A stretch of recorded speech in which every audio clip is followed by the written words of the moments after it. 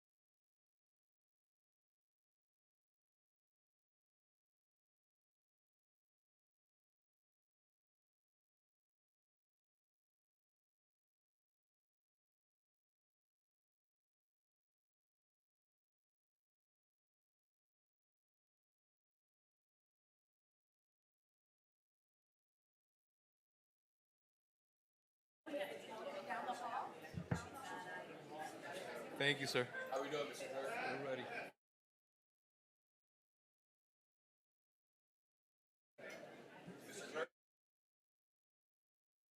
Recording stopped.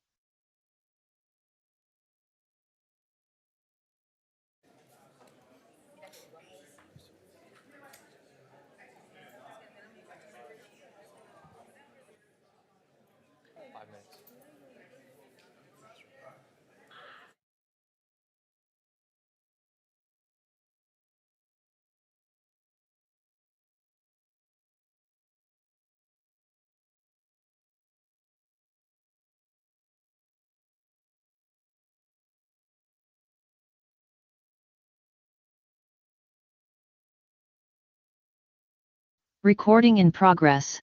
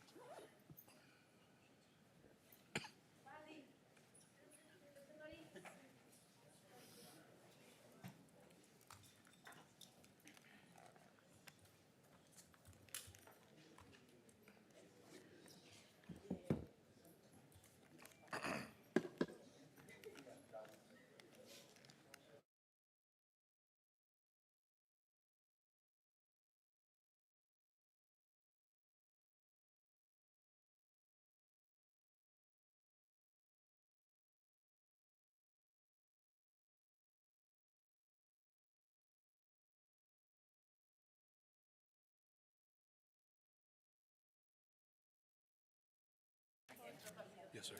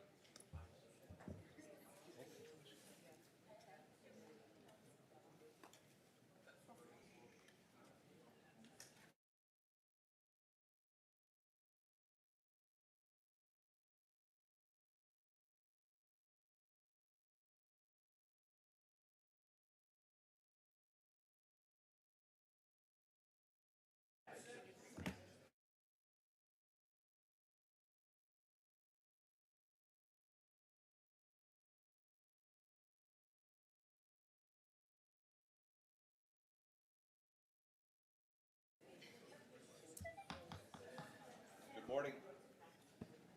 Good morning. Morning. First off, I'd like to thank everyone for being here. It's nice to see the chamber full. Thank you for joining us on March 11th, 2025 for the City of Coral Gables Commission. As I say at every meeting, it's a pleasure to have you. We hope that you engage. We hope that you engage on multiple different fronts.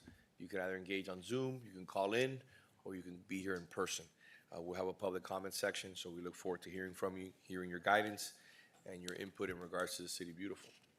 So as we get started, I want to call the meeting to order, and I would like to start with our invocation. I'd like to welcome Father David Zalek from St. Teresa Catholic Church. Father, thank you for being here. Good morning. We welcome you to the City Beautiful again, and we're blessed to have you. Thank you, Mr. Mayor.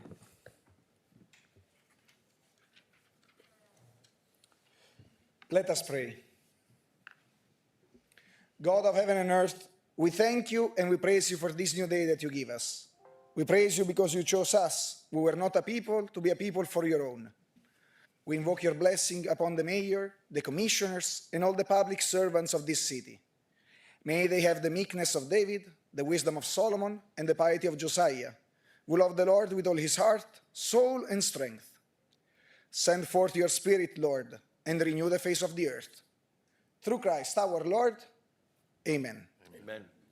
Father, we'd like to extend our best wishes to you, your congregation, and worshipers on behalf of the city. We're excited and we're happy to have you here. We look forward to seeing you once again. God bless. Thank you very much, Mr. Mayor. Thank you very much. And have a good day. Thank you. Now, moving on to the pledge. We usually have the honor of having someone on this dais or one of my colleagues provide the pledge, but today's a very special day because I'd like to bring a good friend of ours, a friend of this community, James Mooney, to join us up here as we're going to have our friends from Crystal Academy leading the Pledge of Allegiance. James, please join us.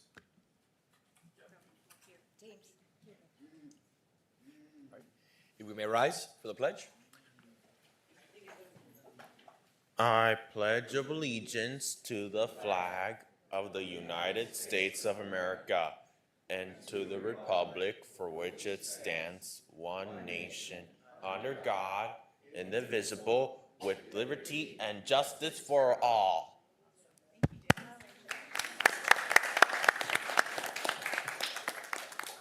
As always, James, it's great to see you. We're so blessed to have you and all our friends from Crystal Academy.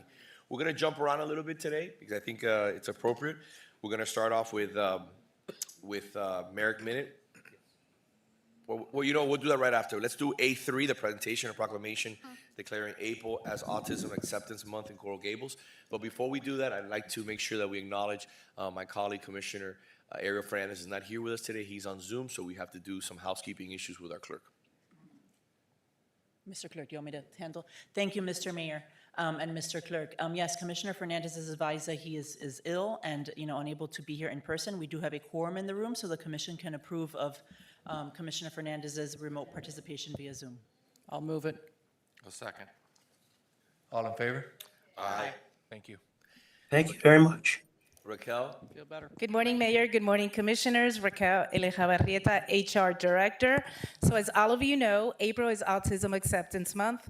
In light of this special month, every year we present a proclamation declaring Autism Acceptance Month in Coral Gables for the month of April. This proclamation serves as a reminder of our commitment to fostering an inclusive community that recognizes the unique abilities of individuals on the autism spectrum. Each year, to accept a proclamation, the Board on Disability Affairs selects an individual or organization that exemplifies outstanding support and advocacy for those with autism. This year, the board selected the city's fire department for their unwavering commitment to helping individuals with disabilities, particularly those with autism.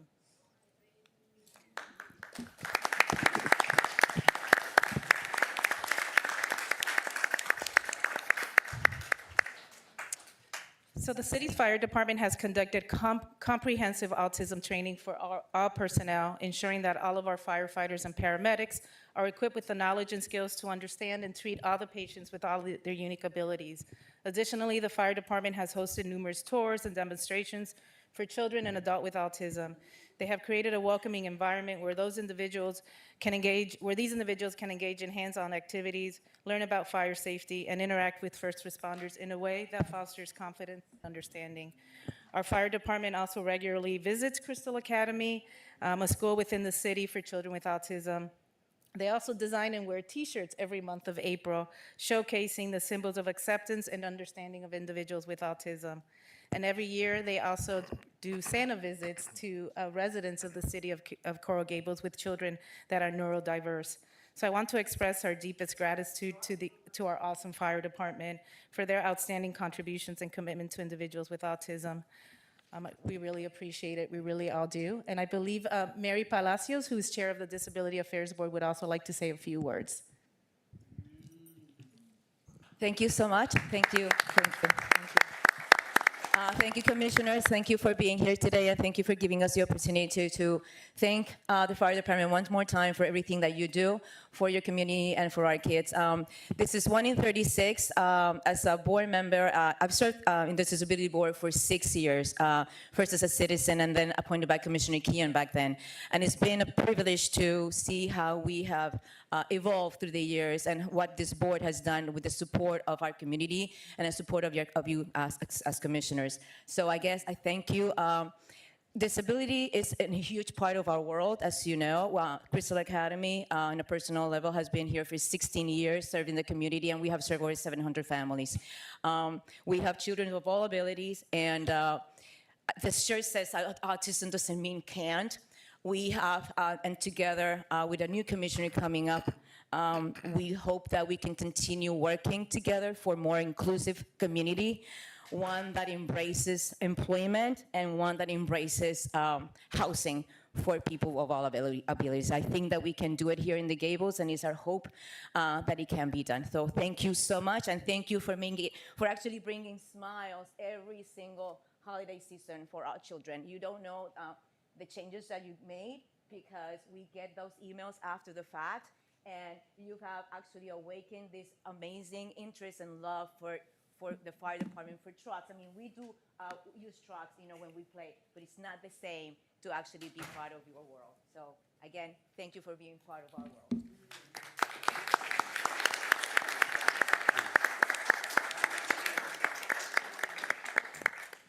So I appreciate this recognition. As I often say when I stand up here, committed to our community is our motto, and that is to all our community. So our partnerships with the Crystal Academy, our training enhances and allows us to better serve everyone in our community. As there was mentioned before, we do special Santa runs for members of our community with special needs. That commitment transcends even our current employees, where retirees come back and assist in that. So I'd like to thank the men and women of our fire department for their commitment towards autism awareness and really participating with all members in our community. So thank you again for our recognition.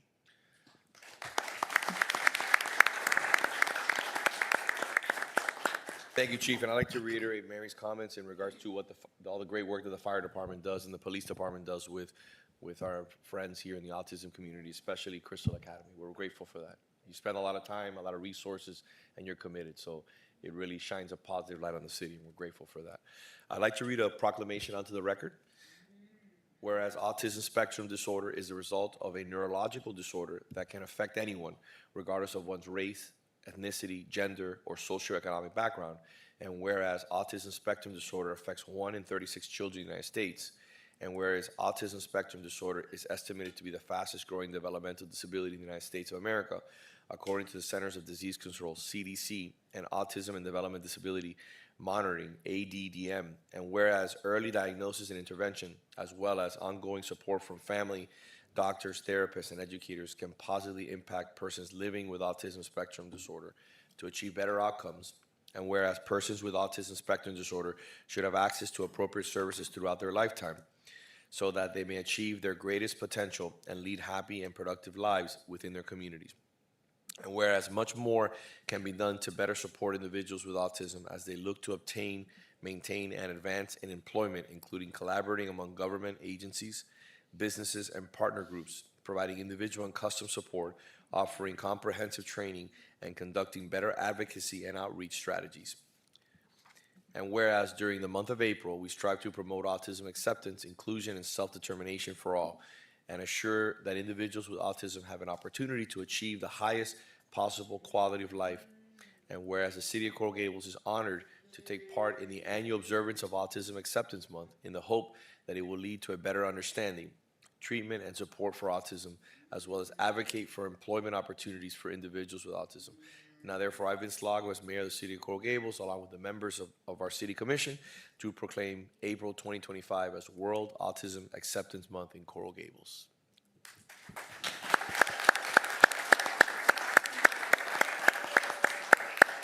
So, if I may, before we take a quick picture, I'd like to just say something about Mary. Mary is an amazing leader in our community, along with all the employees at Crystal Academy. I have the pleasure of going to Crystal probably a handful of times a year to spend some time with the children, and trust me, I get a lot more out of it than they do. So I recommend that if you get a chance, swing by Crystal Academy. It's an amazing program, and I promise that when you leave there, you're gonna feel incredibly happy. You're gonna feel incredibly fulfilled, because this is an incredibly special place in our community, and we're blessed to have it. So thank you. Let's take a picture.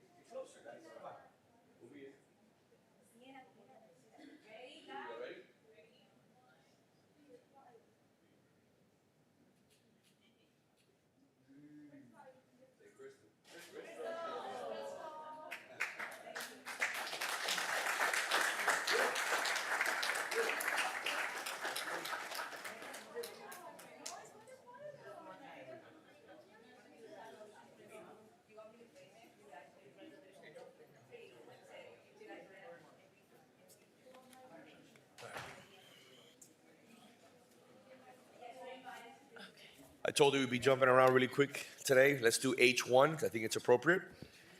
Thank you, Mayor. H1 is a resolution of the City Commission declaring principles of inclusion for individuals with autism and other special needs and urging action by national, state, and local governments, businesses, and residential communities consistent with these principles. Entertain a motion. I'll move it. I'll move it. Second. Mr. Too Kirk? slow. Vice Mayor Anderson, Yes. Commissioner Castro, Yes. Commissioner Fernandez, Yes. Commissioner Menendez. Yes. Mayor Lago. Yes. Thank you very much. Moving on to item A1. Oh, wait, Merrick minute. Thank you.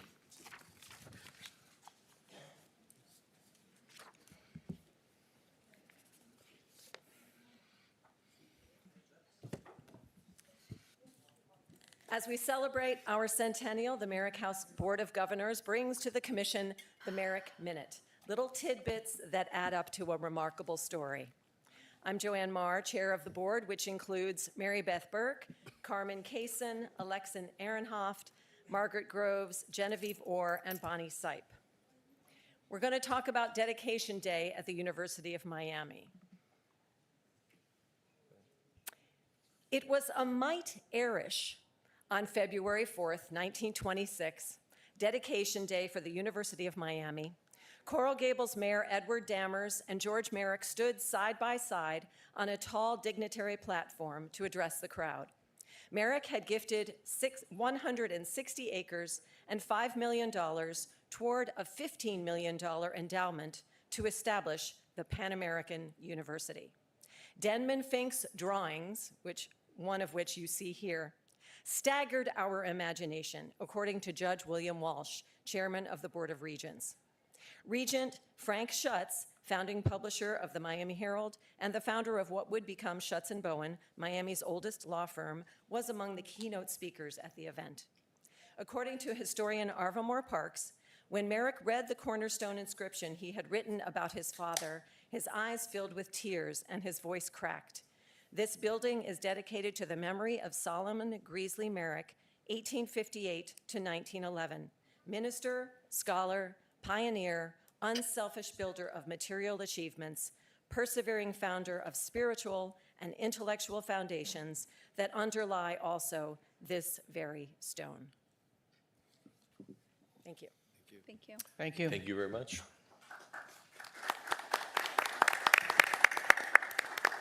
Moving on to item A1. Presentation or proclamation declaring March 2025 as National Athletic Training Month in Coral Gables. Good morning. Whereas the Athletic Trainers Association of Florida was founded in 1983 as an organization committed to the education of its members and the enhancement of the profession of athletic training, creating better health care for the population it serves, and whereas athletic trainers from professional, college, high schools, club sport teams, industries, hospitals, and physician offices, rehabilitation clinics, secondary school education, public safety, including law enforcement and fire rescue, first responders, and every branch of the United States military work together to promote and practice the profession of athletic training within the city of Coral Gables. And whereas athletic trainers, as a member of the healthcare team, have a long history of providing quality healthcare for athletes and people engaged in regular physical activity. And whereas athletic trainers are highly qualified, multi-skilled healthcare professionals who specialize in immediate, acute, and emergency care, examination, assessment, and diagnosis, injury prevention, risk management, and therapeutic intervention, and rehabilitation of injury and illness. And whereas the National Athletic Trainers Association represents and supports more than 45,000 members of the athletic training profession, including more than 3,049 athletic trainers in the United States, in the state of Florida. And whereas leading organizations concerned with athletic training and health care have united in a common commitment to raise public awareness of the importance of the profession of athletic training and the role of athletic trainers in the provision of quality health care services. And whereas National Athletic Training Month is held every March in order to spread awareness about the important work of athletic trainers. And whereas it is a desire of the City of Coral Gables to promote improved health care for athletes and all of those who engage in physical activity. Now, therefore, I, Vince Lago, as Mayor of the City of Coral Gables, and on behalf of the City Commission, do hereby proclaim March 25th, March 2025, as National Athletic Training Month in Coral Gables.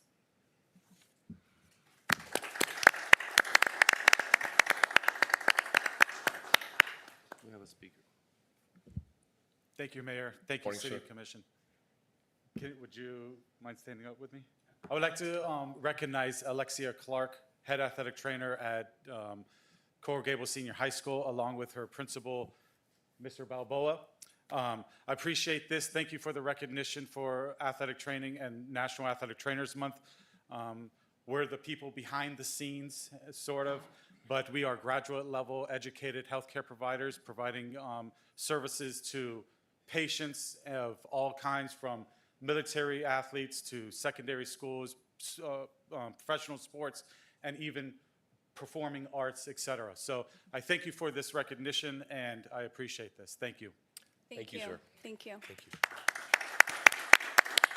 Let's go ahead and take a picture. Yes.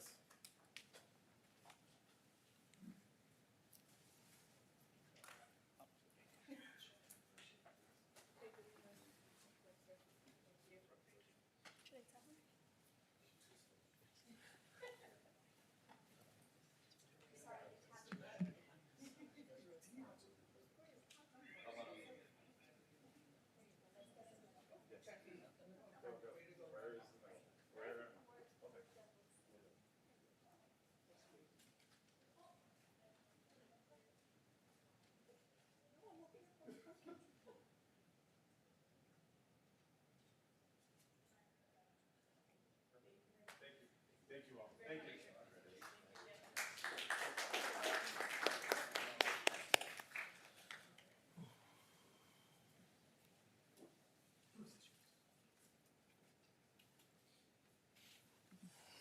Item A2, presentation or proclamation declaring March 2025 as Women's History Month in Coral Gables.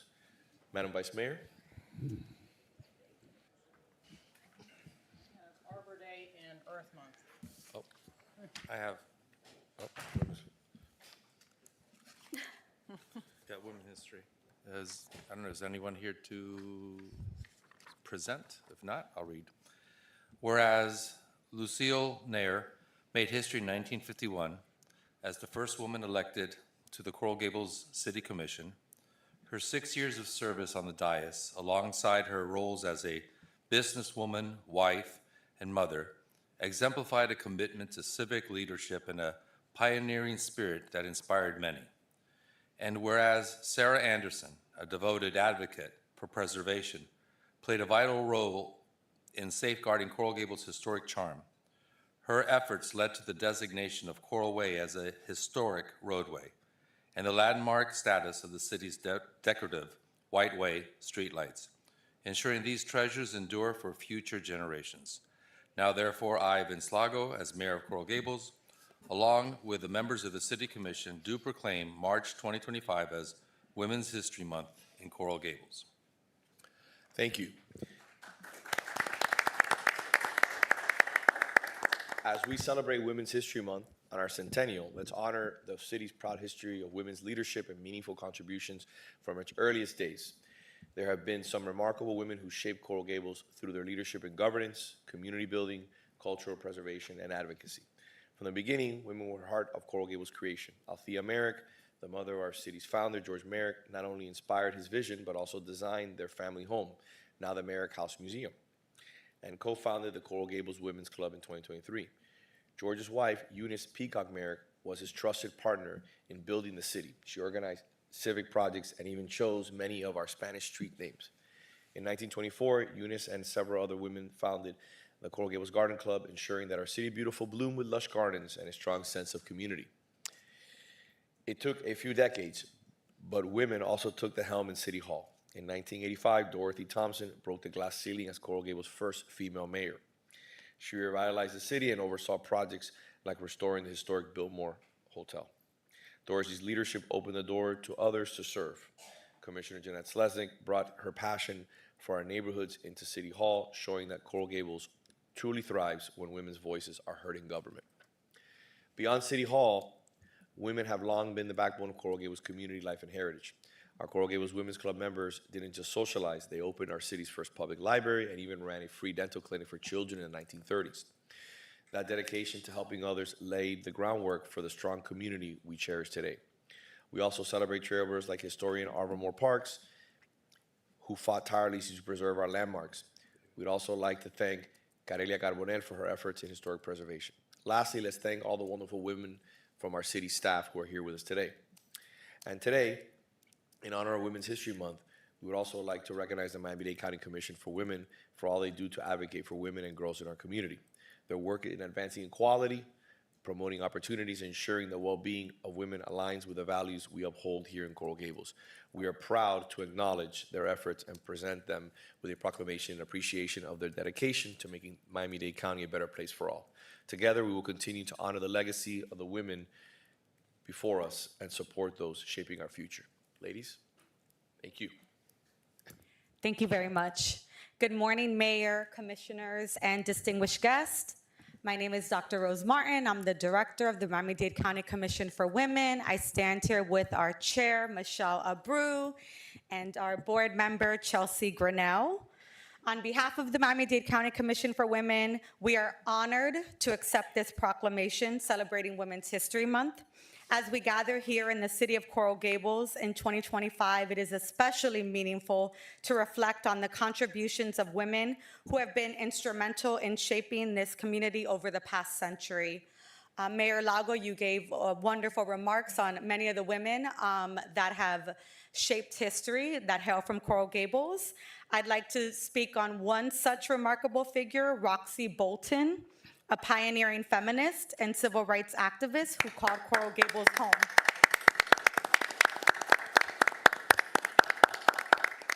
In the 1960s, she founded the Miami-Dade chapter of the National Organization for Women, using her Coral Gables residence as the headquarters for organizing numerous rallies and marches. Her relentless advocacy led to significant advancements, including the establishment of the nation's first rape treatment center at Jackson Memorial Hospital in 1974, which was later renamed in her honor.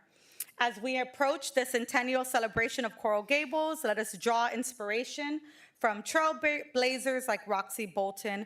Her courage and dedication have not only enriched the city's history, but has also paved the way for future generations of women leaders, such as the women that I serve with on the Miami-Dade County Commission for Women. Once again, thank you, Mayor and the City Commission, for this recognition. Together, we can ensure that the next century is marked by even greater achievements for women and our community as a whole. Thank you.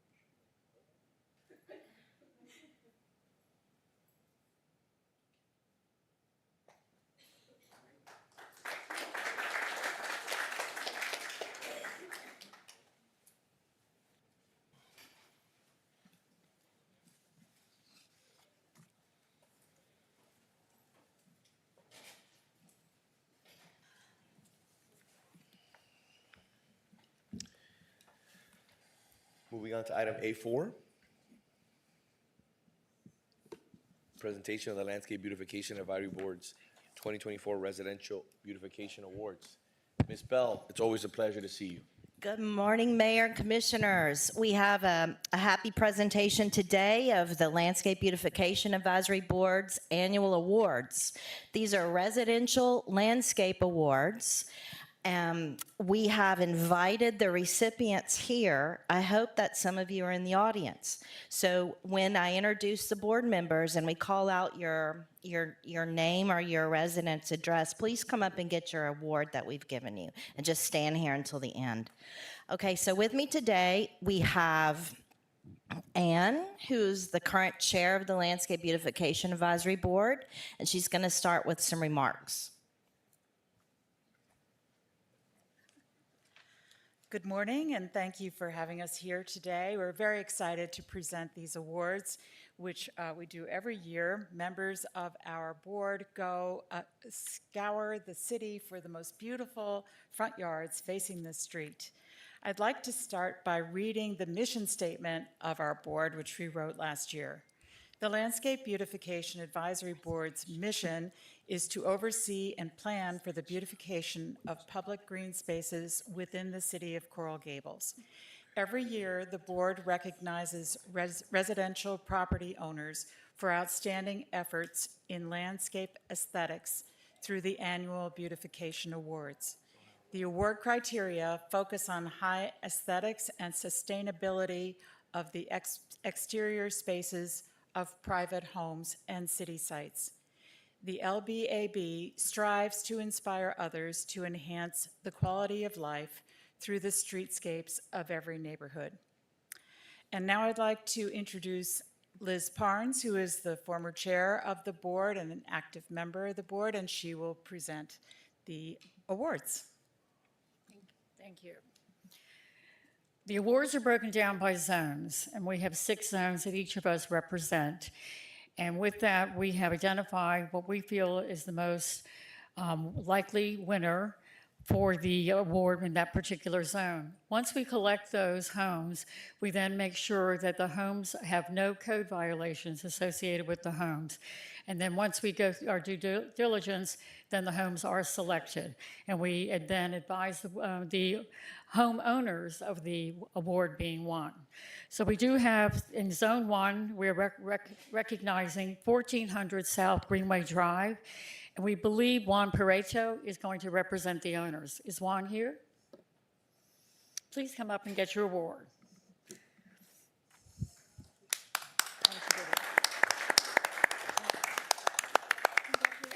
Congratulations. Very nice.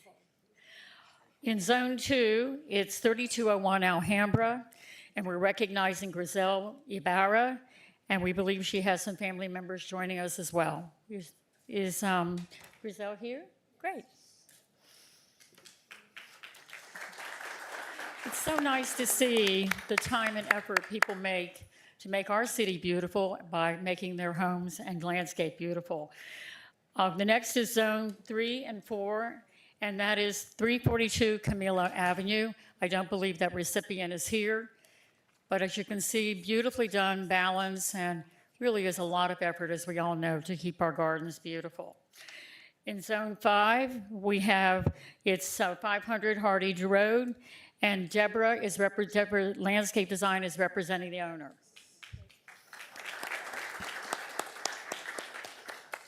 Thank you.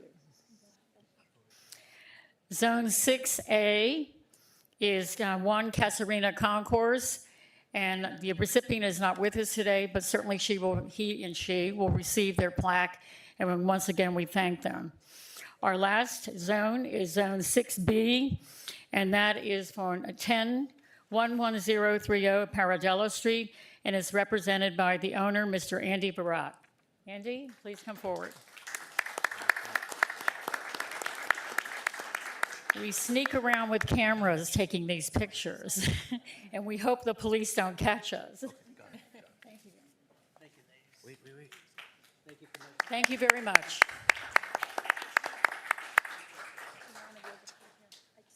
Thank you. Because the record just came back. No.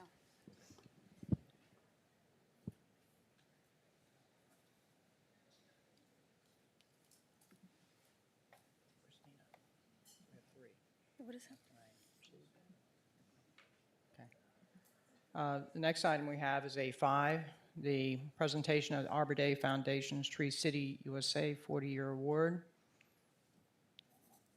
Okay, we have is this the one with the proclamation? Again, Dina Bell from Green Space Management. Today I've got a big sign. This is a big deal. We have a presentation too, Billy, if you want to roll that out. City of Coral Gables has been proud Tree City USA for 40 years. The Centennial year, this is a big occasion. So to be a Tree City USA, it's in partnership with the U.S. Forest Service. We're incredibly proud to celebrate achievement of the trees of the city. As we all know, the trees in the city and the urban tree canopy are probably our biggest gem. At least I think so. So you can change. Next slide. To earn Tree City USA, Billy, please go back one.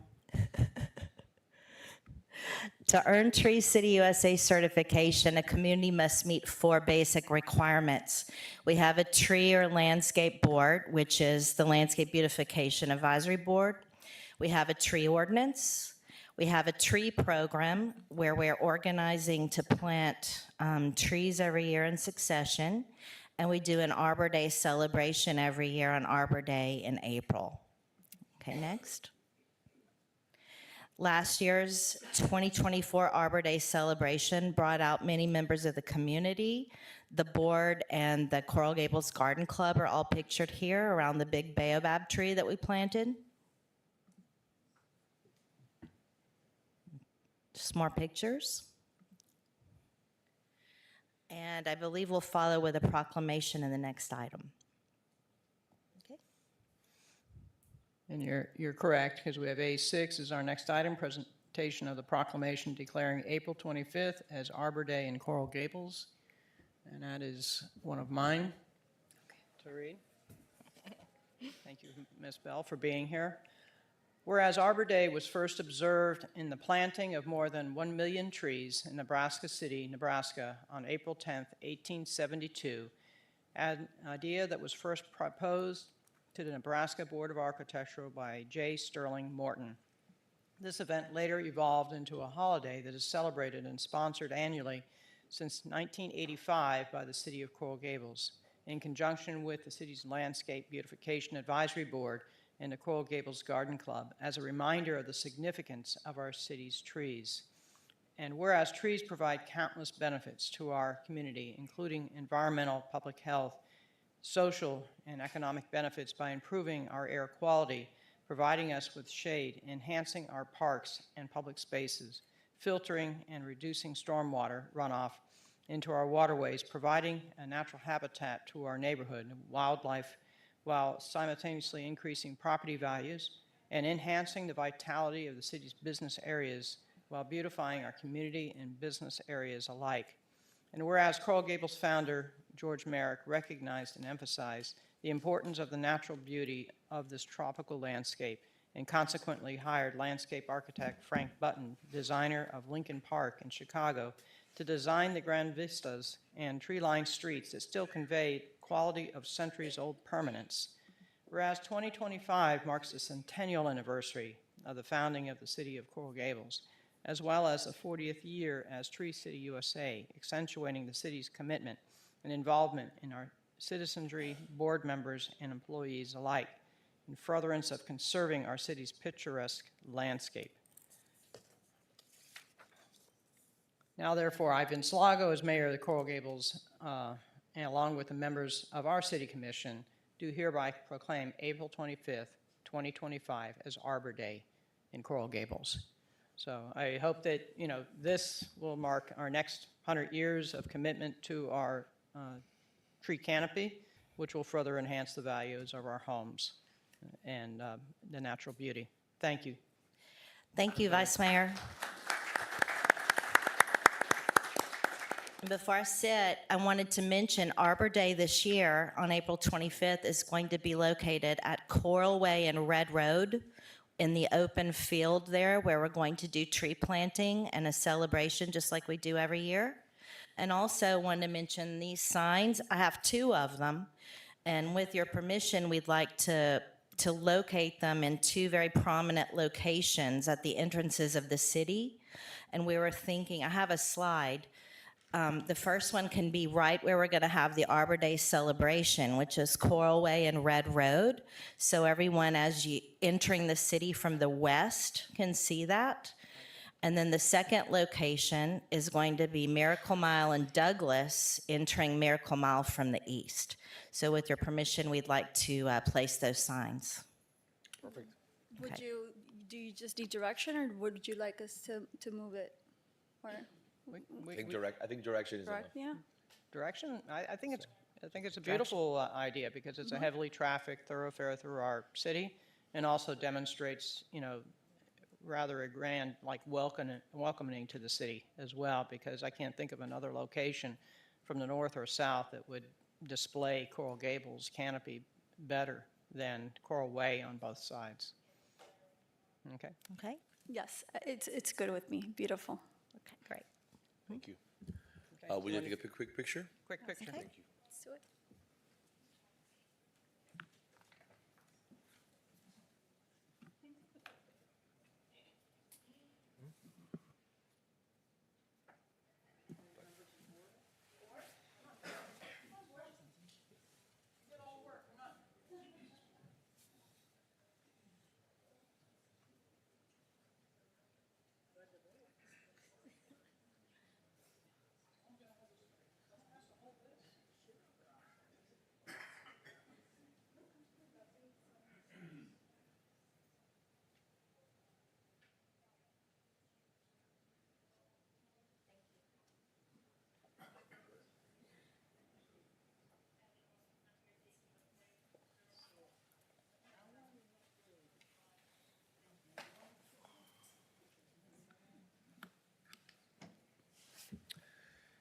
A7.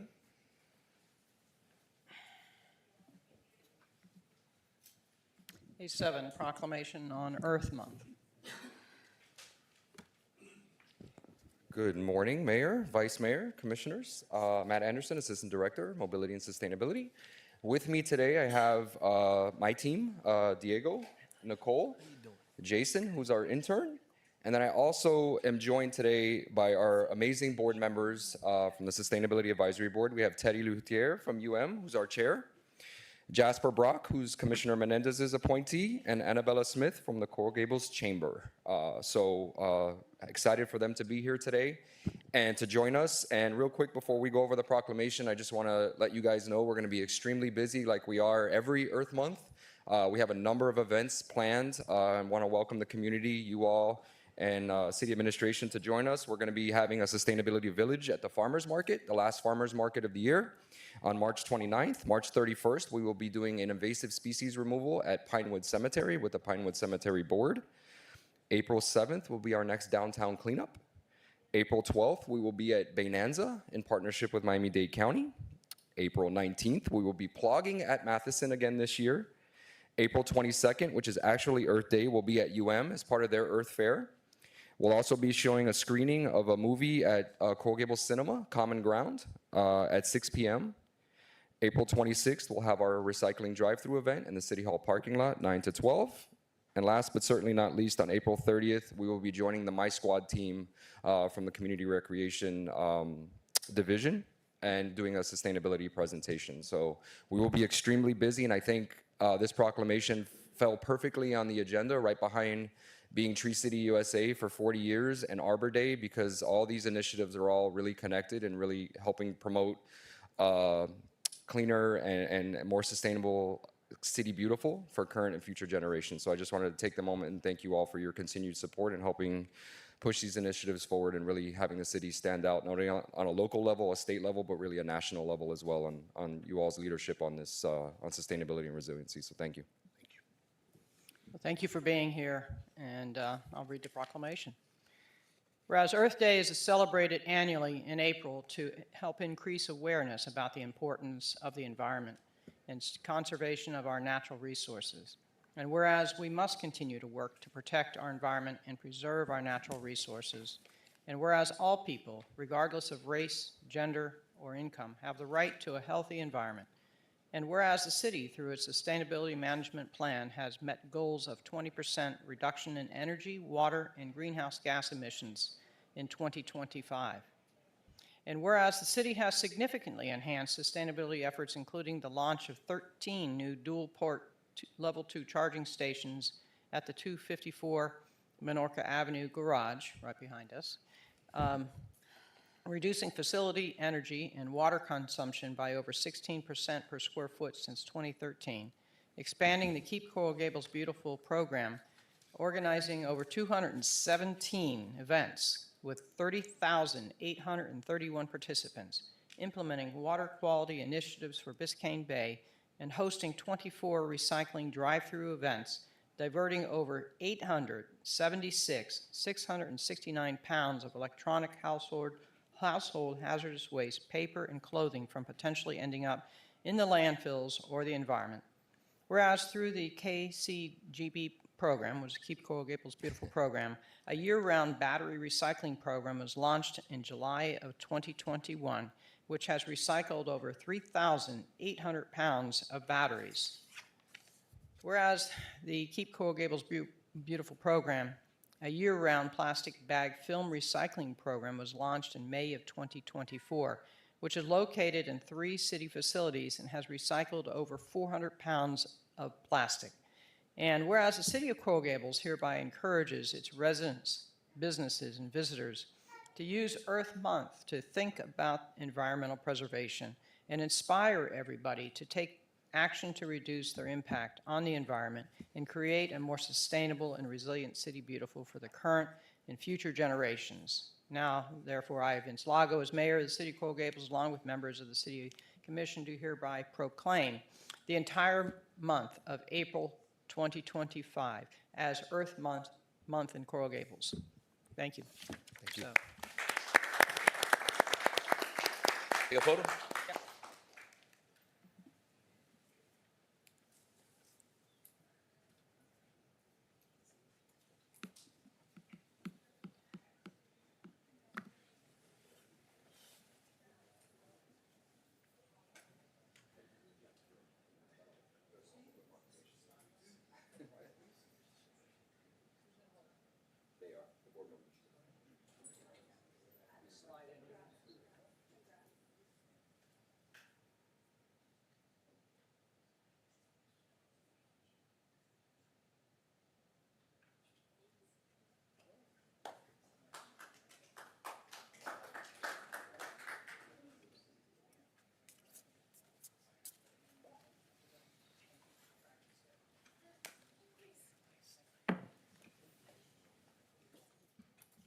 Moving on to item A8.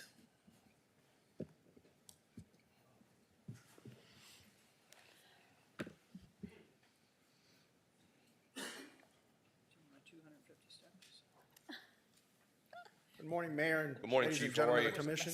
Once again, allow me the opportunity to present our Firefighter of the Month. And customarily, I come up here and I say some brief words or a brief description on our Firefighter of the Month. And today, I think it's best that I articulate the words of Captain Toban, which was one of the individuals that nominated him.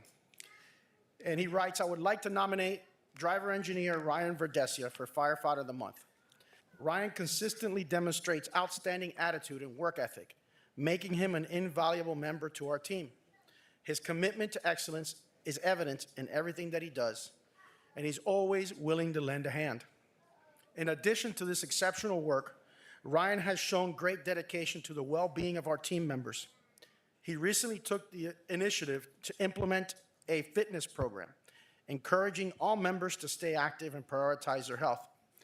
His positive influence and leadership in this area has made a significant impact on the station's overall morale and physical fitness. Thank you for your consideration to this nomination. So I don't believe I could have said it any better. So in the words of his captain, Captain Toban, I present to you our Firefighter of the Month, Ryan Verdesia. Thank you.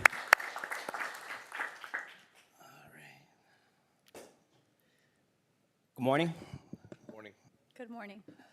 First and foremost, I would like to thank my wife, my 2 kids, my fire chief, my officers, and our Lord and Savior Jesus Christ. I stand before you today with immense gratitude and humility to accept the Firefighter of the Month award from Coral Gables Fire Department. This recognition is both an honor and a reflection of the commitment we all share to our health, our team, and our community. As firefighters, we are tasked with the unique responsibility of protecting lives and others. To carry out this mission effectively, our health must be our #1 priority. For me, encouraging fitness and promoting a healthy lifestyle is not just important, it's personal. I firmly believe that when we take care of ourselves, we become better equipped to take care and serve those. Throughout my entire time here, I have made it a mission to inspire my fellow firefighters to embrace fitness and pursue a healthier lifestyle. Whether it's through organized workouts, sharing advice on nutrition, or simply leading by example, I have found that the more that we support each other, the stronger our team becomes. Fitness is about endurance, resilience, and teamwork, and all of which we uphold in our daily duties. However, our responsibility extends beyond the firehouse. I want to draw attention to a pressing issue that weighs heavily on my heart: the fact that 1 out of 6 children in our nation are overweight. This statistics is a wake-up call for all of us. As role models to our community, we must advocate for healthier habits amongst our youth. By promoting fitness and healthier eating, we can help inspire children to make better choices and to prove the way for a healthier future. Let us remember that addressing this issue starts with us. By fostering an environment that values health, we can create a ripple effect that reaches families and children throughout Coral Gables. Whether it's through our community outreach, school programs, or simply engaging with our neighbors, we have the power to make a positive change. In closing, I want to express my heartfelt gratitude for this recognition. But most importantly, I urge every one of you to commit to our shared goal of promoting health and fitness, not just within our department, but through our community. Together, let us strive to be the best versions of ourselves and inspire others to do the same. Thank you. Thank you very much. Ryan, thank you for being a leader, because those are our characteristics of a great leader and leading our children and our youth. And congratulations. Thank you. Thank you. Mayor, if I may. Yes. I just want to say that the words that you spoke mirror a lot of things and advice I received young in life from my mother. You know, you have to take care of yourself first before you can take care of others, because if you fail to do so. But also your words about, taking care of our children too. Yes. Because the lasting impact is there decades later.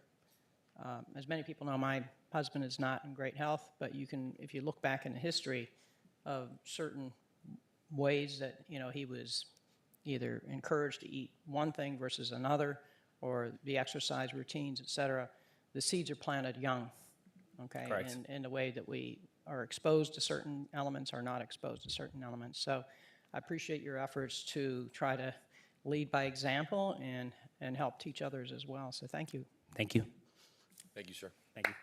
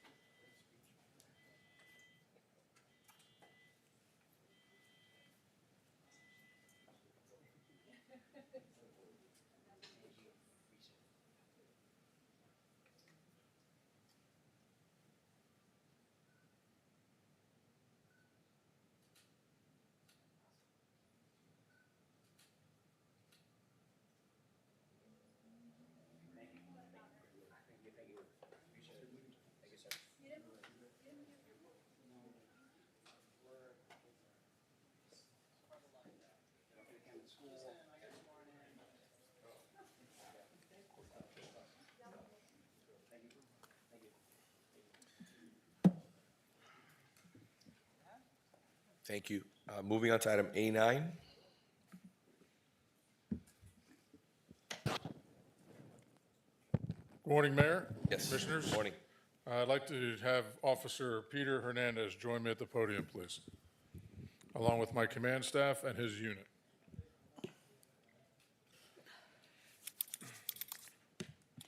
Today it is my honor as the Chief of Police to recognize our Officer of the Year 2024. Officer Peter Hernandez, who's a member of not only the CST team, but also the SWAT team, as well as many other areas that he has worked within the department. He was nominated for his work throughout the years of 2024.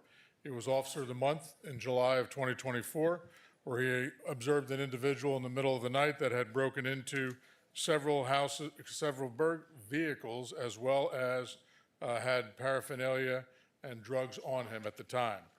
In September of 2024, he was also, along with his unit, able to safely apprehend an individual who had stolen a vehicle with medical equipment from the city of Miami. On top of that, he and his unit, after the initial stop, the subject went into cardiac arrest and assisted in saving the subject's life before he was eventually placed into custody after fire rescue came.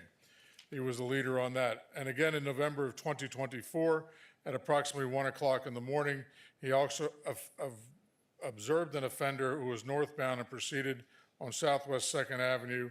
When he saw him, he took off, and he was later taken into custody with more drug paraphernalia, taking these people off of our streets along with his unit. It's because of these actions throughout the year of 2024 that the Award Selection Committee and I concur with the award for our Officer of the Year 2024, Officer Peter Hernandez.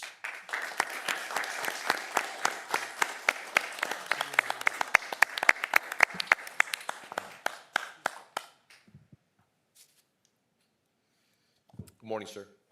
Good morning.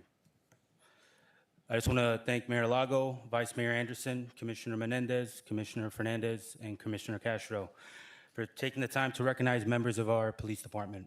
I also want to thank Chief Hudak, Chief Hanlon, Major Hoff, Lieutenant Guasto for their continued support. I am extremely humbled and honored to be nominated and selected to be Officer of the Year for 2024 for the City of Coral Gables. My success and accomplishments have been a direct result of the hardworking men and women I work with every day as a member of the crime suppression team. Sergeant Antonio Aleman, your leadership, guidance, patience, created an environment for our team to learn, grow, and become more effective with every subsequent criminal case we handled throughout the year. Without you, the success of the team that we had this past year would not have been possible. I just want to say thank you. To Sergeant Christopher Hernandez, Officer Melanie Azate, and Officer Joshua De Leon. Your hard work, dedication, and commitment to the pursuit of justice was immediately apparent upon me joining the team. Each member bringing a unique skill set and perspective. Every member having an active role in the success which led to crime patterns, focused crimes, and hot spots being effectively addressed throughout the city, which resulted in the reduction of crime throughout the city of Coral Gables for 2024. The success I had this past year was a result of the individuals I was fortunate enough to work alongside. The proficiency, hard work, and dedication of each of its members was apparent almost immediately. Every investigation, arrest, case workup, and crime pattern addressed was addressed by all of its members collectively, contributing to our success. Without the hardworking men and women of the crime suppression team, I would have never been in the position to be as successful as I was. With that being said, I will be splitting the monetary award of $5,000 equally with each of its members. Wow.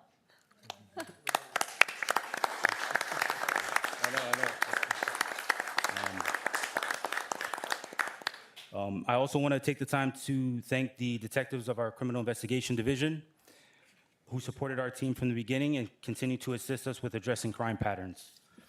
I want to thank, he doesn't really get a lot of credit, but our crime analyst, Julian Pozo. He does an outstanding job collecting all of our crime data and reports and provides us hotspots and clear and concise things that need to be addressed on a weekly basis.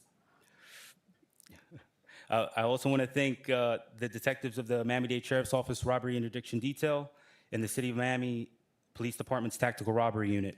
They're always willing to assist us in investigations and were pivotal in the development of the crime suppression team. And most importantly, I want to thank my beautiful wife, Chastity, and my daughter. Your love, grace, and most importantly, patience has allowed me to be successful in my career. Without your continued love and support, none of this would have been possible. Thank you.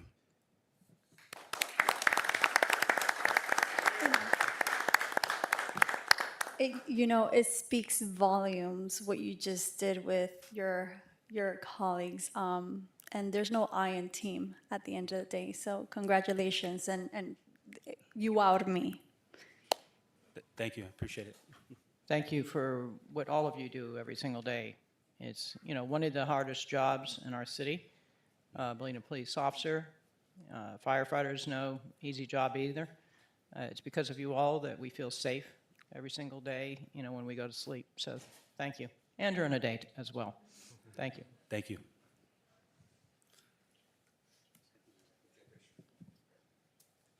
I'll be holding on to these.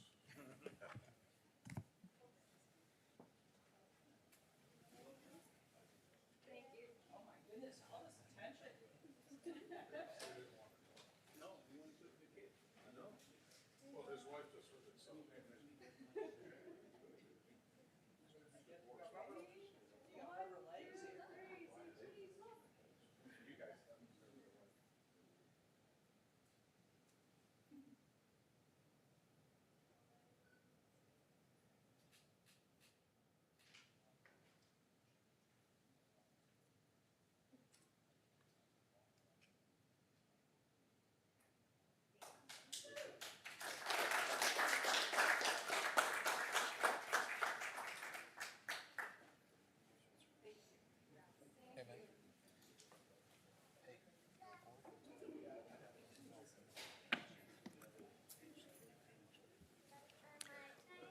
Before we close out the presentation and protocol documents, I have two items that I want to address.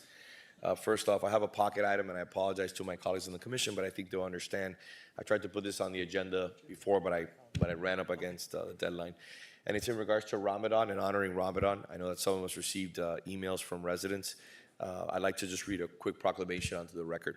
Ramadan is observed by many residents of the city of Coral Gables who practice Islamic faith, and whereas it is a month-long annual observance which is held during the 9th month of the lunar calendar and begins on the sighting of the new moon, and a time of deep spiritual reflection, strengthening bonds with family and friends, and engaging of self-discipline and community building, observed by Muslims worldwide as one of the 5 pillars of Islam. And whereas during this month, Muslims fast during dawn to sunset, abstaining from food, drink, and other physical needs. This practice is a testament to discipline, self-restraint, and devotion, while also fostering empathy for those in need.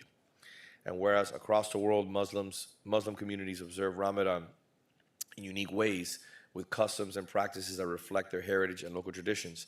Despite these cultural differences, the core values of the community, family, and faith remain central to the observance of this sacred month. The end of Ramadan is marked by Eid al-Fitr, the festival of breaking the fast, which is a joyous celebration of gratitude, community, and renewal. Now, therefore, I, Vince Lago, as mayor of the city of Coral Gables, along with the members of our city commission and the citizens of the city of Beautiful, do hereby acknowledge the Ramadan celebrations, which begin February 28th through March 30th, 2025. Thank you for bringing this, Mayor. Yeah, and I think we'll just take a quick picture of the commission, since I don't have anyone here who's accepting it.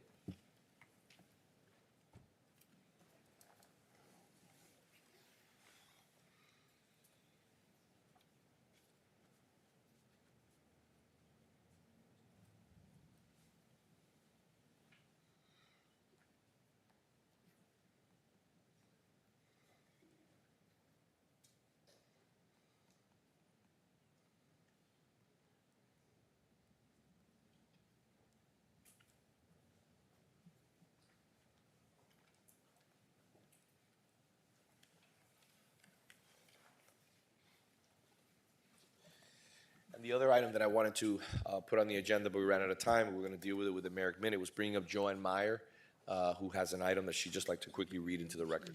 Thank you.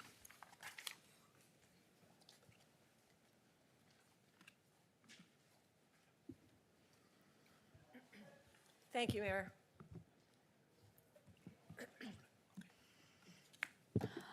Good morning, I'm Joanne Marr, and I stand before you today with a proposal for the Commission to encourage the leadership of the University of Miami to reinstate the George Edgar Merrick name and legacy at the university.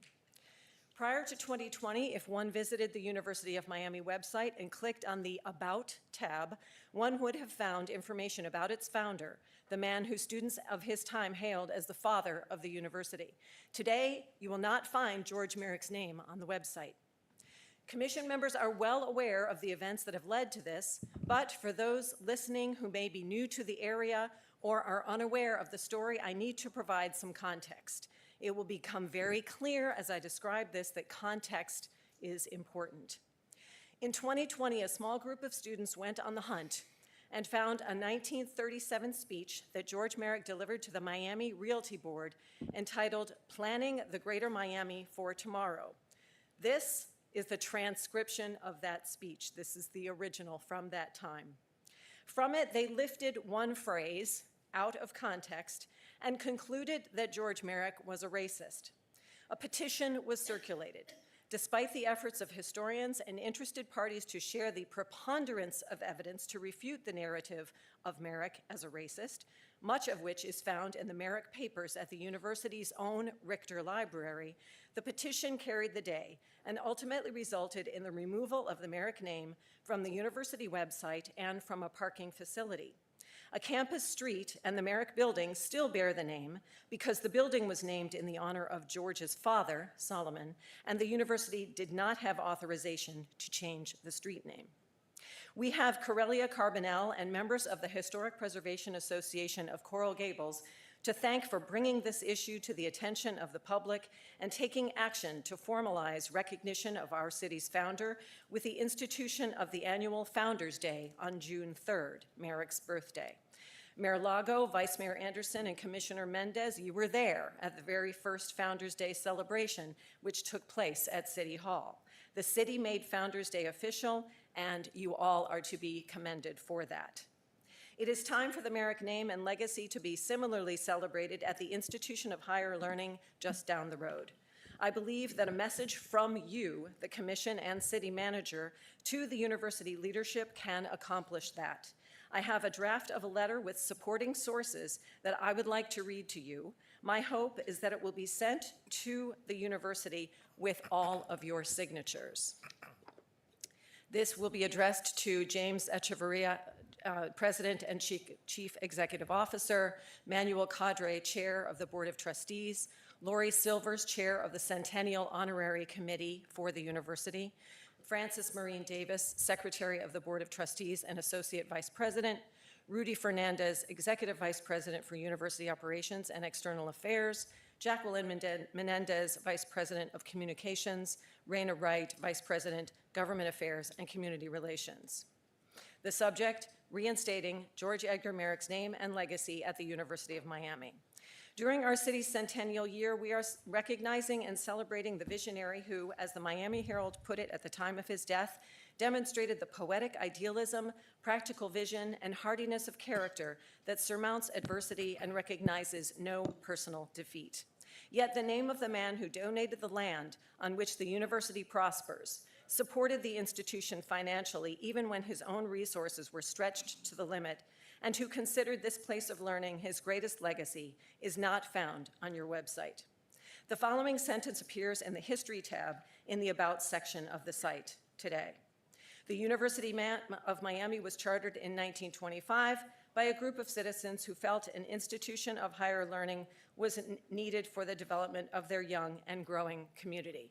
Just a group of citizens. It is our strong feeling that the university is missing a significant opportunity to communicate that the institution was founded by a man who was not of his time, but ahead of his time, an altruistic person who was an advocate for the working people.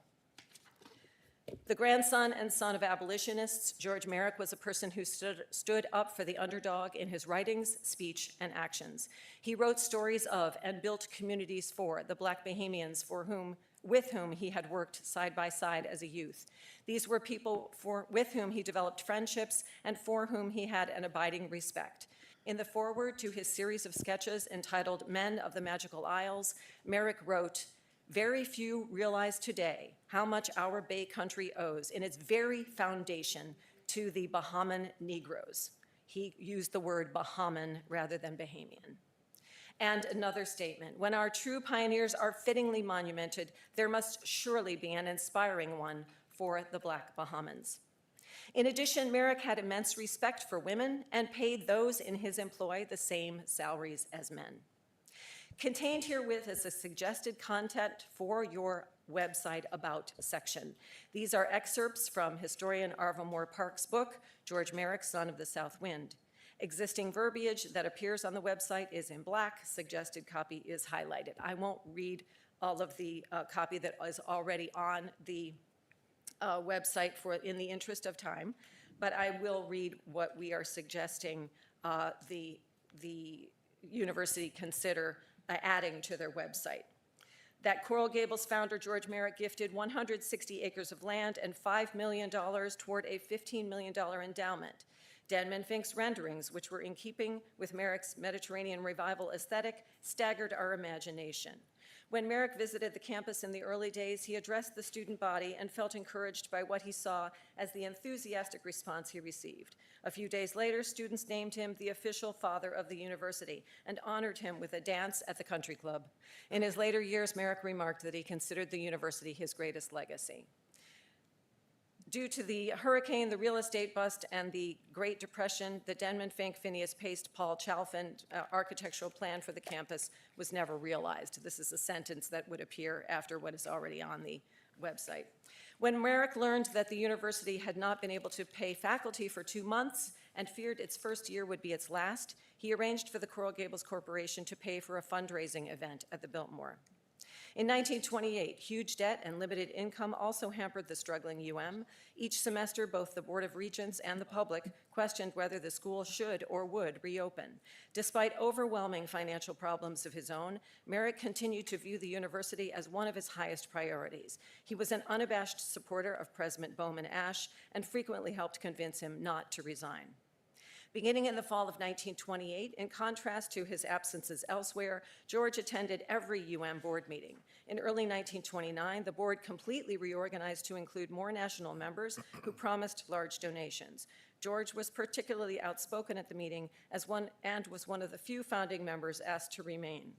Merrick served as regent and trustee until his death in 1942. We leave you with Merrick's closing remarks from his 1937 speech to the Miami Realty Board. Truly, not alone is the university our greatest paver of the way for our commercial prosperity by way of Pan America. Truly, not only is it our greatest tool for tropical research, discovering new products, new processing, but above all, we need the University of Miami with all it means in science, theater, art, literature, symphony orchestra, adult education, forums. We need it, I say, most as a great leavening of the material lump that Miami is so greatly in danger of becoming. We need it more and more as a great leavener, as our highest Miami inspiration. Merrick could have imagined no greater personal achievement than to be able to crown his city beautiful with a superior, highly respected university. The Times dictated that he was not able to fully bring that dream to fruition in 1925. However, 100 years is long enough to wait to see that vision made real. The university remains. The evidence of his desire is housed within its walls. It is high time to recognize and pay homage to the man that students once hailed as father of the university, George Edgar Merrick. That would be the end of the letter, and the letter would be accompanied by many sources that refute the original petition, including a video from Black Archives Director Dorothy Fields speaking of Merrick in a 2020 video, unpublished foreword of The Men of the Magical Isles, the Wayshowers images from the Coral Gables Museum, the exact text from the Planning for Greater Miami Tomorrow speech, and et cetera, et cetera. I know it's going to be a long meeting, so I'm not going to read all of those things, but my proposal is that that this letter with all of the context be sent to the University of Miami with signatures of the city manager and all of the commission. Thank you. So, Madam Vice Mayor. To the mayor, I'm happy to report to you that there is support for this in the University of Miami. On February 25th at the Cezanne event, I had the opportunity to speak to Professor Nathan James Tapano, who's followed up and emailed me and introduced me to Jean Marie Lewis, the Executive Director of Strategic Initiatives. And we started a conversation exactly for this purpose, to do the restoration. So my request as a friendly amendment is to add, and copy this letter to the strategic, let me get the title correct here. College's Executive Director of Strategic Initiatives, Jean, Jeanne, Marie Lewis, and I have the email address, et cetera, to include so that we can continue this conversation, because I've been looking for the right individual for a while to help move this through the university, and I think we have, the support that we need, and we just need to, this letter is an excellent way to help this individual within a strategic initiatives area to move forward on this faster. Through Thank the you. mayor, please. I recommend a suggestion to the administration when you schedule the annual development agreement meeting. It's a meeting between the elected officials of Coral Gables, the administration, the president of the university, and all the board of trustees, an annual meeting regarding our development agreement, and I think it'd be the proper time at that point to have it as a discussion item so we can have leadership from the city and leadership from the university all together at the same time and have that discussion. So I suggest, or I recommend to the administration that we find a way to include that discussion. So what I'd like to see today, if possible, is support from the commission to send it to University of Miami, and we can put it on the agenda. We can put it on the agenda to have it at the development agreement and have a conversation in regards to the matter, and hopefully ratify it between the university and the city of Coral Gables. I'll second that. Right, I'm going to forward to you, Ms. Mara, the email chain that I have with. So, Mr. Clerk, we have a motion in a second. Commissioner Castro, Yes. Commissioner Fernandez, Yes. Commissioner Menendez, Yes. Vice Mayor Anderson, Yes. Mayor Lago. Yes. Thank you very much. Thank you. We have no approval minutes. Before we get into the public comment, we'll take a 10-minute break. Thank you very much.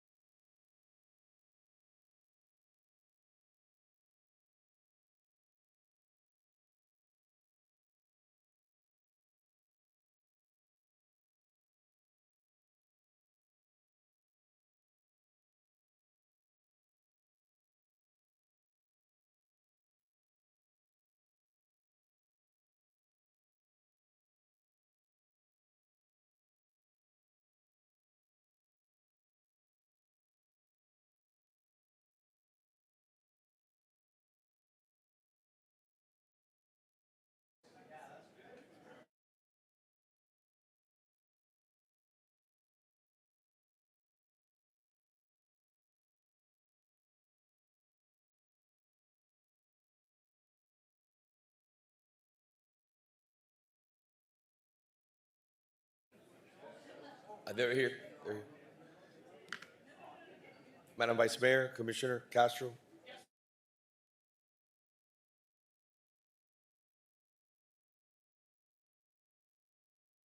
Mr. City Clerk. We don't have our clerk. Now that's the man we can't proceed without. He's coming right now.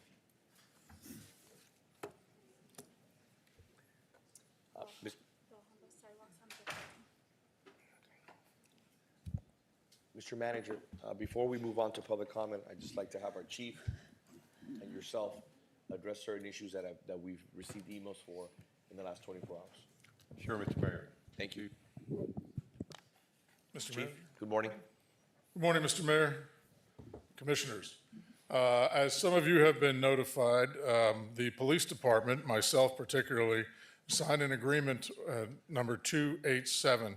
It is a task force operation memorandum of understanding or memorandum of agreement with ICE, Immigration Customs Enforcement.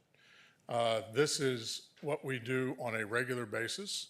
For the record, I did confer with the city attorney, as I do on all of these mutual understanding agreements that we do.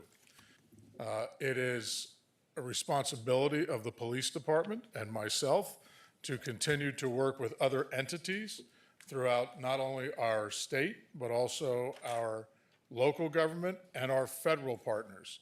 So this was not something that is an agenda item.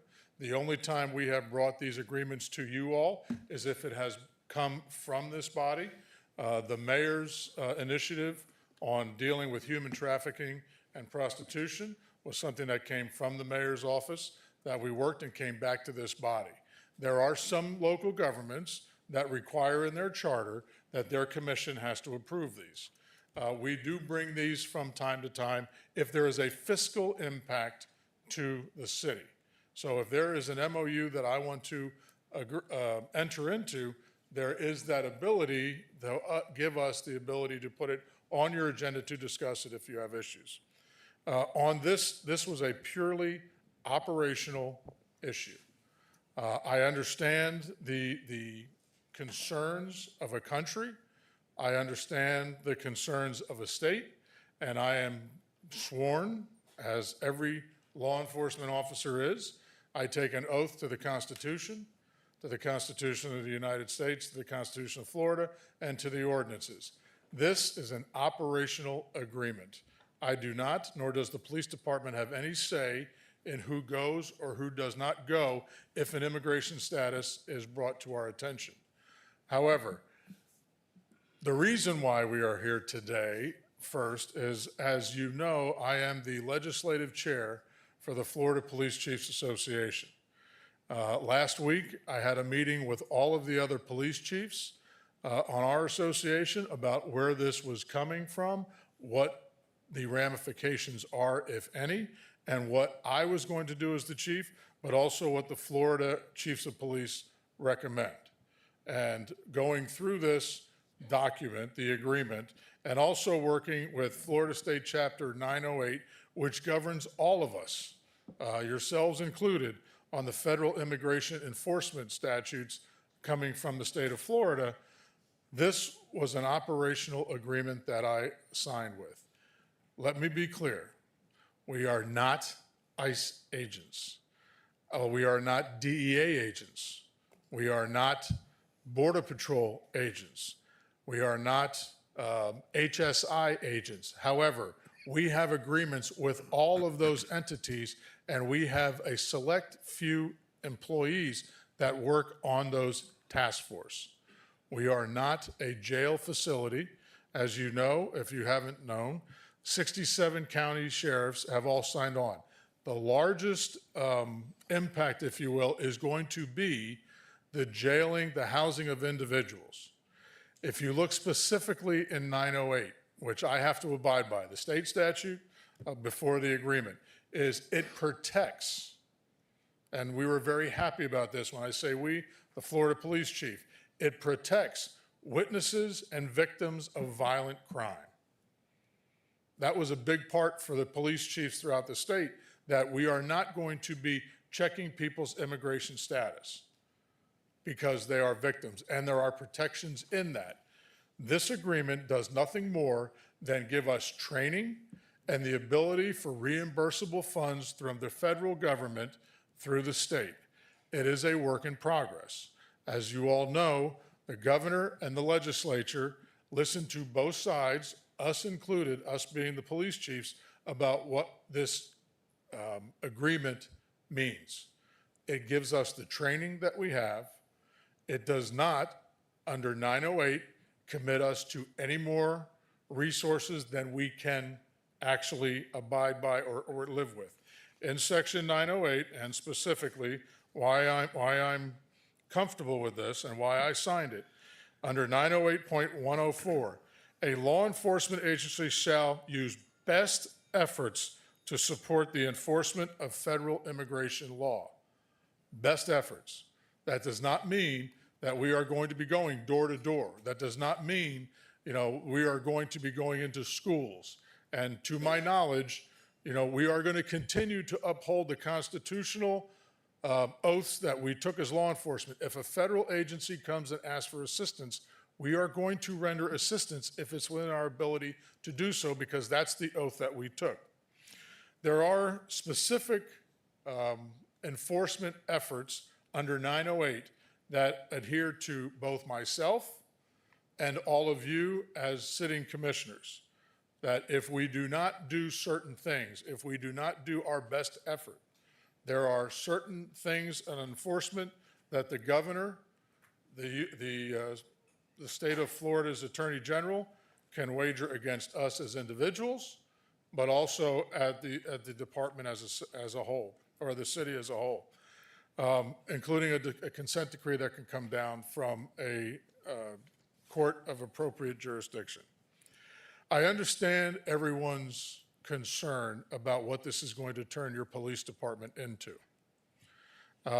Do we have to sign this? Legally? No. Should we sign this? And do I need to sign this operationally? Yes. It's why I did. I signed it on the 5th. It was accepted by ICE in their portal on the 7th, which was Friday, and we're here today. We had every intention of talking to the manager, and I discussed it. Obviously, the city attorney and I discussed it beforehand. This does not commit any more resources.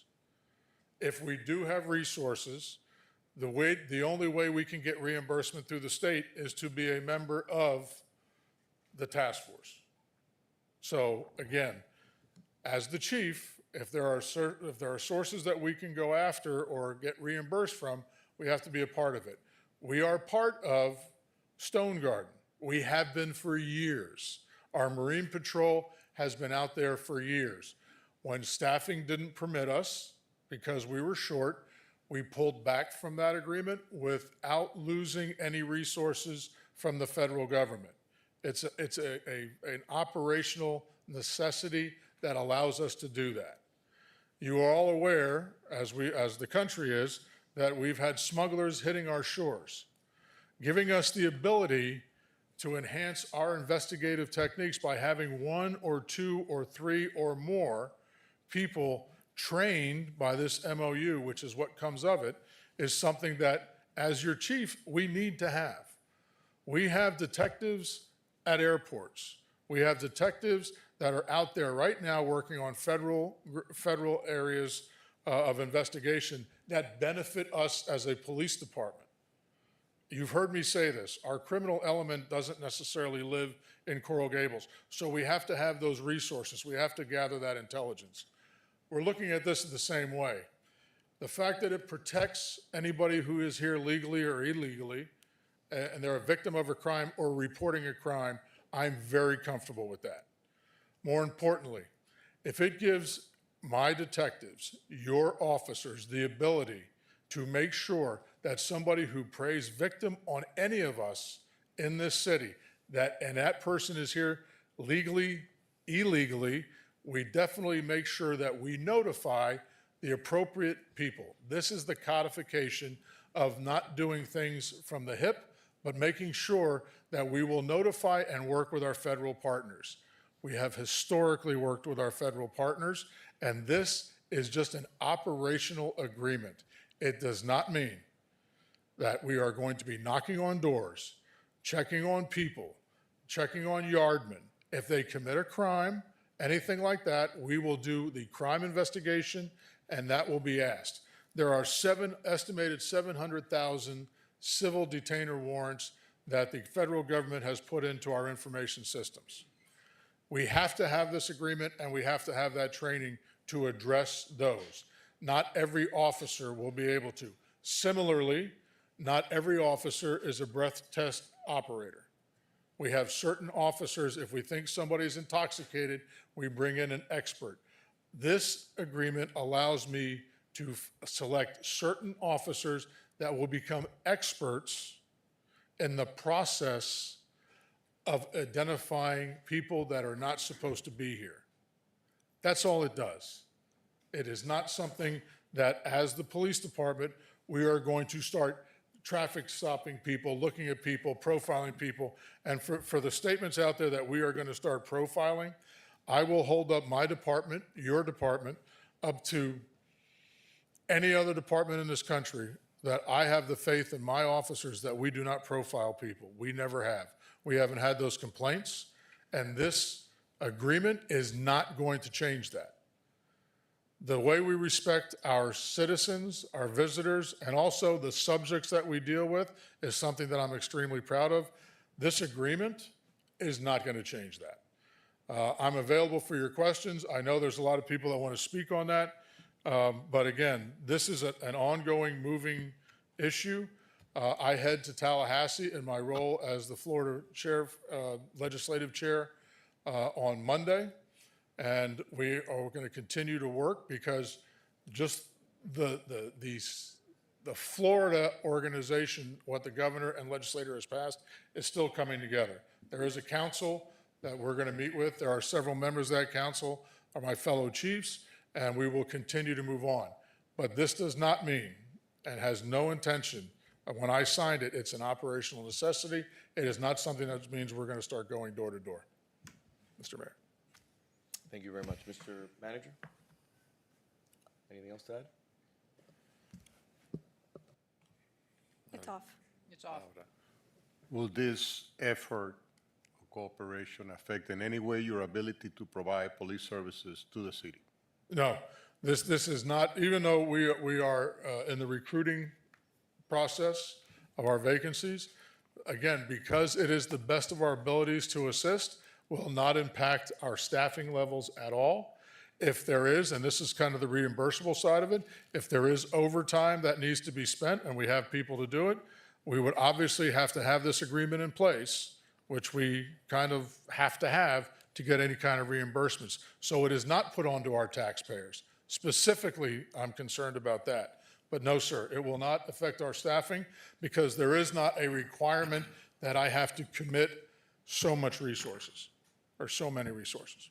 Okay, so what you're saying is that only a few officers will need this training. This is not a whole police force thing. It's not my intention, nor do I think it's feasible to train every officer that comes in here. And we are going to handle this as we have other task force. We will have, whether it be detectives, officers on the street, the crime suppression team, people that are familiar with those investigations. That's what we're going to do. I am not turning the police department into an ICE sublet, if you will. And I think it's important to reiterate what you just said, that we will not be profiling victims, we will not be profiling people, and that we're going to protect victims, correct? Correct. We're protecting victims, witnesses of crimes. You know, listen, as the chief, I'm concerned that I want everybody, whether they're here legally or illegal, to call 911 and let us know if they see something, say something. It's the reason why we were able to save the lives of the Chinese people that were smuggled here. At least they got here safely. It's an ongoing issue that I think this side of the country is starting to face. That's the motive. That is our mantra, if you will, from the police department, that we will continue to the safety of lives. Whether they're here legally or illegally, that's up to the federal government, but we will assist in this agreement. That's it. Thank you, Chief. Thank you. I appreciate it. Thank you for the clarity. Madam Vice Mayor, you have anything else you'd like to add, or? The only comment I have is every time that I've seen our officers interact with individuals, whether they live here or they don't live here, they've always treated everybody with respect and dignity. And that's with the officers not realizing that I'm observing them. It's just a wonderful place to live because our police department stands far above the other departments that sometimes, are in the news that aren't to the caliber of the officers that we have here. So thank you. Yeah, thank you, and I just wanted to add to that. Just, Mr. Mayor, and I know I kind of glazed over this, and I need to be very clear for you all, is under 908, when it gets into the governmental entities, again, nothing forces us to do this. However, the sanctuary policy, which means a law, policy, practice, procedure, or custom adopted or allowed by a state entity or government entity which prohibits or impedes a law enforcement agency from complying with USC 1373 or prohibits or impedes a law enforcement agency from communicating or cooperating with federal immigration agency so it as to limit such law enforcement agency in or prohibits the agency, complying with the immigration detainer, complying with a request from federal immigration agency, providing federal immigration agency access to inmate for review, providing federal immigration agency with inmate incarceration status. Again, that's jails, that's not on us. Providing the state entity for immigration status of an inmate detainee, and state entity means any state or any office, board, bureau, commission, department, branch, division of institution thereof. So again, I signed this, and you need to know my intent was that I believe that we have to sign this because we want the ability to work with our federal partners. And our concern is what happens if we don't? I know we're talking about what-if situations. I can tell you what what-if situations are about our enforcement. I don't know what those what-if situations are politically. And again, your police department is in the middle. We took an oath to uphold the Constitution and the laws. These are the laws of the state, and this is the Constitution. That's why we're here. So I'm sorry, Mayor Fernando. No, I just wanted to commend you and our incredible police department for all the hard work they do. Again, I know we're in the middle of a situation stuck between the federal government and the state government. And again, it's a tightrope that we walk here. We're a great community. As you can see, the city of Coral Gables has faced multiple issues with the Chinese immigrants. That's just a testament, and other immigrants that have come here. And if you look at the police officers in the back, they've always conducted themselves with pride and with dignity, understanding that not only are they representing the city of Coral Gables, but they're representing themselves. And a majority of them are minorities, and they understand that this is a great country built on immigration, and we have to be respectful and thoughtful and careful. And I also understand your comments in regards to our partnership with the federal government, funding issues. So, like I said before, we're walking a fine line, and I want to thank you, and that's why I asked the manager and yourself after a conversation yesterday that maybe we should address it front and center here in the public as we always have. Yes, sir. Thank you, sir. Appreciate it. We're going to move on to public comment now. We have some public comments. Mr. Mayor, first speaker today is Juan Cuba. Mr. Cuba, good morning.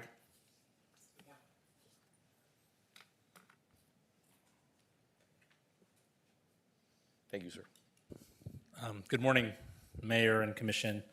My name is Juan Cuba. I am a Coral Gables resident, longtime advocate, and I am deeply concerned about the 287G agreement that the police department has entered into with ICE. As you heard the police chief say, this was a voluntary agreement that they entered into. This is not a requirement under state or federal law. He also mentioned the 700,000 civil detainers that ICE has uploaded into the NCIC system, which is also very concerning. This was just a couple of weeks ago. And I just want to also say I have deep respect for the police department, the police chief, and I understand the political position that the state and national government has put on local police departments. These 700,000 detainers are, first off, these are administrative detainers. These are not judicial warrants. They're riddled with mistakes and errors. Like we've have instances of U.S. citizens being issued these detainer requests, even though only, as the chief said, a handful of officers are going to be deputized by ICE. If you stop someone for speeding past the stop sign and you get an NCIC hit for a detainer, you will be holding them. You'll be investigating. You'll be calling, or even if you're not deputized by ICE, are you gonna let them go? You're gonna call the person in your police force that is investigating those, that is allowed to investigate those detainers and hold them and turn them over to ICE. What's gonna happen when 300,000 Venezuelans lose their TPS status on April 6th? They're gonna make the difficult decision of whether to stay here in this country without status or go back to an oppressive regime and possibly face political persecution. That's just TPS for Venezuelans. Haitians and Nicaraguans are next. Humanitarian parole has been revoked for many Cubans as well. This is going to impact many people in the community. You have several consulates in Coral Gables. People come here even if they don't live here. They come here. They work here. They come to these like there is, regardless of whether you say there's not, there is a climate of fear already in the nation and in the state because of the political climate that's been created around undocumented individuals, and this is just going to add to that. You mentioned that there's a provision that people shouldn't be afraid to call 911 if you're a victim. They don't know that. There is going to be a level of distrust. Our police officers should focus on keeping our community safe, not being part of Trump's deportation system. Thank you. Thank you, sir. Alana Greer. Commissioner, you said you wanted to defer. What number is that? Thank you and good morning. My name is Alana Greer. I'm a lifelong resident of Coral Gables, a third-generation Gables resident. I want to thank the chief for taking the time this morning to talk to us about his position, but it doesn't shake my deep concern and really pain as a resident to see Coral Gables be the first in Miami-Dade County, one of the first in the country to sign on to this extreme measure with the federal government. Our local officers should not be empowered, deputized as ICE agents. That's exactly what this agreement does. It gives them the power and asks them to enforce civil immigration law. It's not the regular course of business. In my day job, I'm an attorney. One of my clients, just to give you an idea of what this looks like, one of my clients was a grandmother on Mother's Day with her young grandchild who went to Walmart to get party supplies. Someone else rear-ended her, and they called the police about the accident. She was an asylum applicant who had not received notice of a hearing. She was taken into Miami-Dade jails, and because she had this civil immigration papers work, which now our police are going to be asked to look at and bring people in for, she was taken away from her family, put into local custody, and then ICE custody for months until we were finally able to help get her attorneys to deal with her asylum application. This was a huge cost to the city and immeasurable cost to her and her family. Nothing in state, federal, or local law requires Coral Gables Police to enter into this agreement, and nothing in any of those sources, nor the Constitution, nor the contract itself, requires the police department to stay into this agreement. This is a choice. It's one with huge legal and financial consequences that this city will have to bear. The chief mentioned Chapter 908 and the best efforts clause. Federal court here in Florida has previously found that provision unenforceable and unconstitutional. And I think if it was attempted to be used, it would be found that way again. Years from now, our kids and our grandkids are gonna ask what we did in this moment in history. And I hope that you all do the right thing, the Gables Police does the right thing, and we're asking you to be on the right side of history so you can answer that question with the values and integrity that we should have as a city. Thank you. Thank you for being here with us. All right. Next speaker is Theo Caranci. Good morning, sir.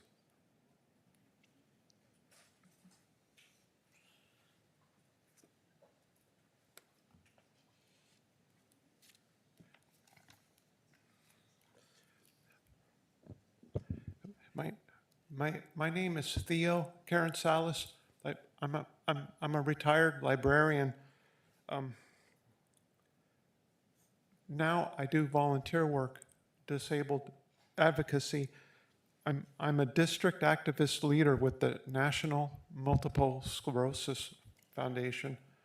One of them said I'm the face of MS for South Florida. It's not a very pretty face. I also serve as a board member of the Schizophrenia and Psychosis Action Alliance. And last month, I was elected vice chair of the Miami-Dade County Commission on Disability Issues. I'm here today to thank Vice Mayor Rhonda Anderson for championing the rights of the disabled. Last year, she brought to my attention, or I brought to her attention, a disabled parking space issue on State Leon, and she took immediate action to resolve it, and I'm deeply thankful to her for that. Recently, she informed me of a potential accessibility issue with the underline, and I attended a meeting last week with Commissioner Regalado and some other officials, and yesterday I sent an email to all of you expressing my concerns in detail. And I thank Mayor Vince Lago and Vice Mayor Anderson for responding, and the others who responded. I just want to thank all of you for your commitment toward making Coral Gables more accessible for everybody. Thank you. Thank you. Thank you. Thank you. Thank you. Jackson Holmes. Good morning, sir.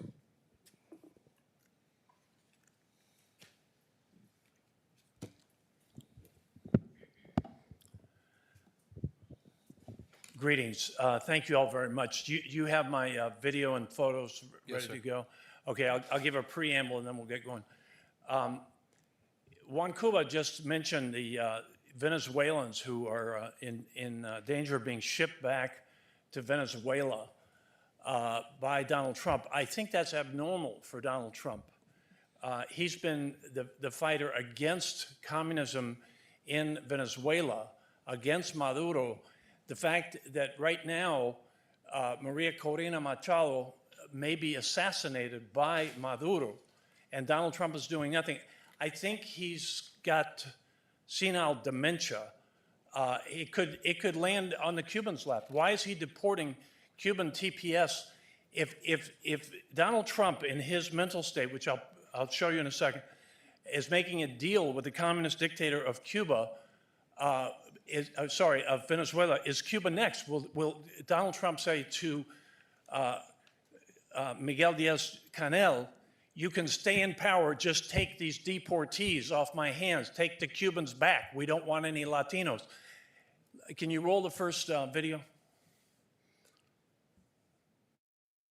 I think Canada, they're going to have to pay tariffs on automobiles, lumber, and oil and gas, et cetera, and they get 95% of their product from the United States. I think they have to become the 51st state. And you heard the people booing the national anthem, but I think ultimately they'll be praising the national anthem.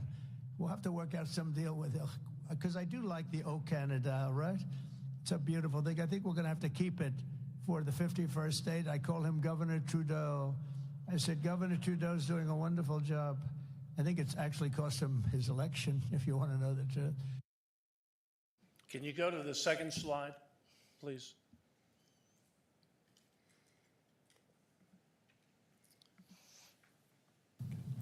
The one with Mary Trump. Mr. President, see if you can find the one with Mary Trump. All right, so if y'all don't know this, especially y'all at home, Mary Trump is the niece of Donald Trump. They have the common, her grandfather is his father, Fred Trump. Now, Fred Trump had Alzheimer's for the last 10 years of his life. And what she said is, so for 10 years, he didn't even recognize her or the other members of the family. Alzheimer's runs in Donald Trump's bloodline. Mary Trump says he has Alzheimer's already, and that's why he's doing these crazy things about trying to make Canada become the 51st state, why he's sending Venezuelans back to be killed by Maduro, why he may send Cubans, why he may make a deal with Miguel Diaz-Canel to say, yeah, you're recognized, just take those Cubans back. He's got senile dementia. Thank you. I appreciate you. Thank you. Samuel Carlos Martinez.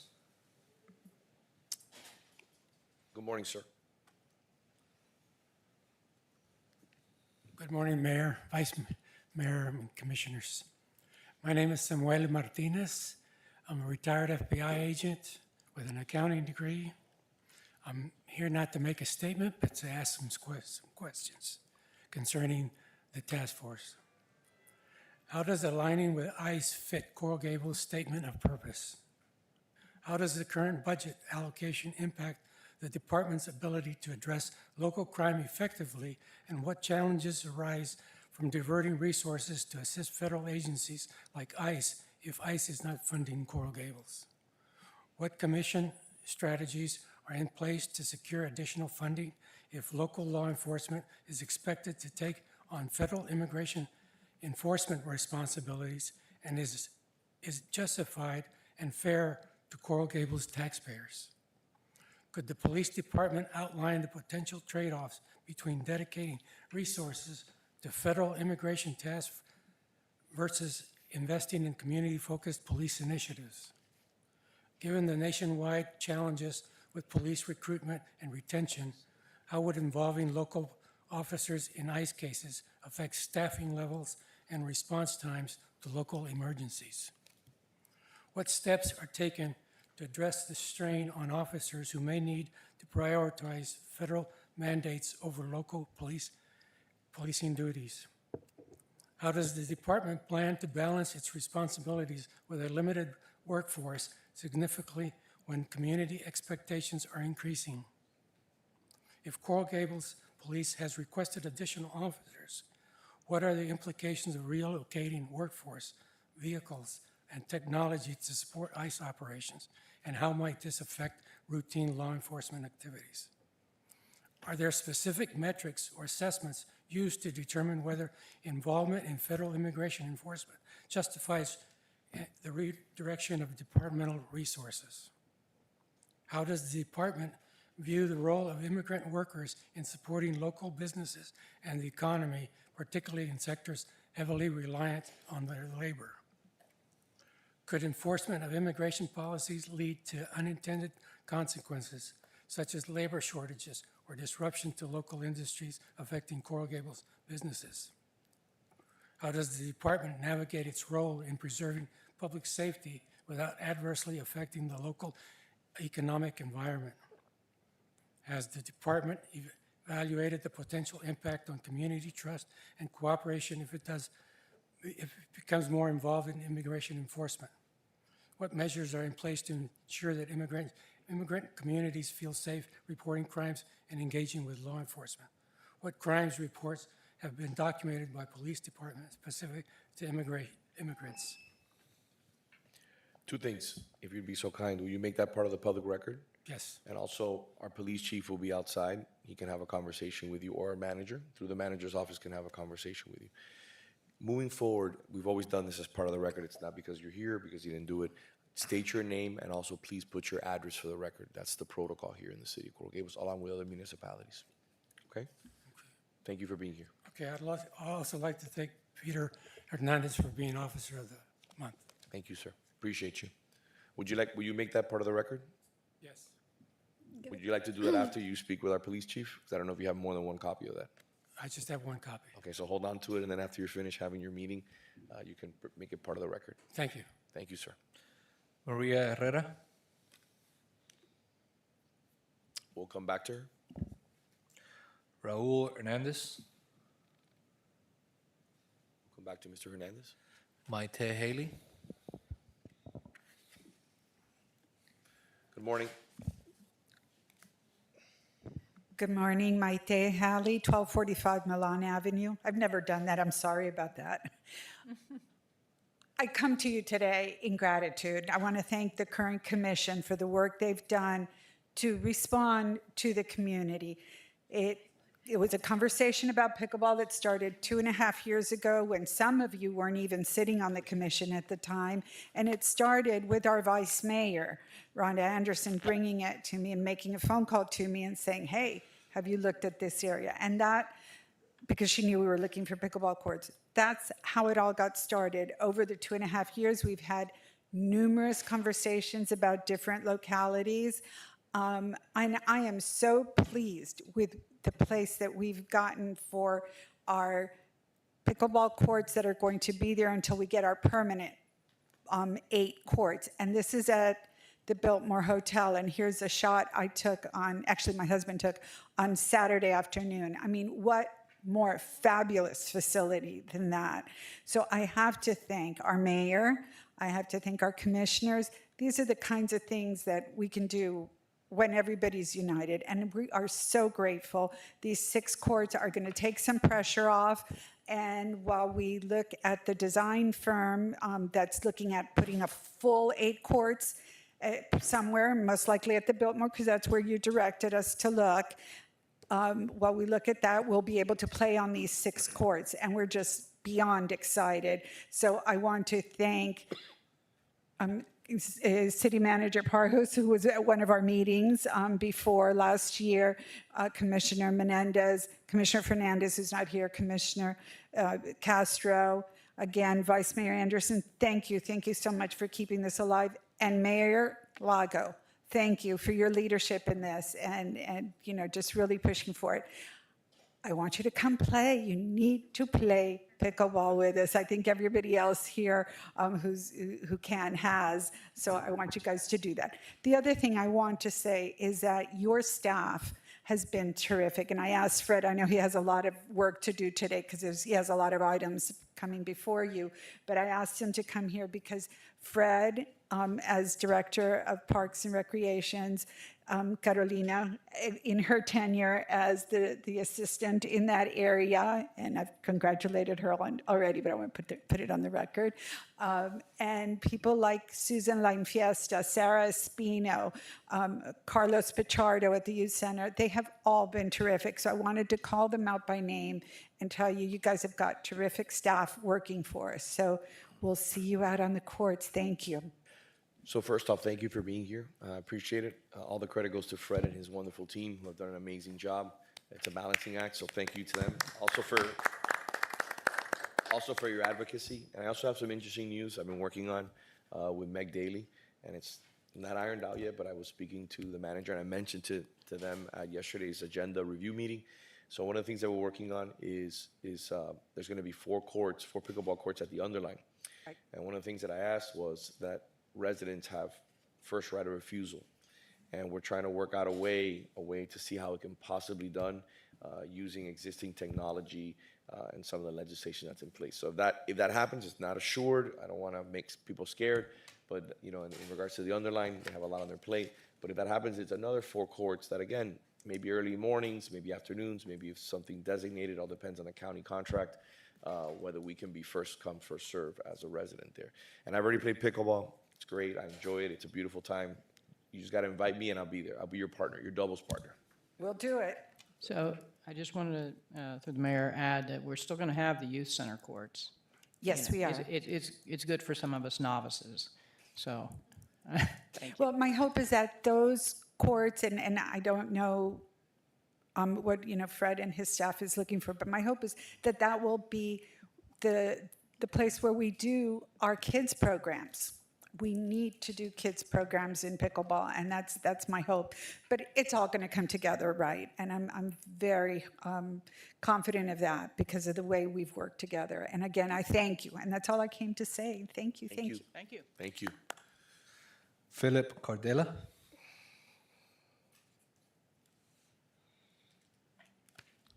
Good morning, sir. My name is Philip Cardella, and I live at 3230 North Southwest 94th Court, which you know is not in Coral Gables, but I do go to church at Coral Gables Congregational over here. And the first thing I wanted to say is I wanted to thank you for blocking off part of Geraldo Street, your avenue. That is where my wife and I go on date nights all the time. It's where I take people from out of town to show them how amazing Miami-Dade County is. I think the City Beautiful really is beautiful, and it is amazing. So thank you for doing that. I am a historian by training, and I wanted to point out with the 287G provision, the history of it, because I think I have a couple of questions for the chief, who obviously knows more than I will ever know about the program, but I kind of wonder why now, and I wonder why he says that they will not be deputized.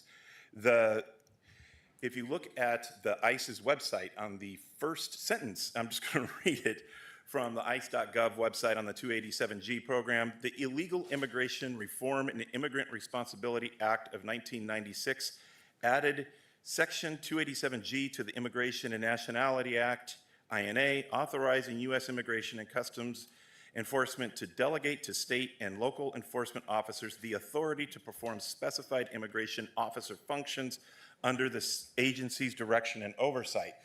So how are they not being deputized given that sentence? And given that the program was started in 1996, what's the urgency now? Why didn't he need it before now? Now, there's been some changes in the program over the years. The most recent major one is in 2017. I need not remind you, as I'm getting older, I am kind of surprised that 2017 is that far in the past, but that was quite some time ago. Why do we need the program here?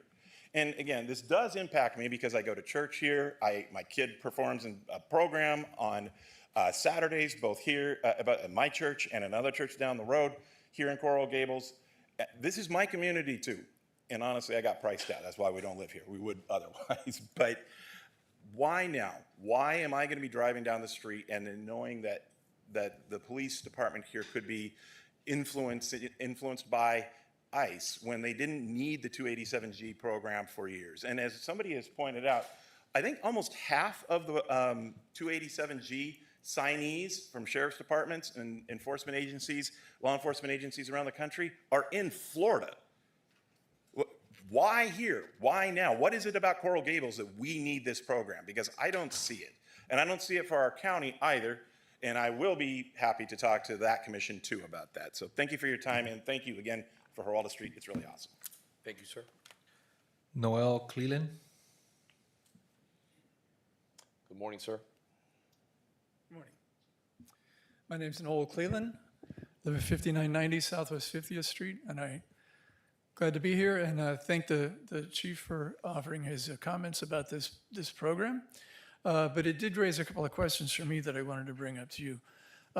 One is the first, that he was pointing out the fact that the training for certain officers to have experts and identifying people that are not supposed to be here. Well, I take question with that, because if you're not supposed to be here, that sure sounds like profiling to me, because how else would you know they're not supposed to be here other than by looking at them? But it's not profiling, right? Second of all, he also said that this isn't going to affect staffing, but yet there's also a need to be able to get reimbursed for the fact that this is going to require additional resources, hopefully done from overtime, but it does require additional resources, as pointed out, for the need for overtime. And then another thing that concerns me is the idea that this is a voluntary agreement, but yet he also stated that he felt the need to sign this. He has to sign it, otherwise there's going to be repercussions if we don't. That goes beyond the description of voluntary to me. If somebody is forcing me to do something, it doesn't sound so voluntary. So I also question the need for why we have to have something like this in place. Immigration sounds like it's being used as a weapon. I think we're all concerned about people being here that aren't supposed to be here. But when we hear about people being arrested because they've been here for 9 years, waiting their immigration status to be changed, and then arrested and thrown out of the country for that, it sounds to me like we're abusing that, and we're turning our fear of immigration into something to be used as a political tool, and that concerns me. So I appreciate your comments on this. Thank you, sir. Geneva Klaus. Good morning, thank you for being here. Good morning. My name's Geneva Claus, and I live at 727 Almeria Avenue. I'm here today to offer some more questions that I'm wondering. The main one being, what benefit will this bring to the residents of Coral Gables and also visitors of Coral Gables? I hear the commission and thank the police chief for his comments. I do know firsthand that the police departments of Coral Gables has engaged in profiling because I've been in the car when my partner has been pulled over, and the first questions out of the officer's mouth was, "What are you doing in this neighborhood?" My partner was black, and that was the first question out of the officer's mouth. So I do know that profiling exists firsthand. As far as this agreement, as a previous commenter mentioned, the original legislation came into place in 1996. That's also the year I was born. So I am a visual representation of how old this legislation is. So I repeat the question of why now? Why is this something that we're taking on?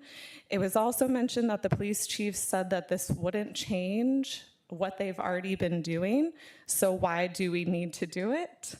The training that exists, if it won't change any of the functions of the police department, why is the training needed? Why are we using resources to pursue that?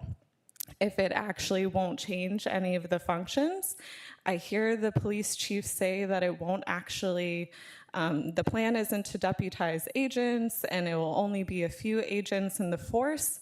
Will the public be notified if that policy changes and the intentions change? This didn't come before the commission. I understand that that is standard policy from what the police chief said. So how can the public be sure and trust that the intentions and use of this program won't be changed over time? I believe that this will erode trust with the police in the community, not only for residents that live here, but also people that come into our community to work here, and also visitors of the community. So I want to ask again, how will this actually benefit the community of Coral Gables, the city of Coral Gables, and make people feel like this is a safe place to be? Thank you so much. Thank you very much. If I make Alex Adams. Just 1 second. The clerk will give it to you now. Mr. Clerk, will you address Mr. Holmes' request after? Thank you. Well, you want to see this now? No, just 1 second. Just 1 second, please. Mr. Adams, come up, please.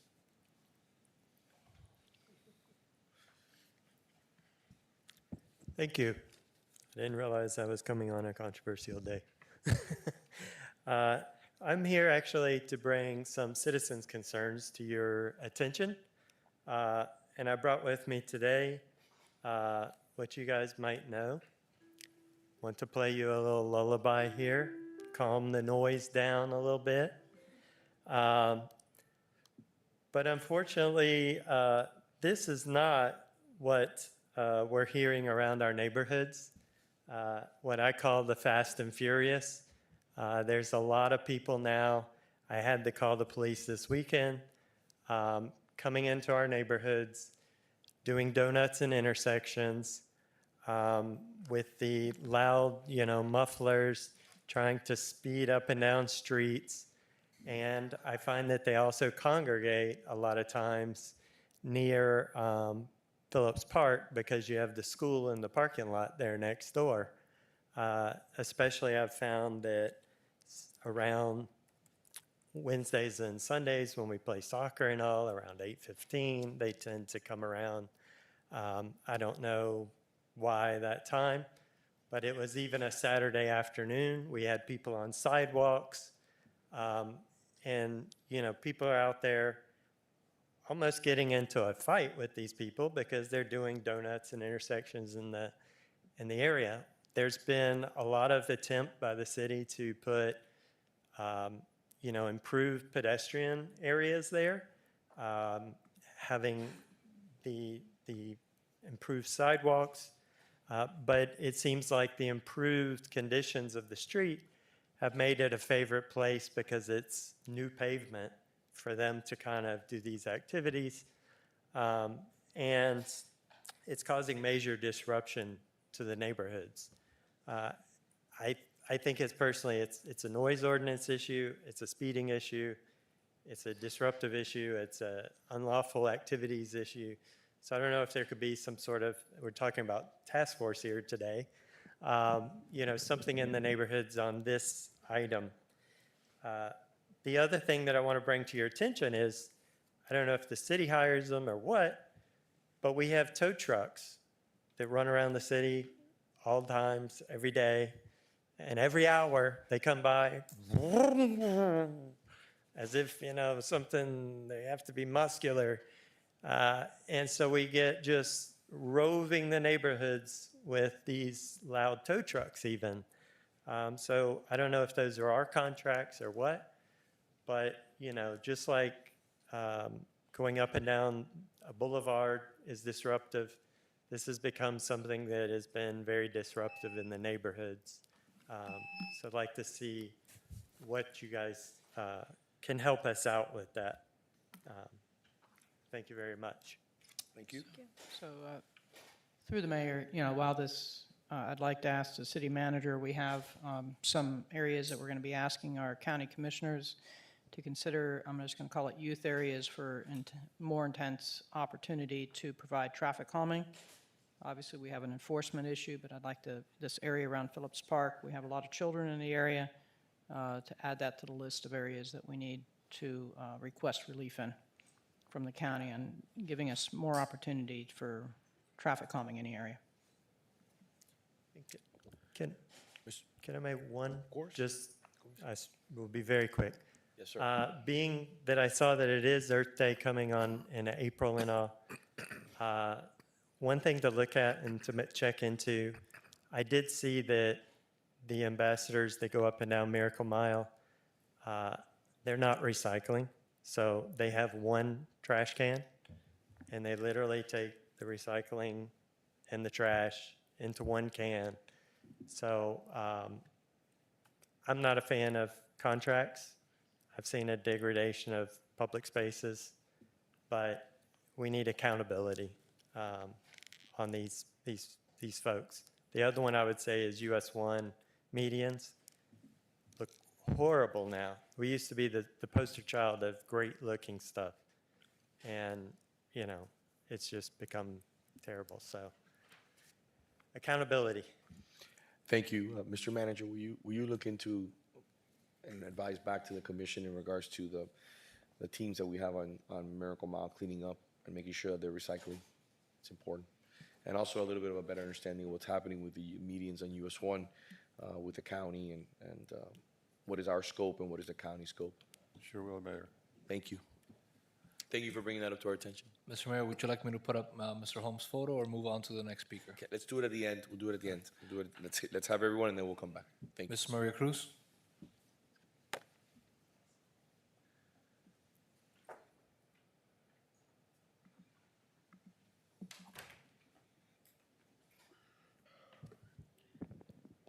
Mrs. Maria Cruz, 1447 Miller Road. This is the day the Lord has made. Let us rejoice and be glad in it. I didn't know what I was going to talk about today. And then I was so impressed with the proclamation, I guess that's what it's called, on the Women's History Month. I was so impressed that one of the speakers mentioned Roxy Bolton. Roxy Bolton, one of our people, one of our women, one person that lived in this city, that made this city better. And yet, everybody recognizes her. Other cities in this county, Dade County, Florida, all over the place. If you go to Tallahassee, her name is there. If you go to the Women's Park, her name is there. And yet, the city of Coral Gables has not done the same. It is a shame that Roxy Bolton, who used her house for meetings, who devoted her life to this city, not only to women, children, to the city, has not had a park or any facility in this city named after her because I guess the people that have been in charge did not like her. Well, her mission was not to be liked. Her mission was to do what was right. And I suggest that maybe one of the commissioners could make an attempt to get her name on one of our future parks. We have lots of parks in the future, but you know what? We name parks, we buy land to build parks, and we do not remember a woman that really made this city better, regardless of what some politicians think, that really went out on a limb because her life was not easy. People did not always like what she had to say, but she said it whether you liked it or not. And I think it's time to recognize Roxy Bolton. Mrs. Cruz, I just let you know, I asked the clerk to put on the next commission meeting to name a park and explore that possibility. And I Roxy thank Bolton. you. A lot of people will thank you. You know what? It's even better because again, this is the last commission meeting of this commission until there's a new commission that turns over. Correct? Yes, ma'am, sir. We could do it now. We could name a park, one of the downtown parks that is coming before us, that we have additional ones available. I always thought that there was something that was named after Roxy Bolton. That was my oversight. She's a champion not only for women's rights, but also for the city of Coral Gables. So I would welcome if somebody make a motion. May I suggest that it'd be nice if it's near her home? If I may just finish. Well, other people interrupt and you don't tell them to stop, but I guess I have to. So I'm going I'll make a motion to. I want to hear what the city attorney, I wanted to hear what the city attorney. After public comment. I'm sorry? My recommendation would be to make any motions after we're Yeah, done I with just public wanted to comment. say that we could, but I wanted to get information if I was missing or any, I wanted to be 100% certain that that was correct. I don't recollect if there's a park or anything named after Roxy, and I think it would be more than appropriate. So if you like, after we do our public comment, we can name it, and I have no issues if it's adjacent to her home. I just don't know if there's a park available to name after her that's adjacent to her home. That's the only issue. So we'll address it. If I may, a second. I have asked for this process to be started twice already. I had asked during a commission meeting when we named 6 parks. I had asked that we include Roxy Bolton. I had asked under City Manager Iglesias for the process to get started in our Parks Committee. I'm guessing that hasn't happened, which is a little frustrating. I think this is something that should have taken place many years ago. There was discussions when Lisbon Park was created to potentially name it after Roxy Bolton because she did fight for that park to be created. So it's definitely something that I would support, and I would second that motion, even though it's something that should have already been started. So through the mayor, I agree, that we should name a park. Which one is appropriate? I do think we should give the opportunity for the Parks and Recreation Board to, hear some viewpoints. I mean, one of the aspects is you want it somewhere where somebody can see it, close to her home, maybe a wonderful place near the Women's Club, maybe another area closer to the Central Business District to get the name recognition could be a good option as well. But I'd really like to entertain some more public comment on an issue and get the recommendation from our Parks and Recreation Board. And through the mayor, I think obviously Fred should help identify which park is available. And I agree with the vice mayor that the Parks and Recreation Advisory Board has always been part of the process in terms of naming parks and to get input, but I think it's pretty clear that there's overwhelming support here to name a park long overdue for Roxy Bolton. I think we can initiate through the motion to direct the manager's office and his staff to working with the Parks and Rec Advisory Board to identify a park that is appropriate and to name it after Roxy Bolton and bring it back to the commission. So we'll do that after public comment is completed. Mr. Clerk, can we move on to the next one? Next speaker, Mr. Mayor, is going to be on Zoom, and it's Ms. Cheryl Gold. Ms. Gold, good morning. Good morning, Mayor and Commissioners. I'm Cheryl Gold. I live at 721 Biltmore Way. Before I read my prepared comment this morning, I wanted to, one, add my voice to the concerns about the police agreement with ICE. So I won't go, talk any more about that because I think that several residents have already expressed their serious concerns and I join them. The second thing I want to say before I read my prepared comment is the following. I originally planned to give public comment on Zoom this morning and then show up at Commission Chambers at noon for a time certain for another item. Obviously, I'm not getting to the Commission Chambers, so I will join you by Zoom again. But that brings me to this point, and that is the following. Other cities have specific time certains for public comments, such as Miami Beach. They have two, one in the morning and one in the afternoon. We have no time certain as we do for developers all the time. I think it would show respect for the residents. I've been on since 9 o'clock this morning, not knowing what time the public comment would start. So I'm already here 2 hours and 41 minutes just to give this 3-minute public comment. And then, of course, I have to wait to see when the next public comment will be available. So I would like you to consider a time certain for public comment so people don't have to spend a half a day to do a 3-minute contribution. So thank you. Now I'll give you my prepared comment for this morning. Thank you for proclaiming April 25th as Arbor Day in Coral Gables. As an urban forest advocate for 35 years, I'm here to say there has never been a more important time to preserve, protect, and enhance the city's tree canopy. We are grateful to the city's master planner, Frank Button, who recognized the critical role of green infrastructure in his designs for the city's streets, parkways, gardens, and recreational facilities. He incorporated the use of native plants alongside tropical and imported species to create a robust tree canopy and generous green spaces. 100 years before the climate crisis has necessitated the planting of 1 trillion trees worldwide to combat its harmful effects.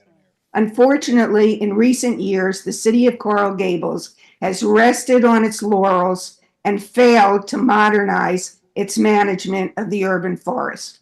The city has enabled developers to decimate the mature tree canopy on entire city blocks and continue to overplant one species, live oaks, which is risky under normal conditions. Think elm disease, citrus cancer, pine beetle infestation. No less important, research indicates oaks will likely not thrive or survive in South Florida as temperatures continue to rise. The city must not continue to rely on its inheritance and the Tree City USA designation, nor the 45% canopy coverage. It's long overdue to update the management of the urban forest by using science and data to inform decisions. Also, it is imperative that the city reviews and strengthens landscape ordinances and zoning codes to stop the devastating mature tree destruction. The city must plant with a plan and not just arbitrarily fill spaces. The jury is still out on the recent hiring of a company to provide tree services that is not known for this expertise. As the city prepares to observe Arbor Day next month, the city should commit to improving green space management starting right now. The last tree inventory was done 8 years ago, and without one, there can be no reliable urban forest master plan. The contract should be awarded to one of the top 3 firms that specialize in tree inventories rather than to a generalist who cannot provide the consulting services needed to develop a master plan that will serve the city well into the future. Finally, it may be time to consider renaming the Landscape Beautification Advisory Board to Green Space Advisory Board in recognition that environmental considerations and resiliency are high priority. Thank you, and I'll see you in a little while. Thank you. Mr. Mayor, I'll go ahead and put up Mr. Holmes' photo. Thank you. Was that the last? Yes, sir. Thank you. Mr. Holmes, just to be clear, I received the same email from you 3 times, not 3 different photos. I couldn't hear you, but you're Said I getting the photo? received the same email from you 3 times, not 3 different photos. Okay, so this photo, especially for people at home, is Mary Trump. So if you see this YouTube here, I don't know if it's listed there. Yeah, try to freeze frame, get a snapshot of that YouTube, look it up. She tells about Fred Trump, her grandfather, Donald Trump's father, and the 10 years he was unable, he had a full-blown Alzheimer's, couldn't recognize anybody in the family. So it's the point I was making before, it's check out the YouTube. It's quite startling. You don't have any other photo? No, sir. Okay, then I don't know if y'all are aware of this, but of all people, Wall Street is up in arms about this idea of these tariffs. The stock market has lost a tremendous amount of money. And yet, for some reason, Donald Trump is stuck on this idea that we're going to convert Canada into the 51st state by imposing tariffs on them. Now, that's indicative, unfortunately, it's going to wreck our economy. See, the Wall Street Journal said this is the dumbest tariff that's ever been imposed in history. Why is Donald Trump stuck on this? It's tanking our economy. What I predict for people is Wall Street is going to force the 25th Amendment consideration to Congress, and Donald Trump will become our first ever president removed under the 25th Amendment because he's tanking the economy with these crazy tariffs to force Canada to become the 51st state. Thank you. Thank you, sir. All right. So going back to the Roxy Bolton issue in regards to the park, would we like to take a vote, take a motion on that? I think we have a pending motion together with the friendly amendment that I made. Okay. Mr. Clerk? Is there a I have a second? motion by Commissioner Menendez. I don't have a second. I'll second Second. that. I seconded it. Okay. Thank you. Commissioner Fernandez? Yes. Commissioner Menendez? Yes. Yes. Vice Mayor Anderson? Yes. Commissioner Castro? Yes. Mayor Lago? Yes, thank you. Moving on to just a few housekeeping issues. Item F4, which was supposed to be time certain for 11:30, we moved later into the afternoon at the request of the sponsor. And item F13 has been deferred. Thank you. We'll move on now to item H2, which is time certain for 11 o'clock. I apologize for the delay. So F13's deferred. It should be brief. We're doing H2? Yes, H2, which is time certain for 11 o'clock. I think we, Yes. okay. H2 is a resolution of the City Commission approving the city manager to enter into an agreement with IMX3 LLC for development and implementation of the extended reality experience known as Gables Go in celebration of the city's centennial pursuant to Section 2-689 sole source of the procurement code in an estimated amount of $250,000. Good morning, Catherine Cathers, Arts and Culture Coordinator for the City of Coral Gables. Good morning, Mayor, Vice Mayor, Commissioners. This is an exciting project that's been development with our colleagues in IT, in the IT department, and I would like to give very special thanks to our IT team who've embraced this concept and have been working with us to ensure the vision can be realized and how best to make it happen. So thank you, Raimundo, Mark, Javier, Anna, and our dedicated intern, Juan Carlos. So the commission wisely approved the Centennial CIP project of developing a virtual path or map of cultural sites. And after much research and a test of on-site augmented reality experiences, we are thrilled to have found a partner that can take this project to the level that we have envisioned. We presented a background about this project and concept at the last commission meeting, so I wanted to quickly run through it again for context, but I understand that because of time, maybe it's not necessary. I defer to you, city manager. Yes? Yeah, it's okay. All right. So if we can have the PowerPoint back up. So I'm just going to quickly run through this for context, and then introduce IMX3, who is represented here today by Doug McCraw, and then via Zoom by Ed Munoz-Toro. So in anticipation of the Coral Gables Centennial, the city is developing a virtual path or map using a web-based platform to invite people to significant cultural sites and public artworks throughout the city. Each site will have different extended reality experiences, and just to reiterate that this is an Art in Public Places initiative. So these are terms that we went over last time. XR means extended reality, which is an umbrella term that encompasses a range of technologies combining the physical and digital worlds. AR being enhancing the real world with digital elements, while VR creates a completely virtual environment. So this project is going to embrace both of those. Through a dedicated web-based application, each site will be accessible at home or on the go, through our Gables Go webpage, on site, and through your phone. Again, this is an overview of the cultural sites that we've identified at this time, showing the geographic range throughout the city, and just acknowledging that the sites were selected based on a range of significance and interest, some of them being very well-known, familiar sites, and others that we hope that you'll discover and are not so familiar with.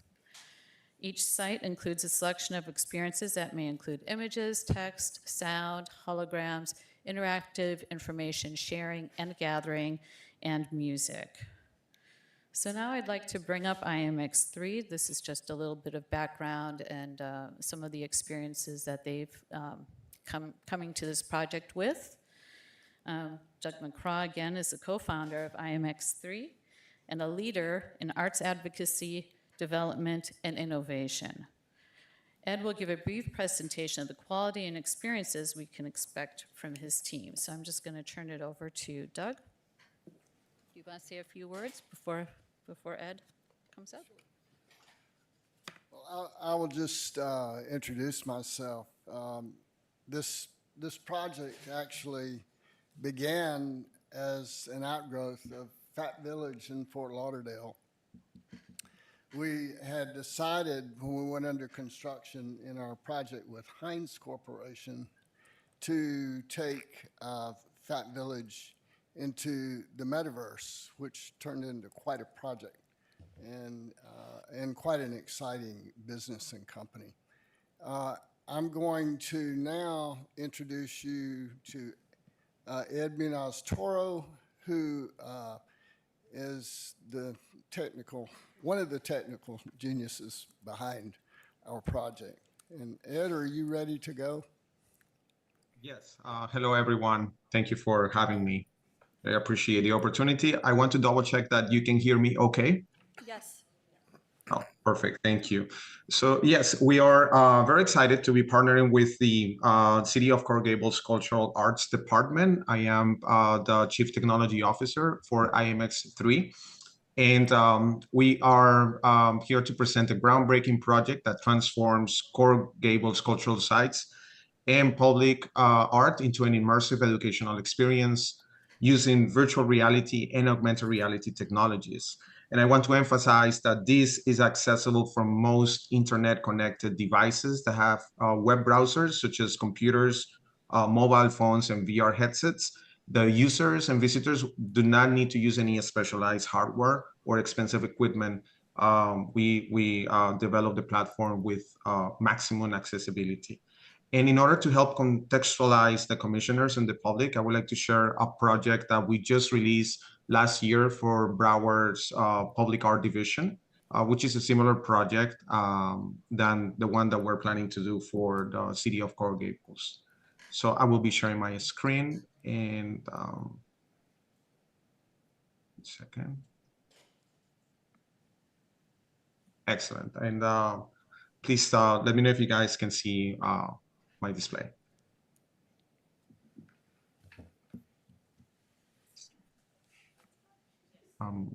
Can you see my my screen that I'm sharing Yes, right now? yes, thank Okay, you, Ed. excellent. Thank you. Okay, so the scope is to scan and digitize with extreme precision using IMX3 patent pending technology about 30 plus cultural sites, creating faithful digital twins, which visitors can access and explore from anywhere at any time. And like I mentioned, visitors will be able to access these from most computer, mobile phones, and VR headsets, and they will be able to access an overlay of information that helps to contextualize the cultural sites and art, such as archival photos, videos, and text and educational context. The example that I'm showing here, it's an art piece, a public art piece in the city, in the county, in Broward County, located at the Panthers Arena. It's called the Flying Saucers Grove by artist Martha Schwartz. And this is a great example to show how we can blend virtual reality environment that is scanned and recreated with high precision. And we can also show real life images, videos, and text, just expanding the cultural experience and information available on these cultural sites. And I see other people and visitors actually that are going around. The platform is a social platform. And this is where it's very exciting because you can have a group of people just exploring these sites. You can have events. The city, the cultural arts departments can host real life events where they can have live conversations and live interactions with the residents. So it's a social platform, and it just foster this engagement with the cultural sites. I want to say also that IMX3 technology is designed from the ground up for art institutions, public art divisions, and museums. We are 100% cultural art, culture and art based. This is our bread and butter. And we bring this expertise to work with very high profile projects like the Broward Cultural Division, extended reality project, which brings over 30 public art pieces in the Broward County. We have also developed a very similar experience for the Boca Raton Museum of Arts, where we digitized and recreated the entire Boca Raton Museum with over 700 plus art pieces and make them accessible to anywhere at any time. So I want to go really quick over some key points regarding the technology. And those are that we're using our proprietary cutting-edge augmented reality and virtual reality technology. And we are also creating a powerful public art accessibility tool, which expands the reach of public art beyond the physical limitations, making installations discoverable 24/7 from anywhere. And that ensures great engagement with the community, but specifically including those with mobility constraints that cannot visit these public sites.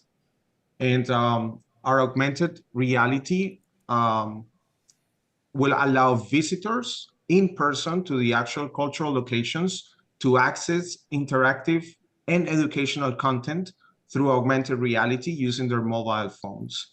And I want to give a quick example of that technology. So visitors at the locations will be able to get their mobile phone, and through geo-based location technology, they will be able to access an array of educational content that will further expand the experience for the in-person visitors. And one more part of the project, key part of the project is in the smart city integration. So we're planning to integrate a two-way data exchange with the Coral Gables existing smart city system, which allows for real-time display of metrics, and it will capture valuable visitor analytics in planning and community engagement.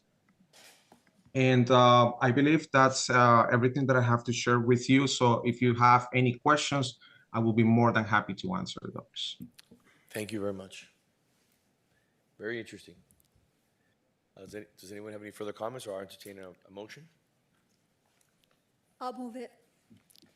I'll second, and I just note that this comes from the Art and Public Places Fund, not the taxpayer dollars. Correct. All right, we have a motion and a second. Commissioner Menendez, Yes. Vice Mayor Anderson, Yes. Commissioner Castro, Yes. Commissioner Fernandez, Yes. Mayor Lago. I just had a quick question on the presentation. Did the raccoon walking on 2 feet have a symbolism or something? I was confused. Just asking. It's open for interpretation. Moving on to consent agenda, I forgot to cover that, correct? I know we have a 10:30 time certain. Do you want to, what do you? So before the vote adopting the consent agenda is taken, is there anyone who wishes additional discussion or review of any item on the consent agenda? Yes, D19. Hold on one second. And I'd also like to just pull for discussion, not for discussions, for a comment that I'm going to make on D11, D12, and D15. Okay? Okay, so I'll with the entertain a exception motion. of D11, D12, D13, and D19, I'm sorry, Mr. Mayor, may I have a motion? Yeah, sorry about that. I'll move. Second. Vice Mayor Anderson, Yes. Commissioner Castro, Yes. Commissioner Fernandez, Yes. Commissioner Menendez, Yes. Mayor Lago. Yes. My comments are brief on items D11, D12, and D15. If you look at the contract amounts, these are change order requests for contracts that have been going on over the last 6 months. They are pretty significant amounts when you look at the change order amounts. One is for example, D11 is for almost 20%. D12 is for over 50%, and D15 is for over almost 35, 36%. Those are massive numbers when you talk about construction projects. I want to give people an understanding, like we talked about in Burger Bob's. This is the same situation as what happened with Burger Bob's. Once you skin the project, for example, Venetian pool, you don't have x-ray glasses. You cannot see what's underneath you. Underneath you in regards to, you can if you use x-ray technology, but it's not 100% accurate. Once you start excavating, you start finding out that certain foundation areas are missing, certain other portions of the scope that you thought were there, or maybe not there, or maybe not located there, or maybe that certain errors occurred decades ago that need to be rectified, or maybe full portions of scope were completely omitted, and then you have to basically address it. Kind of like what happened with Burger Bob's in regards to the structural elements of tying in the parapet with the structure of the project. So these are things that only cost a project a lot of money. These are pretty significant change orders, but also delays in the project. So I just wanted to put that on the record. I have no other comments. We can vote on that if you like, or we can go to D19 if you like. So D19 is an. Mr. Mayor, do we want to take a vote on those three Yeah, items I mean, first? yes, yeah, I'm ready. I'll move it. So we should do one at a time, though, because they were pulled. That's fine. So D11, I'll just read it quickly. It's a resolution of the City Commission accepting the recommendation of the city manager to request additional spending authority in the amount of $150,000 for a contract awarded to Lee Construction Group, Inc., contract number IFB 2023-27 for the Passport Building Renovations Project pursuant to Section 2-764 of the Procurement Code entitled Approval of Change Orders and Contract Modifications. Move it. I'll second. All in favor? Aye. Aye. Thank you. D12 is a resolution of the City Commission accepting the recommendation of the city manager to request additional spending authority in an estimated amount of $150,000 or not to exceed available budget for a contract awarded to M&J General Contractors, contract number IFB 2024-005 for the City Hall Cottage Renovations Project pursuant to Section 2-764 of the Procurement Code entitled Approval of Change Orders and Contract Modifications. I'll move it. Second. All in favor? Aye. Aye. Aye. And Mr. Mayor, I'd just like to make a clarification. When you pulled the items, I think the clerk and I both heard D13, but it was not, it was D15. So just to Yes. clarify that when the consent agenda was approved, that included D13. And so then D15 was the one that was pulled. D15 is a resolution of the City Commission accepting the recommendation of the city manager to request additional spending authority in an estimated amount of $150,000 or not to exceed available budget for a contract awarded to Versetti Enterprises contract number IFB 2022-20 for the Venetian Pool Concessionary Renovations Project pursuant to Section 2-764 of the Procurement Code entitled Approval of Change Orders and Contract Modifications. I'll move it. Second. All in favor? Aye. Aye. Thank you. So D19 is the implementation of a technical response team, a TRT. That team right now is it's going to be composed of 40 team members. It specializes in training for demo buildings. And to give a little more background, there's going to be 11 per shift, 3 shifts per day. There's going to be 7 remaining spots. 2 of those are going to be chief spots, and 2 of those are going to be training coordinators. That only leaves 3 spots for positions that are going to be covering vacancies due to sick or and personnel leave. Right now, as it's being proposed, it will operate a ladder truck having 2 firefighters and the TRT with 2 firefighters. What I am considering, and I will move to amend this, requesting that we have 13 firefighters per day, and that and with 2 additional for the TRT truck. And that's it. That's my amendment. So if I may, this is an MOU that was obtained through collective bargaining negotiations, impact bargaining negotiations, and it provided incentive pay for 40 firefighters. So this was already ratified by the fire union. So what's before you is either to approve or deny the MOU. No amendments are allowed. So you would have to deny it, and then we would have to go back to the table to negotiate. If your intent is to provide additional incentive pay to other firefighters. I have a question. So we could approve it, and she could, I guess if she wants to add something, could she make a separate motion on a separate legislative? She could ask for, give direction to the manager to look into adding these additional incentive pay for the additional firefighters. Okay. It's only 2. It's only 2 more. Well, through the mayor, I would like to be able to get this program started because it's been at least almost a year in the making. And then we can revisit, the additional people that we need to add to the force. I mean, Chief, I appreciate your guidance on that. So to be clear, this initiative provides incentive pay for firefighters who's achieved specialized training to manage technical rescue incidents. These dedicated professionals will continue to serve in their current roles. So it's important to note that firefighters that are trained in technical rescue will be on rescues, they will be on fire engines. You mentioned a TRT truck. We have a response vehicle as the ladder truck, but they are not solely technical rescue units. Just like we have medical equipment on our fire engines and they respond on medical calls, and our rescues have firefighting equipment and they respond to fires. This will work in a similar fashion. There is not a dedicated team that will solely respond to technical rescue incidents. It's no different than police officers that are assigned to the SWAT team and they complete their normal duties every day as police officers and then are specially trained to respond to SWAT incidents. We have SWAT paramedics that are assigned to the SWAT team and respond with our police officers to SWAT incidents, but that is not their sole duty. So the technical rescue team, there will be more than 11 assigned to each shift. There will be 11 that will be stationed at one of our stations. The remainder are spread out throughout the shift. This initiative was crafted under the FEMA and Florida USAR, in which it calls for the management of a TRT incident that you need at least 6 trained or 8 trained firefighters. With our staffing ratios to account for vacation and sick and regular days off, we are assigning 40 firefighters so that we always have an adequate amount of trained firefighters.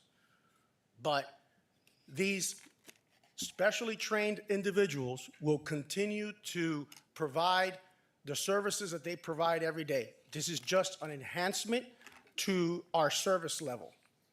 And we keep the same operational flexibility that any of these trucks can respond to any call in the city, whether it's a fire, a motor vehicle accident, or a medical call.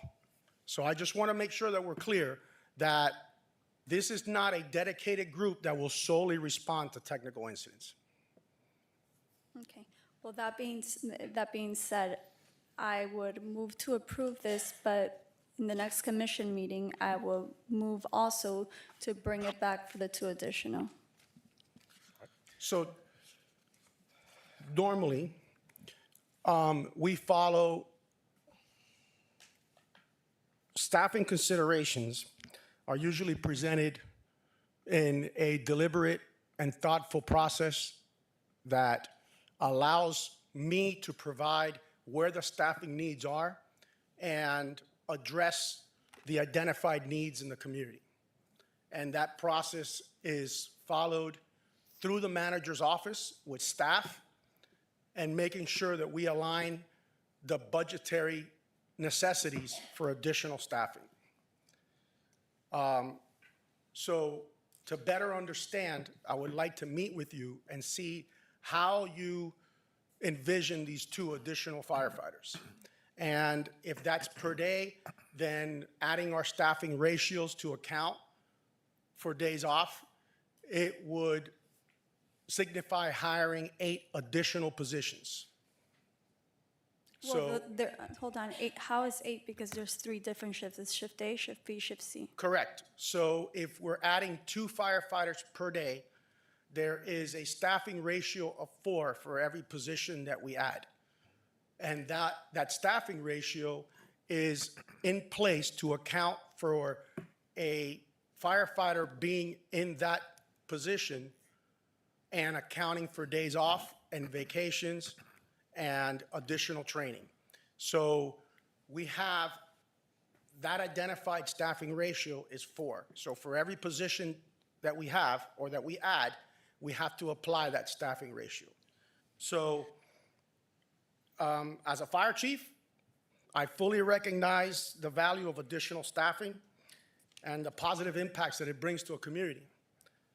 But any such decision is usually completed through a comprehensive review that involves the city manager, as I stated, and staff, and that we align the budgetary priorities. Right now, as you suggest those positions, I need clarification as to, does this require for me to reprioritize my budget priorities? I completely trust your leadership. Let's go ahead and get together, and if necessary, bring this back next commission meeting. Okay, thank you very much. Thank you, Chief. Thank Mr. Clerk? So let me just read the resolution. It's D19, a resolution of the City Commission ratifying the memorandum of understanding between the City of Coral Gables and the National Association of Firefighters, Local 1210, implementing a technical response team and the terms and conditions of employment for TRT. Can I have may I have a motion? Commissioner Castro already moved it. Second. Excuse me. Who was the second? Can move it forward. Mr. Mayor, we have a member of the public requesting to speak on the item, Mr. Jackson Holmes. We didn't know.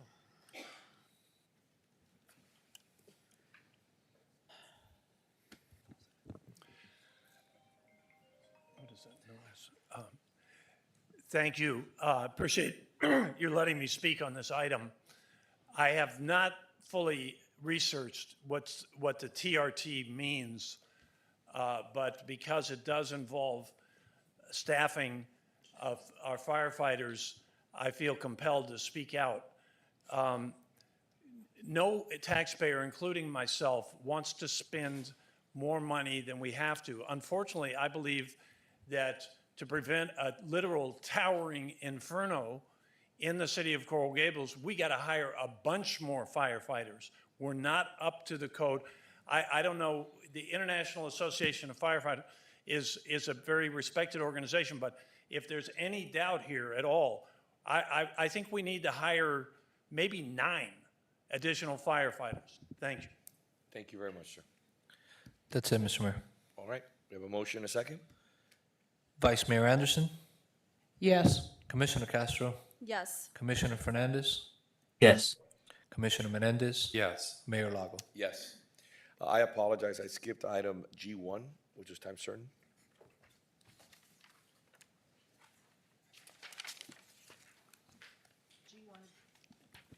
G1 is a resolution of the City Commission approving updates to the annual cultural grant guidelines and process, including adding a category for Coral Gables youth arts programming with dedicated funding of $50,000, further maintaining funding at $228,228 for Coral Gables core cultural organizations and cultural programs for fiscal year 2026. Good afternoon, Catherine Cathers. Cultural Development Board annually assesses the cultural grant guidelines, application, and process from the previous year with the purpose of recommending updates that are then incorporated into the next grant cycle. So this morning we have Eric Fliss, who's speaking on behalf of the Cultural Development Board. And thank you. How are you, sir? First off, thank you for your service and thank you for being here with us. Thank you. It's always my pleasure. Mayor, Vice Mayor, Commissioners, as Catherine said, I'm here to ask for the Commission to approve update the annual grants program guidelines and process, including the proposed category for the Coral Gables Youth Arts Program and dedicated funding of $50,000. We would also request to maintain the additional funding of $228,228 for our Coral Gables cultural organizations and cultural grants programs. These changes were reviewed and recommended by the entire board as a 6-0 vote. It creates a category with distinct intent on addressing youth programming. It allows funding to projects that offer classes and after-school program if a performance or an event is open to the public as part of the programming. Previously, classes, instruction were not funded as part of the grants program, so this allows educational programs to bring top-notch instructors and to remunerate them through the grants program. It also modifies the criteria. Previously, the professional companies were battling with youth companies on a single criteria, and this allows the criteria for the educational program to concentrate on outcomes, excellence, and outreach, and not necessarily focusing on marketing and finance. Right? It eliminates the connection, as I said, or the competition between the programs, so they're not head-to-head. And so I would ask that the Commission accept this program and the $50,000 funding to go with it. I'll move it. I'll second it, but I have a couple comments because this is one area that I think that, our city can step up and provide a needed service that unfortunately the public school system is running short on at this time. The emphasis on scoring on tests and so forth has taken away time and needed resources from very important things that we need to maintain, youth creativity as well as their performance in school, mental health. All these things are paired together. We're not just books that can produce test score results without some balance in our life. So I appreciate your thoughtful evaluation in bringing this to us. Thank you. Thank you. And I want to add, and I echo the Vice Mayor's sentiments and thoughts. I think if I'm not mistaken, there's an item in the agenda also for funding for arts through our community recreation department as well. The city for years, its history, had a very vibrant arts and cultural offerings for young people. I think this is a fantastic step in the right direction. We've had conversations in the past about schools wanting to be part of the process. And I'm glad that we're able to understand that there are different categories by which people can participate and shine. And I hope we can keep this momentum because, as the Vice Mayor said, there's schools that don't have the funding, but if the city can step in, provide young people opportunities to shine, those young people grow up and are the ones that we all go to clamor at the museums and the art galleries, and we're preparing our youth to one day step into those roles. So thank you for what you've done. Thank you very much. I appreciate your efforts. We have a motion, a second? I have members of the public requesting to speak on this item. First speaker, Mark Abrams. How are you, sir? Thank you. Good morning, or I guess good afternoon, honorable mayors and city commissioners. I'm Mark Abrams. I'm vice chair of the Board of Trustees of Gables Stage, which is located at the Biltmore Theater in Coral Gables. I am personally a resident of the city of Miami on Bayshore Drive in Coconut Grove, but many of our directors and staff members are residents of this great city. I'm here for two reasons. One, to thank you all for your continuous and generous support for cultural affairs and performing arts institutions. As a not-for-profit institution operating in Coral Gables, we are 100% dependent on grants and donations, and the largesse of this city is no small contribution to our ability to deliver amazing theatrical productions. But just as importantly and relevant to today's proceeding, we run a very robust arts education program throughout Miami-Dade County and would welcome the opportunity to contribute what we offer to the school system of the city. I want to also emphasize that this is a win-win situation, programs such as this, because of the massive economic input that performing arts venues and the cultural arts provide to municipalities. There are statistics and studies that abound in things like the Americans for the Arts. I'm sure you're all familiar with those statistics. So on behalf of the theater and the entire organization, I just wanted to thank you for this initiative. It's extremely important, and educating children in the inherent values that one can glean from theatrical productions and exposure to theater is critical today. These are values, human values, that go back to ancient Greece and have been continued in the tradition of American theater now for generations, and I applaud you all for this proposed legislation and hope that it passes. Thank you. So thank you. Thank you. Mr. Clerk? Rafi Maldonado Lopez. Sir, as always, thank you for being here.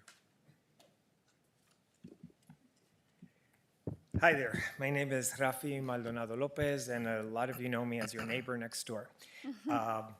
Just to segue, yesterday I had a meeting with teachers from Carver who were asking for help with the arts. So 2 years ago, we came together and you guys were phenomenal. You all supported the resolution to include arts and marketing in the strategic plan for cultural development and business. So we promised as the cultural community that we would meet that with our emphasis to create a cultural Camelot out of Coral Gables.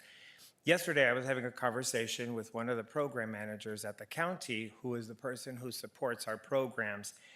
And she stopped me and said, Rafi, I have to tell you that every other grant now talks about performing in Coral Gables because of the opportunities that you gave us. You kept the budget. A lot of people were able to come.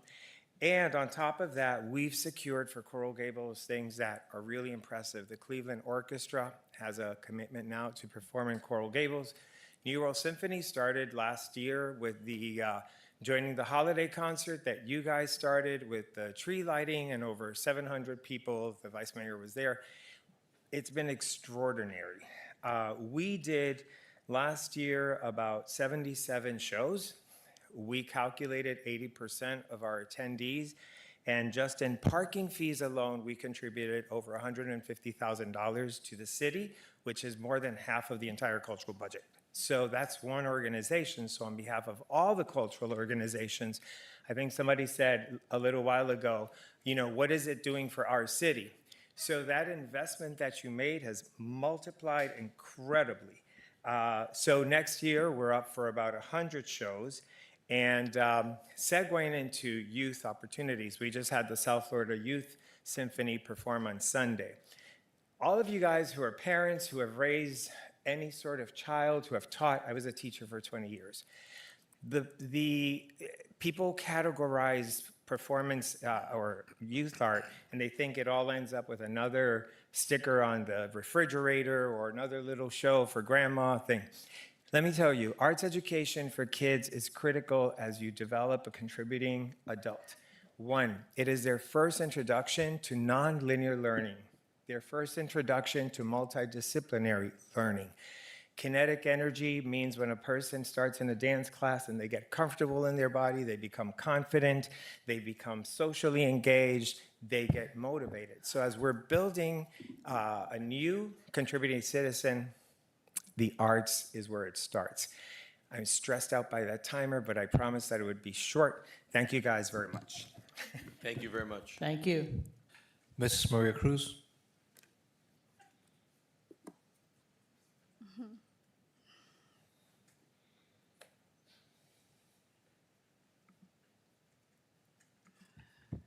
Mrs. Maria Cruz, 1447 Miller Road. I support this, but I'm a little confused with what the resolution says, so I need an explanation. It says dedicated funding of $50,000, maintaining the funding at 228. Does that mean that the $50,000 is part of the 228 or additional to the 228? Because maintaining means leave it alone. If this is the 50 is going to be part of the whole thing, then it has to be up $50,000. I don't have a problem doing it. I just want to make sure that the resolution says what you mean to say. Right, it's dedicated funding for the Coral Gables Youth Arts Programming in the amount of $50,000, and then funding for the Coral Gables core cultural organizations and cultural programs at $228,228. Okay, so the 50,000 is extra. That's what I wanted to make sure. All right, thank you very much. Mr. Clerk, That's it, Mr. Mayor. we have a motion and a second. Yes, sir. Commissioner Castro? Yes. Commissioner Fernandez? Yes. Commissioner Menendez? Yes. Vice Mayor Anderson? Yes. Mayor Lago? Yes. Item F4 has been moved to later in the afternoon, potentially after 3. We're moving on to item E3, which is time certain for 12 o'clock.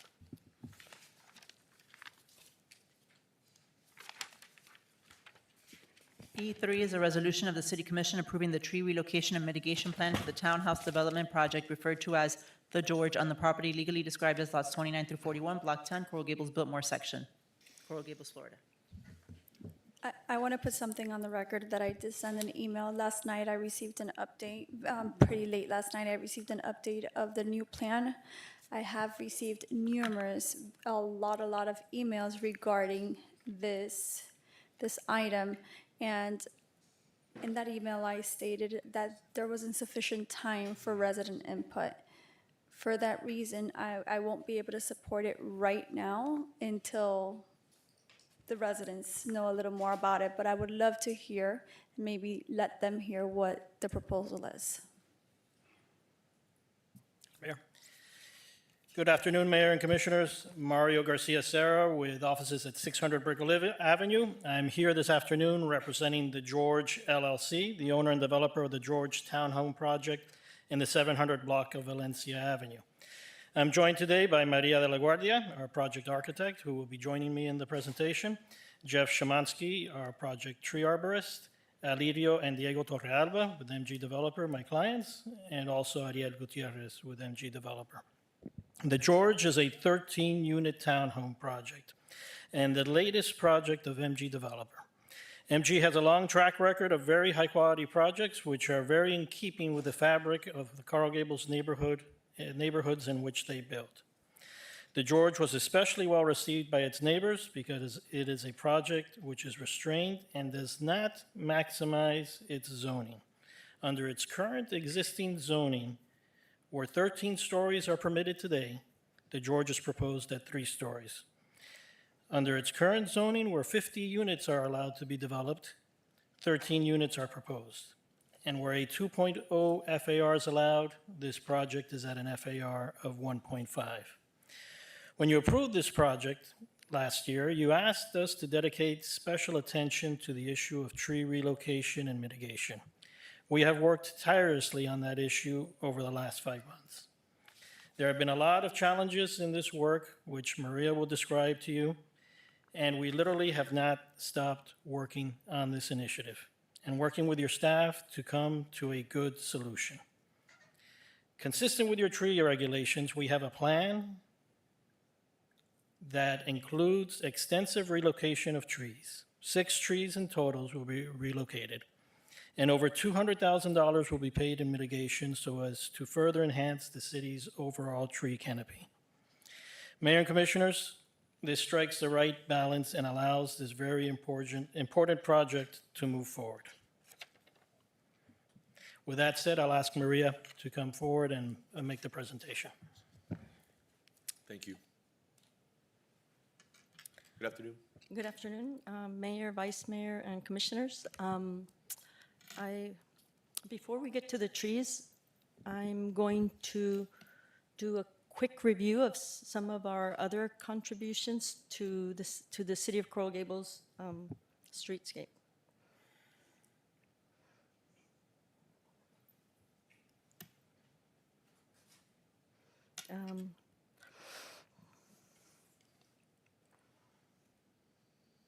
Okay. Almeria Row, 10 townhouses, has received numerous awards from different organizations. It has received architectural awards as well as urban design awards. And for example, it has received the Palladio Award for classic. It's one of the top awards for classical and traditional architecture at the national and international level. Beatrice Row, also 9 townhouses, has received multiple awards. Again, the Palladio Award, which is very coveted amongst my peers. Biltmore Row will be receiving an award actually at the Biltmore Hotel at the Institute of Classical Architecture and Art next month at their Meisner Award ceremony.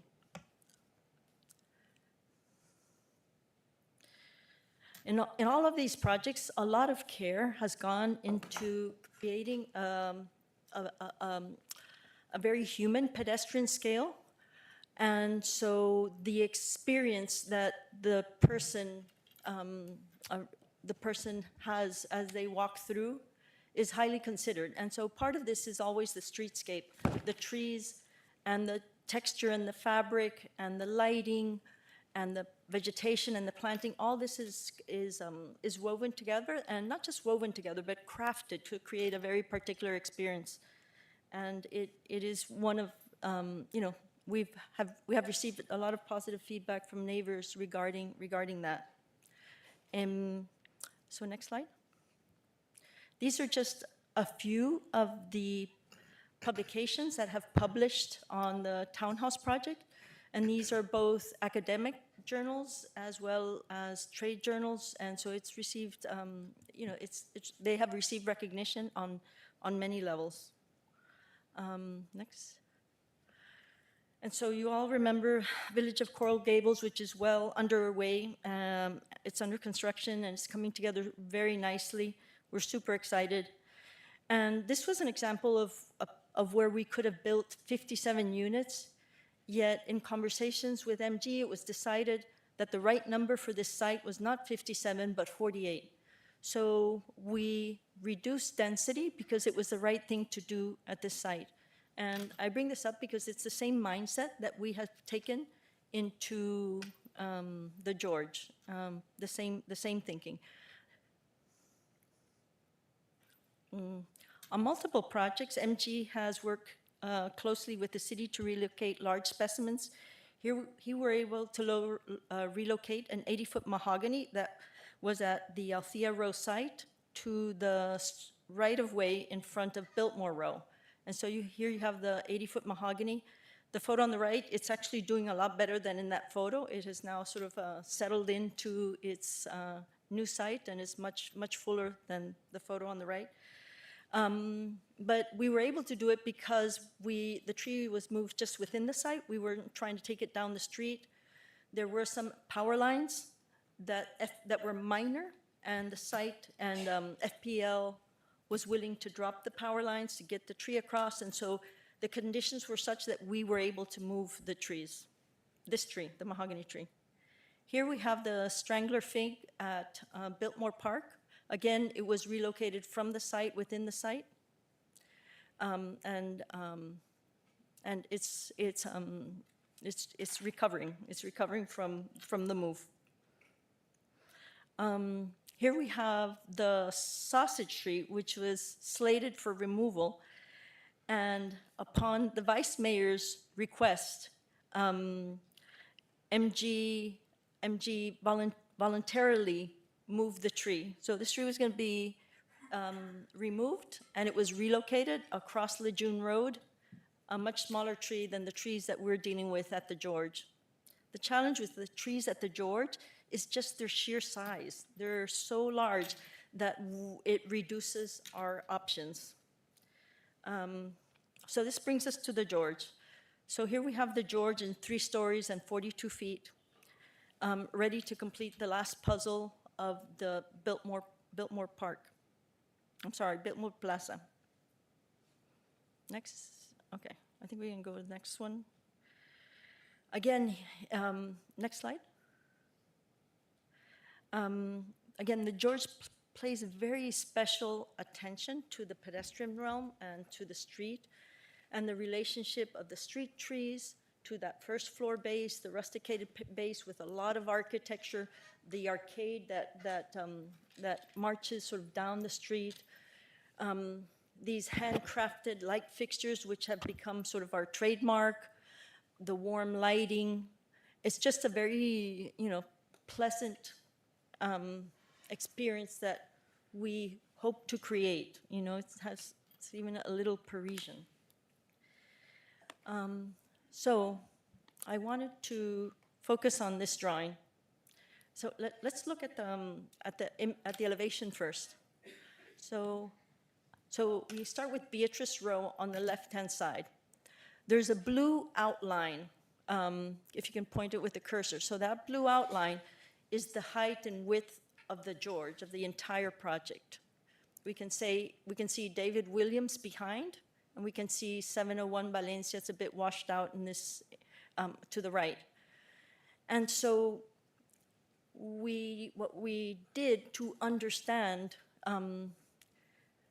was we overlaid what we could build on this site, which is that massing in gray, which is basically, a 3-story platform with lobby and parking, and then 10 stories of apartments. And so this is what we could build as of right without requesting any variance. There's obviously no bonus allowed in this area, so this is no bonus. This is straight out of the code without asking for anything. And that's what we could build. And so let's stay on the elevation a minute, because I want you to see the height of Beatrice Row. And then I want you to see the height of 701 Valencia, which was lowered. And so I want you to look at the George and the relationship and how it transitions from one to the other. And that's why we are so passionate about the project and think it's the right thing for the neighborhood.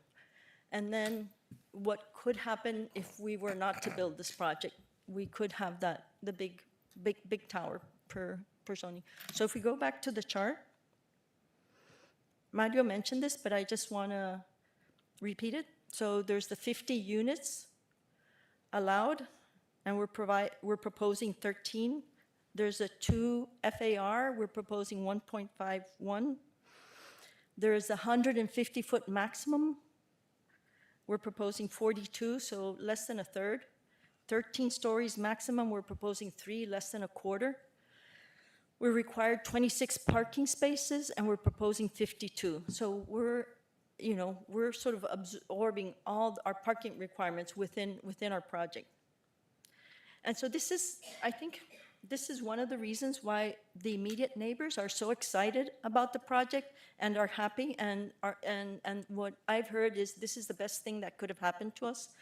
So people that live in Beatrice Row, in Biltmore Park, Biltmore Row, even in the on Biltmore Way, they see that it could have been been a building taller than the David Williams, yet it's 3 stories.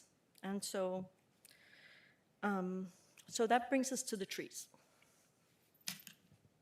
So next.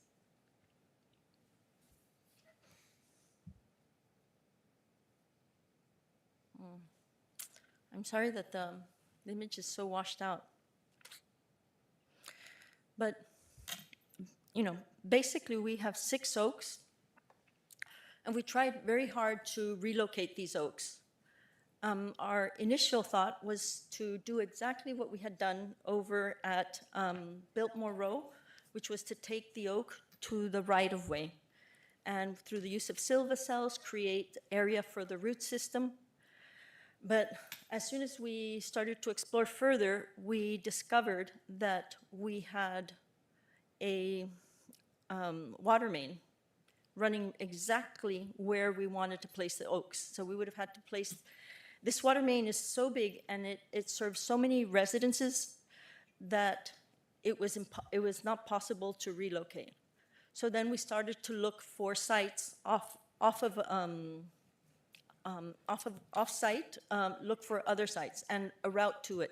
Because there's 2 challenges. One is to find a site that's large enough to accept that 60-foot canopy and the 30 to 40-foot root ball, but also to find a clear route that could get us there. And so we brought in an environmental design, a tree mover from Texas. I consider them to be the top tree mover in the United States. And they studied the possibility of getting to the golf course. And this is part of their report. And so they explained what all the challenges were to getting to the golf course. So in some cases, it was lack of width. In some cases, it was power lines that FPL would neither de-energize or drop to the ground because they serve thousands also of customers. And so we really couldn't get a clear path to the golf course. So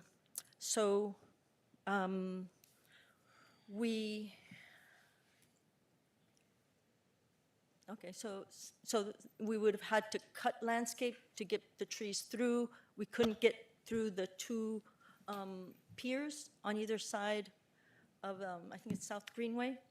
And so there was obstacles along the whole way. So we knew we couldn't go to the golf course. In meeting with Commissioner Anderson, she came up with a very clever idea, which was to plant it in this triangular park that is down the street from the George. It's bounded by Biltmore Row, Cárdenas Street, and Valencia Avenue. There are 4 existing oak trees, small oak trees, of the size that we could easily move these to the golf course. And so what we decided was that we were going to move tree number 41 to this park. So if we go, so tree number 41 is the tree on the left, and it's an oak. It's one of the specimen oaks. And so the idea, we've already started the root pruning process, and so the idea is that tree 41 would move to the park.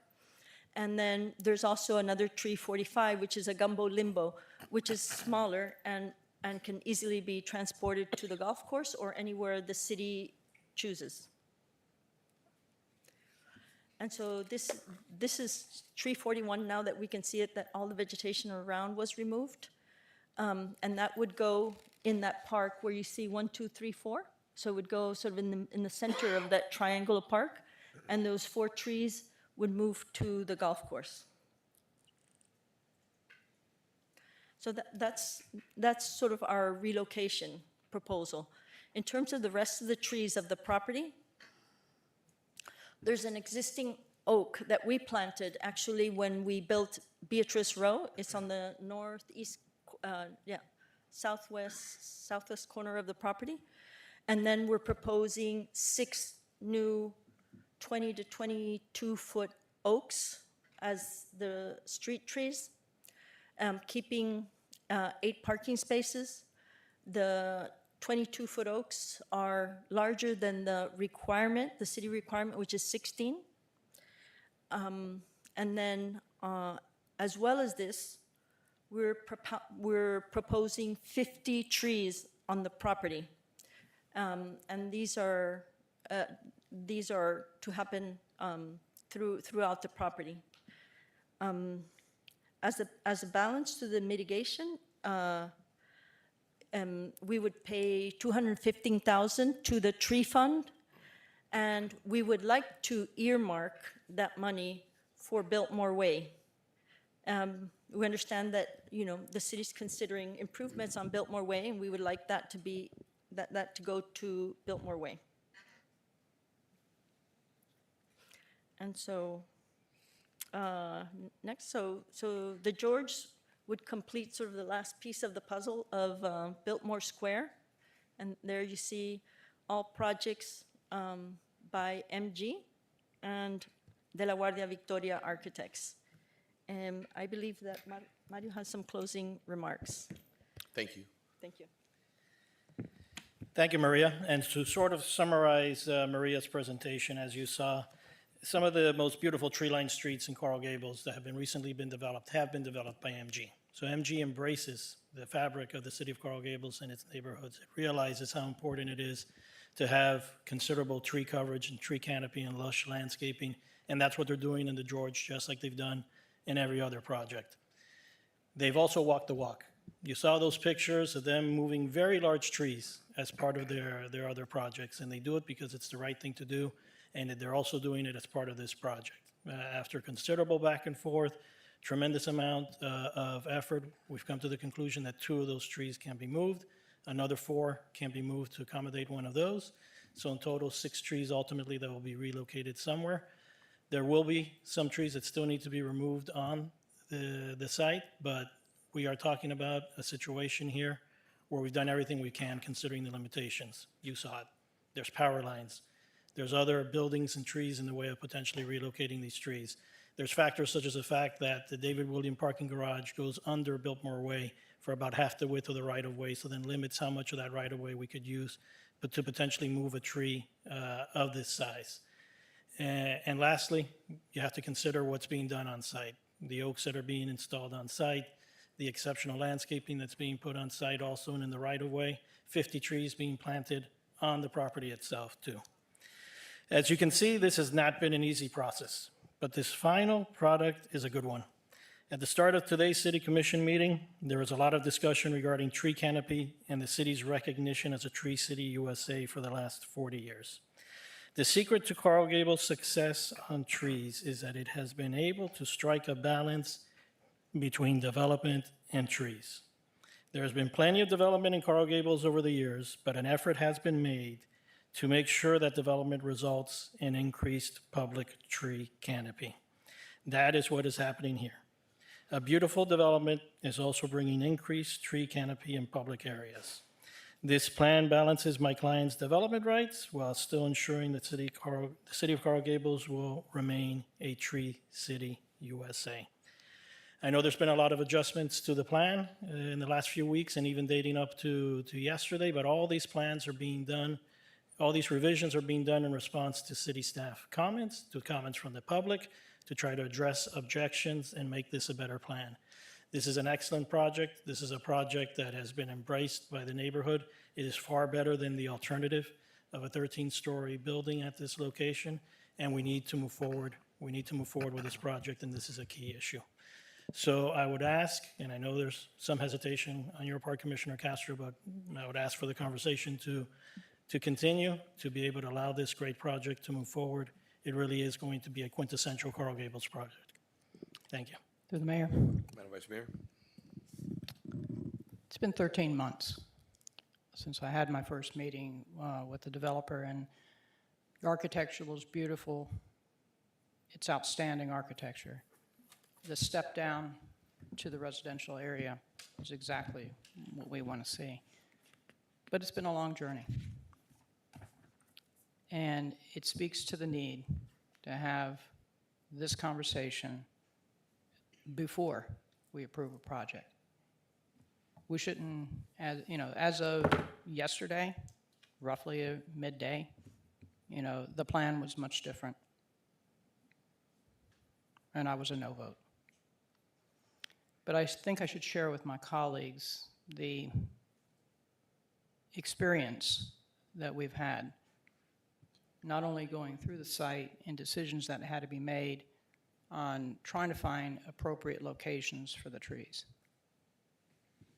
Of the oaks that are on the site, the healthiest one has been chosen. 2 others have conchs on them or in decline. One is essentially a half tree, which I spoke to the individuals in the building across the street that have a ficus that was moved, but because of the smaller size of the root ball size when it was moved, has been suffering in decline for the past 10 years, which speaks to our need to a best practice manual for people moving trees. Many different practices are used. Some people only dig by hand. Some people, like the Texas folks, like to use a giant platform to move it. Some of the local movers are rigged up better and have more equipment to move these trees better. And our staff needs to have integral involvement in establishing what this minimum root ball size is, because if you cut this root ball too small, you're going to be doing the same thing that has been happening to that ficus tree across the street. It's dying back a little more every year. It's not as robust. It doesn't have the descending roots like a ficus tree should have. It's a native ficus tree, so it's something you want to save. It's special. It had a lot of character. Dan Brookmiller was on our staff at the time that this was originally moved and said it had to be saved. But if you try to put it in too small of a space and you don't take enough root ball with it, you're impacting the future of the tree. Plus, there's aftercare that has to be done. So, as part of this experience, this 13th month experience that I've had and been countless times out on this site, walking and hoping that you'd be progressing more towards salvaging more of these trees and having an appropriate plan, we have to do better. It shouldn't be 12 hours before we have a meeting that we have a draft. And I made my last comments last night, and I still don't have them here in writing to be able to review. So part of the things that we did is we looked at Cardena around the corner where we're lacking tree canopy, on adding tree canopy there. There's not enough width on the street to be able to move them around a corner, on that corner. I spoke to the folks across the street that have the tree in decline, and they spoke to their board, and they don't want to receive the one tree that would be appropriate for that spot to replace the trees. We spoke during our visits about Biltmore Way and the need for canopy there, and not oaks. It's not appropriate for Biltmore Way. In fact, I've tried to discourage not only this architect, but other architects of consistently putting in just oak after oak after oak. It's not the only tree in our canopy, and it's not appropriate in every place that you're putting them. So I've tried to encourage diversity in our canopy. In fact, I met with Dina Bell-Lewin, our landscape architect, and she has reduced the number of oaks that are coming into our canopy down to 4% as far as replacement is concerned. We need a more diverse canopy, in our city. I 100% agree with that. In the future, these analyses need to be done together with the architecture. We shouldn't be waiting a year and then there's concerns about delays on projects and interest costs. I'm concerned for the community that costs for developers and interest costs are being considered before you consider the amount of canopy we're losing with some of these projects. It's a lovely project, but we need to address this first. So yes, I want the mitigation fund to be applied to Biltmore Way. Dina Balloon's prepared to give us an update on the Biltmore Way landscaping plan, where we're at, when we plan to have the plan ready for presentation to the individuals that live on Biltmore Way, together with the proposed trees and the spacing on the trees. My understanding was in about 30 to 60 days. So having this package ready to go to be able to pay for the trees and finish that project sooner rather than 2 more decades from now is a priority that I have. I'd like to hear any other comments that my colleagues have before we do anything more.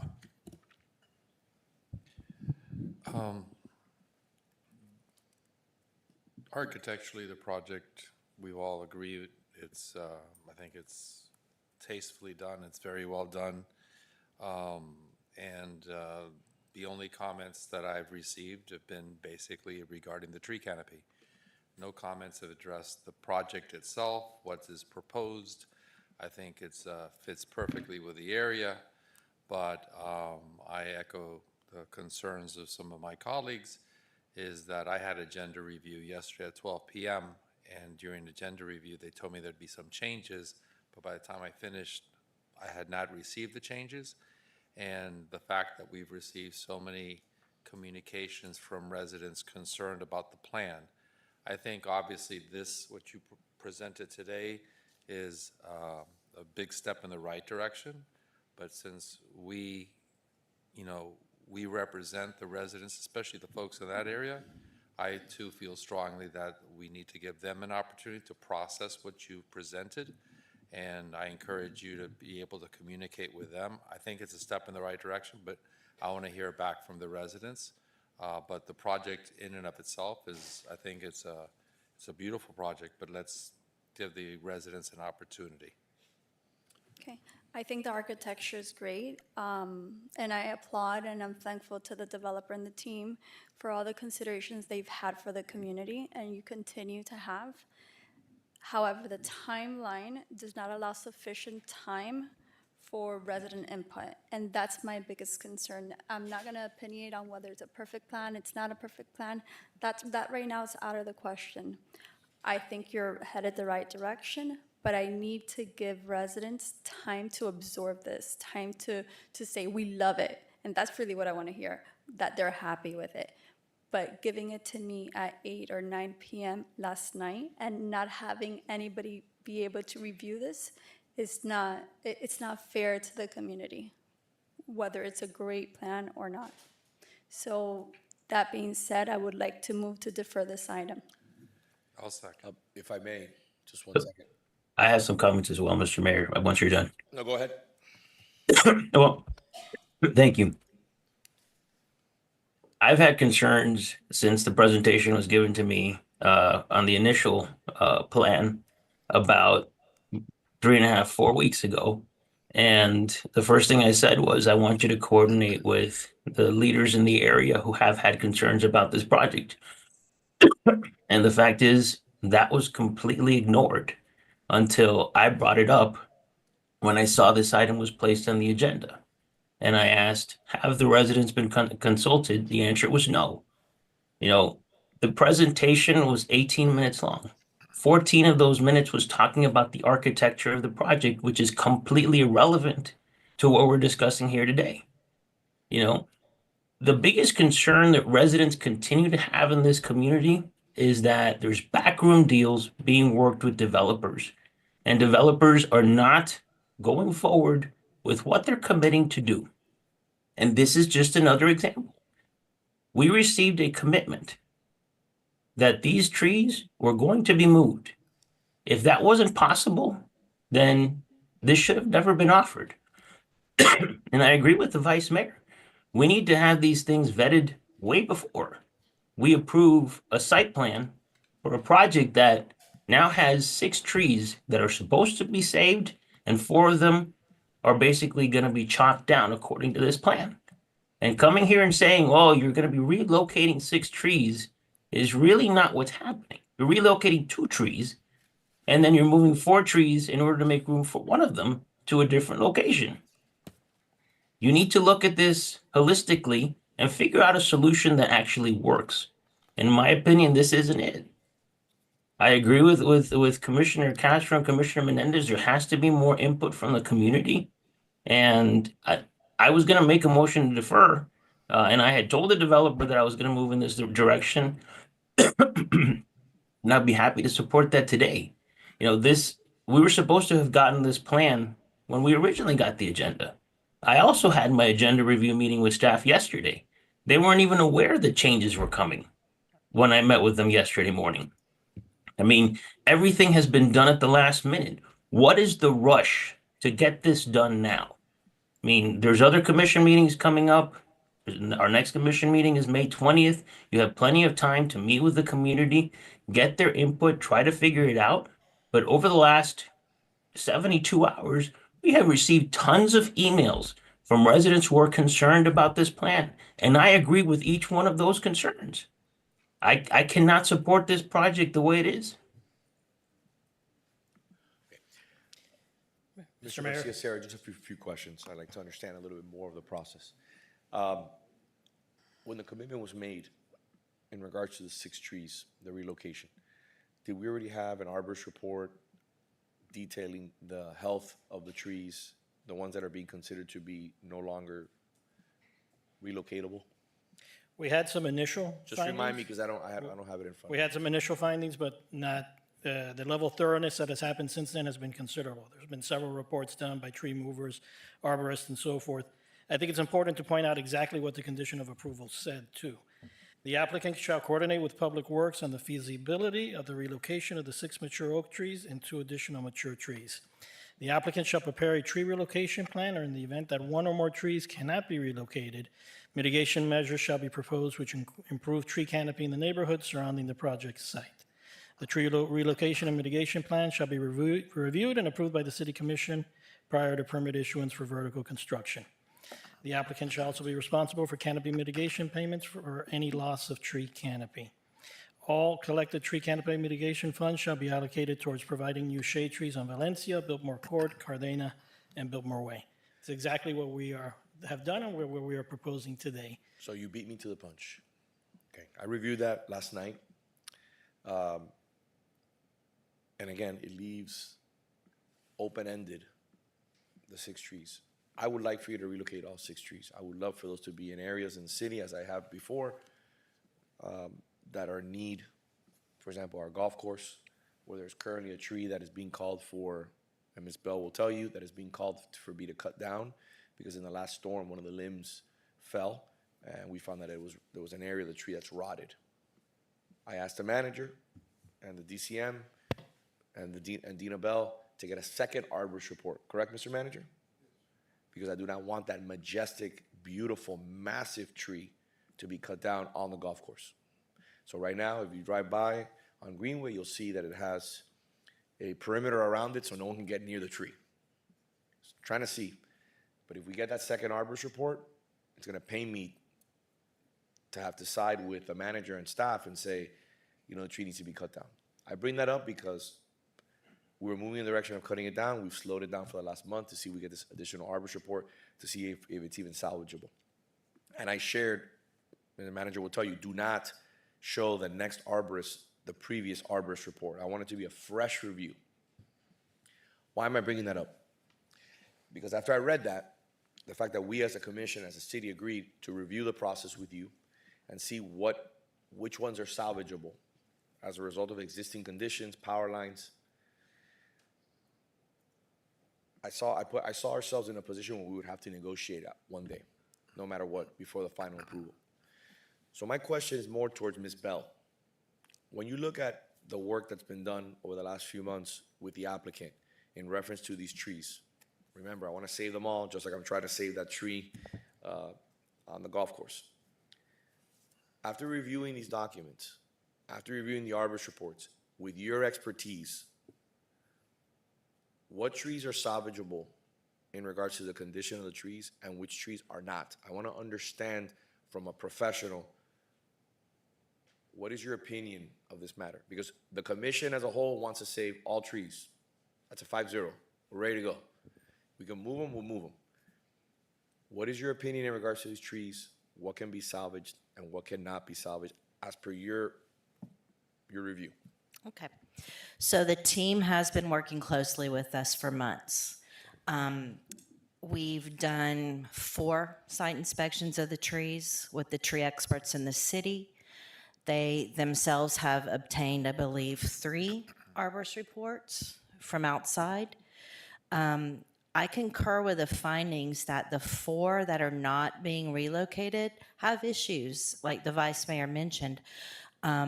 They're so large, how do you feasibly get them to another location in the city, especially through the thick tree canopy that we already have? So let me That's the biggest challenge. So let me just stop you there, and I'm going to go back to the tree in the golf course. I think it's important to put that on the record, because I just have a bad feeling that when the chainsaws come out and they start cutting that tree down, we're going to have an uproar here in the community when they see this massive tree. I mean, what type of tree is it again? It's a Ficus macrophylla. But it's beautiful. It's not your typical, just the canopy, how lush it is massive. When they cut that tree down, if the next report comes and it says that tree, when you saw the massive, how big is the limb, would you say? I don't want it to be my hands. How big is it?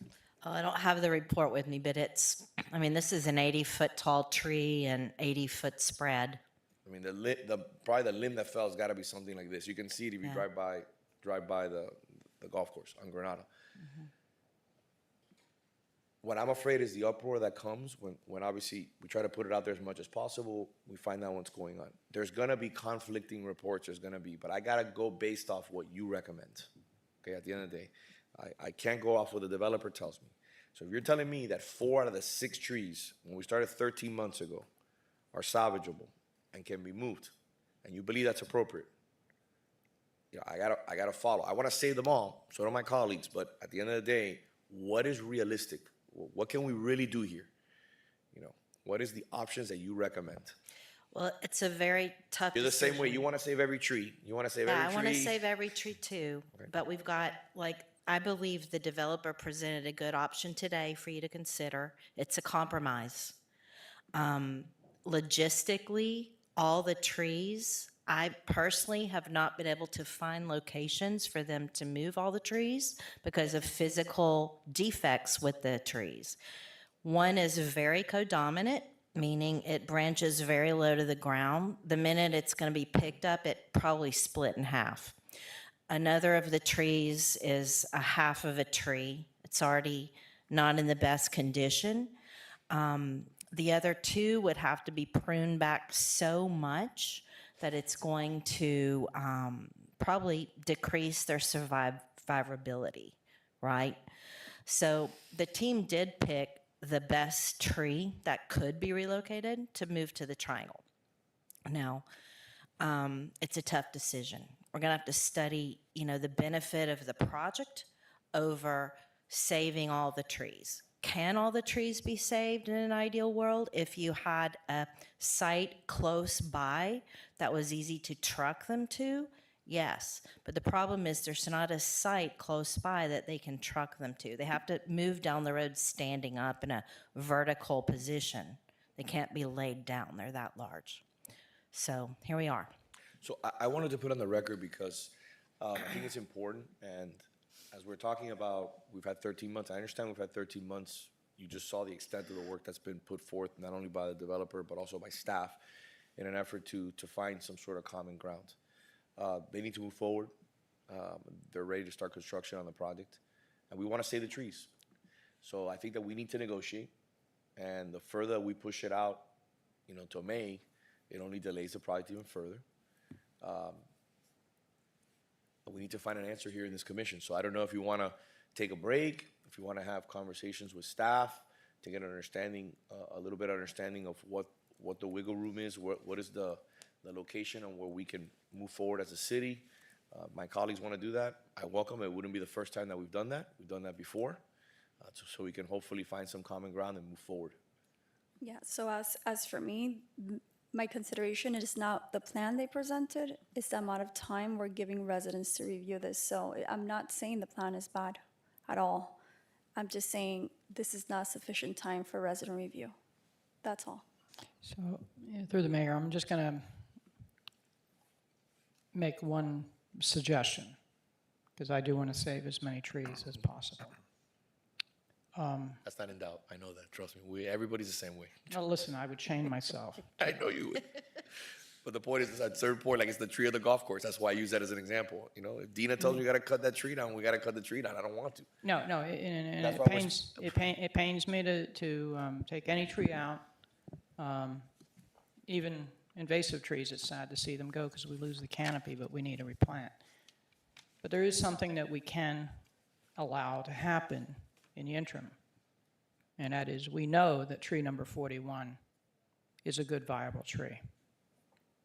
We know that the 4 trees that are in the triangle need to be relocated. The best option for these trees for relocation is to start the root pruning early, have the irrigation on them early, have the biggest root ball possible taken with them, and that work can begin now. The same thing for the gumbo limbo. Whether the remaining trees, and I did go by and I saw the conchs on some of the trees, and one was growing into a fence, et cetera, and it has a declining canopy, et cetera. It's sad. It's incredibly sad. I would suggest that my colleagues have an opportunity to sit down with Ms. Bellowin and go over those reports. I've spent a lot of time on this. You need to have an opportunity during a break at least, and then we can, make a decision after that. But I do think the root pruning needs to start on the ones for certain that we can save, and for those that are in decline, we replant on Biltmore Way, and we get that project moving forward sooner rather than later. Okay? So, regarding the half tree, we tried to find a location for it. I went from one side of the golf course, I went on the other side of the golf course. If after further evaluation you think that there's a feasible location for it, please, provide it to us. If I may. I think there should be a community meeting for all those who have the concerns about this project to chime in. There may be other ideas that come from that meeting. Most of the people who have been giving us opinions are people who are maybe not arborists, but have experience in this area. We have folks from the Garden Club who have been reaching out. Ms. Cheryl Gold, who has been involved in this area for many years. So I am not prepared to support anything today. This was done at the last minute. 5:30 yesterday, I think, is when the city attorney's office received the final version of the plan. And I definitely would welcome the opportunity to meet with Ms. Bell Llewellyn to discuss it. That probably should have been done before. When this plan was being executed, we should have been included throughout the process, but we were not. So my motion would be to defer, and I think there is a motion right now to defer this item. I would make a friendly amendment to defer and have the developer hold a community meeting to discuss this plan with the residents, and then come back to us. I'll accept that amendment. So I do. Mr. Mayor, if I may, in the interest of finding some sort of common ground perhaps here, that we could find a way to make sure this project keeps on moving forward, because my client is under tremendous pressure from his partners as far as trying to figure something out, especially considering the additional development rights that this property has. I would ask maybe, do have one resident here, I think, who wants to speak. And maybe we listen to that person and then perhaps give us some time so we can discuss internally and with staff to see if we can come up with a solution that works with everyone, for everyone. Mr. Mayor, I only have one speaker card, Mrs. Maria Cruz. Sir, would you like to speak? Please come to the clerk and sign a speaker card. Thank you.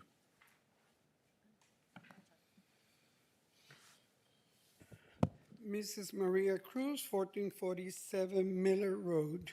Is this recording? Yes. Oh, okay. I took the time, as I always do, to look for the minutes of the commission meeting July 9th this past year, 2024. During that meeting, Ms. Castro asked about the 6 live oaks, and official Garcia said they are in good condition. Then we talked about 91 trees. Then we went back and forth. The specimen trees, the 6 oaks that are spectacular. Before I keep going with the minutes, the developers bought the property with the trees there. The trees did not grow up since they bought the property. They knew the trees were there. The building plans were done knowing that the trees were there. They were here and they offered to transport.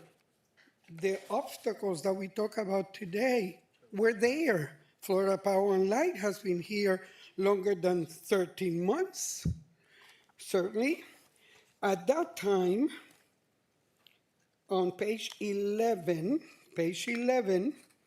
the mayor asked for a timeline. When are we going to have a plan? And let me collect my because I'm very angry. And Mr. Garcia said offered to do it at the next meeting. And Mr. Mayor very nicely said, no, take your time. Let's wait till September. September was when they were supposed to come back. The delay has not been the city. The delay has not been the neighbors. They have been the delay. September, we're in March. October, November, December, January, February, March. 6 months ago, they should have come back with the plan. So what do we do now? We come up with a plan, not what was sent to the residents, not what was attached to the agenda, but something at the last minute. And now now we have this enormous pressure. The partners want to know what's going on. Hello? You have 6 months to bring it in. Where were you? I have a serious problem with the way this has been done. According to the vice mayor, as of midday yesterday, we did not know the new plan. According to Fernandez, at 5-something was when the city got the plans. And we want you, 5 commissioners, to approve this plan that nobody else has seen. Because guess what? Once again, the developers have an urgent need to take care of this. Forget about the residents. They don't need to know. Who cares? That is what's wrong with this. You know what? Maybe the plan is wonderful. Maybe it's the best that we can do, even though we were promised that they were going to look at other options. But you cannot just bring it in at the last minute and expect you all to agree to it, drink the Kool-Aid, go ahead and believe that they're going to do what they're promising to do because they promised 6 months ago. They didn't come through. And as a matter of fact, I also found here the vice mayor saying that the problem before has been they promise, they sell the property, then they don't do what they promise. No. This needs to be deferred. Either that, or if they want to really press the issue, deny it. And let's see what happens next. Those are the 2 choices. You either deny it, which I don't think is a nice It's a good thing to do because I like the buildings.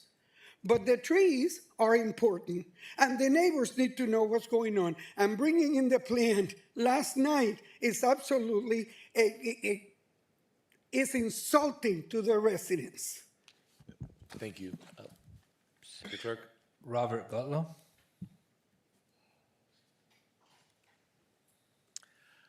Good afternoon, sir.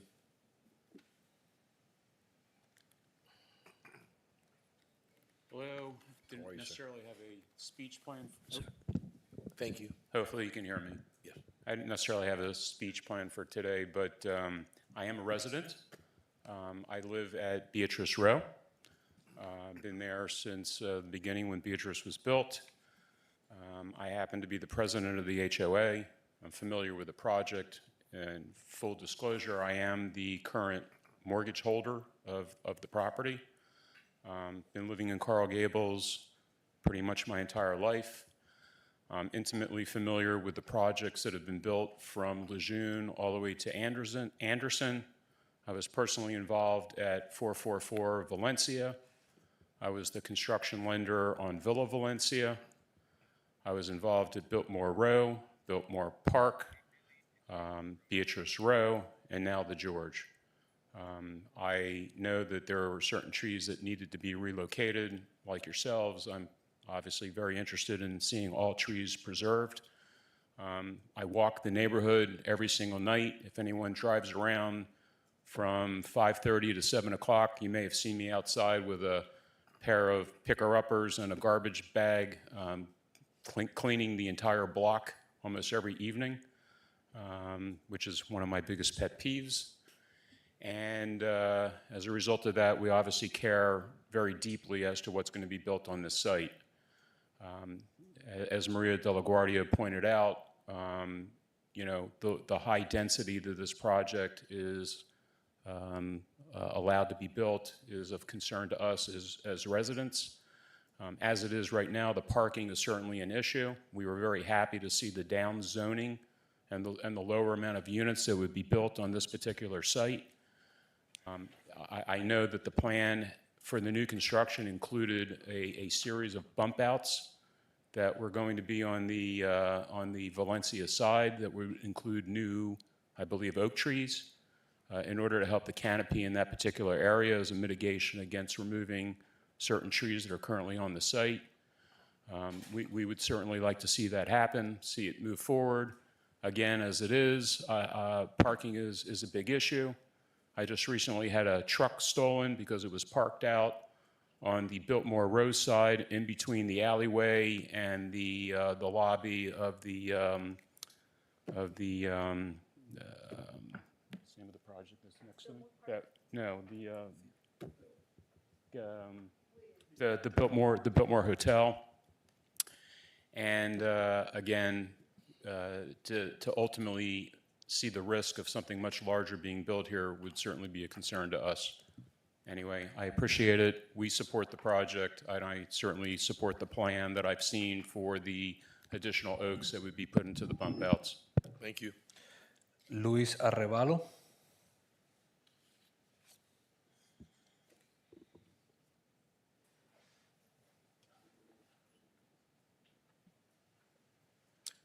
Good afternoon, sir. Hello, Luis Arevalo. I am representing here the owners of the property that is next door to this site, 701 Valencia. That is a new building. So as a neighbor next to the property, we really are in favor of the solution proposed by the developer. We have been consulted in detail of this process. We have followed the vice mayor approach to the project, and we really are surprised and pleased to see how a member of the city, of the staff, especially the vice mayor, got very much involved and has been following the project and proposing different solutions. And we were consulted because one of the solutions, which is the last solution, that was to bring the only tree that could be removed to be placed in front of our property, we were very, very concerned, and we told her that we would prefer not to do that because we have a new building that is about to go into the market for lease, and to have this construction in front of us was going to be concerning. However, thinking after reviewing all the alternatives that they have, I believe that the proposal by Ms. Anderson was probably the best compromise. So we, at the end, we said that we will welcome that solution, always keeping in mind that if the project is not going to be moving forward, we all have the risk or the possibility to have another type of project on the site, which is the one that the architect proposed at the beginning. Is a probably 180 feet tall building next to our property, so we prefer not to even have that possibility. So we are in favor of the solution that was proposed by the developer and that was suggested by the vice mayors. Thank you very much. Okay. Mr. Mayor, on Zoom, we have Cheryl Gold. Let's just get through everybody and then we'll come back. Ms. Gold? Good afternoon, Mayor and Commissioners. I prepared remarks before, excuse me, before I heard, of course, the presentation today by the lobbyist. So I will send you my prepared remarks so that you can consider them when you deliberate after you defer the item. I'm definitely in favor of deferring the item. I'm opposed to the revised mitigation plan.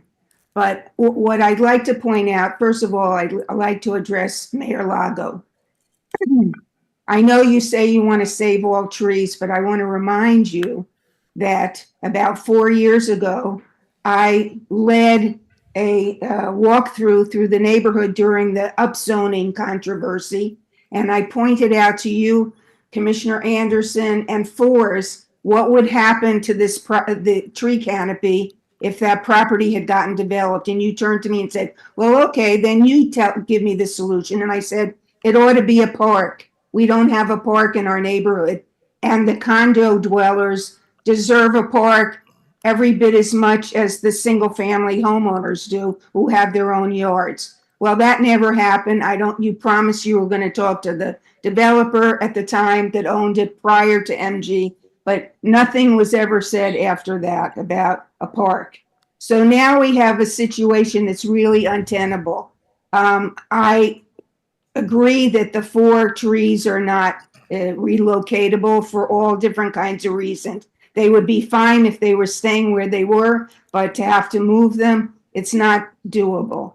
I want you to think about the fact that they now have eliminated 89 of 91 trees. It's clear cutting a property of all tree canopy, okay?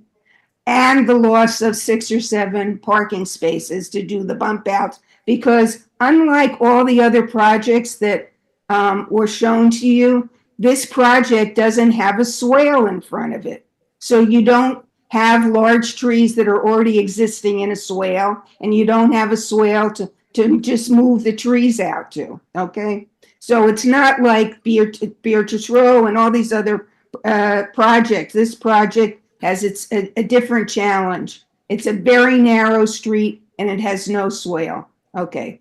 Now, the code actually requires 24 large shade trees on this property, and 0 are being provided. Okay. Now, what I'd like you to think about and consider as you're going to be deliberating, one, there was no transparency whatsoever. We had the vice mayor negotiating all the terms of what the developer would proffer all through this process and making her demands on what she would like to see without consulting with anybody else. So no transparency, everything at the last moment. Now, I don't know if you noticed, but their original plan said there was $356,000 worth of mitigation fees that would go into the tree trust fund. That was set 7 months ago. That was the figure. Then as late as Friday, when they submitted the new, the old plan, right? It was still about 356,000. All of a sudden, today, it's down to 215,000. Well, how did that happen? One, they miscalculated what the mitigation fees, and Dina and her staff never caught it, okay? So they actually approved a resolution that was submitted last Friday that had all wrong numbers. So it went from 356 to 235. Now all of a sudden it's down to 215 because they're going to save one tree, and that reduces it by another $20,000. Here's my point. To me, this is like trying to put lipstick on a pig. We've got an issue where they've decimated the tree canopy, okay? Very little is going to be done. And now they're saying, well, we're going to ask the city to put that money towards the Biltmore Way streetscape. By law, legally, they have to pay mitigation fees. It's really up to the city to decide where the money will go. I agree it should go to the Biltmore Way, but that's not a public benefit that they're providing. I want to know where's the public benefit that they're providing. I have a recommendation, which I discussed with them on Friday when they urgently requested a meeting with me after not meeting with me for a year and a half.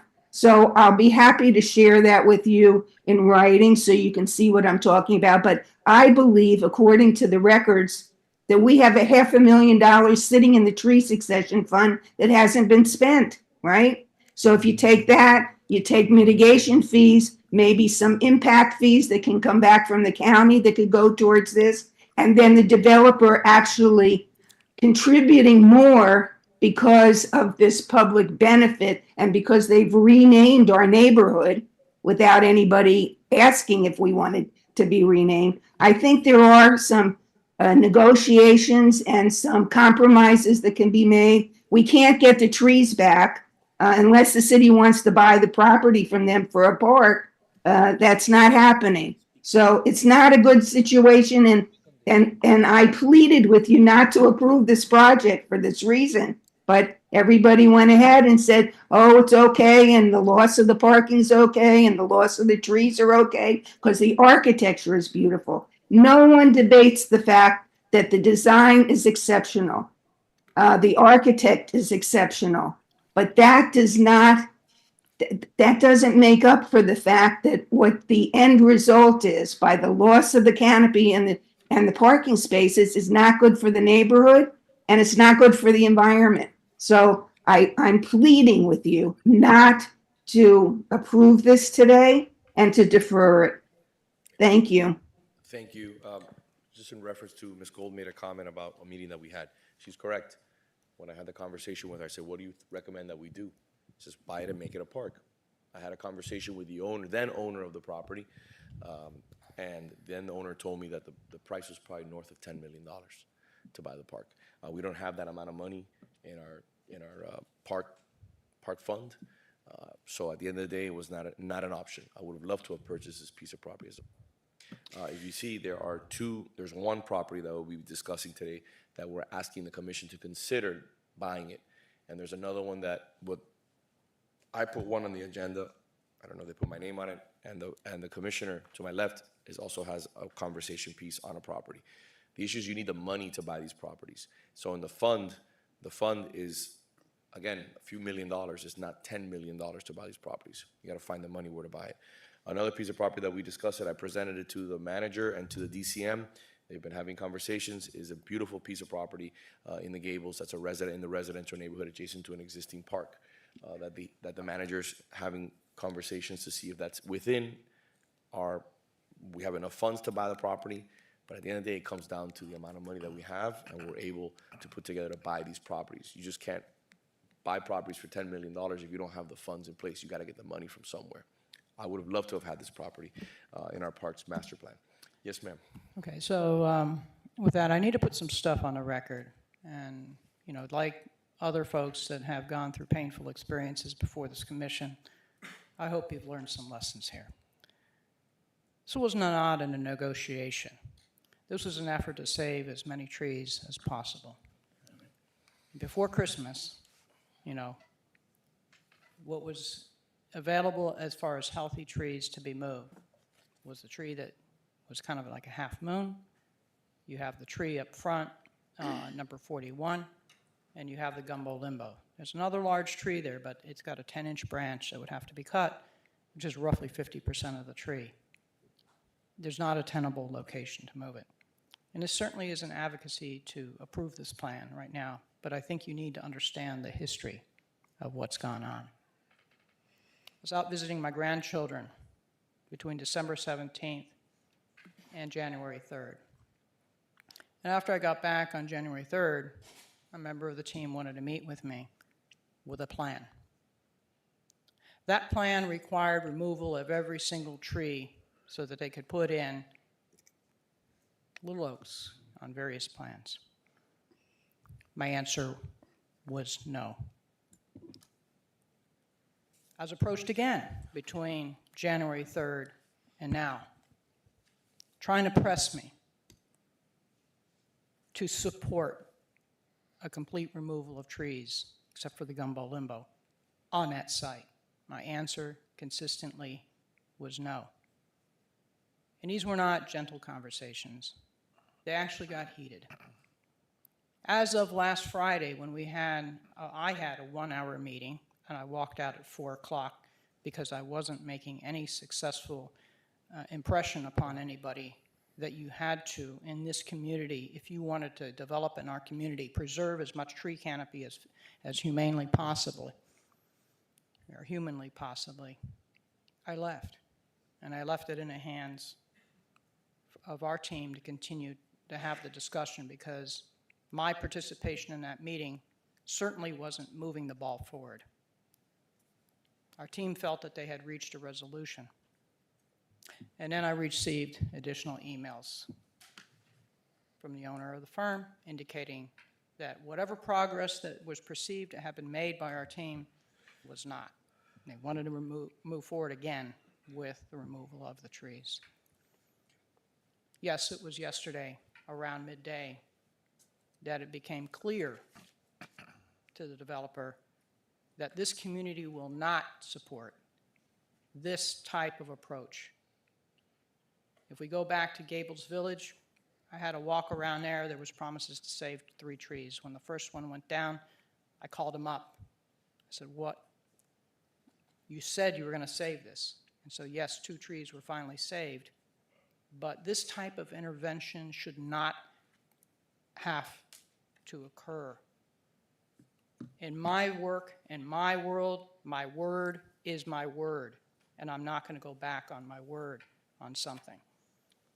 You need to follow through. This is why now, going forward, if you bring a project to our city, you must have your tree mitigation plan ready with the architecture.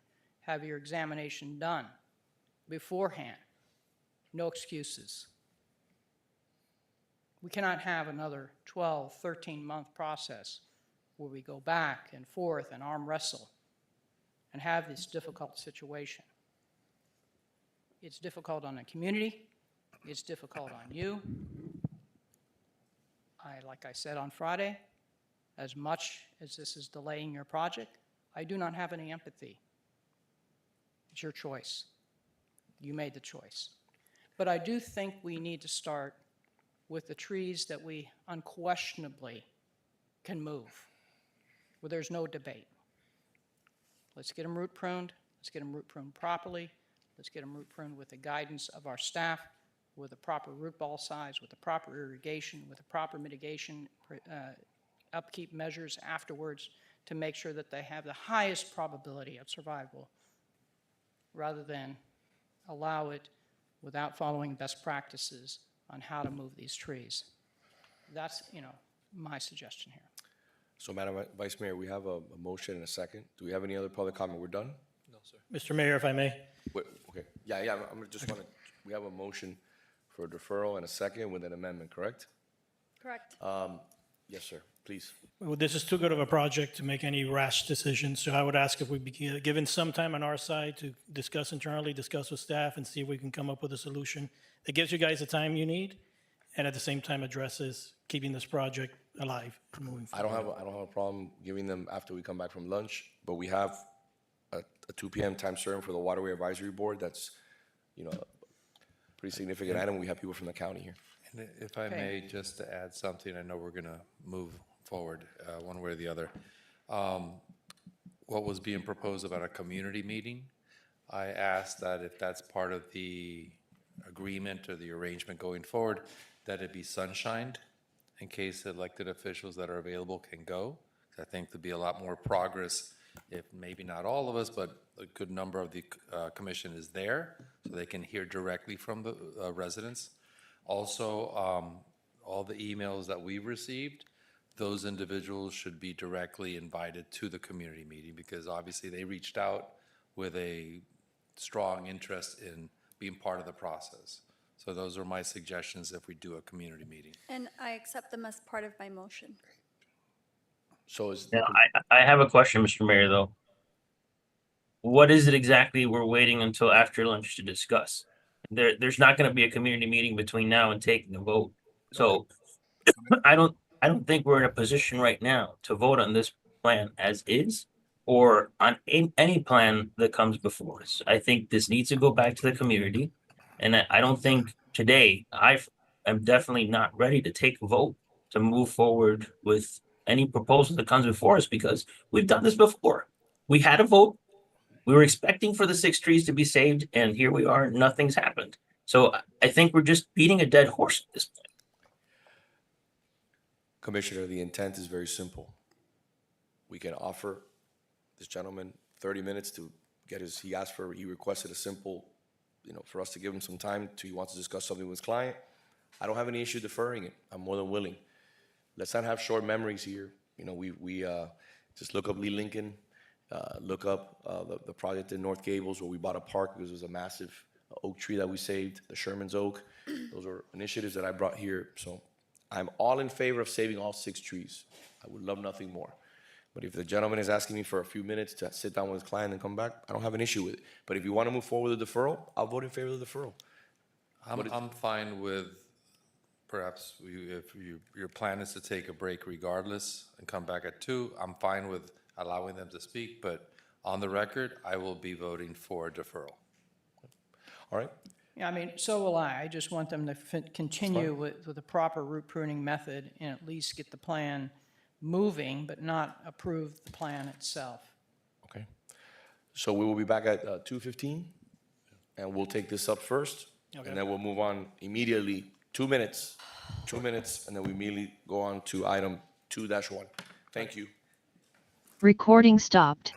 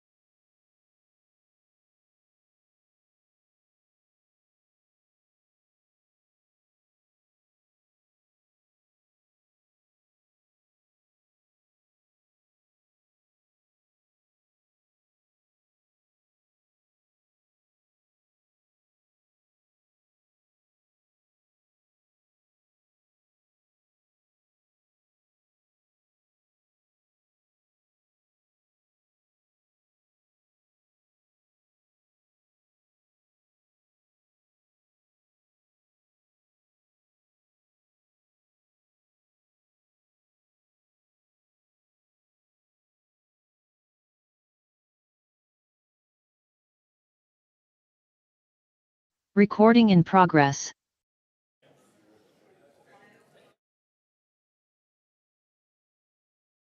Recording stopped. Recording in progress. I apologize, we are 8 minutes late. We will go back to the item that was time certain. As I said before, item E3. Let's see if we can do this in 2 minutes. Hello, Mr. Mayor, indeed. Yes, sir. We were able to talk with staff in the meantime during the break and wanting to find a way to keep this project on track, especially considering the low scale that it is, how well it's received by the community, trying to avoid everything to go in the other direction of a bigger project. And one thing that did come up was the possibility of foundation permit being issued, which would at least allow us to make some sort of progress. And so with that sort of discussion in place, we understand that you'll move forward with a deferral till May.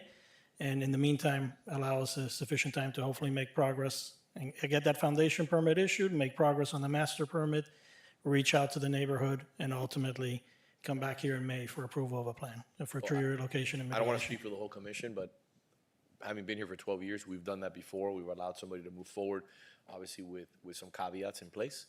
At the end of the day, you're not going to be able to get a TCO unless you address the issue with the trees, number one. As long as you spoke to the manager and the DCM and they're okay moving forward, I don't have an issue as long as my commission is fine moving forward. Obviously, we will defer.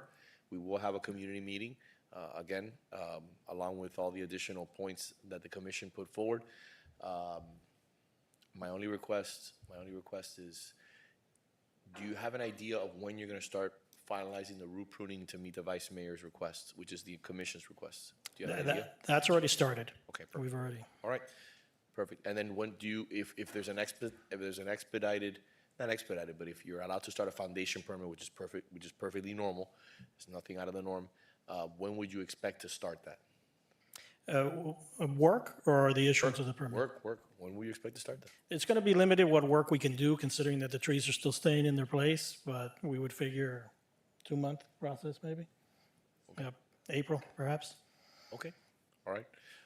Madam Vice Mayor, you have anything else you'd like to add? Right, the root pruning hasn't started yet on the 4 oaks and the triangle. And again, I want staff to be approving a plan ahead of time on the root pruning to make sure that we're getting the maximum root ball size needed to ensure that these trees survive, that the best practices on keeping them wet, wetting them beforehand, during and afterwards, and the treatment of the trees is done. All that will need to be done while you're waiting for the next steps. That's how you're going to be able to avoid additional delays. Yes. The root pruning, for all the trees that are standing, the root pruning has started, half the tree has been done, and the 4 in the triangle also got half of the root pruning. We're due to start the second half of the root pruning right now because it's been 2 months since we did the first half. We did the first half the first week of January. Okay, so I didn't see any root pruning done on the trees in the triangle. What I saw in mid-January, because the gentleman wasn't available in the beginning of January when I had my first meeting with a member of the team, that had only started then. And it was at that time I had called our staff, concerned that the root ball size chosen was less than optimum. So that's why I voiced these concerns. So have you, when did you start the root pruning in the trees? January 6th of the 4 oaks in the triangle. In the triangle, okay. I'll go by and look, as I didn't see it. Okay. Madam Vice Mayor, I had a conversation with Irene Hegedus, who's here with us. She's going to be dealing with the next issue. I'd like to see if you can come up for 1 second. Just to put it out there, she was very generous, as she always is, imparting her wisdom and her skill. And she talked a little bit about the underline and the possibility of maybe, if it makes sense, no commitment, she could talk a little bit about the trees and what she's looking for and how she can collaborate with us. Oh, the trees. So building the underline, which we are increasing the tree canopy significantly. I don't know if you remember when we were doing phase 2, there was a big issue because we removed a lot of the trees. And the trees needed to be removed because they were structurally damaged. They were sick and they were becoming a safety hazard. However, we started to import. The city of Miami actually gave us some dollars to bring mature trees. And we went 4 hours away, and all of these trees were hand-selected, hand-picked, and moved to the site. The trees are doing great. We also have relocated a lot of trees, so it can be done. So if you could, I just want to put it out there, will you have a conversation with Mario? I mean, we have 3 miles of the underline here in the city. We could find a way to collaborate. It could be an opportunity. Who knows? Maybe it's a shot in the dark, but at the end of the day, we could maybe collaborate together with the county because we have committed over $7 million to impact fees to build the underline. And I'm very proud of that legislation. So I think it would be great if we could salvage some of these trees and we can put them on the underline. You know, at the end of the day, it could be a win-win. Just putting it out there. Let's talk. All right. If I may, Thank you. That's sorry, it? through the mayor, Commissioner Castro wasn't in here. Mario, could you, first off, if you could repeat what you said, and then I'm going to ask Dina to explain to folks that aren't familiar with root pruning as to what that's about. Could you repeat what your team is proposing? Sure. What we're proposing, it looks like the consensus here is to defer the discussion to May, and we'd be okay with that. We've spoke with staff about what progress could be made on the project in the meantime, in particular, the application for an issuance of a foundation permit, which is okay and allowed by the resolution. So that's, a big consideration for us on our part. And then the other discussion was what prep work is happening for the trees and what root pruning has taken place already. And all trees that will ultimately be relocated under the plan we have proposed to you right now, root pruning has commenced to some extent. And the root pruning doesn't limit the discussion with the residents. It's just a part of the process. It's part of what you do to get the tree ready to move. Okay. Dina, could you go into detail a little bit? Because there are folks who won't know what root Sure, pruning is. just to keep, root pruning is when you're going to move a large tree, you've got to come in stages, maybe quadrants, and, get a chainsaw and go down in the ground and actually trim the tree just like you would prune branches. You have to do the root system. And you don't do it all at once. You don't want to shock the tree. So you do it in phases over a period of months. A tree this big might need to sit root pruned in its location 4 to 6 months before you pick it up and move it. Okay, thank you. I appreciate the explanation. All right, thank you. So we have a motion and a second, along with a few additional points that have been added. And just for clarification, the permit that we're letting them move forward with, that work will not affect any of these trees, correct?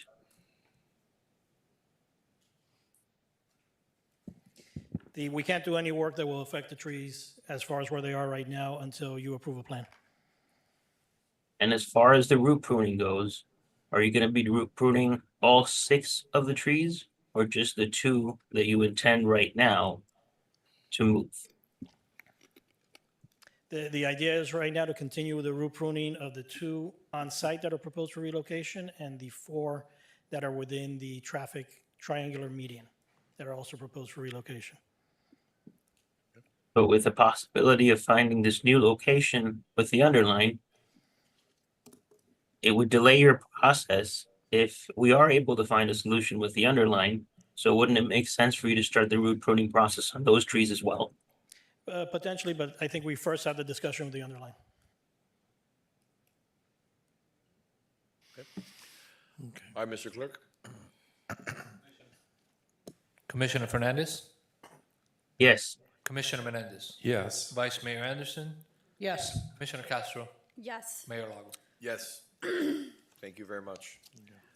Moving on to item 2-1.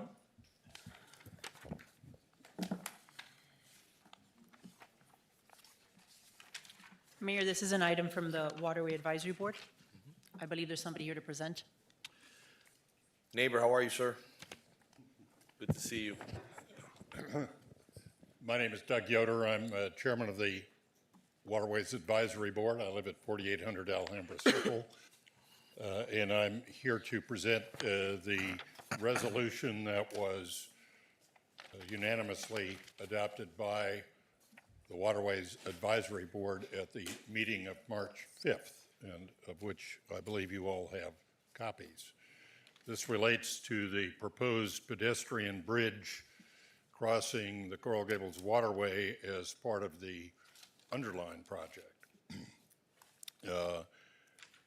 And the central part of this recommendation is acknowledging that we would all like to see a higher bridge if possible, but that we would recommend that the city staff undertake a review of the survey data used to determine the elevation that will result from construction of the pedestrian bridge, and also to verify the clearance under the US 1 existing highway bridge. We had, once again, the staff of the county and the underline there, Commissioner Regalado attended and was very helpful in terms of describing the limitations that exist in doing work within the Metro Rail corridor. And so I think it is fair to say, some of my colleagues on the board may clarify for me, that the board has acknowledged the fact that there are these limitations, whether they be the ADA limitations for access for people with disabilities, and the clearances required by the Metro Rail itself. So really the bottom line is make sure that the mean high and mean low water data that were used in the design process are consistent with best engineering practice. Once that is done, verify that the elevation of the pedestrian bridge is as high as it can be, given the other limitations that apply. And so I think there has been a degree of confusion, perhaps, because it is, I believe, standard engineering practice to use a number of years of record with respect to water elevations to develop an average, a mean. And so on any given day, somebody can go out and look at what the actual water elevation is. And on some days, it's going to exceed, in this case, the mean computed from 19 years of record. And on other days, it may be below that number. And in fact, the chances of going out and finding it's exactly what the 19-year mean is probably a pretty small probability. So it is going to remain true that anybody who is boating on the waterway is going to have to be mindful of, depending on what kind of boat they have, what the tide is doing at the time that they're going to be going through that area, because it does make a difference. So let me leave it at that. You may have other, we had a number of residents again at the meeting. We have a number of board members here, and if there are questions, I'll be happy to answer it. I'll just add, it's unfortunate that the Waterway Board got in at the end of this process instead of the beginning, because we know it has caused a delay.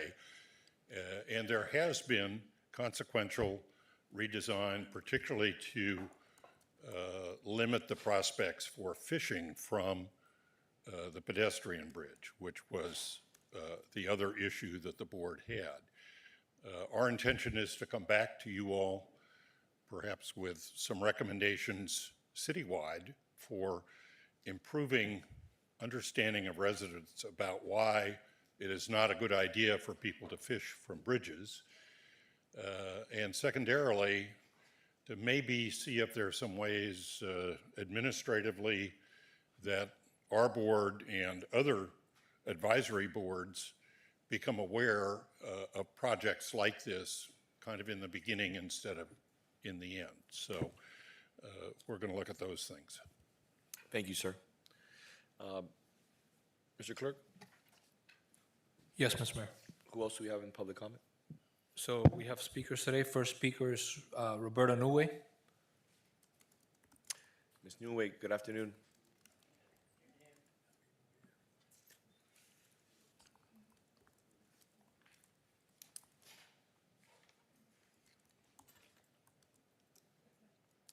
Hi, I'm Roberta Neway, 1236 South Alhambra Circle, 33146.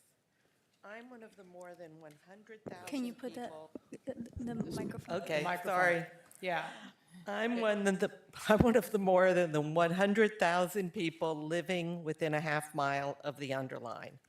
And I look forward to being able to walk and bike more comfortably and safely in less than 2 years in my neighborhood and beyond.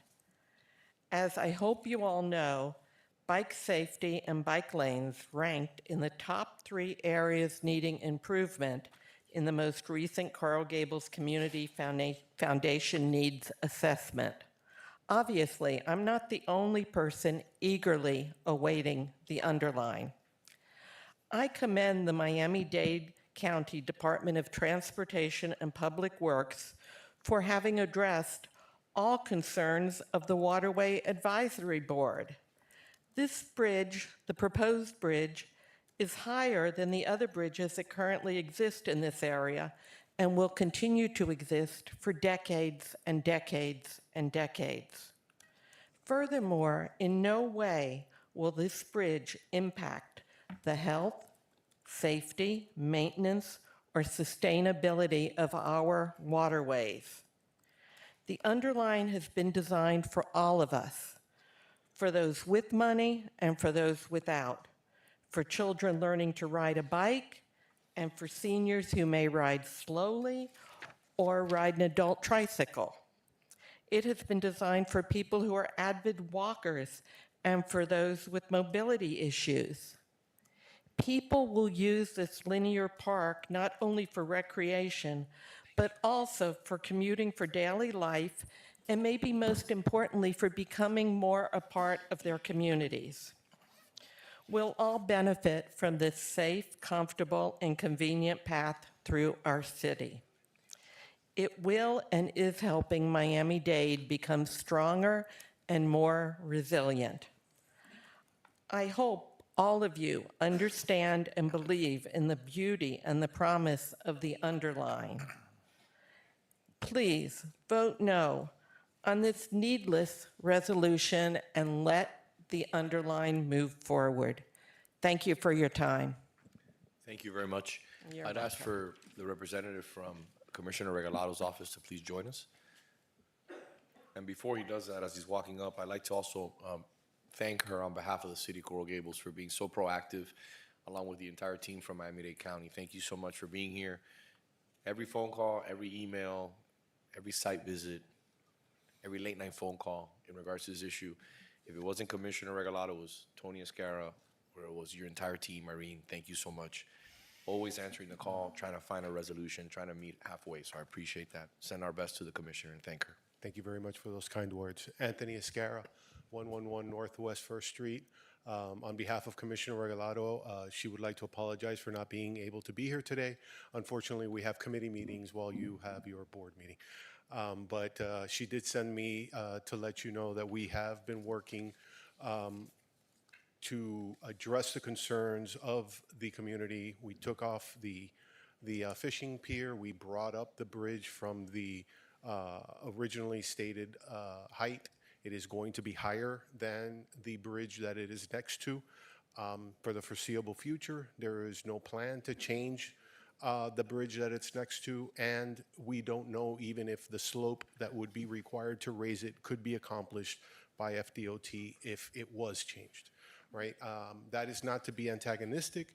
It's just to present facts as they are. We appreciate you always, the board and your staff being available to discuss this issue with us. We've been open, and I hope that you appreciate our efforts in these endeavors. If you have any questions for me, I'm more than welcome to, more than willing to answer them. Through the mayor, I do have one question for you. I mean, eventually, the FDOT bridge might not be during your lifetime or my lifetime, will need to be replaced. Is there a way that we can add comment for the FDOT to consider, incorporating the underlying bridge at a future point in time when the FDOT bridge is replaced, if indeed it's higher than the underlying bridge? I'm sorry, what was the question with I know, respect to? it was long. Let's say, for instance, the FDOT bridge is replaced in the future. And it's replaced at a higher height than this underlying bridge. Can we include a comment so it doesn't get missed in the future for the FDOT to just make a wider bridge so the highest bridge is the FDOT I don't know if bridge? that's possible, but if it is possible, we would be more than willing to do that, right? I mean, just put a comment, because I won't be around, you may not be around when this comes, but at least if it's a box to check for them, Right. They may not miss it that way. Yeah, that's a phenomenal idea, absolutely. I don't see why that would be a problem. Okay. Now, I don't know if there's going to be funds available to make it wider or not. You know how that is. Oh, I know, but at least Absolutely, the box is there to be checked. absolutely. All right, thank you. More than willing. Thank you, sir. Thank you very much. Mrs. Maria Cruz?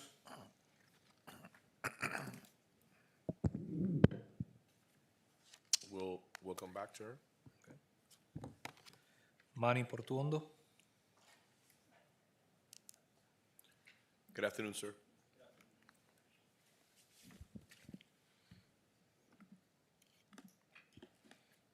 So first of all, my name is Manny Portuondo. I'm at 820 Geronimo Drive.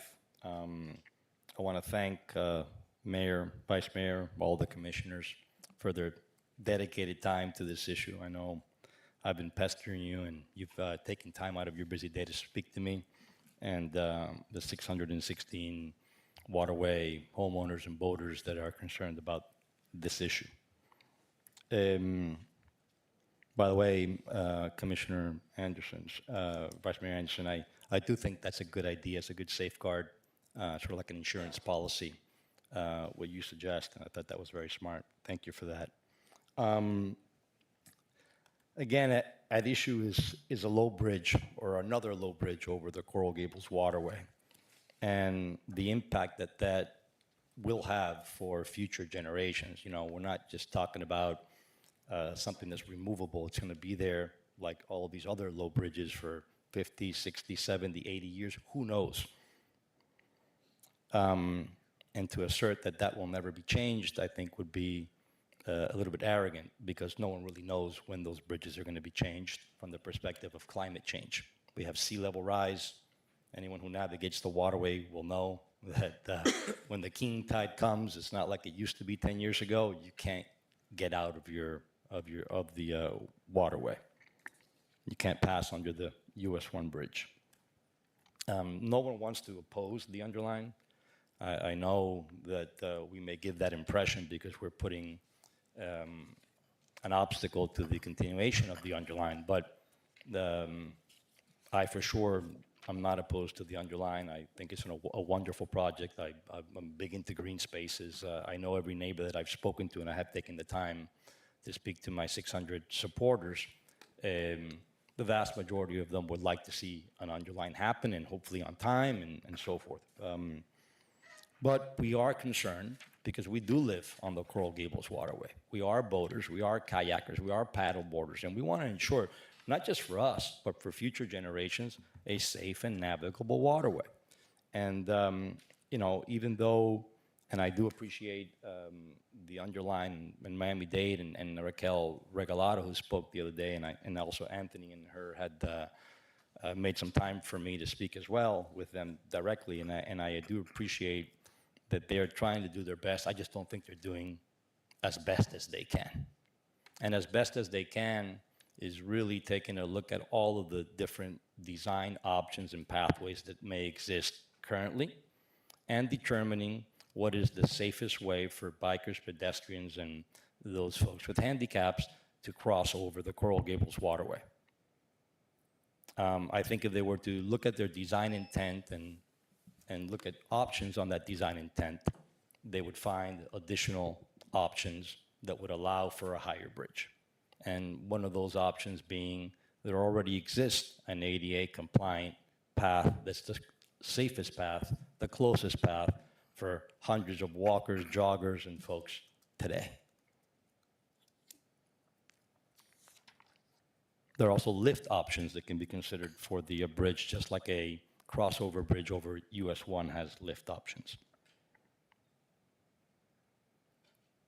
We are targeting the highest bridge possible. From a practical perspective, if you were to look and navigate the waterway, you would look south of US 1, you would see that the Coral Gables bridges designed by George Merrick are 14 feet at mean high water mark. That doesn't mean that this bridge has to be 14 feet.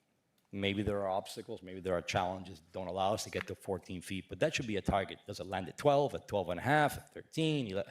I'm not sure, I'm not an engineer, but going back to what Chairman of the Waterway Committee advised, and also I know some of the members are going to speak today, if you're a boater or a kayaker and paddleboarder, you know that the mean high water mark is sitting at around 5.5, 6 feet, not 7 feet.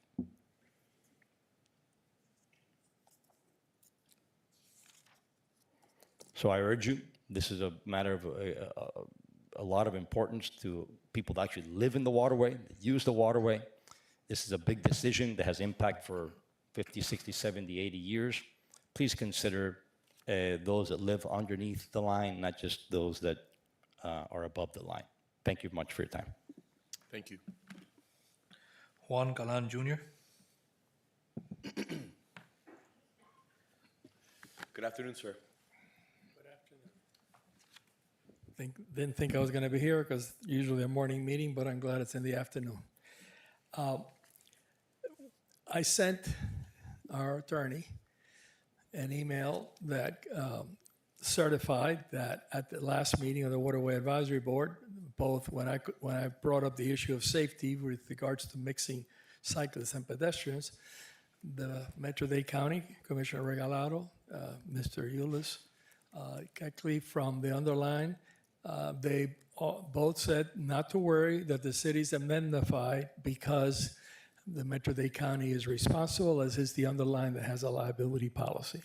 And while I was very happy with that, very happy to send it to our attorneys so that per secula secularum, the attorneys for the city would know that any accidents, you point the finger at somebody else for liability, responsibility. It bothered me a little bit to think that that's how I should feel. I don't feel that way. I feel that the situation should be done in the safest way possible. Now, maybe because of my computer background, I was doing computers in '66 before most of the people here were even in grade school. And my data mining capabilities, I did the research that it seems like others have not done.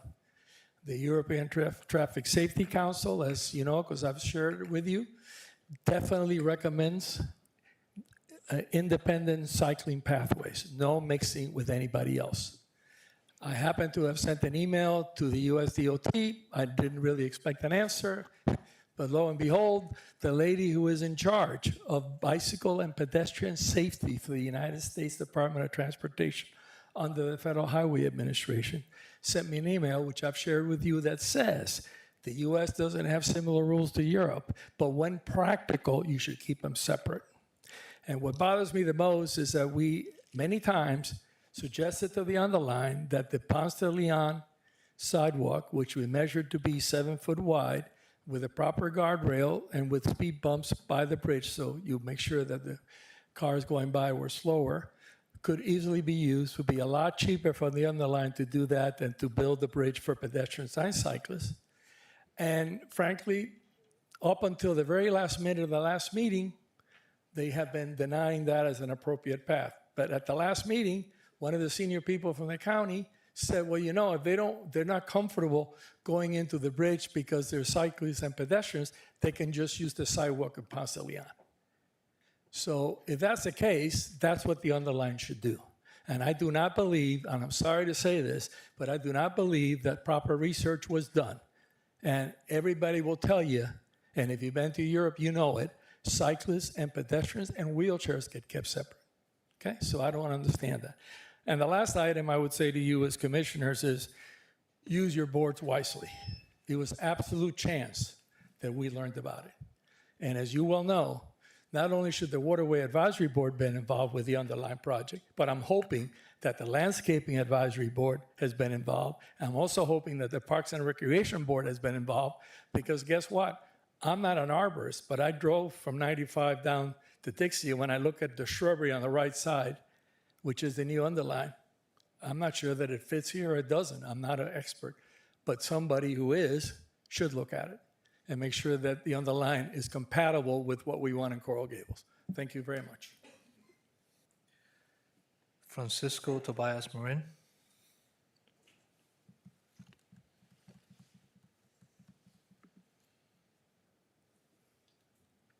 Good afternoon, sir.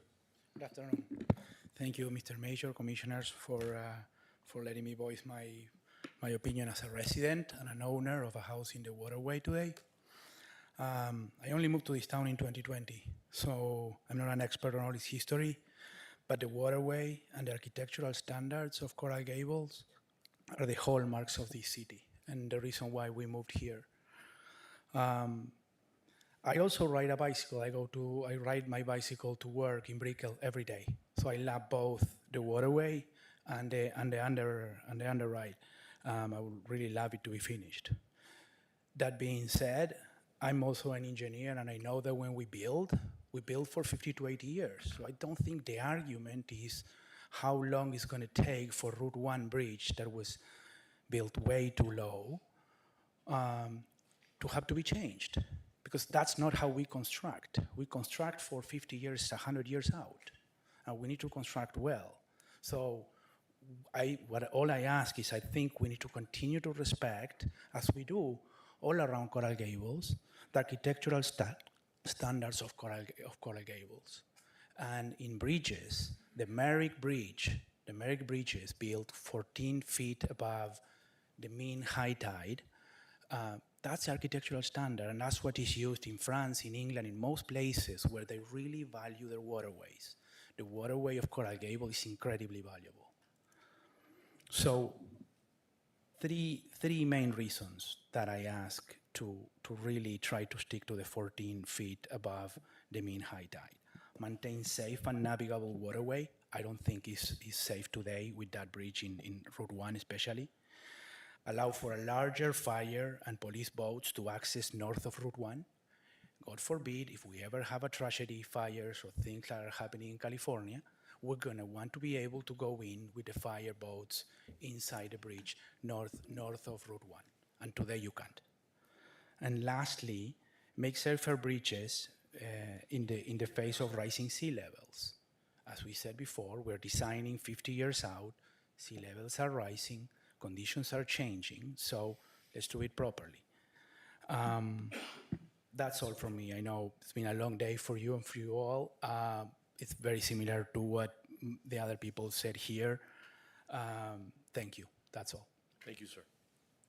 Lucy Lopez. Good afternoon.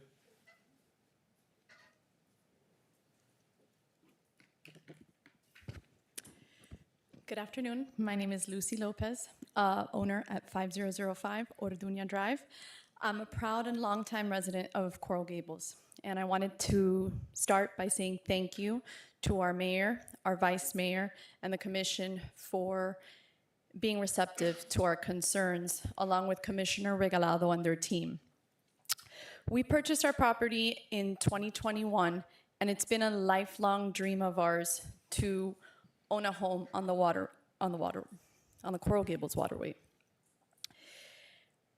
With the support of the mayor, I was able to bring the international coastal cleanup to our waterway and to our community. Through the volunteer cleanup, which Rhonda and Vince participate in every single year, we were able to pick up thousands of pounds every year from our waterway and from the surrounding low-lying areas, as well as our mangroves and everything that has to do with Coral Gables water. I'm very passionate about the water. And I'm here to voice my opinion on another low bridge above the waterway. I'm an extremely involved resident in our community, and I have a business that owns and operates only in the city of Coral Gables. I'm at development service nearly every single day, and I didn't learn about this bridge or this development until the day that the reply was due because I received a text message from my neighbor. While we fully support the underline and I'm all in for beautifying our community, we don't want any further restrictions on our waterway. This will significantly impact our property value if another low bridge is installed. The planning for this bridge seems to have taken everything into account on the street, but didn't take much into account with the issues below the underline. This is a navigable waterway. I am of the opinion to take the bridge as high as possible with the most current data for the mean high water mark, not outdated data that is close to 20 years old. The truth is that the bridge should not be compared to the US 1 bridge that will need to be updated in the near future. And the point is, I'd just like to voice this opinion and to please take the bridge as high as possible. Thank you. Thank you very much. Peter Baumberger.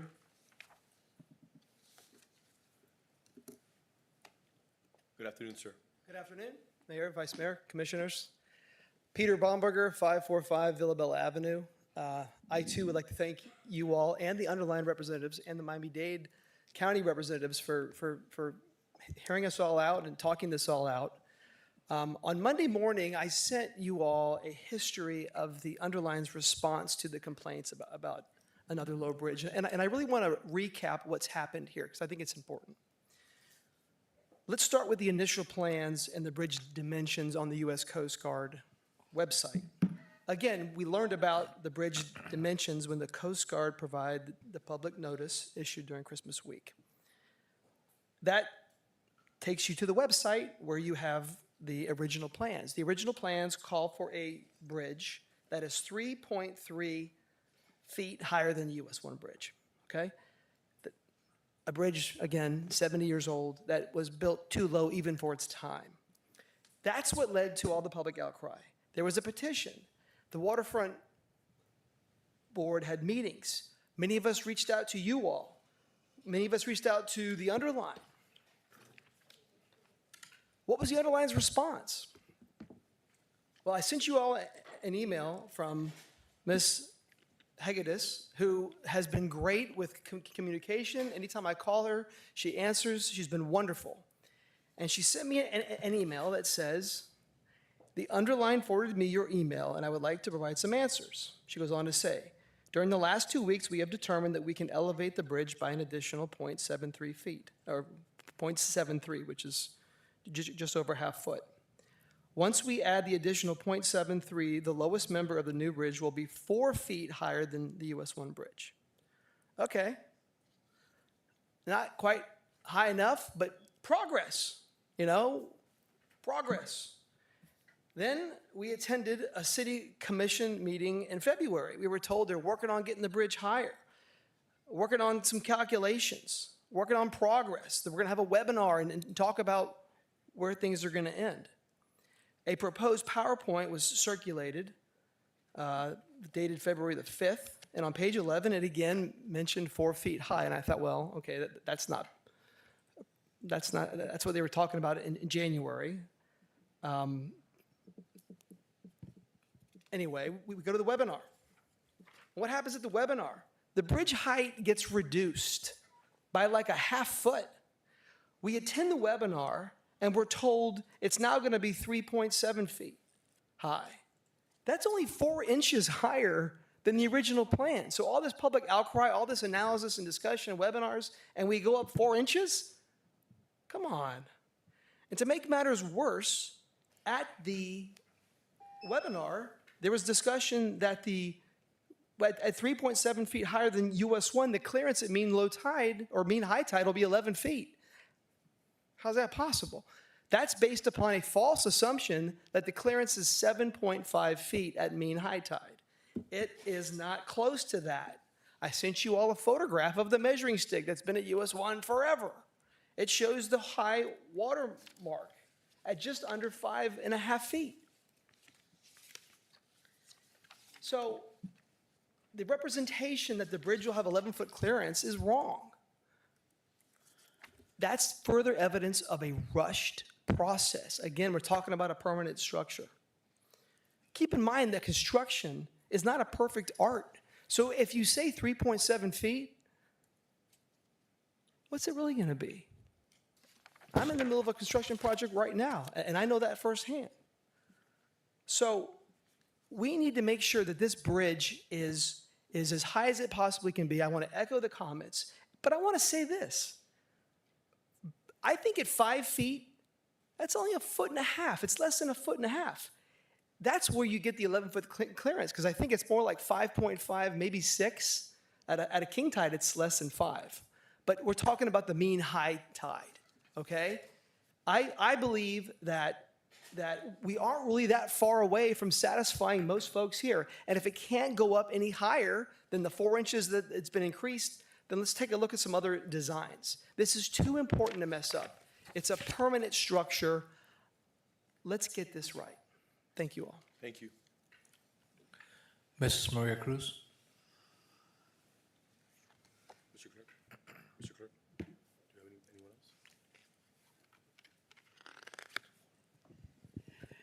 else? Mrs. Maria Cruz, 1447 Miller Road.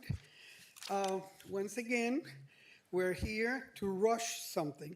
Forget about what the people involved want. Forget about how it's going to affect them. We do have a Waterway Advisory Board, but I guess we do not need to listen to them because who cares what they think? Well, the bottom line is this commission should be looking after our residents, our property owners, not necessarily what Miami-Dade County wants. Miami-Dade County, as you know, looks after Miami-Dade County. There has been issues where they, we want something and they don't want it. This is one of them. We need to be clear that there's no rush. I agree with the previous people that said, what's the rush? Let's do it right. So 10 years from now, 15 years from now, we do not have to say, oops, we should have done it better. Mr. Clerk? Alfredo Izaguirre. Good afternoon. Mayor, Vice Mayor, Commissioners, thank you for your time. I'm going to address you very briefly, well under the 3 minutes that I'm given, so no worries. I addressed you all before last time. I said my thoughts. I think everybody else here, all the residents, have also said their thoughts.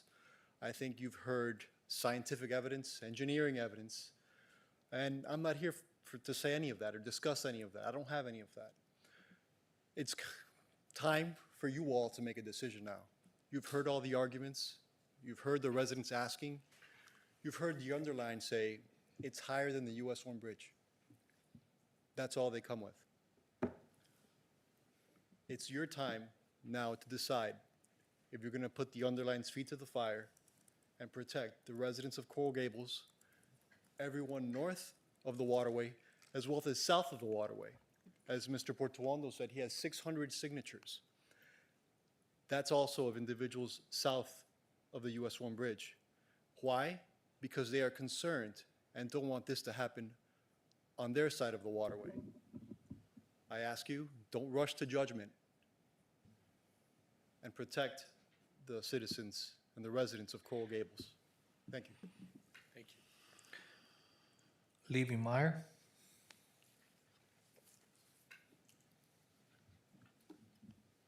Good afternoon. Thank you, Mayor, Vice Mayor, Commissioners. I'll try to keep mine shorter than at least the longest person that spoke by at least 3.3 seconds. So my name is Levy Meyer, and I am a resident of the city of Coral Gables. I live at 600 Geronimo Drive on the Coral Gables Waterway, and I sit on the Coral Gables Waterway Advisory Board. A quick recap, the underline, or the Coast Guard, initially sent out a notice stating that there would be a new bridge crossing the waterway. It's the first time in any notice there was a mention of the waterway, and that was during December of this past year. Very quickly, they agreed that they made a misstatement and that it would be 3.3 feet higher. We then requested some more information. The county then said they can make it 3.9 feet higher. They then came to the commission meeting. They sat in Ms. Anderson's office as well and said it would be 4 feet higher.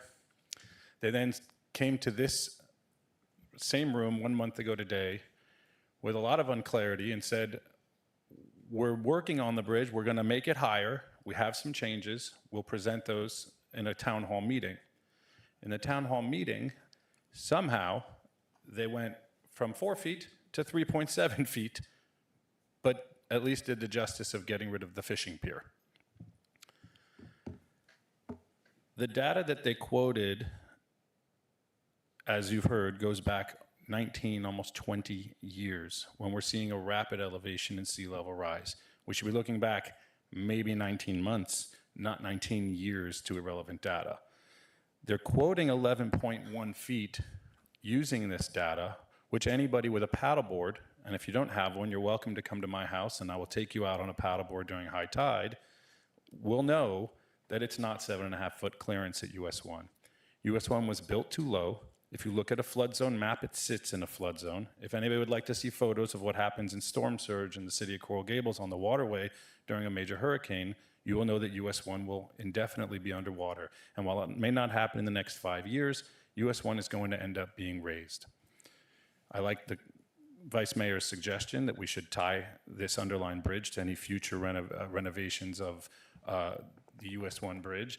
But the fact of the matter is, you guys asked us 1 month ago to come back. You asked for the county to meet with the Waterway Advisory Board. We have a Waterway Advisory Board for a reason.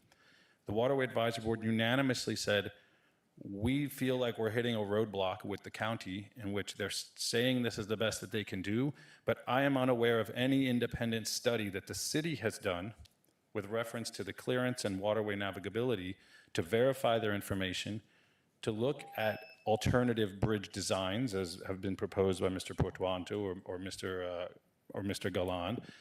Not that I know that those are correct, but I just don't know that we've done the proper research. And it does appear to me that we are rushing a decision because of a budgetary restraint of the underline.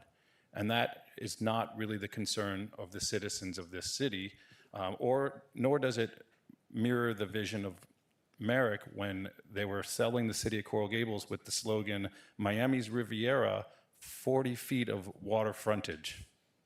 Sorry, 40 miles of water frontage.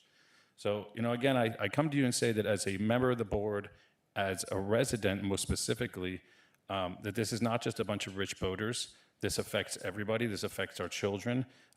These rich boaters are the guardians of the waterway.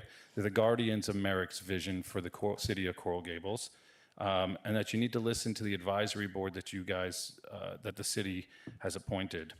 I'm unconvinced that they've explored all options, and I think it should behoove the city. It would behoove the city not to run their own independent studies, to have engineers. I mean, the underline and the county show up with engineers and lawyers, and I haven't seen any of that from the city. So I'm requesting from the city that they conduct their own independent study, that they really ensure that the county and the underline are providing the best bridge that they can to our residents and to our city. And then I look forward to standing here at this same podium and encouraging you to approve a bridge, because we all want the underline to happen. I'm looking forward to taking my children on the underline, but let's make sure it's done right, because it's going to be here for 100 years. Thank you. Thank you, sir. That's it, Mr. Mayor. I think we have one more. Thank you. Now we do. Maxine Latramoy. Okay, I'll ask them when they go up there. And I asked for ADA requirements, they've never answered. Thank you so much for having me here. I too am a resident of the Coral Gables Waterway. I'm at 5035 Orduna Drive, actually neighbors with Lucy Lopez. I have 3 small kids, and they use the waterway daily, as do a lot of the neighborhood kids that are in our area. I want to emphasize, and I will be brief as well, I want to emphasize that this is a navigable waterway. So ingress and egress from up and down the waterway is essential. And as someone who's now lived there almost 12 years, it is clear to see that the water levels that I experienced at high tide when I moved there are very different than the water levels that we are seeing now. So the 2 things I request, or I'm looking at, are number 1, I don't think the residents of the waterway were given adequate notice and input into this process. And number 2, I'd like to see more research, not only taking account historical water levels, but taking into account potential future water levels, given the trends that we've been seeing over the past, I mean, we can say 19 months, we can say the last 5 years, but projecting forward. That's it. Thank you. Thank you. That's it, sir. I'd like to ask the director to please join us, please.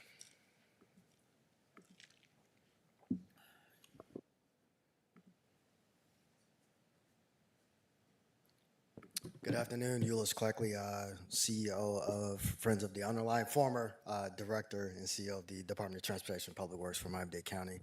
Thank you, Mayor, Vice Mayor, and Commissioners. I'm here representing the Underline, and as many of the speakers have mentioned, the Underline is a fantastic project. We all understand the importance from a safety perspective that the Underline brings to pedestrians as well as cyclists. We all know the issues with respect to pedestrians and bicyclists dying on our roadways, where Miami-Dade County is one of the highest in terms of the number of fatal crashes due to people losing their lives or getting seriously injured that are pedestrians and cyclists. And the Underline's core tenet is safety first. And so everything that's been designed to date has been a primary focus on ensuring that all users of all ages and all abilities can use the Underline in an effective manner. The way that the county has designed this bridge is to not only the maximum height possible, but it also meets all of the federal, state, and local design criteria and requirements. And we feel fully confident that if this were to get installed, and consistent with the process of where we are now, that it will meet the intent of the Underline, providing specific and reliable safety. Just a couple of facts here. So the true issue with low clearance bridges has nothing to do with this Underline pedestrian and bicycle bridge. It has to do with the mitigating factor of the low clearance for US 1. The expectation of thinking that US 1 is going to be raised anytime soon is a falsehood, and so we should not allow that to be the driving factor as we move forward. The Underline bridge will be designed and will be higher than both Ponce de Leon as well as US 1. It's 3.7 feet greater clearance than US 1 and about 2.8 feet greater clearance than Ponce de Leon.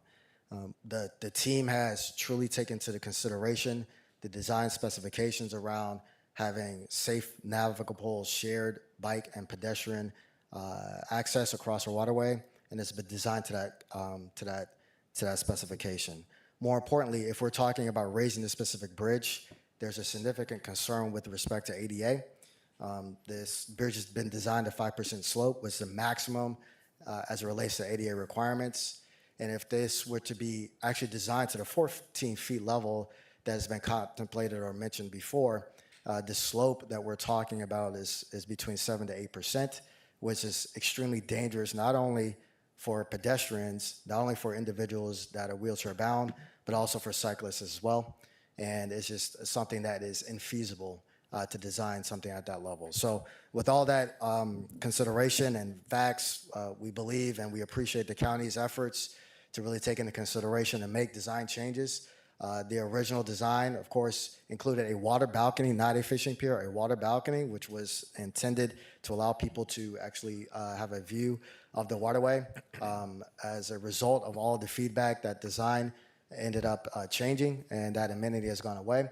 And again, the bridge has been designed to the maximum heights possible to provide for safe and bicycle access. So today, what is being asked of you is actually to spend additional money to go out and do an independent survey to come back with the same information that the design team already has that will go into designing a piece of infrastructure at the highest height possible. So quite frankly, it's additional resources that are being asked of you that is not necessary.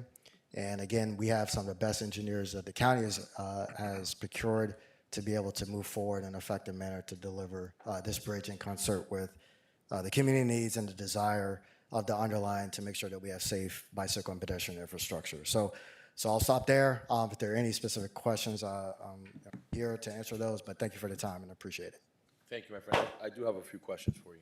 Thank you as always. First and foremost, thank you for always meeting with me at the job site. If it's regarding the underline, if it's regarding this bridge, I really appreciate that. You've never said no, and we've done multiple trips. You've always been present along with the entire team. I know I said this the second time, but again, I appreciate the fact that when we call on you guys, you always show up. With all due respect, Commissioner Regalado, her team, your office, it's amazing. It's to be commended, for real. While we disagree on a few things, obviously on the bridge, height being the main issue. I don't live on the water, okay? Not saying I don't wish I lived on the water, but I don't. I don't have a boat on the water. When I go on the water, I usually borrow my buddy's boat, which is the best thing. If you ever want to go on a boat, borrow somebody else's, right? That's the joke. Let them pay for the gas, and I'll bring the sandwiches. But my point is that I want to move this forward because I want to move the underline.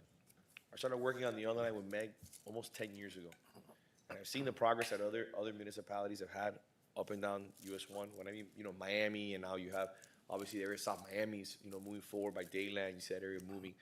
So this is going to be a game changer. I need to know as we move forward that we're doing the best we can. The last thing I want to find out is later we could have put the bridge a foot higher. How do I, not being a bridge engineer, not being my bread and butter, how do I not go in the route that this gentleman just said right now and say, let's hire an outside consultant, we'll wait 2 months, and then we'll come back and we'll do it? Because that's not what I want to do. Because I have faith that you're telling me the truth. So I have to trust what the county's telling me and what Commissioner Regalado is telling me.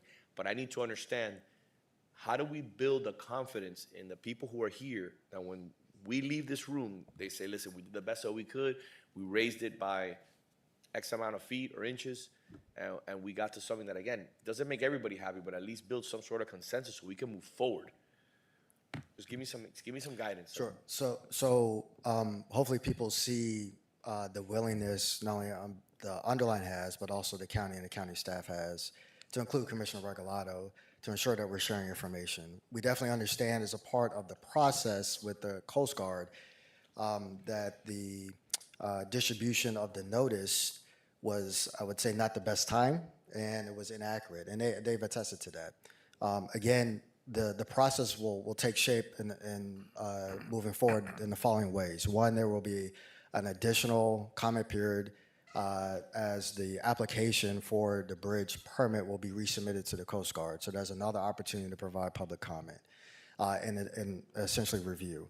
Secondly, I would say that all of the information that the county has collected has come from Durham, which, again, it was mentioned earlier that we're taking 19-year-old data as a starting point. That's not the case. It's an average of measurements over a 19-year period of time, and it's a mean. We have full confidence in that. I would say Durham is probably one of the most renowned county agencies around, making sure we're managing stormwater and all of our secondary canals and the like.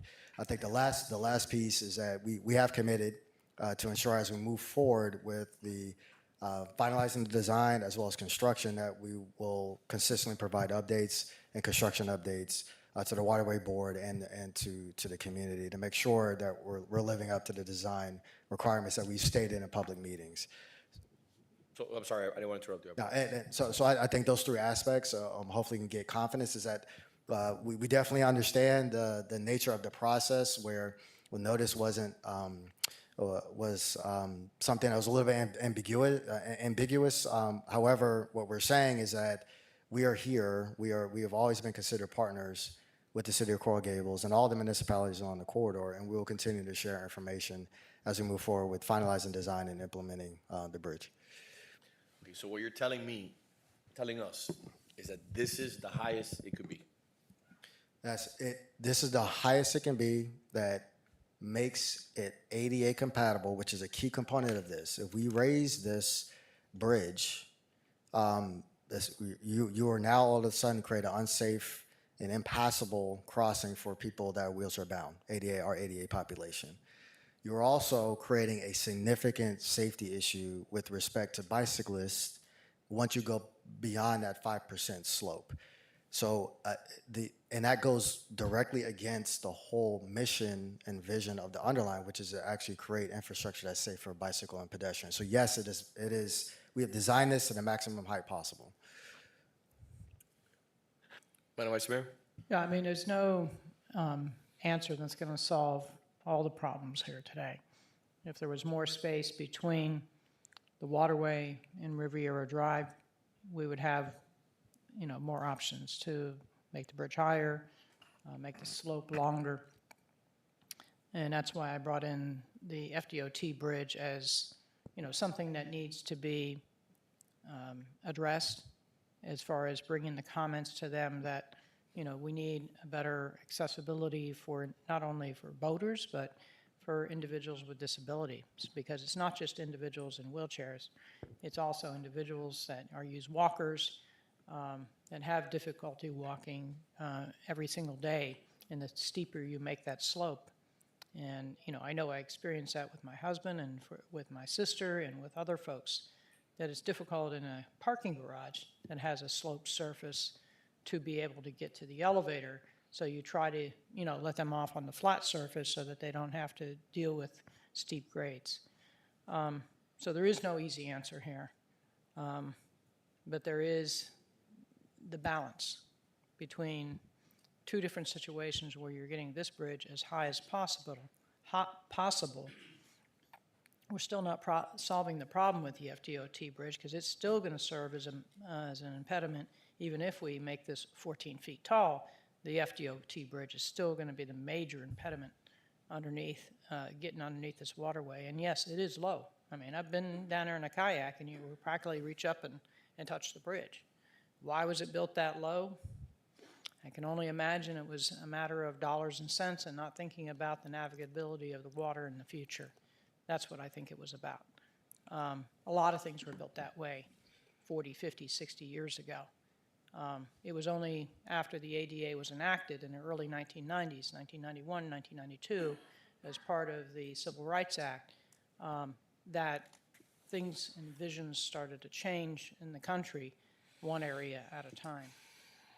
I'm happy you're making this bridge to make this area more accessible. I wish I could make it higher. I don't think I can. I don't think we can, without creating impediments, not only for folks in wheelchairs, but dangerous situations for folks that are walking, people that are on bicycles, anybody on anything with a wheel. So thank you for taking the time. So for the Waterway Advisory Board, don't forget, you have to look at the kayak launch too. And I'm reminding you all, the county in particular, this is a conversation that's been going on for like 3 years plus. And don't forget the parking that comes along with that. The parking, because the last conversation I had with you all, the city's going to provide some parking along Ponce. We need to follow up on all this. We have to figure out where we can put the parking. They can allow us to put it as close as possible for folks to be able to get, not only to the underline, but to a kayak launch, hopefully at some point. that's made available for the public use of the waterway, because after all, that's what we're trying to do, is make access to the waterway in a public area. So, Mr. Director, I have a question for you in regards to the county. So the county's moving forward. What is the county's position? They're done.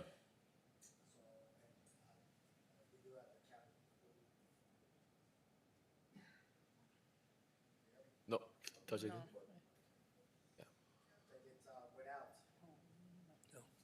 Maybe the electrical connection gave up on you. No. Why don't we, I want to get this on the record. Yes. We have a Because at the end of the world-class day, IT. there's this misconception that the city has power to effectuate change here, and I want to get on the record that this train has left the station, it's moving forward. Thank you. Best team in the business. Look at that. It's like changing tires at the Indy 500. It's NASCAR here. so- NASCAR right there. NASCAR, Well yeah. said. So actually, I'm gonna call up Irene. Do you want to come up and address that? I have the response to that, but Is the response that the train has left the station? I will let the project manager from the county answer to that. The question is basically where we are in the process. The county's moving forward. We are moving forward. There has been a tremendous amount of work since all of this started. You asked the question, is this the best that we can do? Hastily, the answer was yes. After the meeting, I said, I want you to confirm that this is the best that we can possibly do. We presented to the Waterway Advisory Board. They had concerns. We went back again to the drawing table, and we said, we need to figure it out how to raise this. If you remember, the bridge used to have the side-by-side bicycle and pedestrian path. But for us to be able to raise the bridge, we needed to get it away from the metro rail safety zone. That means that the bridge had to be comprised. That's when they had requested the elimination of the water balcony, which we did. Check, complied. The second one was the creation of a shared use path. Our leading agency is not the Federal Highway Administration, it's the Federal Transit Administration. And it's yes, ideally, as the underlying standards and plans are, you have separated bicycle and pedestrian path. However, in the event that you don't have enough space, or you have route impediments, and the list goes on, you are able to create shared use path. And these are perfectly safe, demonstrated, and accepted standard practices by the MUTCD, and there's all kinds of language on this. The minimum width of a shared use path is 10 feet. We are providing 14 feet. So we are even going over and beyond those standards. The bridge height, so this is the maximum height we can bring it. At the beginning, there were some discrepancies on the heights that we were providing. And when we went back into the numbers that we had, we realized that we were using NGVD, which is the old datum provided by FDOT on their documents. And we changed those numbers to the NAVD 88, which is the normal standards for vertical heights. Having said that, that is the reason why the revisions on the height has come. So as it is today, we are providing a maximum slope of 5%, and we have raised, the end result is a bridge that is 11 feet, 1 inch above mean high water line, and 13.3¼ feet above low mean high water line. Now, they ask us, why don't you use high water line and low water line?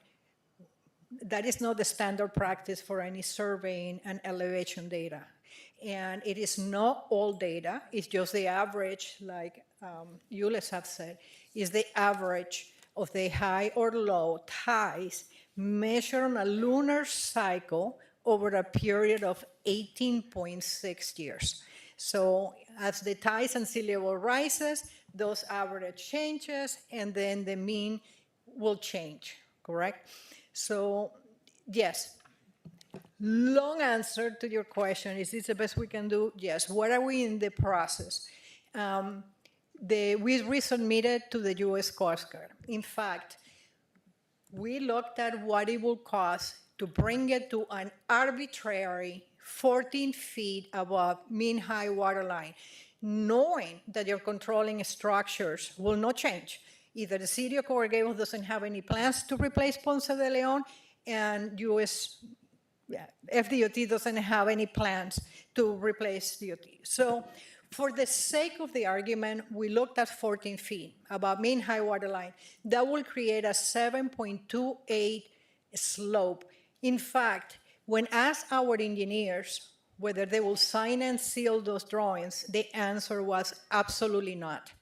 We will not take on the liability of the safety issues that having a slope of that magnitude for a bicyclist approaching Riviera Drive and not being able to stop. Not to mention that we have a pedestrian crossing at US 1. So it's not a Ponce, it is a US 1. So we have submitted the plans last Friday to the US Coast Guard. They will be announcing it or noticing it on the newspaper. We already have resolved and provide all the information from the FTA, all the NEPA, the fisheries information, so that's where we are. So when do you think we'll expect to start construction? Well, we were supposed to start construction on June 28th of this year. You have delayed the process now for about 2 months. Okay. Yes, sir. I have a couple questions. For the longest time, I mean, every meeting we've had and even an agenda review, one of my focuses is the ADA requirement. Because like everything else in this country, federal guidelines limit or tell you what you can, what you can't do. No one's given me an answer, specific numbers, show me the rule, how it applies, how the ADA perhaps caps how high the bridge can go. So the ADA doesn't cap how high the bridge can go. The 5% rule, you can Google it and go to ADA. No, that's why you're here. The 5% is the highest distance that you can have before having landings and railings. We have absolutely no condition anywhere where we recommend having a landing, especially when you have cyclists. So can you imagine just going over the bridge and the land and the bridge? It's just simply unsafe. You will require the longest distance. You can increase past 5%, but you will require those landings and those railings. And that is not something that we're willing to do. Not only is not safe, but it's not a standard for the project. So definitely the ADA has an impact in the way it's designed. Correct. Okay. The other thing is with regards to, I think the low bridge, depending on where they were built, the waterways back in the Merrick days were for gondolas to go from the Biltmore to Tahiti Beach. So a lot of the waterways back in the day were built for, not for boats, for boats, gondolas. It was basically for George Merrick to sell land. Yeah. They'd go from the Biltmore and go to Tahiti Beach as part of a sales pitch. The other part that has me a little worried or a little concerned, because a lot of the residents mention it, is the public notice. Now I understand that it was the Coast Guard, I assume, was responsible to sending out the notice. Do we know which entity was responsible? I know it's not the city. The Coast Guard. The Coast Guard. And based on what I'm hearing, it didn't go exactly the way it should. Apparently, the Coast Guard received the drawings, and as part of the process for the permitting, they put it on the newspaper saying that here are the drawings, here's the link, you have 30 days for public. And apparently, the notice that they placed was incorrect. So to me, if the notice was flawed, it invalidates the notice, to me.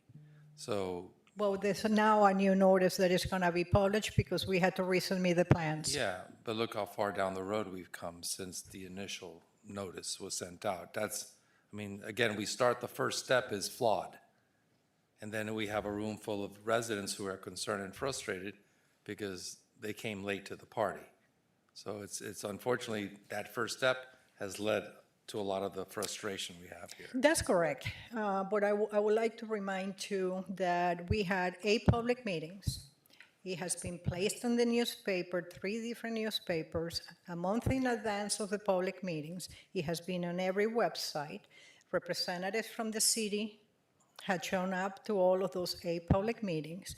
But then the residents and the Waterway Advisory Board said that they never received anything. So I cannot attest to that, other than we sent, 7,420 mails, because we also mailed the letters. Okay. I don't have any comments or questions right now. If I may. Yes, sir. So I don't appreciate the tone, Ms. Hegedus, of you are slowing down the process and Google it. Those are not appropriate responses here.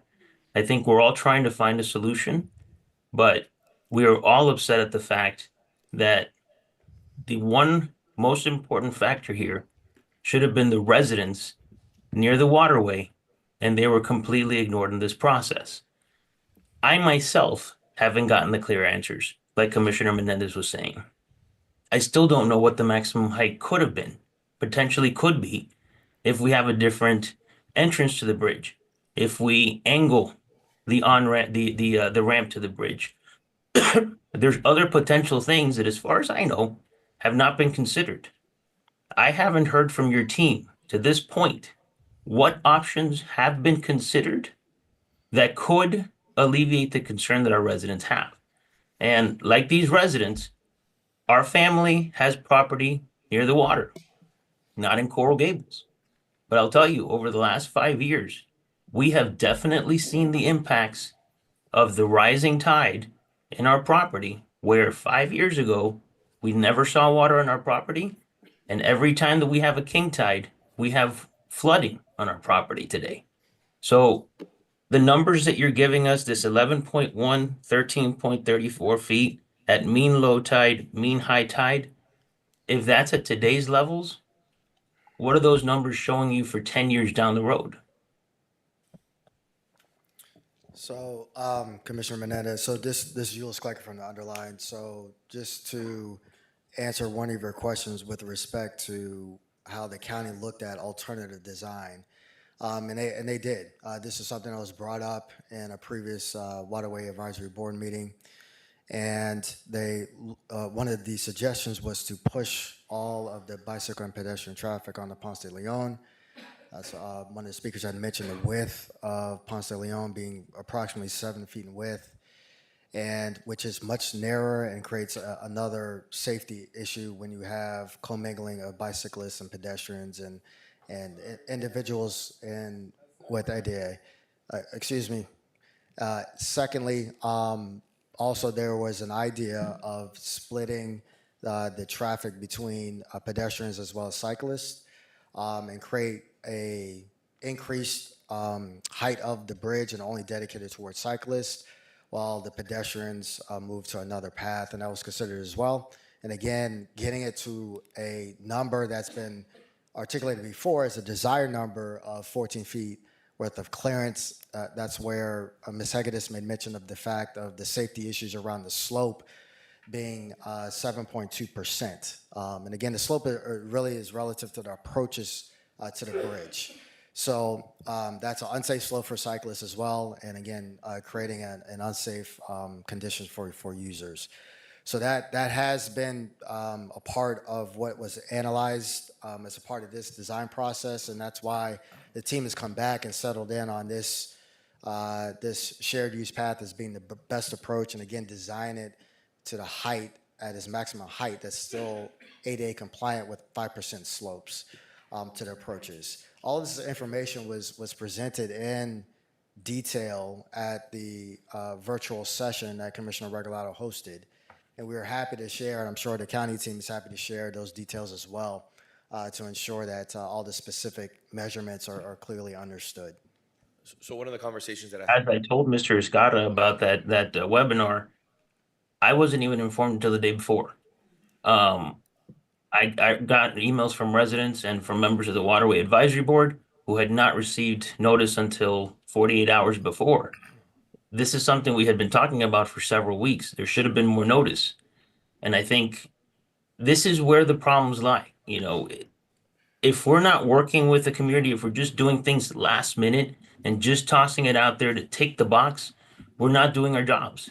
We just are not, you know, and yes, the underline has been going on for years. Everybody knew that there was an underline project going, but you can't blame the people who live on the waterway for not being aware that these community meetings were going to have a direct impact on their properties because there were changes that were coming to the waterway behind their homes. These notices were just about the underline is going to have community meetings.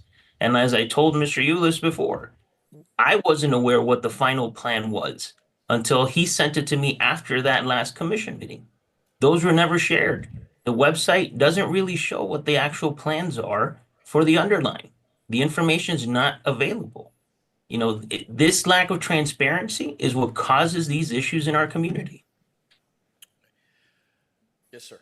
I would also like to express my displeasure with characterizations that we are just simply trying to check boxes. We are making all efforts possible. We are expending funds. We are spending people's time. We have looked at ponds. We have looked at several different suggestions, and we came up with the best that could be done given the constraints of the project. Yet to this point, today I'm finding out that we're not at the 4 feet. That was never expressed to me. Last time I spoke with somebody, I was told that it was 4 feet, so we had gone up. Now it's gone back down. As a member of the Coral Gables Commission, I'm not informed. What can residents expect? So with that being said, moving forward, it seems like the project is pretty much set in stone. As a result, we've hit the limits as per the design, ADA requirements. The engineers that have reviewed this on multiple occasions have said that they don't feel comfortable signing off on these plans if you increase the slope. The county's moving forward. We're here advocating for as much height as possible. No number has been given, whether it's 15 feet, 17 feet.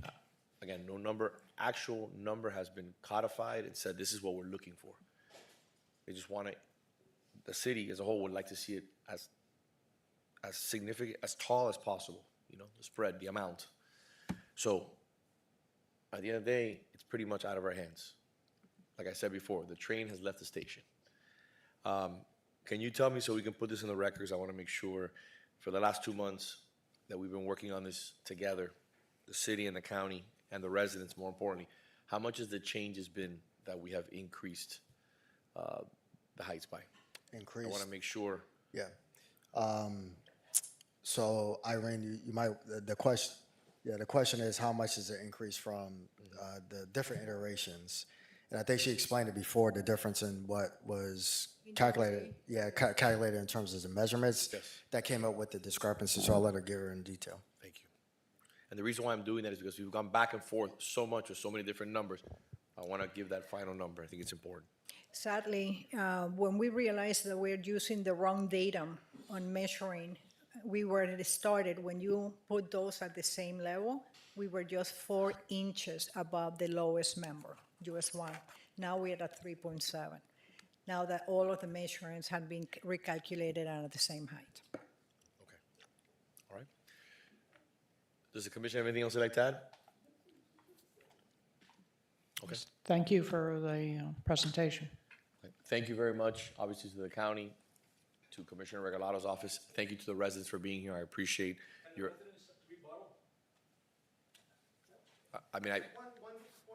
But I just think that we've, I don't have a problem you coming and speak up, but the point is that we're pretty limitless in regards to what we can do here.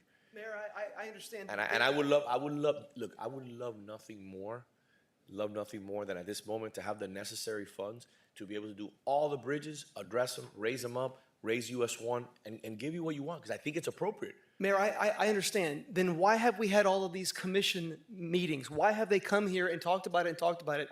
I just want to make Well, some factual statements on the record. You asked, let me just answer that, and then I'll give you the time that you'd like, okay? And if we can, we have a very long meeting, but I again, understand. we'll take the time. We'll take the time. You know why I think they did it? And I don't want to speak for them. I think they did it out of courtesy.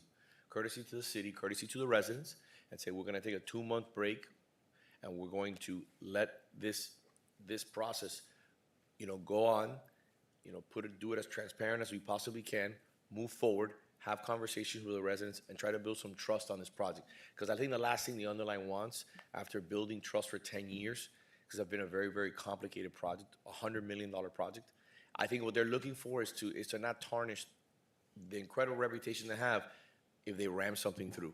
So that's my opinion. That's my opinion. The only thing I want to correct, and this is what I'm concerned about, is there's been so much misinformation that I'm concerned the construction is going to go awry with the rush process. If I can just correct one thing. Let me touch on that point, because you said there's so much information.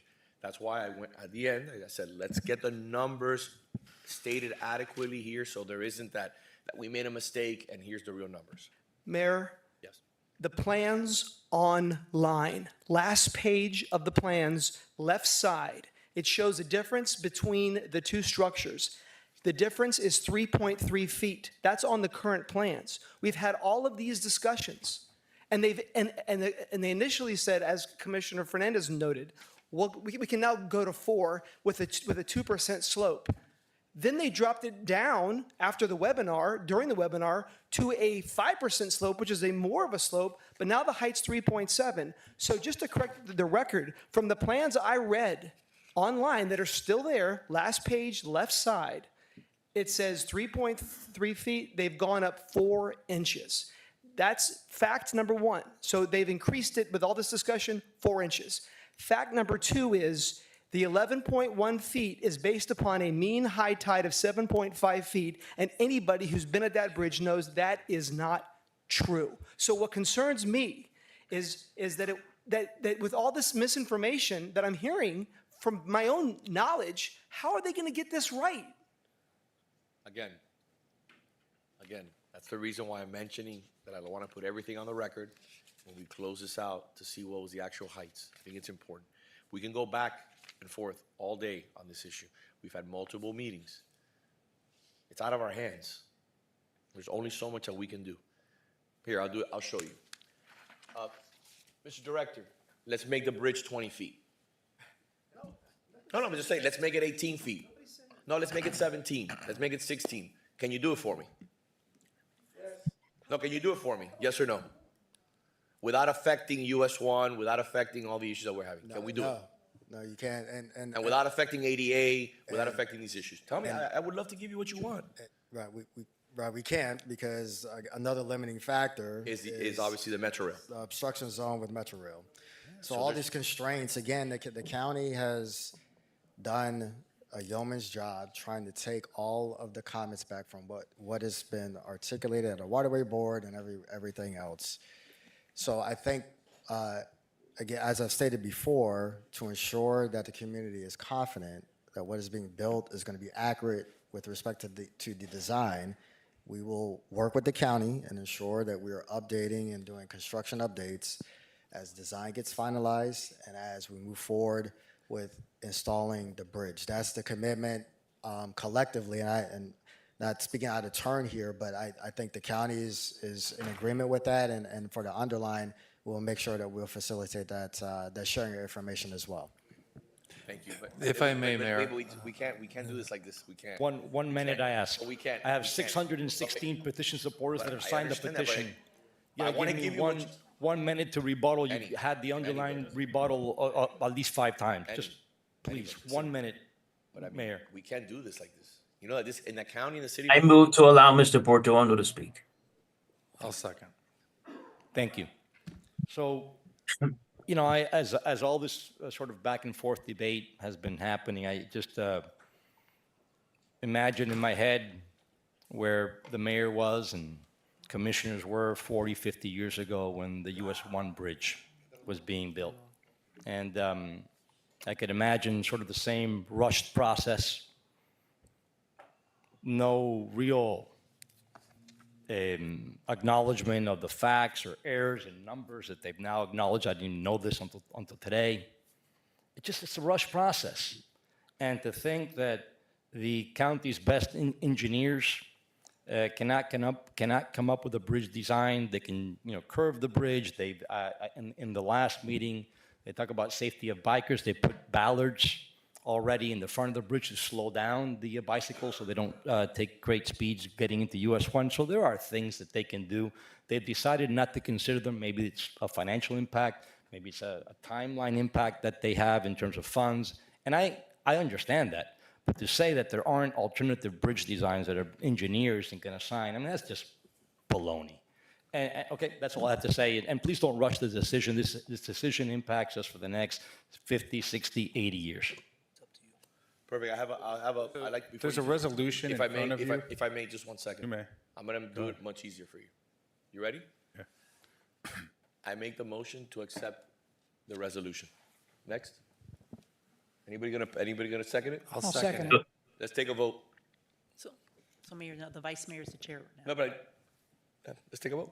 And by the, I don't want to play politics. That's all. The county's going to do what the county's going to do. That's what I'm saying. Clearly, I don't want to play politics. We're here to hear what wanna- the city says Sure. as to whether or not they want to do an independent study and see if they can make the bridge higher. Evie, I'm all for it, man. Let's go. That's it. All right, and if I may ask a question. I don't want to play politics on this game anymore.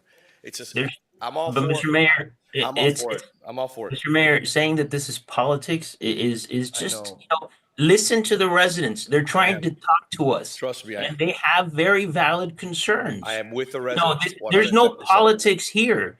The only one doing politics is the person who's mocking the residents, saying, let's do it 20 feet, 17 feet. And that was you, which is completely inappropriate. Commissioner, please. My question is Director Diaz in the room? Hermes? yes, Can I have Hermes a second, please? he's there. Good afternoon, Hermes Diaz, Public Works Director. Mr. Director, do we have the ability in-house to study this and verify the county's numbers or come up with our own numbers? Probably not in-house. We'll probably What have a consultant. What would the cost be and timeline? That would be difficult to tell. I mean, if we're looking at verifying survey elevation and some of the information from the plans, I will say at least 45 days. I'm just trying to think which consultant in our pool we could use. This is not a type of work that we normally do on a regular basis. So we have to check through their, we have some of the consultants are pretty large companies, so I'm sure they'll have somebody on board that could look at something like this, but it would be hard to tell with confidence at this moment. Because I think it's not an unreasonable request that we're getting. This is about verifying, and I think our residents and our Waterway Advisory Board, their concern is that every measure has not been taken to ensure that we're going as high as possible. And I think as a municipality, it is our duty to ensure that we are maximizing on that, because this will have an impact on us. 20 years down the road with sea level rise, something has to take place. Coral Gables is going to have to be advocating to raise that bridge. It's not going to be the county doing it. We're going to have to be pushing because it's going to be affecting our residents who live in the waterway. So we have a motion and we have a second. Can we have a vote? So just so we're clear, it's a motion accepting the resolution of the Waterway Advisory Board recommending the City Commission strongly advocate for higher clearance from Miami-Dade's underlying project's updated bridge clearance of 11.1 feet to maintain safe and accessible waterway navigation, and to direct staff to conduct an independent survey to verify clearances both under the proposed bridge and under US 1 before any final approvals are granted. And if I may, a former president once said, trust but verify. We're going to verify. I have the mayor making the motion. I'm sorry, who seconded it? I did. Thank you, Mayor. Commissioner Menendez did. Who was the vice mayor? I respectfully disagree. You're not here. I'm listening. Mr. Clerk, if you could please verify it when you listen to the tape. I seconded it. Okay. Commissioner Menendez, Yes. Vice Mayor Anderson, Yes. Commissioner Castro, Yes. Commissioner Fernandez, Yes. Mayor Lago. Yes. Nancy Sanabria, will you please join us? You wanted to speak a few words and you put it in at the last minute. I want to make sure you were heard. Thank you for being here with us. Thank you, Mayor. Thank you, Commissioners. Thank you, Vice Mayor. Thank you to all the residents that came out. My name is, and also to Miami-Dade County and to the Underline Project. I just wanted to say that everybody's been working really fast to find a resolution. And I think if we had gone back and the notices were sent, I didn't state my address, 944 San Pedro Avenue. If the notices had been sent in a proper manner, it would have alleviated a lot of this, and we would have had more time. So I just wanted to note that for the record, there were, of the notices that were sent, there were over 7,000, but of those, 573 were sent to Coral Gables addresses. So there weren't really that many Coral Gables residents that received the notices, and I think as we've all heard today, most of the residents, or all of the residents under the Waterway did not receive. So just going forward, if there's a way that when the county or anyone else is proposing a project, we have to find a way to make sure the residents do receive notice in a timely manner, so we're not in a rush to do this. And this has also been pointed out by the board and other members that the Waterway Advisories Board received notice at the last minute, so I know it's been a rush. So just going forward, if we could look at notices and make sure they're sent to all the residents. And also the bridge was not mentioned on the notices. So that's all I wanted to state. Thank you. Thank you very much. Appreciate it. Mayor, can we please take F4? The people are. F4. Thank you. F4 is a resolution of the City Commission directing the Community Choice Award for the Holiday Storefront Window Contest to be named for Fernando Heyman. The family is here. If they want to go ahead and step up. I'll give a brief history of this naming. The last few years, the city has held a holiday storefront windows contest where awards are given for the most original, best use of lights, best overall, and the Community Choice Award. Mr. Tello was the artist and talent behind all the beautiful window displays at Ella Bella Rocio, a family owned on Miracle Mile for consecutively 5 years.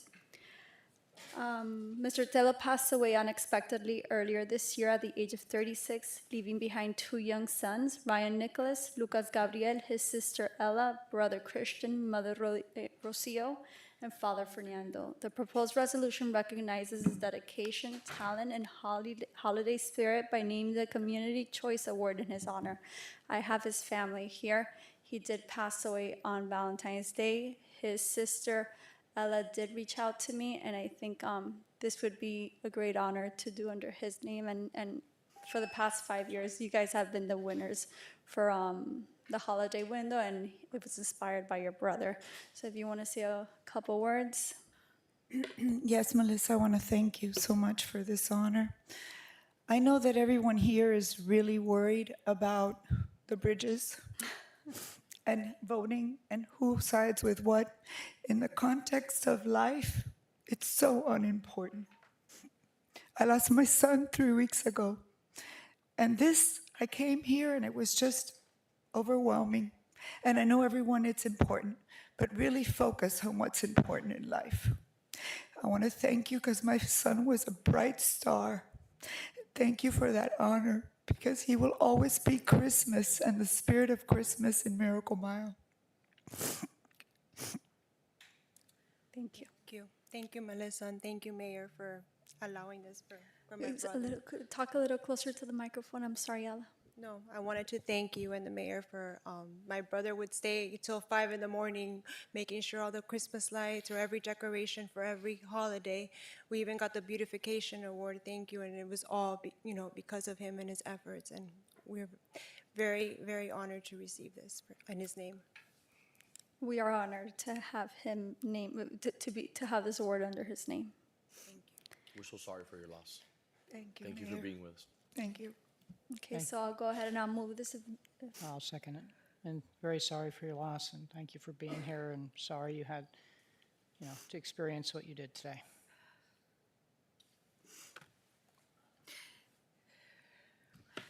God is good. Bridges come, bridges go. But for us all, love and peace to everybody. It's what's more important. Let's all be human and love each other. Thank you for putting everything really in perspective. Thank you. Thank you for being here. And this is his son, Lucas. Mr. Mayor, I have a member of the public requesting to speak on this item. Yes. Mrs. Maria Cruz. So after this public comment, we're gonna go ahead and vote on this. So just stay until we all vote, and No comment. you can go back to your mommy. So we have a motion? Yes, please. Vice Mayor Anderson, Yes. Commissioner Castro, Yes. Commissioner Fernandez, Yes. Commissioner Menendez, Yes. Mayor Lago. Yes. Thank you for being here with us. It's an honor to have you. Thank you God bless so you guys. much. Thank God you. bless you all. Thank you. Item E1, time certain.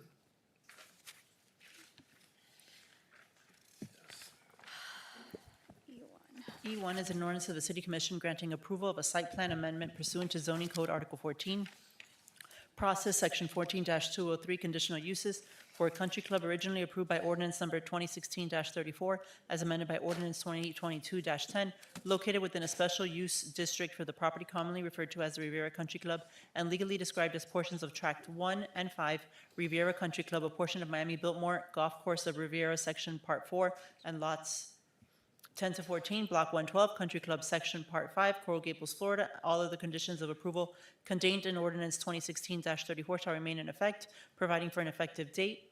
This is a quasi-judicial item, so I'm going to ask the clerk to please swear in any individuals who will be testifying today. Those who will be appearing on this item, please stand and raise your right hand.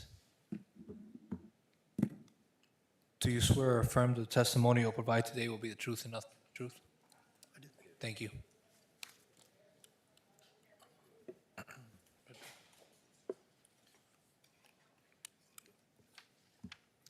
Good morning, Good Mr. afternoon, Mayor. sir. Thank you for being here with us. Thank you. Good afternoon, Mr. Mayor, Vice Mayor, Commissioners, staff. Nelson De Leon with Locus Architecture at 500 South Dixie Highway, Suite 307, Coral Gables 33146. I'll present today on behalf of the Country Club. The project, in essence, is a replacement of like for like. There's currently a tennis building. We're replacing that with a new one. 8 tennis courts replaced with 8 new regulation-size courts, and the existing parking lot, which is to remain. The site, as many of you know, is on Blue Road. On the upper center image is the entrance to the main club. The bottom left image, a aerial of the current tennis site. A few images of the current building and the courts. Since many of you are familiar with this, I'll try and move at a quicker pace through the site, and then you can stop me if there's any questions you have. An overall site plan of the survey, our enlarged survey site plan with our site at the bottom left. The site is zoned S, Special Use District. Current image on the bottom left, and our proposed. I have larger images of these, so I'll move along to those images. The current court configuration, fronting on the north edge of Blue Road, on the left, the start of the residential neighborhood, on the east and south, the golf course. This is an image that superimposes what we're proposing over the existing. The current courts are undersized. The new courts will be 8 regulation-sized courts, so they'll start at the same point that they do now on the north and the west and grow toward the east. You can see in the central portion the existing tennis building, which will be replaced and moved down and into the courts. Part of the reason for this is the second floor of the tennis building will be used as an observation platform for the courts below.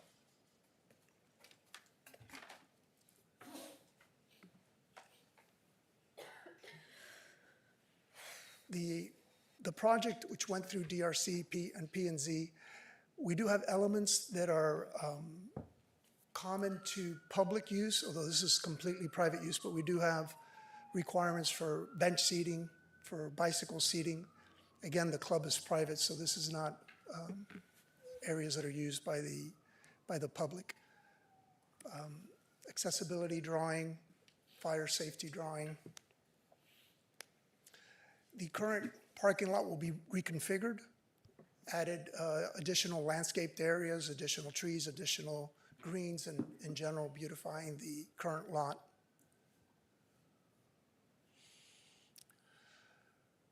This drawing at the bottom is a good representation of the scale of the proposed tennis facility in relation to the neighborhood.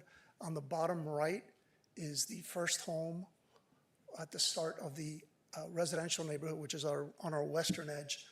You can see by the scale of the tennis building that it's been designed more along the lines of as a house, and both the massing and the roof shapes and the heights of the roofs do not exceed most of the homes in the neighborhood. The tennis building itself is 180 feet to the west of its nearest neighborhood. The tennis fence along the front, which is now one continuous line, what we've done is broken it into 3 sections. So there's 3 34-foot sections, and then those are bifurcated by 24-foot wide landscape screens. An aerial view of the proposed, so you see the new proposed tennis facility is pushed back from Blue Road, and it nestles within the courts. Everything we're doing is as of right. There's no variances being requested.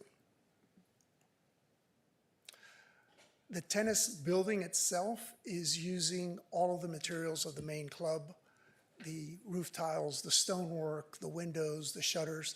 They're all complementary to the existing British island colonial style of the main club. It's a view from the rear showing the observation veranda overlooking the courts. An aerial view from the rear, the east and south property edges, or site edges rather, are controlled by the existing cart path.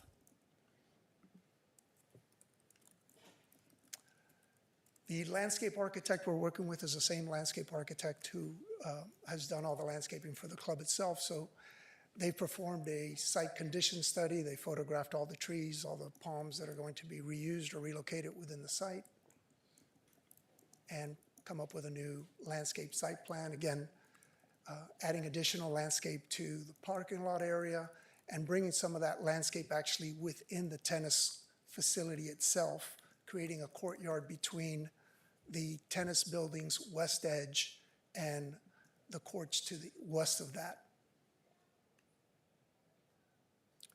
An image showing some of the landscape material that's being proposed. And I'll end on an aerial view from the golf course side.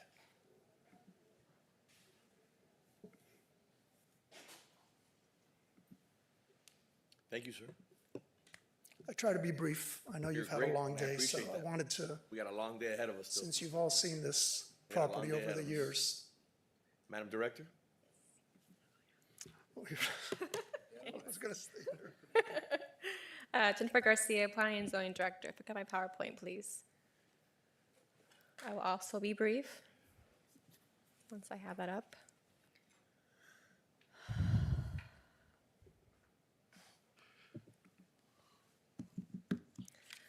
Okay, so moving forward, so you know where the site is located. The center of the golf course is located off of Blue Road, and the site that we're looking at right now, part of that golf course is the tennis court, which is on the south side of Blue Road. So the land use is parks and recreation, and the zoning is special use. This is an area of what's there today, the courts that are there today, and the 2-story tennis facility that's there today. Now, we're here today because the commission did approve a site plan back in 2016, and part of that condition of the ordinance 2016-34 was that any change would require review by a planning and zoning board and city commission. And that was amended back in 2023 when they did improvements to the Blue Road. This is a site plan that I think Nelson went through with you guys. This is the renderings, what that will look like. And the DRC reviewed this back in November of last year. The Board of Architects approved the project back in January of this year. It had a neighborhood meeting the end of January. Planning and zoning recommended approval in February. We're here today on first reading, and the School Community Relations Committee will review this in a couple of weeks. Letters were mailed to property owners within 1,000 feet of the property. And that happened 3 times. The property was posted 3 times, the website was posted 4 times, and the advertisement in newspaper was once. Staff recommends approval based on consistency with the comp plan. And there are no conditions except for the conditions that are already contained within ordinance number 2016-34, as well as 2022-10, remain in effect. That's it. Thank you. Thank you. Do you have any public comment? No, Mr. Mayor. I want to, on the record, state that some time ago, I met with Ed Williamson and members of the Riviera Country Club team about this project. So I just want to put on the record that I've met with them in the past. I think we've all met with them. And it hasn't just been in the past, it's been in the last 3 years, 4 years since we've been talking about this. Yeah, I asked the city attorney in case we needed to put it on the record, and she said yes. Yes, as is typical with quasi-judicial hearings, you should always disclose any ex parte communications. I think the design looks phenomenal. I think it looks great. I think it's something that the only disappointment that I have in the project is that you had so much more parking before. And I know it was like a double-decker project, and I know that you need the parking. So it's a shame, but I know the cost of construction, and it's just so costly that I imagine you scrapped it for that reason. But I think the project looks beautiful. Your architect's amazing. I have a lot of respect for him. And I think that it's going to be well received. I haven't gotten one complaint from any of the neighbors. I live maybe 4 blocks away on San Amaro. So I think it's an opportunity just to refresh all the amenities and do something that is world-class, that resembles what Riviera did already in their first phase of the project. If I can say that this is the second phase, I don't know if that's appropriate or not. But I think it's something well done, it's classy, and it fits in well with the neighborhood. I haven't heard from any of the neighbors if there's any complaints. I imagine you probably met with, they're well received. Okay. That again, but if there would have been an issue, I know exactly who your neighbors are, and they would have contacted. Probably invited. Yes. So I think it's the design is impeccable. The only thing that I tell you is that it's a shame that the parking issue, what you wanted to do, the aspirational design that your architect did was amazing. So I mean, I'm fine with the project. So I just add, the early conversations, I just knew something was going on. I haven't heard any comment or any complaint from anybody since the design was changed. So that's a good sign. So, thank you. I'll move it. A second. Mr. Clerk? Commissioner Castro? Yes. Commissioner Fernandez? Yes. Commissioner Menendez? Yes. Vice Mayor Anderson? Yes. Mayor Lago? Yes. Thank you very much. Moving on to item E2. E2 is a resolution of the City Commission amending ordinance number 2015-17 as amended to revise permit renewal fees, providing for severability and providing for an effective date. How are we doing, sir? I'm doing well. Doug Ramirez, Acting Development Service Director. The reason we have this item before you is because we've noticed over the last couple of years that there are quite a few permits that come back that have expired, and when they go to renew the permit, it turns out that they only have 1 or 2 inspections left, but the permit renewal fee is 50% of the Florida Building Code permit fee. We felt that this was excessive. We looked at what some of the other jurisdictions are doing and what we're allowed to do, and we came up with a new figure that we think is much more reasonable. And that's why this item is before you today. Through the mayor, glad that you're doing this. I think this is a good first step for immediate relief, and I hope you continue to go through this process, and we can discuss it more later on making the fees a little more equitable and not as onerous, especially when you're just doing a renewal of something where it's not engaging any additional work hours for staff, that it's a reasonable fee. So I'm happy to move it. I'll second. Yeah, so just to bring this forward, I talked to the team, to the manager about this. Mr. Clerk, will you make sure that my name is on this resolution? I sponsored this item because I fell prey to this, and I had a TCO on a project, and for some reason, I'm not blaming it on staff. We had called all the inspections appropriately, and everything was fine. There was one inspection that was missing, and the permit had been, after a TCO, for some reason it had expired, and our staff said, listen, you gotta pay for the entire permit again, there's no choice. It was a few years ago, and it was a hefty sum. So this is a major hindrance. But again, it's something that I think that when you look at the process, that's why you have a lot of these permits that just stay open and they don't get closed, because they're literally in a TCO, and for something happens and they don't close out the project. But this is just specific for certain projects that already are inhabited, have a TCO, or just going from TCO to CO, and they're just waiting for one last thing. And it's just to close out all these permits and get these done. I think it's an appropriate measure.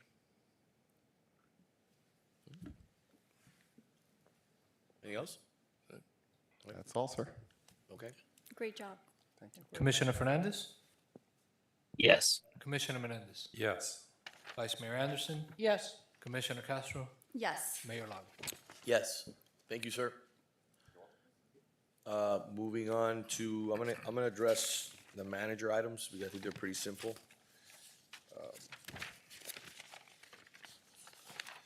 So we have H3. H3 is a resolution of the City Commission authorizing a contract modification to Babone Engineering, Inc., contract number IFB 2023-012 for the Pump Station 3 force main replacement pursuant to Section 2-764B, approval of change orders and contract modifications, allowing for contingency estimated at $250,000 or not to exceed the available budget. Hermes Public Works Director. This, in essence, approval for the contingency for the project to cover some change orders, and obviously it has sufficient coverage for the contingency for the remainder of the construction. Okay. But again, it's another example of a project that has significant cost overruns. This is going to be almost 10%. In this particular case, you're always running into conflicts, I know. additional Listen, bends, additional you're- valves. I know what you're doing, okay? I know that you don't have x-ray vision when you're looking at a street, and there's certain conflicts, there's pipes, there's drainage, there's tree roots, there's a litany of things that are existing conditions from previous structures that were not removed, and now you run into them. I know, I'm just saying, that these are things that we've talked about before, and right now, today alone, we have about 6 items on this commission floor that are all change orders. Running the gamut from 7-8% to over 50% increases in certain scope. So I just want to put that on the record. So, but this is, again, justified and much needed for this pump station. If you're done, I'll move it. Second. Commissioner Menendez? Yes. Vice Mayor Anderson? Yes. Commissioner Castro? Yes. Commissioner Fernandez? Yes. Mayor Lago? Yes, moving on to item H4. H4 is a project. resolution of the City Commission authorizing a contract modification to Roadway Construction LLC, contract number IFB 2023-13 for the Ponce de Leon and Granada Force Main Replacement Project pursuant to Section 2-764B, approval of change orders and contract modifications, allowing for contingency estimated at $500,000 or not to exceed the available budget. I believe this is the same case. If Eh, that's the case, 100%. I'll move it. This Second. one is actually running at less than 6% of the project, so. Thank you. Vice Mayor Anderson? Yes. Commissioner Castro? Yes. Commissioner Fernandez? Yes. Commissioner Menendez? Yes. Mayor Lago? Yes, H5. H5 is a resolution of the City Commission approving the city manager's recommendation to request a bid waiver for awarding a contract to Thornton Construction Company, Inc. for the construction of temporary offices for elected officials in an estimated amount of $500,000 or not to exceed available budget in accordance with Section 2-691 of the Procurement Code titled Special Procurements Bid Waiver. So really quickly, just on the record, so people understand why there's a bid waiver. This is a great construction company, very reputable. They did the parking garage. So when you think about the scope and the parking garage, and they know where everything is at, all your MEPs, all your structure elements, it just makes sense with such a small contract. When you think, some people may see it as a large contract. It's not. It's a small contract in comparison to the massive parking structure that they just finished building for us. So it's in line, something that we can get done quickly, and it just makes sense because it would be, I think, a lot more costly if somebody else did it as a result of them having to do a lot more exploratory work. So, I would also like to put on the record that finance will relocate there after elected officials go back to City Hall. And if nobody has any other comments, I'll move that one too. I'll second it. Commissioner Castro? Yes. Commissioner Fernandez? Yes. Commissioner Menendez? Yes. Vice Mayor Anderson? Yes. Mayor Lago? yes. Item H6. H6 is a resolution of the City Commission accepting the recommendation of the city manager to request additional spending authority in the estimated amount of $800,000 or not to exceed available budget for a contract awarded to John Bell Construction Inc., contract number IFB 2024-25 for the Venetian pool bottom replacement and pump system improvements pursuant to Section 2-764 of the Procurement Code entitled Approval of Change Orders and Contract Modifications. Again, like I mentioned before, same scenario, and this has to do with the structural elements under the pool. Once you started chipping out the slabs, they found a litany of other issues and concerns. 100-year-old. They found 100-year-old pipes. They also found, structural members that were not completely filled in. So a lot of labor, a lot of construction and demolition of additional work that has to be done here. This is over a 20% increase in the contract. Yeah, this is a very complicated scope of work. And I believe it was John Bell, the only one who actually went in for this bid. If nobody has any comments, I'll go ahead and move this too. Second. Commissioner Fernandez? Yes. Commissioner Menendez? Yes. Vice Mayor Anderson? Yes. Commissioner Castro? Yes. Mayor Lago? Yes. Moving on to item H7. H7 is a resolution of the City Commission directing the city manager to explore potential acquisition of the property located at 4916 Washington Drive. So this is an item that I sponsored. I want to make sure my name's on it. Again, this is an opportunity, just asking for the manager's office. He'll talk a little bit about it if he'd like to, in regards to exploring the opportunity of acquiring this property, just putting it into our portfolio in regards to parks. Again, it's not a large property, but it's in a good location. And I think that if we can come to an agreement with the owner, it could be something very beneficial for the city, for the future of the city. Mr. DCM, anything you'd like to add?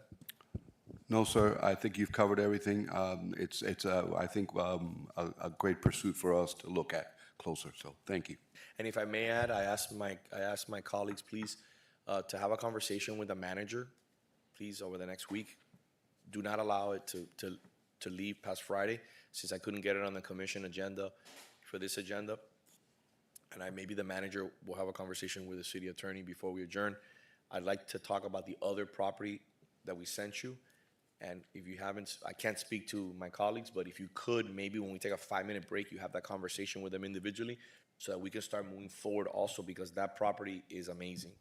And it's something that, again, is adjacent to an existing park that has a lot of issues, and this could give us a lot of flexibility, and the property's not on the market, but I don't know how much longer I can hold them off on that. So if we could take like a 5-minute break, maybe to go to the bathroom, and the DCM or the manager could have a conversation with my colleagues, I think it would be very beneficial to see if we get to start pushing forward on just exploring it. If it doesn't make sense, it doesn't make sense. So I'll move H7. Okay? I'll second. And before you vote, I just want to clarify, because the title didn't include it, but it is the property that's at the rear of that address, because there's two properties with the same address. The language of the resolution does explain it and specify, but just to be clear. Yeah, this is just giving the manager, to be able to do a survey or a property an appraisal and just kind of start having a conversation. Commissioner Menendez? Yes. Vice Mayor Anderson? Yes. Commissioner Castro? Yes. Commissioner Fernandez? Yes. Mayor Lago? Yes. H8. H8 is a resolution of the City Commission authorizing the renewal of the property and casualty insurance program, which includes but is not limited to property, general liability, automobile liability, public officials, errors and omissions, excess workers' compensation, crime liability, cyber liability, terrorism property and liability, pollution liability, deadly weapon protection coverage, flood, as well as other ancillary lines of insurance coverage and insurance broker fees through Arthur J. Gallagher Risk Management Services, Inc. for a not-to-exceed amount of $3,423,716 for the policy period of May 1st, 2025 to May 1st, 2026. Good afternoon, How Mayor, are you? Commissioners. So this is our annual renewal, insurance renewal for property insurance and all the lines of coverage under liability insurance that the city carries. Our policy terms is May 1st to May 1st, so these numbers are a little bit preliminary, but we had to come before you because there are no meetings in April. The good thing is on property insurance, it looks like the markets have stabilized. So we are looking at least a 9 to a 10% reduction in our property insurance. We anticipate it being before we bind, we won't bind until the end of April, but we anticipate maybe even up to a 15% reduction in our insurance premium. So if you have any questions. Yes, I do have a question for you. Thank you, by the way. I appreciate your hard work, and I'd like to thank the insurance board and all the staff that played a hand in this. It's important. It just is a relief. It's a relief that I think is much needed. I have an idea, and I spoke to the manager at my pre-agenda meeting, and the DCM and the ACM, you know, I, again, wanted to bring it before the commission. I wanted to see if you had an idea. I don't know how much I trust that this is not gonna go back up next year, okay? So I have a little bit of fear on that front. Do you think it's worth taking the delta of the savings that we have from last year? Because I know that our finance director always budgets accordingly, and she's very conservative.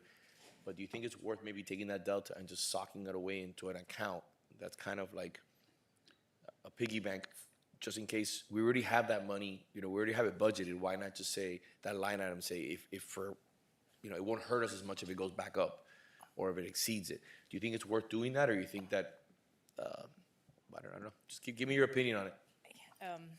You know me, I always want to put money away.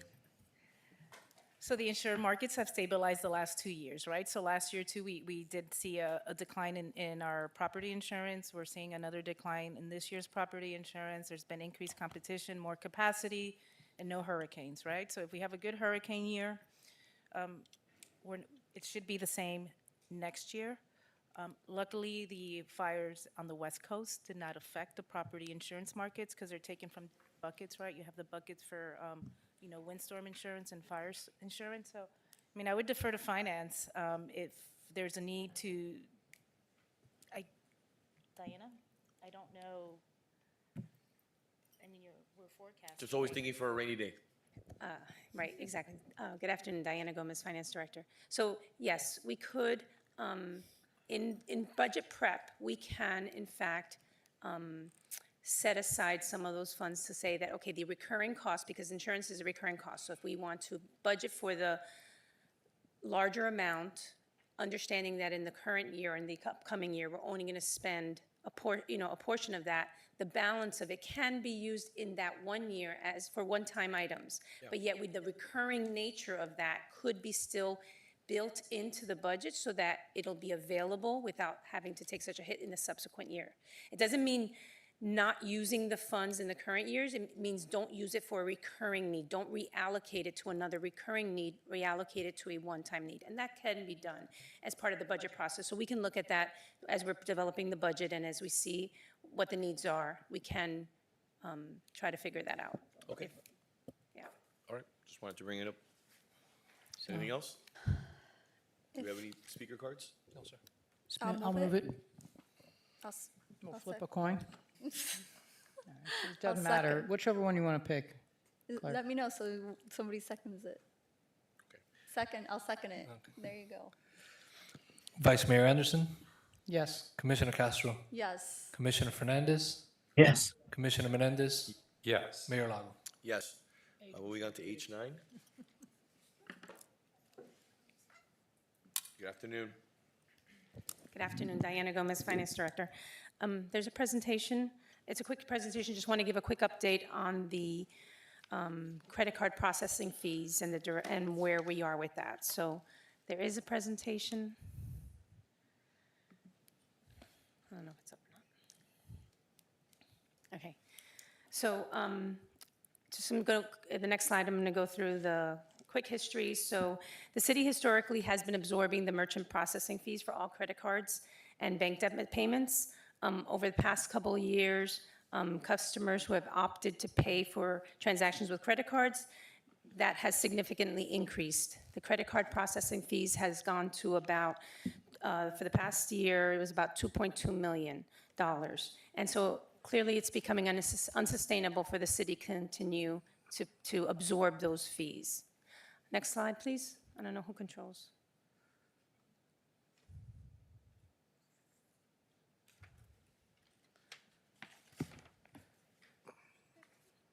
Oh, I'm sorry, I didn't see that it's there. Sorry, okay. Okay, so back.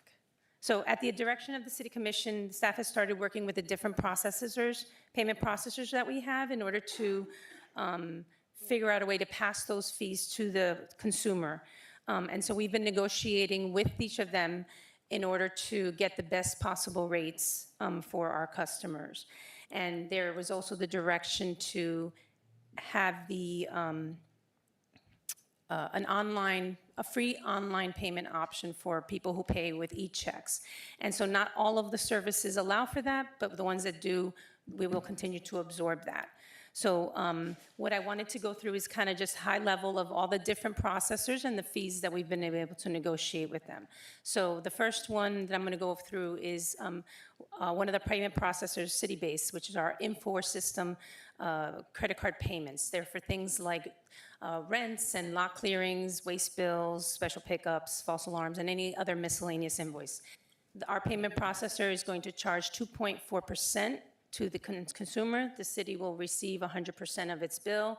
And if somebody pays with an e-check, the city will absorb a dollar fee, a flat fee of $1 for those transactions. EnerGov, which covers all of our building permits, our certificate of uses, business licenses, and any other legacy invoices from our old system. That processing fee will be 3.2%, and if they pay by e-check, it'll be a 95-cent per transaction that the city will continue to absorb.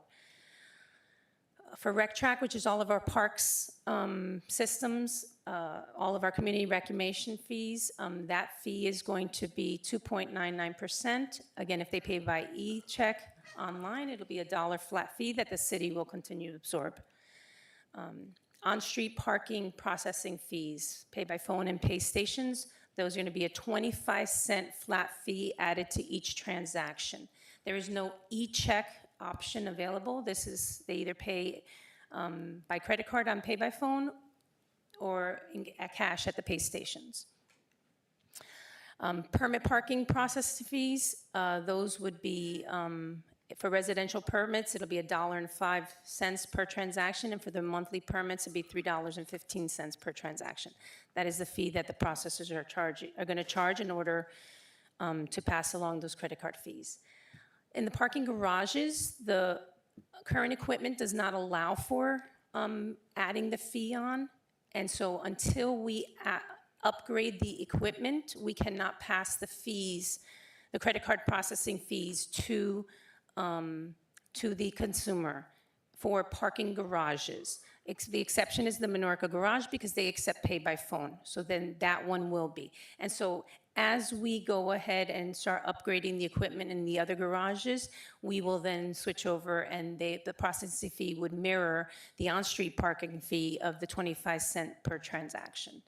But that's going to take some time. Other miscellaneous processing fees, our lien searches, they will be 2.75%.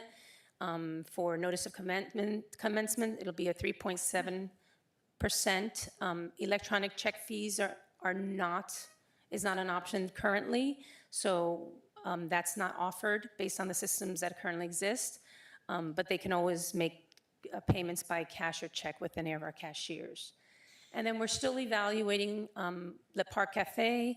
They use Toast as a payment processor. We're still working with that.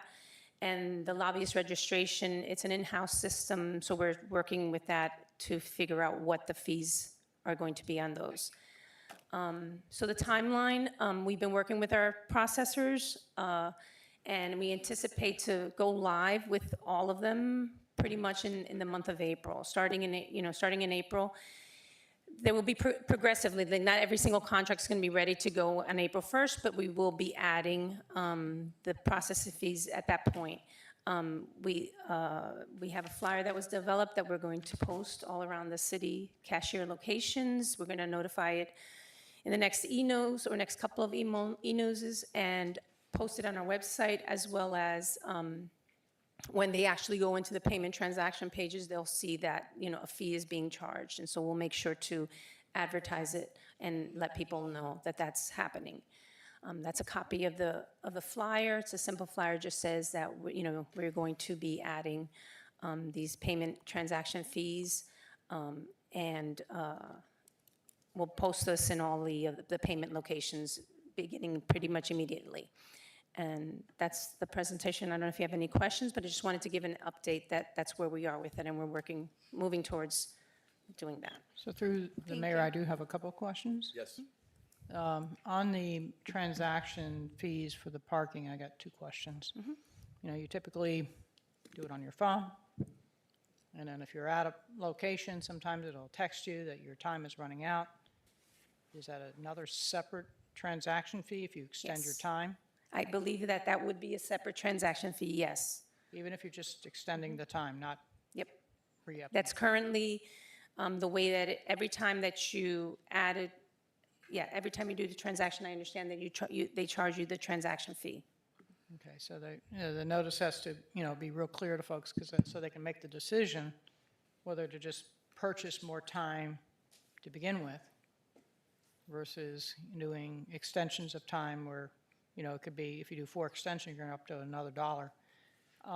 With regard to the residential rate program, that's, I think, I can't remember the dates, the temporary one, it's just in a test phase. Are the parking fees being charged there, the 25 cents?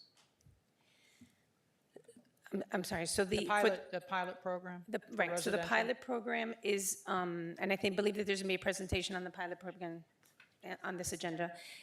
So the transaction fee will still be charged. The fact that residents will get a discount, it'll be a discount off of the fee, so they'll cancel each other out. But yes, the 25-cent fee for pay by phone and pay stations is a fee per transaction. So that fee will be on, we cannot differentiate if it's a resident or it's not a resident, it's on all transactions.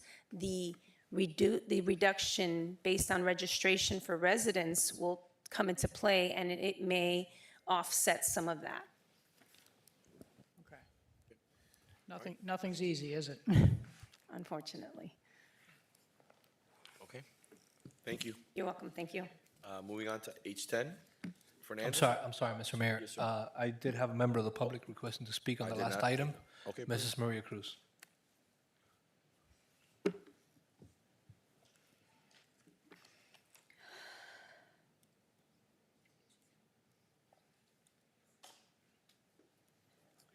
Mrs. Maria Cruz, 1447 Miller Road. Long overdue. I'm so glad that we're doing this. It was very interesting for me when I was looking through bank accounts to see people saving thousands of dollars by paying with the credit card. So this is good. This is money for us. Thank you. Okay, moving on to item H10. Fernando, good afternoon. Good afternoon, Fernando Wiener from the Manager's Office, Government Affairs Manager for the city. I have a quick presentation on bills of interest and focusing on preemptive bills. All right, we'll dive in. Like always, the objective here is to update the commission and the community on legislative bills that affect our city and our residents, and provide a brief summary of the bills as well as the position of the city. Now, as of last night at about 11 p.m. when I last checked, there are 1,833 bills that have been filed, over 300 that have some sort of impact on the city or its residents. Trying to stay on top of that as much as I can. It's great to have teams like the Florida League of Cities, Miami-Dade County League of Cities that very much assist with this and share updates. So it's great to have teammates like that across the county and the state that help out. The trends that we're seeing, very much like last time, a couple of weeks ago, are a slew of preemptive bills, and that's the overarching category. Many of those bills deal with land use and zoning, whether it's timelines, whether it's affordable housing bills. Like the third category says, there's a couple of election bills mandating when elections must be held. There are several different tax exemption bills within the Senate and the House raising property tax exemptions from $25,000 to $25,000 amounts that are current law in Florida to $75,000 to $100,000, a study as to trying to eliminate all property taxes. So like I said, many of these bills are coming up, but there are many different tax bills that fall within this category. And then also local business support. The business rent tax is a focus where a couple of bills are doing away or trying to do away with that tax. So that's something that's common. But today, I only want to cover the preemptive bills. We've talked a couple of categories before, but today I really just like to focus on that category so we can focus on one area. So the first thing that we'll discuss is the most recent amendment to the Live Local Act, and that's House Bill 943 by Vicky Lopez. She's a representative near here in Miami that we all know. This is a pretty comprehensive bill that expands Live Local to multifamily areas. It's a bill that also will permit religious institutions to build affordable housing. It will also change the way in which density, maximum lot size, floor area ratio, and height restrictions are applied so that if any community on July 1st of 2023, after the first Live Local bill was passed, if they updated their code, now this will consider that and say, you cannot do that. It will control local communities that attempted to circumvent what Live Local did and say, hey, sorry, too late. Your prior code is what will apply. There is another comparable bill, like it says up there, by Senator Calatayud, who is our senator, Senate Bill 1730. It's not as expansive, but has some of the similar provisions, like no moratoriums, where if there is if you put into place, if a commission puts something into place that either stalls or prohibits a development that fits within the workforce category, that moratorium will be deemed illegal. So a couple of these bills coming through the door, please stop me if you have any questions, but I'll just keep going. The next bill that I have on here is an election dates for municipal office bill. And this is Senate Bill 1416 by Senator Nick DeSigli out of Pinellas County. What this bill does is mandate that elections be held during the general election dates in November. And if you have a runoff, as we do in the city, then your first election will occur in August, 11 weeks prior to the general election, and then that runoff will occur in the general election dates. So what this also does and says that in terms of vacancies and recalls, that's still left to the municipality to dictate. But then as well as, because we do ours in April, what will happen if this is passed is that all those incumbents will carry their terms over from April until August when that first election will occur. So it will extend the terms of all sitting commissioners. Mayor, do you have any questions, sir? Yeah, I just one quick question. I see oppose, support, oppose. Those came from the manager or those came from the commission? This came from the manager, yes, sir. And just to make sure, those are preemptions. All of these bills here are preemptions, yes, sir. And like I said, this is the position of the city. These are directives based on our legislative priorities that were drafted in the manager's office and then approved by the commission. These are things that go against home rules. And again, it's not necessarily when it forces us to do it, it's that this is coming down from the state and preempting our control over these specific areas of municipal government. Any other questions? No, a statement that I'd like to make is in regards to the issue of the real property and land use and development, the HB 943. That makes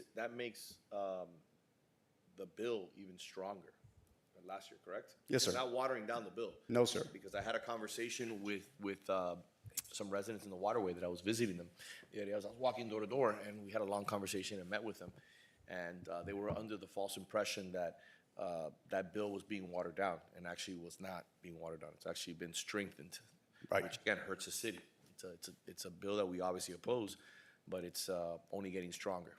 And to that point, I'll add another thing is that now that also will require municipalities to not only permit but pass an ordinance that allows accessory dwelling units efficiencies And then you cannot raise parking restrictions. And that also is part of that moratorium where if you're putting together something that will stall ADU development, that is prohibited as well. I'll go into a bill later on that was just voted on in one of the committees today that passed 15-0, requiring that as well. So that's a common theme that is looking likely to pass in this state. So I'll keep going. The next one is unlawful demolition of historical buildings and structures. That's Senate Bill 582. And then Thomas Leak is from the Flagler, Putnam, and St. Johns counties up in northeastern Florida. This bill, what it does is that it allows municipalities either through a special magistrate or a code enforcement board to issue additional fines for anybody that demolishes a building on the National Historic Registry. And then also it caps those fines so that it's not more than 20% of the just value of the property. But it gives us more control as a municipality to prevent demolition of these properties. So this is something that the city supports. There's an identical bill by one of the House members.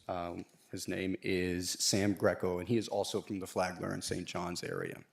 So quick question, you said national, designated nationally, not locally. National is what it says, yes, ma'am. All right. Okay, the next bill on here is stormwater management systems. Now, this doesn't necessarily change the way that we operate our stormwater management systems. It just includes an additional annual reporting requirement that by June 1st of every year, we have to report to the state, the Division of Emergency Management, the way that our stormwater management systems are being operated, and then also it gives the Division of Emergency Management the ability to adopt rules as to how they want that reporting to be done, and it's just another layer of bureaucracy that we have to deal with at the city level. Not a major issue because, like I said, it's just reporting, but just another thing that we're seeing from the state that they need over-reporting from us, and almost seems like they don't trust us to manage our own cities. The next thing on here is HB 579, which is by Toby Oberdorf, a representative from St. Lucie and Martin County in the southeast here. This is a decently comprehensive bill as well. I know, Commissioner Castro, you raised concern about this. What this does is a couple of things. So it requires municipalities to make clear what their application requirements are. So when applications are filed, building permits, when people are applying to build in the city, we have to make clear what qualifies as complete applications. So then certain timetables can come into play. And then also we have certain, like I said, certain timetables that come into play. So one of them is receipt of a complete application. The city has 5 days to tell whoever that applicant is that we have received a complete application. And then within 30 days, we must review it for completeness and notify of any deficiencies. And then it's either 120 days or 180 days based on whether there is a requirement for a public hearing for whatever the development is. So another set of these mandates requiring us to be, in a sense, more efficient because the state is seeing that these municipalities are too inefficient with our review process, and it's a heavy-handed control coming down from the state. I haven't read this bill, but my question to you would be, and if you don't have to answer me now, just find out about it and just the manager, you can talk to the manager's office. And that is, you have these restrictions that are put on cities where you're requiring 30-day deadlines, 5-day deadlines. Are they allowing for us to be able to charge a little more for that kind of requirement, or is it just, you have to continue to charge the same amount? I don't have a complete answer for you now. Just find out about it because, Yes, sir. again, are they talking about like offering an expedited service for review, or are they talking about across the board, you have to meet these guidelines and that's it, and you can't charge more? Because, if you're going to be making these requirements of staff to process all these documents in 30 days, you're gonna have to need more manpower. Right, this is not about expedited review, though. This is standard I know, review. I'm just thinking out loud. I'm just Yes, thinking sir. because if you're gonna tell me, you're gonna have to address all the things that come into these offices every day, plus do everything else you're doing. I just don't understand how they're gonna be able to meet those deadlines, especially in large cities. You're gonna have to hire more people, and it's gonna cost you more money. And, I understand, I'm all about efficiency. I think it's great. That's the private sector mentality, but there's also limitations. I had a meeting with Doug, Fernando, Joe Gomez, and who else is there? Christina, right? We addressed all these matters, and we really looked into the things that, or the process of how we should be addressing these bills if passed, or the ones that have passed. So I don't know if maybe you can go ahead and have the same meeting, and they'll update you with what we're going to do. Yes, sir. If I may. So I think that it will be a healthy exercise that in the future, excuse me, when these bills come along, that we have in this forum, go over the bills, and rather than having a suggestion of oppose or approve by Fernando, that we discuss it first and get the additional information, and you as a body decide which should we present as oppose or approve. Or I would like that idea. I think that's an excellent idea, you know, especially if we can have a meeting ahead of time to get the background. yes. You know. Fernando? Okay, I'll move on to the next bill.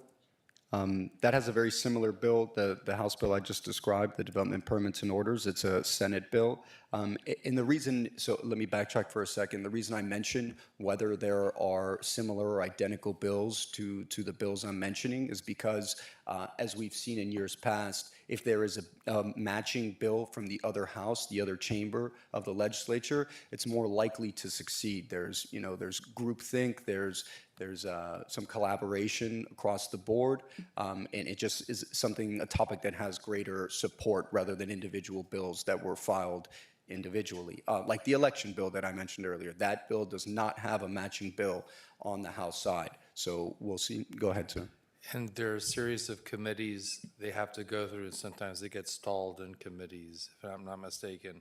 Correct. Many bills die in committees, so they'll be referred to. Many of these bills have been referred to 3-4 different committees.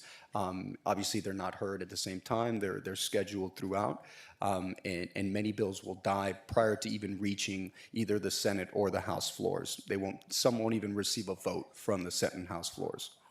They go through their first reading, they get assigned to certain committees, and if they survive the committee process, then they'll come back and be voted on by the actual chambers themselves. All right, so the next one is these building permits for single-family dwellings. This is Senate Bill 1128 by Blaise Ngoglia, and he's from Citrus, Sumter, Hernando County, in the Gulf towards the middle of the state. This bill is actually on a committee agenda for today, Community Affairs. The meeting is going on right now, so we'll get some feedback on where this is going to go. I discussed this with the attorney's office, with Stephanie, the deputy city attorney, earlier, and it's an interesting bill. What it says is that for single-family residence or single-family dwelling, when a building permit is approved, that permit cannot expire until the next update of the Florida Building Code. And the Florida Building Code is updated every single 3 years. So that's a significant amount of time. There's a second thing that occurs in this bill as well, that if a permit application for construction of a dwelling is accompanied by a signature of somebody licensed within the state, then, and if there was an emergency event that occurred within the last 24 months, that is deemed to be per se approved, and then the municipality has 2 days to approve that building permit. So very, very heavy-handed control over municipal control. That's pure chaos. That's ridiculous. Wow. Yep, not much more to say to that. There's the similar bill from Esposito in the House. It doesn't have as much as the Senate bill, but it's completely contained within the Senate bill. Okay, so the next thing on here is the public safety bill. This is also a very concerning bill for one main reason, is that it will consolidate all 911 dispatch systems throughout the state. So all 911 calls will be run through counties. And this would occur in 2029. That's when this would take effect. And there is an opt-out option, but the opt-out option wouldn't have anything to do with us because it's for more rural counties, and let them opt out into a regional dispatch center that would then be able to pool resources with other counties. So for a county like Miami-Dade County, it doesn't make much sense. It completely takes our police control. I mean, what would be the point of us having our own police department at that point? And this is coming from Lower Alabama. This is from Shane Abbott, who's up in the Walton, Washington, Jackson counties that has no experience with what Miami-Dade County looks like and works like. So this is something that we very much need to push against. How did that carve-out come into existence for certain? You said that if you're rural, there's a carve-out. I think, so the carve-out is, so if you are lacking the resources even within your county, Commissioner, I think that's the point, that even within your county, you have insufficient resources to respond to all of the issues within your own county, then you can opt out, which really is not much of an opt-out. It's let me get in basically a collective bargaining agreement here to work, a joint operating agreement with other counties and figure out how we can address the issues in our counties. But this totally takes control out of municipalities like ours in much more populous counties. I would imagine that there's a lot of support from our position throughout at least South Florida, I would imagine. I'm hoping so. So next week I will be in Tallahassee, and I know that Chief Hudak will also be in Tallahassee. He was here a minute ago, and this is definitely an issue that we'll be bringing up to each of the legislators that we see. I may see you there. Okay, great, sir. The next one is another affordable housing bill, and this is the housing bill that I just mentioned having to do with accessory dwelling units.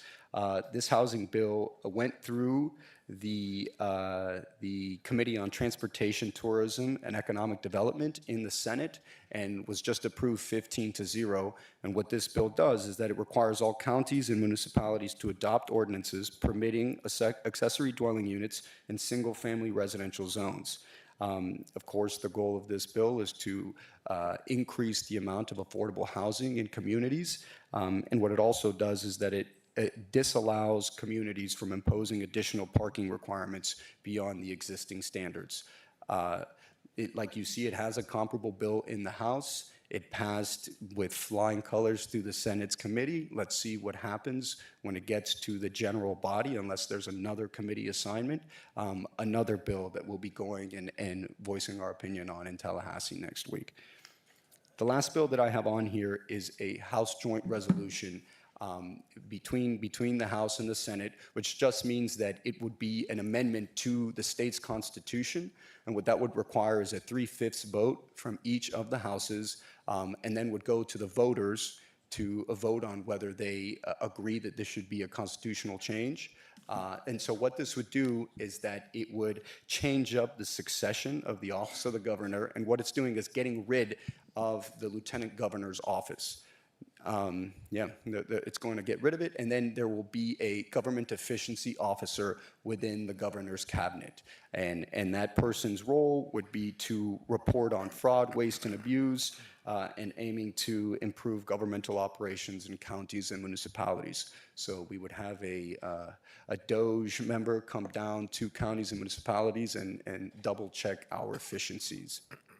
Okay. That's all I have. That's a question. Why are we opposing that one? It's just another layer of bureaucracy that we have to respond to. If we can't. All right. I guess that's, I mean, I wasn't asked whether I oppose that or not. I wasn't asked if I oppose all of these or any of these. So at the end of the day, I leave it up to you guys. That's what you guys want to oppose. The issue with that is that in a spirit of transparency and the no fear, I would welcome anybody to come and have it. I mean, I don't have an issue with it. Come over. I mean, just use as an example that we are, So At the end of the day. I do have a question, because there was a lot of talk, at least when I met with the insurance commissioner and other representatives from our delegation down south, about having the Florida Building Code strengthened throughout the state. Has there been any traction on this, being that the West Coast was slammed with so many hurricanes and extreme damage due to really insufficient building code standards on the West Coast? In terms of the building code, I haven't seen any, Vice Mayor. I've seen a lot of tax credits to resiliency efforts from property owners. That seems to be the theme, trying to get the fixes on that side. But the building code itself, no, ma'am. I haven't seen anything having to do with the language in the code. No additional strapping, no better trusses. They're just, all right. We have a public comment. Yes, Mr. Mayor, I have a member of the public requesting to speak on this item, Jackson Holmes.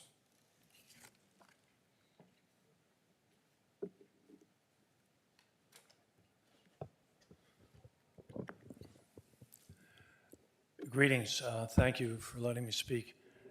I see we have a great employee here in Fernando Heyman. He's helping us see where the alarm buttons are in the state legislature.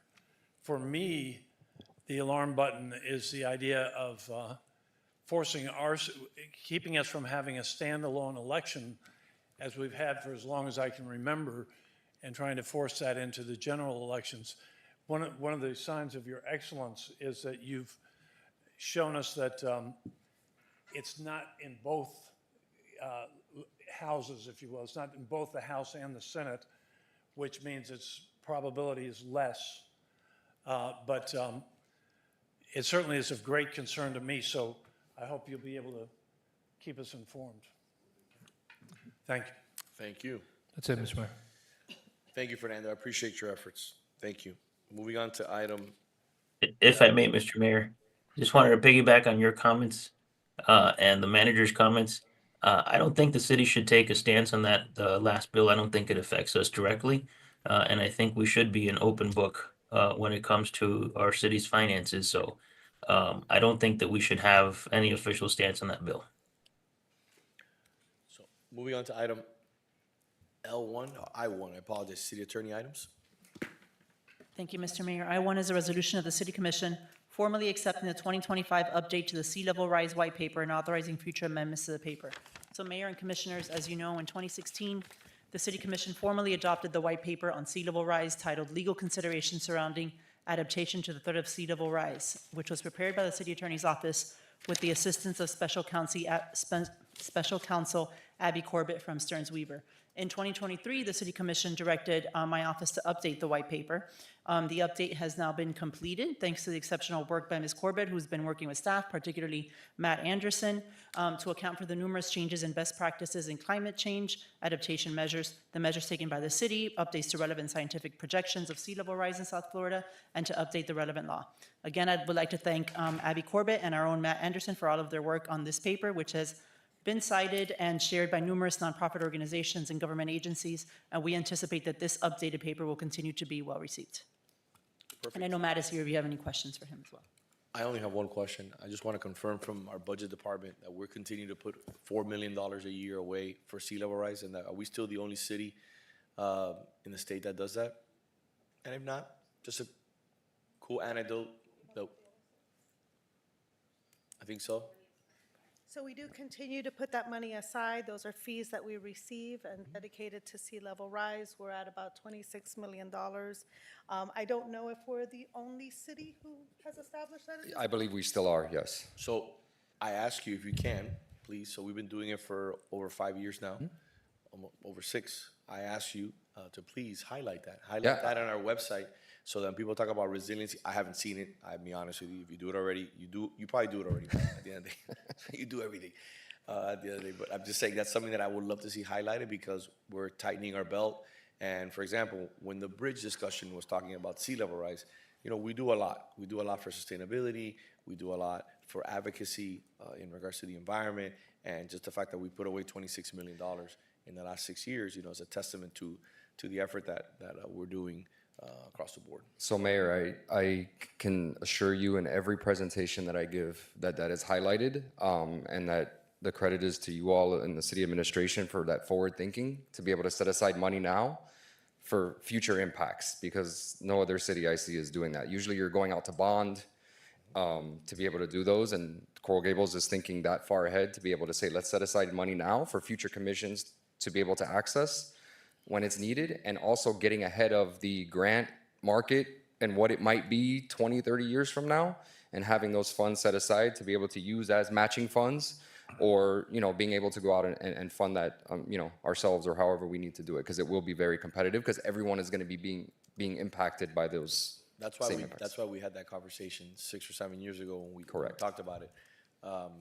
My question to you, is that an interest-bearing account? Okay, perfect, yes. Okay, good. Of course. Okay, great. No, I just want to make sure. Just want to make sure, Well, congratulations. Thank you for that.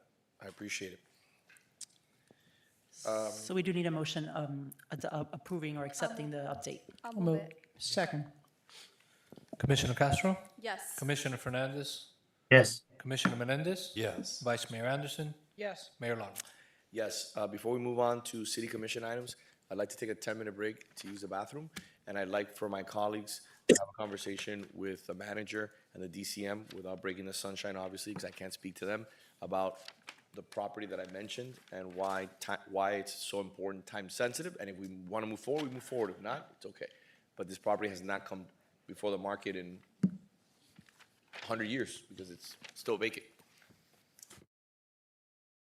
Recording stopped.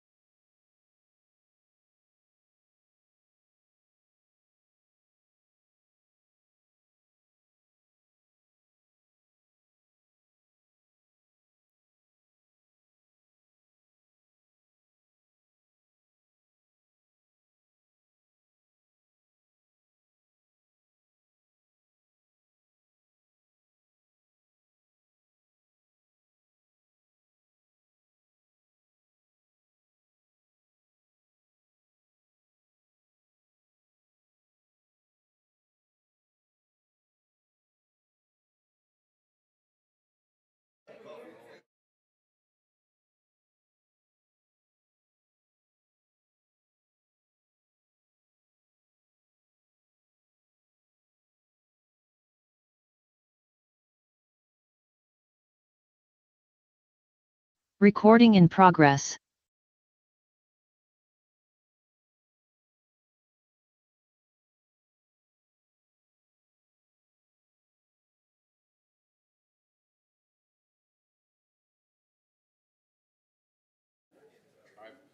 Mr. Clerk.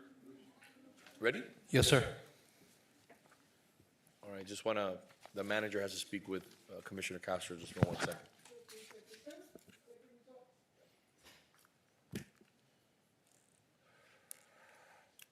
Okay. Item F1, City Commission items. Okay. Well, we just lost our city managers. Oh, you want to wait 2 minutes? Let's wait 2 minutes. Mr. Clerk, will you give us 2 minutes, or we can, yeah. Wait 2 minutes. Recording stopped.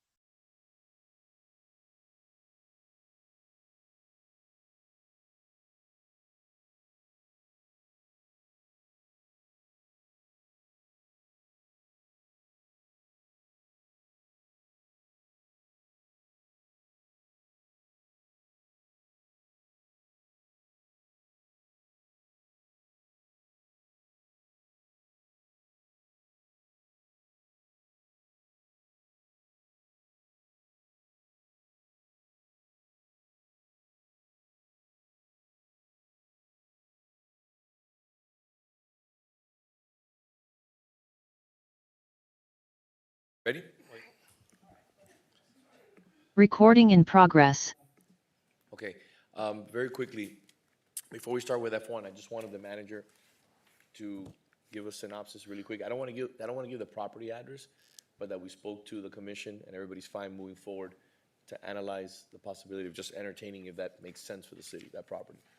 Yes, Mayor, a property has, we just been notified that a property that is a very extreme interest to the city has come out available. And we're doing the due diligence right now to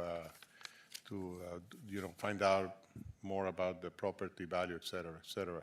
It's located across from Salvador Park. It's on the east side of Salvador Park. And I think it's a very, very promising site. So let's just see what happens with your staff. You move forward and analyze it and negotiate with the owner of the property, who hasn't put it on the market, thank God. And I look forward to hopefully the city acquiring if it makes sense. Okay? Thank you. Moving on to F1. F1 is a resolution of the City Commission directing the city manager to explore potential acquisition of the property located at 110 Phoenicia Avenue, also known as the Garden of Our Lord, located at the corner of Phoenicia Avenue and East Ponce de Leon Boulevard. As we all know, we've all become very familiar with the property at 110 Phoenicia, the Garden of the Lord property. It has an important history in our community. It's had a very interesting history in the last couple of years. You have what was a church. You have across the street, you have the Women's Club, and you have Crystal Academy, and you have plenty of green space. It's, I think, around 1.5 acres. And it was brought to my attention that the property is available. And I think it behooves the city to, especially in that part of Coral Gables, to explore or inquire into the availability of such a large piece of property in an area that I think is still growing. And I think if we're able to capture and use to the benefit of our community and the city that property, I think it'd be a great acquisition. And I think it's something that I'm pretty sure, based on the reaction of the emails that we received, there are a lot of folks that encourage the city to explore the opportunity of perhaps acquiring it. I think it's something that the community would be very happy with, and I think it's a prime piece of real estate that the city could do a lot with. So just a couple questions. Did anybody approach you about this? Yes. It wasn't the property owners, but somebody associated with in contact with the owners. They let me know that it was available, and I immediately reached out to the administration to give them a heads up. Well, So that's why we're going to explore. Well, I know, but I mean, actually expressing an interest in having a discussion with the city as opposed to the general well-known knowledge that the property, you'll be going through some transitions. Well, it has an interesting past. As we know, the prior owner, unfortunately, is no longer with us. And my understanding is the current owners are open to moving on from the property. So such a large piece of property and with such an amazing history in our community is something definitely worth exploring. If it happens, it happens. If it doesn't, it doesn't. But I trust the administration to do its due diligence and look into that property, just like every other property that comes on our radar, and it's something worth pursuing, at least exploring. No, I have no doubt about that. I mean, this has been a question that has been posed by residents for some time. And at that time, the question is, do you have a willing seller? And number two, is it a, reasonable or doable price for the property? So, I mean, I have no objection to exploring. And hopefully we have those two elements, willingness and reasonable. We have one heck of a team here, and I know they'll do right by the city and our community, and they'll come back with us with guidance. But I'm glad that we're all in agreement that it's something we should pursue. If you move it, I'll go ahead and I'll second. Sure, I'll move it. I'm in favor of pursuing anything that deals with purchasing land for parks. I think, to me, I've done it over a dozen times, and I just brought two properties that are nowhere near as pricey as this, but I think they're good assets. My question to you is a very simple one. Two, number one, I know the owner, the actual owner of the property was not the gentleman who passed away. I know the person who was the financier behind him. And the property is currently under LOI by two different companies that are purchasing the property, that are interested in purchasing the property. Are you, if we were to purchase and compete with these two other LOIs, which they'll sit down with, I gave you the name of the individual, correct? Who's the actual owner of the property? I have the information for you. If you'd like, you can contact them. My question is, would we keep Crystal Academy there as a tenant, or would we give them the space for free? Because I'm a big fan of Crystal Academy above everything, and I want to make sure that if we're going to engage in purchasing that property, what would be the extent of their stay in that facility? And by the way, just so you know, the cost of that property is north of $24 million. So I wrote the legislation, and I confirmed with our staff a few moments ago, in the Parks Trust, right now we have about $5 million, which is, again, a lot of money we've been collecting. And you told me you're gonna get another $400,000 pretty soon. That's what the budget team just told me. So, again, it's a great piece of property.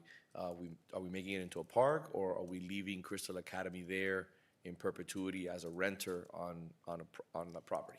I think we all share the same, I think the whole commission shares the whole sentiment about Crystal Academy. We love them. I think we need to go step by step. That is way too advanced. We're just exploring the possibility of obtaining the property, and then we can go ahead and talk about the next step. That's my suggestion. I agree. But no, about Crystal Academy, I think we all feel the same way about Crystal Absolutely. Academy. I mean, they were here today, and the city and every member of the commission has been extremely supportive, and what they do is priceless. And they're a true pillar of our community for the service that they provide families and children. So by all means, we would always, in my opinion, do what's right by Crystal Academy. But this is just the first step. But I assure you that all our hearts are in the right place when it comes to Crystal Academy. But let's explore. No doubt. Listen, let's explore it. But I mean, the first property that we brought to the table that was on the agenda was under $1 million. The one that we're talking about is in the range of 2 and change. It's a big jump when you go to a $24 million property. You've got to be able to buy that. You're going to finance it, or you're going to buy it with debt? Those are things that, I always think about when you're bringing a property of this magnitude to the city. And also, then you have the issue of just putting it out there on the radar. And then you got to deal with a tenant, which is a very important tenant for us here in the city.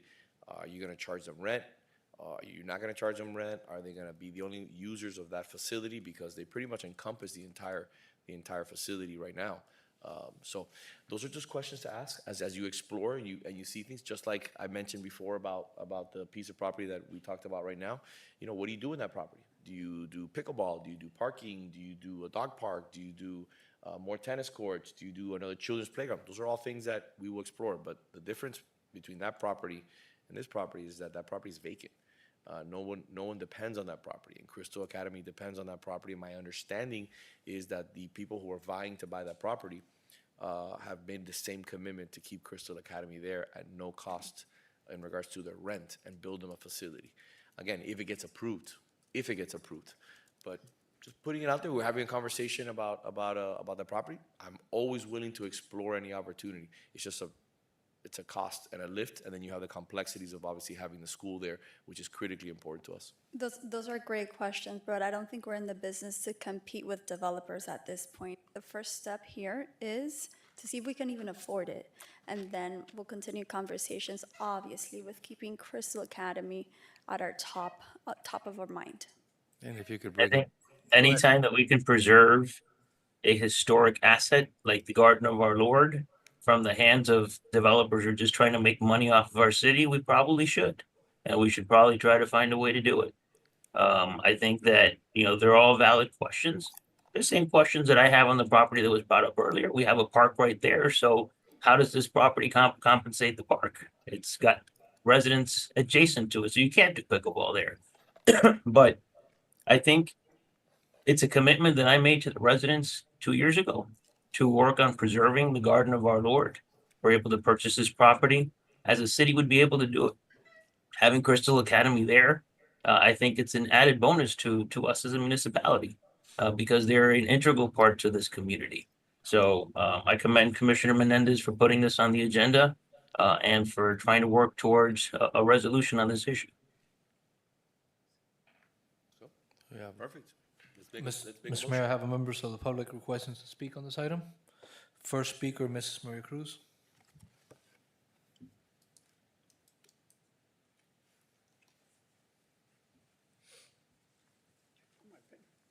And while Ms. Cruz comes up, I'll It's remind you, Mrs. Mrs. Cruz comes up, when we were trying to purchase the property for Lisbon Park, the developer wanted almost 3 times as much as the final price that we were able to secure for the city.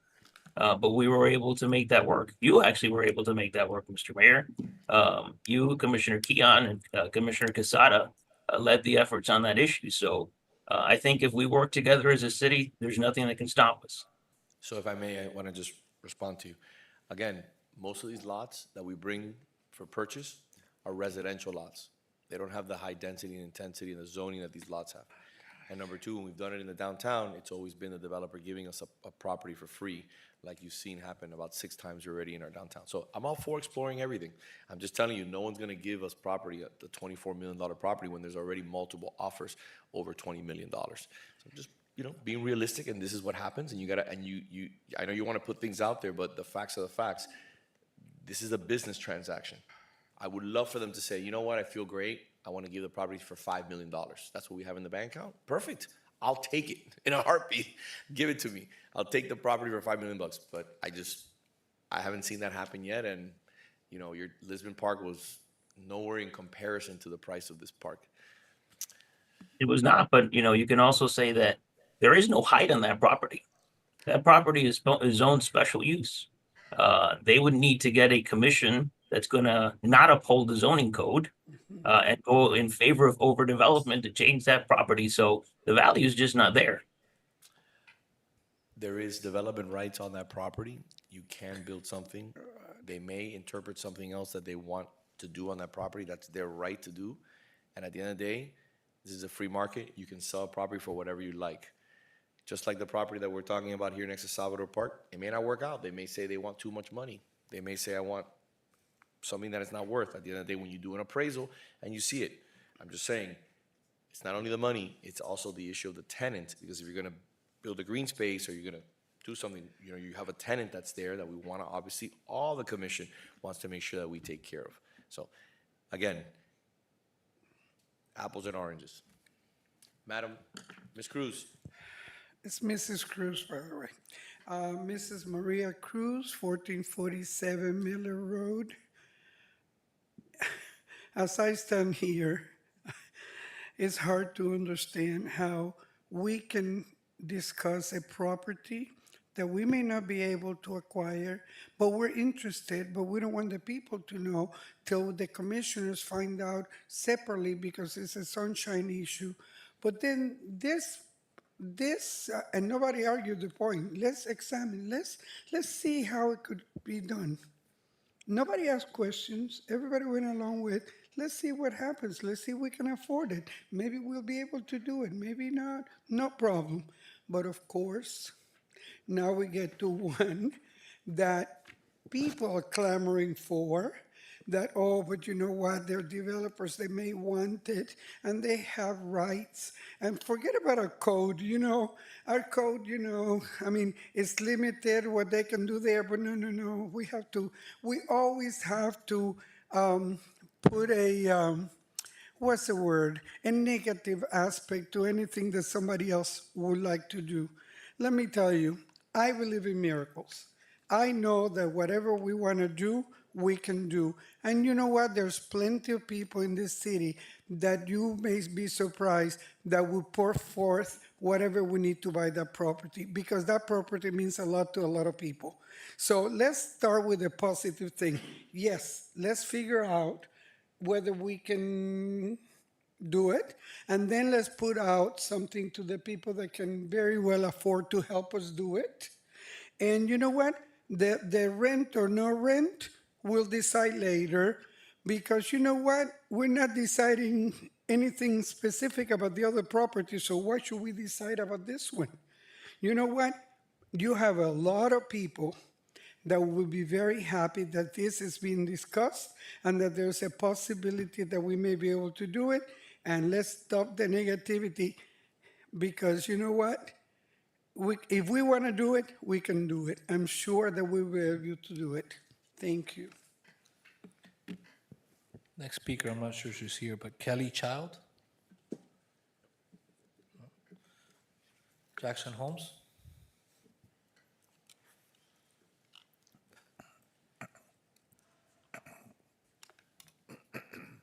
Good afternoon. Greetings, thank you. Unfortunately, I need to bring something up as a preliminary matter. I've just been threatened with arrest by Chief Hudak. I have it on tape. He's threatening to prospectively, not past tense, but he's saying he may arrest me in the future for disorderly conduct. I've got it on tape. I was thinking about it. First of all, I call for an investigation of this, okay? If I'm guilty of something, let's find out. Or is he guilty of trying to suppress First Amendment rights? And I was thinking, and so let's investigate both parties. And I was thinking, what could be a remedy? First of all, one of the things he brought up to me is that when the Aix-en-Provence delegation was here, I speak French. I was welcoming them in French. And when I went out into the lobby here, I was talking with them in French, because I think I'm the only one in the city that speaks fluent French. Je parle français. J'ai vécu en Suisse pendant presque 2 années. And if you remember, the mayor here did not speak English. She was speaking in French. I was in the lobby, and Belkis Perez said, you're not allowed to talk to them out here in the lobby. We're going to handle them from here on out. But she doesn't speak French. But this was apparently, according to Chief Hudak, disorderly conduct, that I wanted to welcome them to our city in French. And I thought to myself, what if you find that he's just suppressing my First Amendment rights?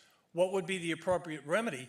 And I think I should bring up to you, he has refused on 2 different occasions. I don't think he'll deny this. He invited me at some point to tell you all. On 2 different occasions, I've tried to bring what I consider important city business relevant to the police to him. He says, listen, you and I, Mr. Holmes, will never meet again in our entire lives. So let's have an investigation. Here's my proposed remedy. Since he has refused, and he won't deny it now, to ever meet with me, I ask that we consider, first of all, let's investigate this. I'm not guilty of anything. He's guilty. And the remedy could be that he has to recuse himself from any further investigation of me. Since he refuses to ever meet me for any reason relative to like city recruitment of police officers, you know, then assign any investigation of me to the assistant chief or whatnot. But let's have an investigation as to who's guilty of wrongdoing here, me or Chief Hudak. I'll move on now to this very important subject that affects a friend of mine, Bonnie Bolton. What she's really hoping for, and I think it's a good suggestion, is a swap of city properties. And I was thinking out loud about Bill Kurdyk. You know, don't we all miss him? Is there any better public servant the city's had in my lifetime? I'm biased. He's the best. And one of the things that he's a master at, if we remember, even this building was part of a trade or swap. The city turned over the old police station maybe to Mr. Codina, and Mr. Codina helped us get this location. And this was a swap. And what Bonnie Bolton has in mind, and I think Bill Kurdyk is a master, he's a genius with this particular type of thing, is a swap. So we take all, the city maybe has 90 properties, and it would go to a developer the same way this very building was acquired, with a swap, and say, look, if you will give up the Garden of Our Lord, which we'd like to preserve as a historic site, we'll give you this property. It's a swap. Do you follow me? There's no $24 million acquisition, Mayor Lago. It's a swap of properties. And you being in the business, you can appreciate this. Bill Kurdyk's a master. I urge you all to, city manager, to consider talking with Bill Kurdyk, because I think he could come up with a proposed swap. Thanks for listening. Thank you, sir. Thank you. So Mayor, we're going to go through Zoom. The next speaker is Samuel Joseph.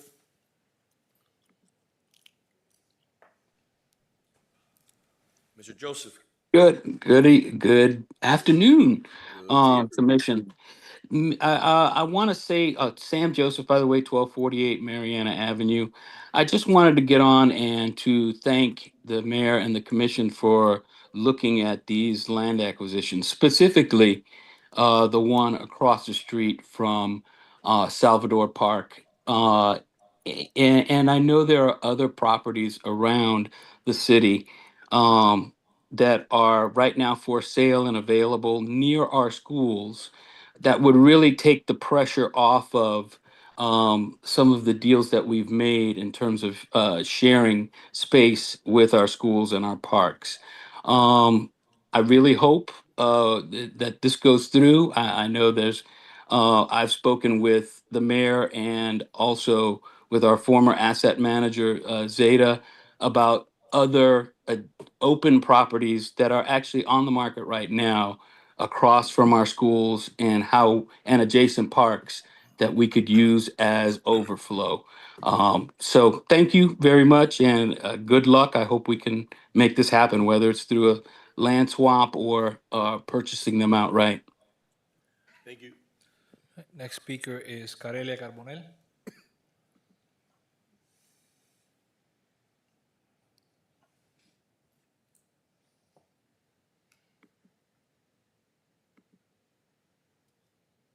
Carelia? She's unmuted. Hi there, everyone. Can you all hear me? Good. Yes. Hello? Yes. Yes, ma'am, we can hear you.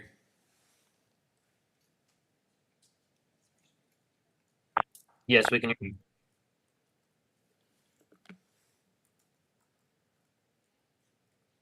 Carelia? She muted herself. Let's ask her to mute again. Oh. We can hear you. Hello, everyone. Can you hear me? We can hear you. Hi, Carelia. Okay. Okay. Hi, everyone. You know, this is a great day for the Garden of Our Lord, I have to say, because this is a project that our organization has been advocating for, along with many people and along with Bonnie Bolton, who has really, been the champion of this area for, over 3 years. And I just want to say that the commission is taking a wonderful step forward. It's a small step, but it's a great step. And I do want to say that back in 2015, so obviously you're all aligned with this particular purchase, because back in 2015 in the charrette, one of the recommendations under the public spaces for purchase was the garden, and so the garden of our Lord, or the garden area or the garden lot.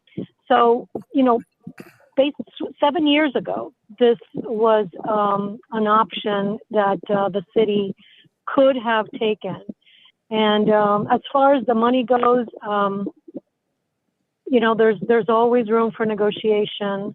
Initially, the whole block was about $10 million.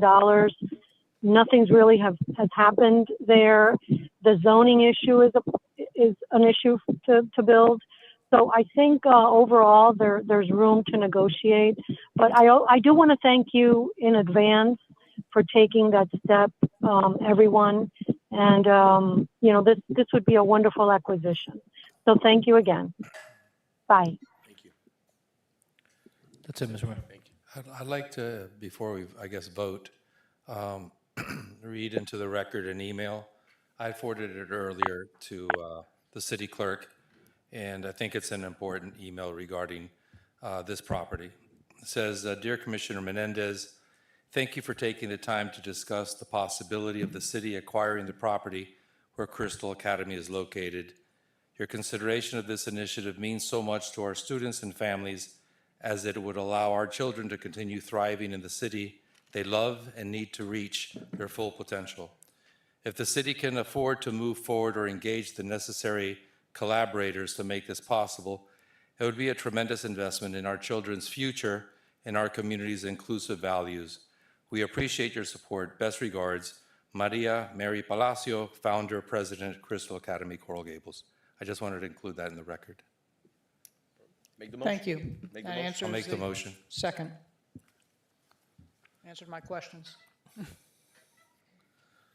Commissioner Fernandez? Give me a second. Yes. In the beginning of this, he had already moved and I had seconded it. Commissioner Menendez? Yes. Vice Mayor Anderson? Yes. Commissioner Castro? Yes. Mayor Lago? Yes. Moving on to F2. Lots of discussion in Okay. between. A resolution of the City Commission directing the city manager to develop a plan for the temporary installation of Umbrella Sky at Geralda Plaza and to include funding for such installation in the 2025 to 2026 budget, sponsored by me. I have brought this up to the commission several times. No action has been taken. There's been certain different plans. Right now, I think it's a moment to take action. That's why I decided to draft this resolution. And I hope that I can have support from the commission. I will move it if there's no discussion. I'll second. So just a quick question. Do we know the cost of what it's going to cost? That's what the resolution's for. But we're not committing to it though, right? No. Okay, we want to find out, perfect. So what I'd like to see is use our cultural art board to determine whether it should be umbrellas or some other shading. I mean, we all like the umbrellas, but some concerns that I had heard expressed is, it might be better to change it up a little bit, whether it's umbrella flowers or some other type of design that would make it different. I'm not suggesting that that's what the design should be, but I do think we need the input from our boards that we have for this purpose. So I think, I agree with you, Madam Vice Mayor, we should put it to the boards, but I heard two different takes on it. I heard people that said, hey, I loved it, it was great, bring it back from the business community, and then I heard other people tell me, Vince, it's been done in other places, it hasn't been as successful when they bring it back. Again, maybe it'll be amazingly successful here. All I ask is that you put it through the board as part of your plan, and then you bring it back to the city to see what the final price is. That's it. I don't know. I know that when I did this on the commission, it was incredibly successful. I mean, the amount of hits that we got on social media, but I think we were like the first to do it here in South Florida or in the state of Florida, something to that effect. So there was a lot of traction. So I just want to, I'd like to see what our board says and get their input on that front, if you don't mind. Absolutely, and the business owners on Geralda are the ones really asking for this. They've been asking for this for a while. It'd be nice. I've talked to some people like on Geralda that are in favor, and I've talked to some that are kind of wishy-washy whether it's going to be effective. They want to know the price, because I know when we did it, I think it was like $50,000 when we put the whole thing together.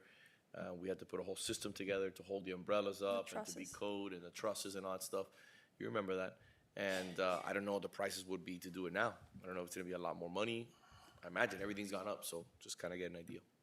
Thank you. I'll move it. Yeah, I mean, just a couple comments to keep in mind, and this is for the board too. At the time it was put in before, they were very tiny trees, so they may have to go up a little higher or design it differently so it's more like an arch. So yes, I think it's a fabulous idea to, I've talked about this as well, to do something similar because it added some nice shade. But we also have to be cognizant that we have to be able to take it down quickly if we have a storm approaching. Belkis, I think we had explored other options instead of using the trusses, and I think it was hanging them from the roofs, a different type of installation. Have we gone through with any of that?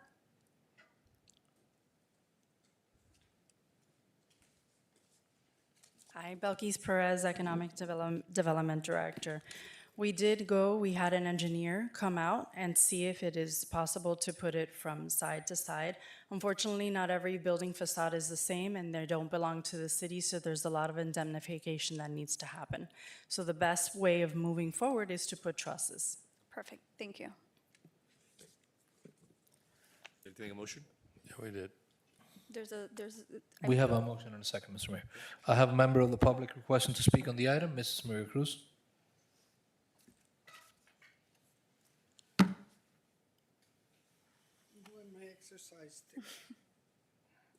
Mrs. Maria Cruz, 1447 Miller Road.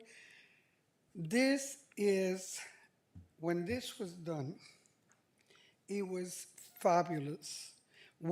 I got comments from people that were not even in this city because the pictures were all over the place and they loved it. I think this is a great idea. I think, I don't know how cultural would be. I think it's more like an economic development kind of thing because it will bring business to that area. And listen, we drove by, people were taking pictures. People will come here just to take pictures there. So I think this is a wonderful idea. And it makes a nice environment for people that come in to dine and some shade that's really needed in that area sometimes. And I think it was 7 years ago then we had it? I know it was before 2019. Well, My time flies. 7-year-old granddaughter was in her stroller. Yeah. So yes, I have a picture of it. Wow. And my mom I was have a still- time capsule. So yeah. My mom was still around and we took her to see that. And I think even just from the nostalgic perspective, because a lot of people, like you said, Vice Mayor, kids were little, but now you can go back and revisit, and I think it'll bring a lot of joy. That's what's important. It feels like it was yesterday. I think you brought up a good point. That's Geralda during the daytime is extremely hot. That will provide some necessary shade to the area as well. Commissioner Menendez? Yes. Vice Mayor Anderson? Yes. Commissioner Castro? Yes. Commissioner Fernandez? Yes. Mayor Lago? Yes. Moving on to F3. A resolution of the City Commission directing the city manager to identify funding to develop the concept design and to obtain community input regarding such concept design for improvement of the park located in 301 Majorca Avenue as dedicated off-leash dog park. Billy, I had given you a video. There we go. This is the dog park. Residents right now use it to walk their dogs and do their necessities. It's actually one block off right here where we're located. And I think it's important that this is a dense area. This is an area that it's already being used as a dog park, and for us to go ahead and convert it into the first off-leash park for our furry pets. I really want to preserve this as a green space, especially in this area, and I think this is a perfect way to keep this area green and at the same time provide a benefit for the residents that are around. So through the mayor, a couple things, and I've been out walking and knocking as well as far as the need for dog parks. There is a dog park exactly 3 blocks away that is an off-leash dog park, and it will be a temporary. It's been there ever since the 1505 Ponce building was approved, and so this is my respectful suggestion as far as location for dog parks. One of the areas that I hear some of the biggest demand, and I started talking to residents about having a location at, is up near Barker Park off Venetia. They have a children's park that's very, very frequently being used as an off-leash park, so it's kind of making something that should be a children's park into a off-leash dog park, which it's not supposed to be. I think our Parks and Recreation Board needs to establish a master plan and recommended minimum, distances between the parks, because from the prospect of having to need to walk 3 blocks as opposed to 10 blocks to get to the next dog park, that's something I think that we need to do on a regional basis. It's not quite the same as having pocket parks. The dog parks, I don't think, need to be that close together, because people are willing to walk their dogs to the parks to allow them to go run. I absolutely want to maintain as much green space as possible, but I would appreciate the input from our Parks and Recreation Board as far as a master plan for the entire city. There's, folks that want a dog park down close to Sunset. There's other areas that want them closer to Bird Road. And the Salvador Park is great and nice, but it's too far a distance for them to walk the dogs that far to be able to get to the park. And the idea is not to have to load your dogs up in a car to drive them there, to have something within a reasonable walking distance. 3 blocks is not that far. So I think it's something that a complete study needs to be done for the city to make some recommendations to this commission. Yeah, 1505 Ponce, I believe that's the Richie Kapoor, the Kapoor property, and this is a temporary park. I believe the ribbon cutting was before I got elected. I'm not sure what's really happening with that property. It's, as you said, it is a temporary park, and I think this park is really in the perfect location for North Gables as far as a dog park. Who knows, what's going to happen with that property? Yeah. Let me fill you in. The 1505 property, that was designated as requirement of that development. And it's fenced now, it's operational now, it's usable now, it's watered, it has a dog waste station. Correct me, Assistant City Manager, if I'm incorrect on any of this. It's operational and it's 3 blocks away. The greatest needs I've seen are at a greater distance away. Venetia, North Gables, they need a dog park within a walkable distance. Somewhere up in that neighborhood, we need to explore. There are some vacant lots around. The thing I asked folks when I was knocking doors, I said, listen, talk to your neighbors. There's no objection to that, a location there for a dog park. We can explore it further and I can bring it to the commission.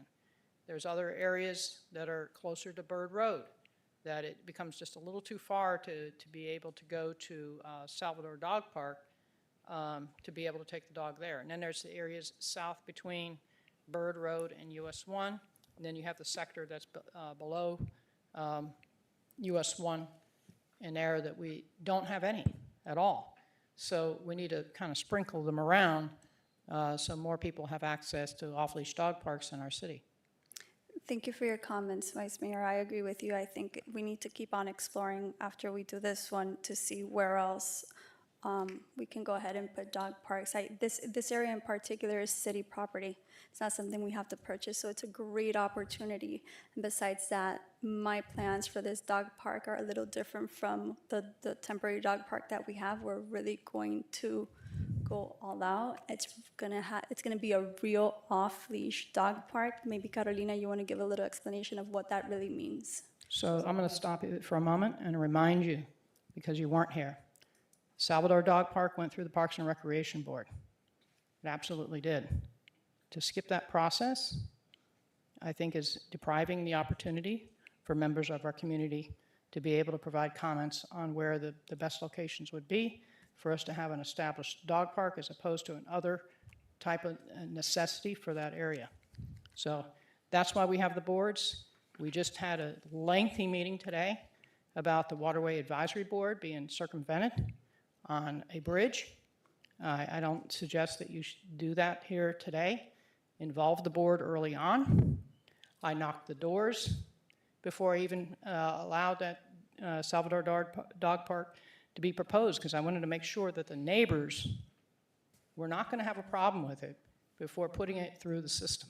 Absolutely, and if you read the resolution, the part of the resolution says that we're going to go ahead and after we come up with the design, we're going to go ahead and have community input. That's what the resolution states. We're going to do a dog park that's community-based, that it's what the community wants. So if I may, just 2 points. You brought up the master plan. So there is a Parks Master Plan that was adopted by the commission, not every member that sits here today, but that was adopted. And as part of the master plan, there are components that include the dog park need, whether it's off-leash or pet-friendly parks, and that was factored in that master plan. So without a doubt, that master plan and the adoption of the master plan, they also included what's called an analysis, which is basically a citywide survey that for the most part, and when you look at municipalities, a master plan does have to get updated almost on a 5-year basis. So we are at that time now, and we can definitely explore, if you're looking at a master plan, I wouldn't say a separate master plan, but within the existing parks master plan, an update to the level of services that the city provides right now to have that included instead of a separate master plan. Also, as it relates to the dog parks, I want to say we measure level of services through walkability for normal parks, but this is a special use concept, right? So that's also different, and we also look at major arteries or streets that are dissecting that makes access to parks difficult. So we have ponds between the 2 locations, and this property that's being discussed was an amazing property, was an exchange. I think actually, Mayor, you worked on with us on getting this property. At the time of the acquisition and trade for this property, we had discussed already with the board when we looked at acquiring it, different types of uses. And without a doubt, I think the way the resolution was written, it would go through that same process. I don't think this resolution was written to supersede the process that we normally follow. This would have to involve community input, concept design, as well as be vetted by all of our parks boards. So we're not going to supersede that process. That's without a doubt the most important part of the parks acquisition and development process, is to get community input. Could I ask you a question? Mm-hmm. Okay. Thank you for acknowledging that I helped get that property. It's one of the many in our city. Again, I love dog parks. I don't have a dog, but I love dog parks. I gotta make sure that, because if I don't say that, then it'll be used like I don't like dogs, that I'm trying to stop dog parks. I'm not trying to stop dog parks. I love them. They're great. I love parks, period. Parks are amazing. Trees, canopies, they're amazing. More parks, more dogs, more canopies. I just don't get 2 dog parks in 3 blocks. That to me doesn't add up. I'd have to flush that out a little more and figure it out. And I also need to understand from you, in regards to the commissioner's comments about the dog park that's already existing off Ponce, which I want to vote on. I want to say on the record, I didn't vote on that project 4 times when it came up. It has, one of the votes was for the dog park. Quick question on that property: is that dog park part of the city, or is that still in line with the property? So for that question, I would defer to legal, because they were overseeing the legal proceedings for that. Okay, so that piece of property, The city does not own that property. when it was entitled, part of the entitlement was that it would have a green space, and that green space was a park, and that was the first thing that opened up. Mayor, I'd have to double check. My recollection is not that it would be turned over to the city, but I can double check and confirm. I get it, but that's one of the things that I want to look at to make sure, because if we don't own that piece of property, I want to understand where we stand on it. Is it going to be, whoever buys that property in the future is going to have to you know, maintain that entitlement of having a dog park there, then that's a great thing.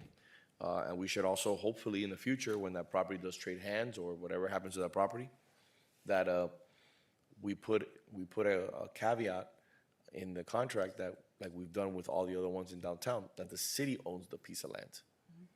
That the city owns a piece of land in the entitlement. So I don't know if we did that on that property. I'd have to take a look at it. But I know that we've done it recently with all the ones in downtown, you know, Publix, Colina, the one in front of Nordstrom's, all those properties were deeded over to the city.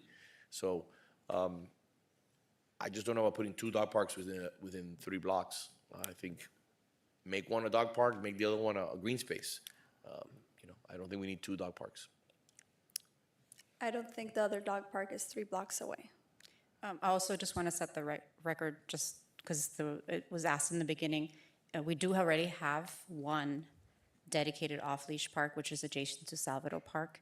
And then there will be a second one, which is going to be the one under the underline, which will also be, you know, large and small dogs dedicated off-leash park. So basically, city-owned property, we already have 2 in the works. This would be a third. I think, again, it would be on the community to say that if this is the right use for it or not.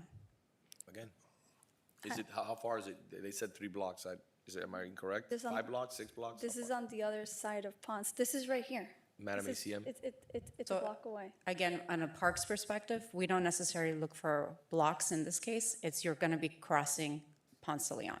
Okay. So I think that's something to consider is the access to the location for the use of the type of park. Those serve as like neighborhood opportunities for people with dogs, neighborhoods, not citywide necessarily. So the parks you mentioned are all public in terms of owned by the city. Do we know who currently owns 1505? Obviously, Richie Kapoor doesn't. He's with the FBI now. But who owns that? Is that something that, because if they sell it or somebody buys it, we may be without, a park, a dog park. Just asking. Does anybody know who the owner is? I mean, yeah, does anybody have an update does anybody know what's going to happen to that property? What's going on? Who owns it? Are they going to sell it? Is it, what? Do you know, Mayor? I don't. I wish I did, but it'd be great. Maybe we'll buy it. All right. Maybe we should buy that property too. It's a nice piece of property. It's where the old Oldsmobile used to be. So I'm very familiar with the area because it's off Menores and Madera area. It's a short distance between this and the other green space that you're mentioning. Having lived, when I first met my husband, for a short while on Menores, it's a walkable distance from the one side of Ponce to the other side of Ponce. It's not the same as crossing US 1 or Bird Road. And then you have some crosswalk areas available. I've also had, my in-laws had a piece of property on the other side of Ponce at 230 Salamanca.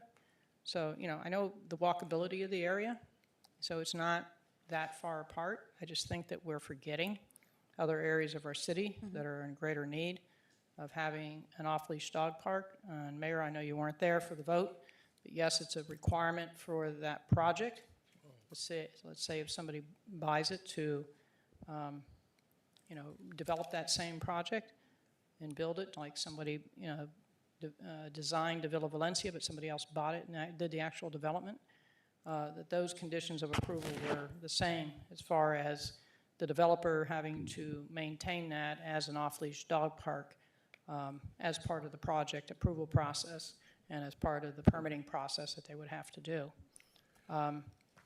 I don't see this commission, ever releasing somebody from that. Maybe the property then would be deeded to the city as opposed to being a maintenance requirement and a tax payment requirement for that property owner to pay taxes to the city on that dog park. But it was part of the conditions of approval, and fortunately it's been available ever since the project was approved and the fencing was put up and it was opened up. There's irrigation there, and I don't know who's been mowing the grass, but it has been maintained ever since then. So what's the will of the sponsor? The will of my will is to go ahead and move this. We don't know what's going to happen in the future. We don't have a crystal ball. We don't know what's going to happen with Richie Kapoor's property. I mean, we don't even know if when it gets sold, if they're going to go ahead and do the plans that Richie had proposed. It could be a complete change. As it is, it's a temporary park. The other park that's being proposed is across Ponce de Leon. It's not easy to go ahead and cross with your dogs. It's in a very dense area. So I will move this. I think it's a very, very good option. And if anybody would second that, it would be amazing. So before you vote, okay? Can I speak? Let's correct the record. The 1505 Ponce project was not a temporary dog park. It was a requirement of the project to be a permanent dog park. And as long as it goes through the board and committees and they approve it to have two this close together and not address the needs in other areas of the cities first, I have no objection. I'm so sorry, and correct me if I'm wrong, but when I drove by that dog park, does the sign not say temporary? Or am I wrong? The sign says temporary dog park. It is Temporary. Go ahead. No, no. Go ahead, Karen. Temporary as designed right now for the use it has right now. What's going to happen in the future and what was agreed on the terms, I would defer to legal. So I'll go back over the terms with you again. It was put in as a temporary park pending the construction of the more permanent park with the standard fencing. This was temporary fencing that was put up at a lesser cost while they were still going through the design plans and the engineering plans for the building and pulling their final permit. And I'll go ahead and reiterate myself again. We don't know what's going to happen with that property. We don't know who it's going to be sold to. We don't know if they're going to go ahead and use the same permits with the same deal that they got. So it's not a guaranteed park. I think right now we can have the chance to go ahead and develop another park in a very desired, dense area. And I think it's a very, very good option. I'll go ahead with my motion. So just chiming in, setting the record straight like the vice mayor was trying to do, Via Valencia was not done by another developer. It was done by Kapoor, and he wasn't able to finish it. And it ended up falling on the city to complete a lot of the proffers that had been made for that project. Thankfully, the city had had money set aside in a bond by the developer, and we were able to cover some of those costs. I think some of that work is still being done today by the city. So no, we don't know if that dog park's going to stay there. We don't know what the developer who purchases the property, whoever develops purchases the property, is going to do about it.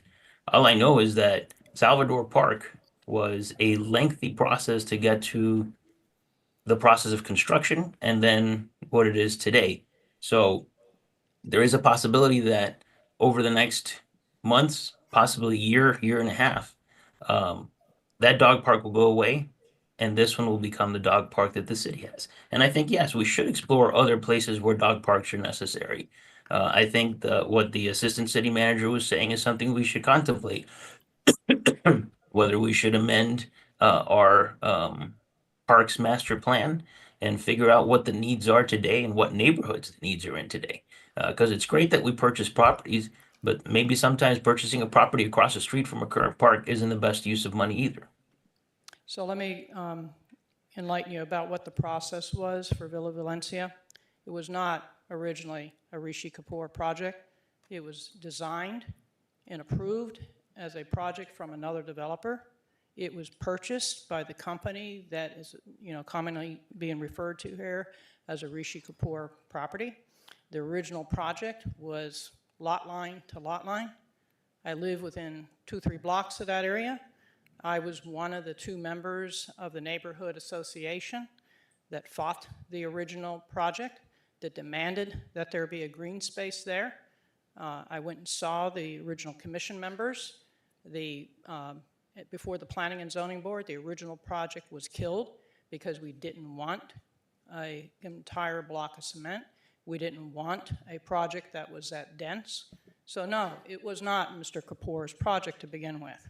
It was somebody else's. They sold it to him, and it was developed by him, and it had to comply with all the terms and conditions of approval at that point. With regard to who is finishing out the project, the money that's being held on bond right now, and I am in communication with the folks that are in that building as well. They had prepaid the FP&L work. FP&L is now doing the undergrounding work. There's still some other things that need to be completed, and I have both the city manager in communication so that we can make sure that we have them complete everything else that they need to complete so they can get their certificate of occupancy and be able to sell their final units that are not completely sold or built out in that unit, because the CO is necessary for them to finish selling the units. Madam So at least you have that record clear? All right? So we got a motion and a second on the floor. What's the will of the? Mr. Mayor, I have a member of the public requesting to speak. All right. Mrs. Maria Cruz.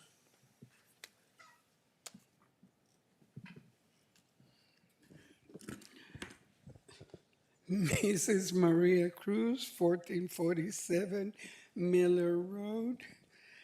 I have a suggestion. From now on, at least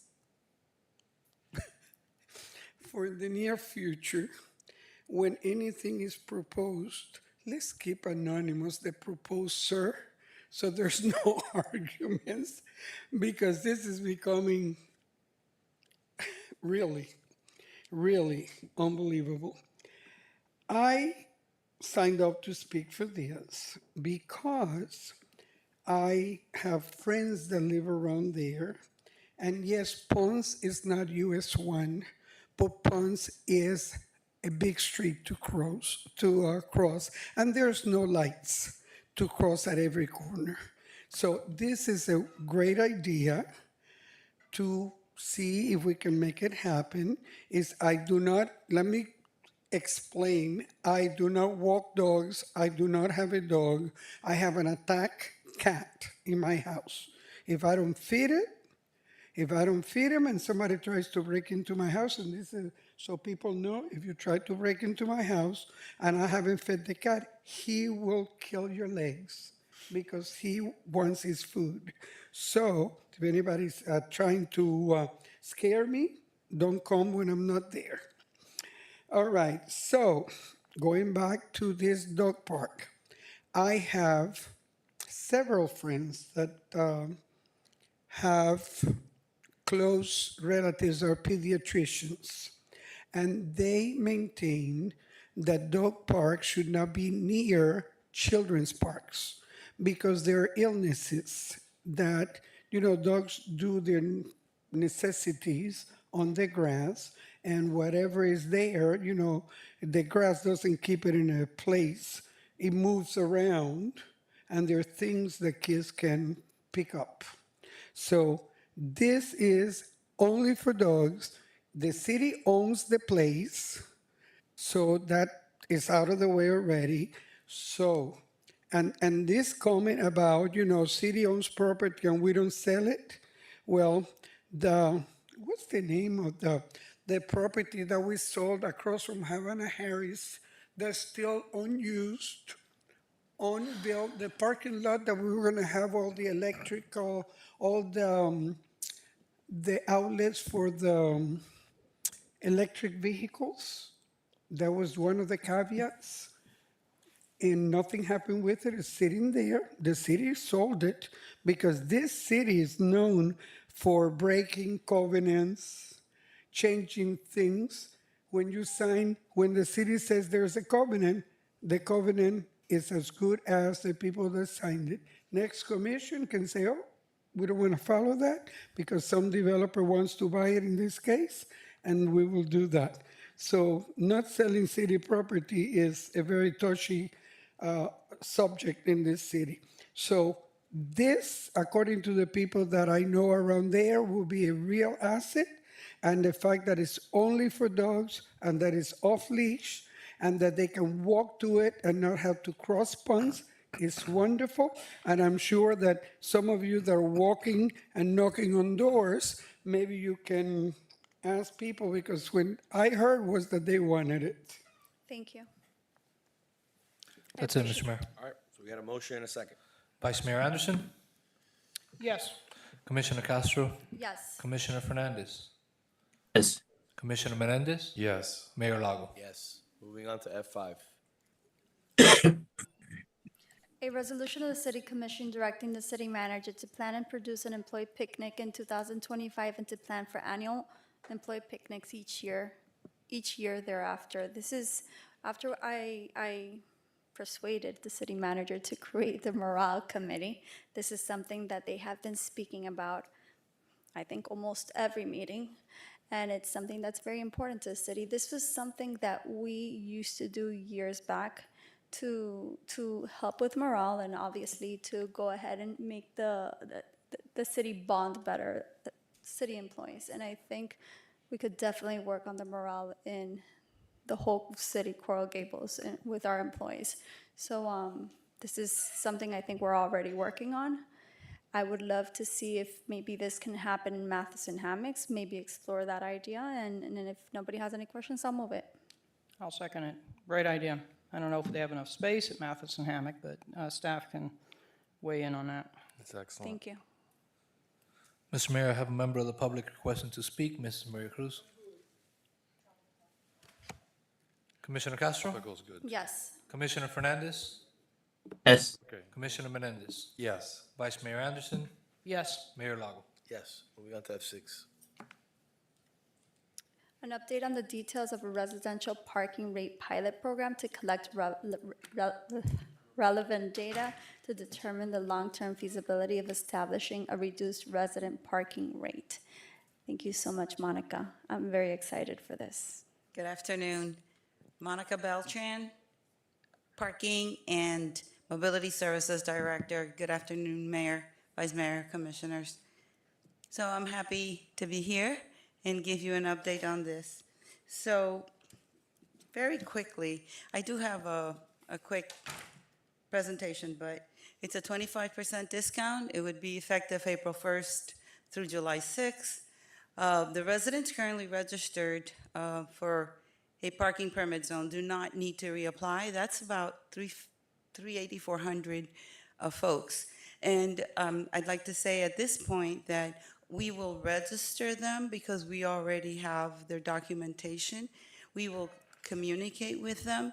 And when you get the, I'm not making a decision for them because when you get your discount, should you wish not to activate the discount, there's a toggle that you go back to the regular rate. I don't know why anybody wouldn't want the discount, but they can always opt not to have it.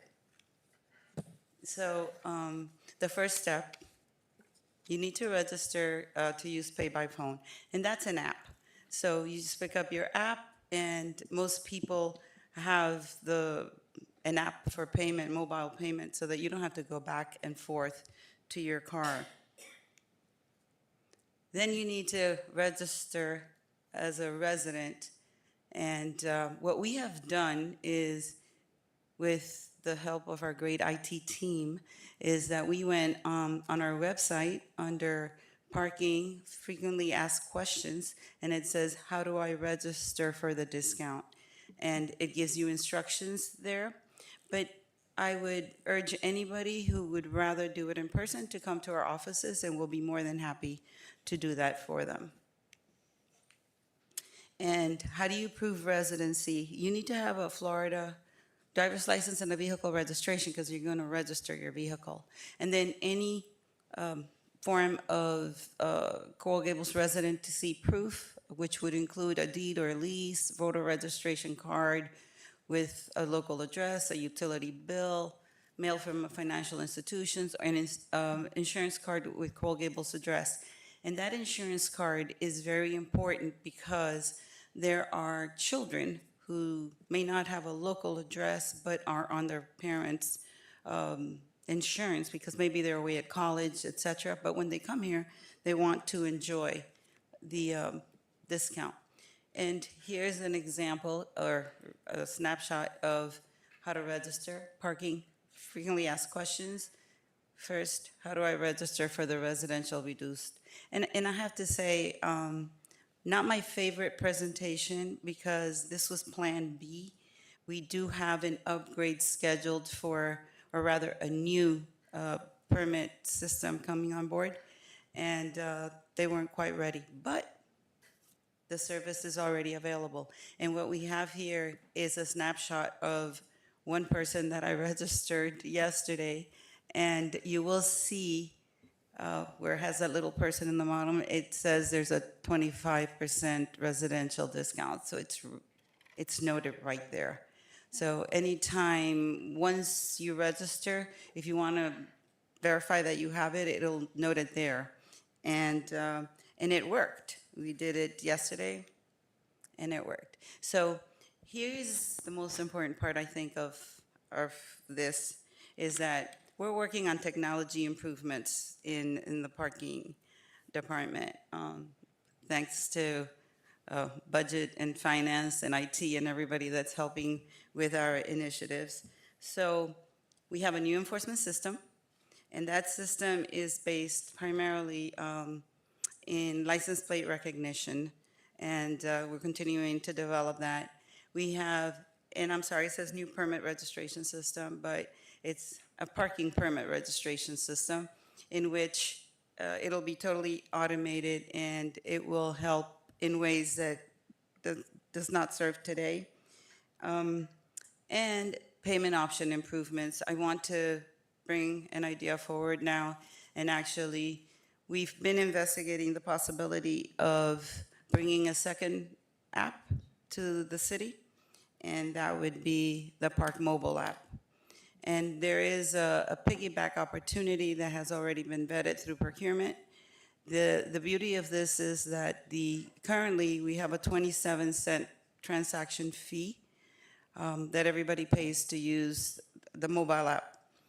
That fee would go up to 35 cents. In any case, we needed a new contract because the pay-by-phone was a piggyback of a contract that no longer exists. And so it would go up to 35 cents, 8 cents difference.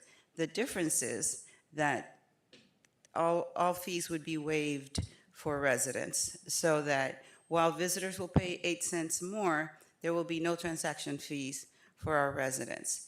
And the good thing about this as well is that if you already have a Park Mobile or a pay-by-phone app, you need not download another app. And finally, this is a trend in the parking industry.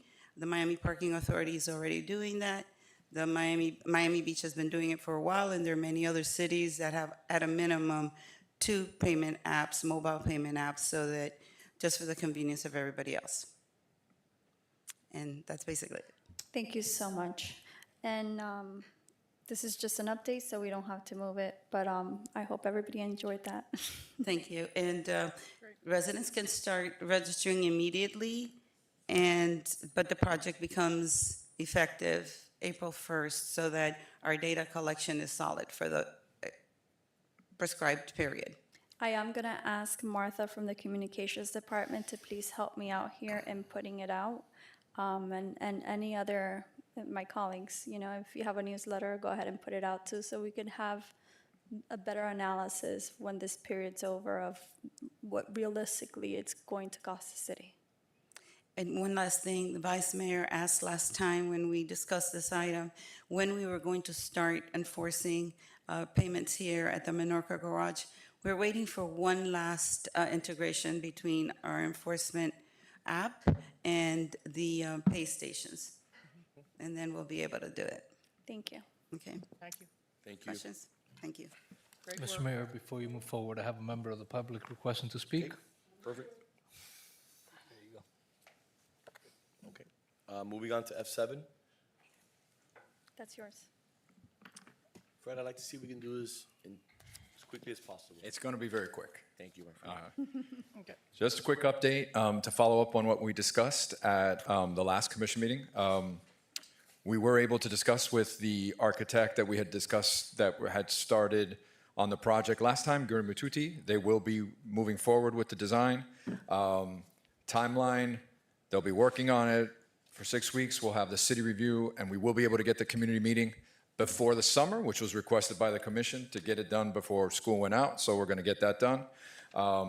There was discussion on the accessibility, and we left that to Guri Mututi to research.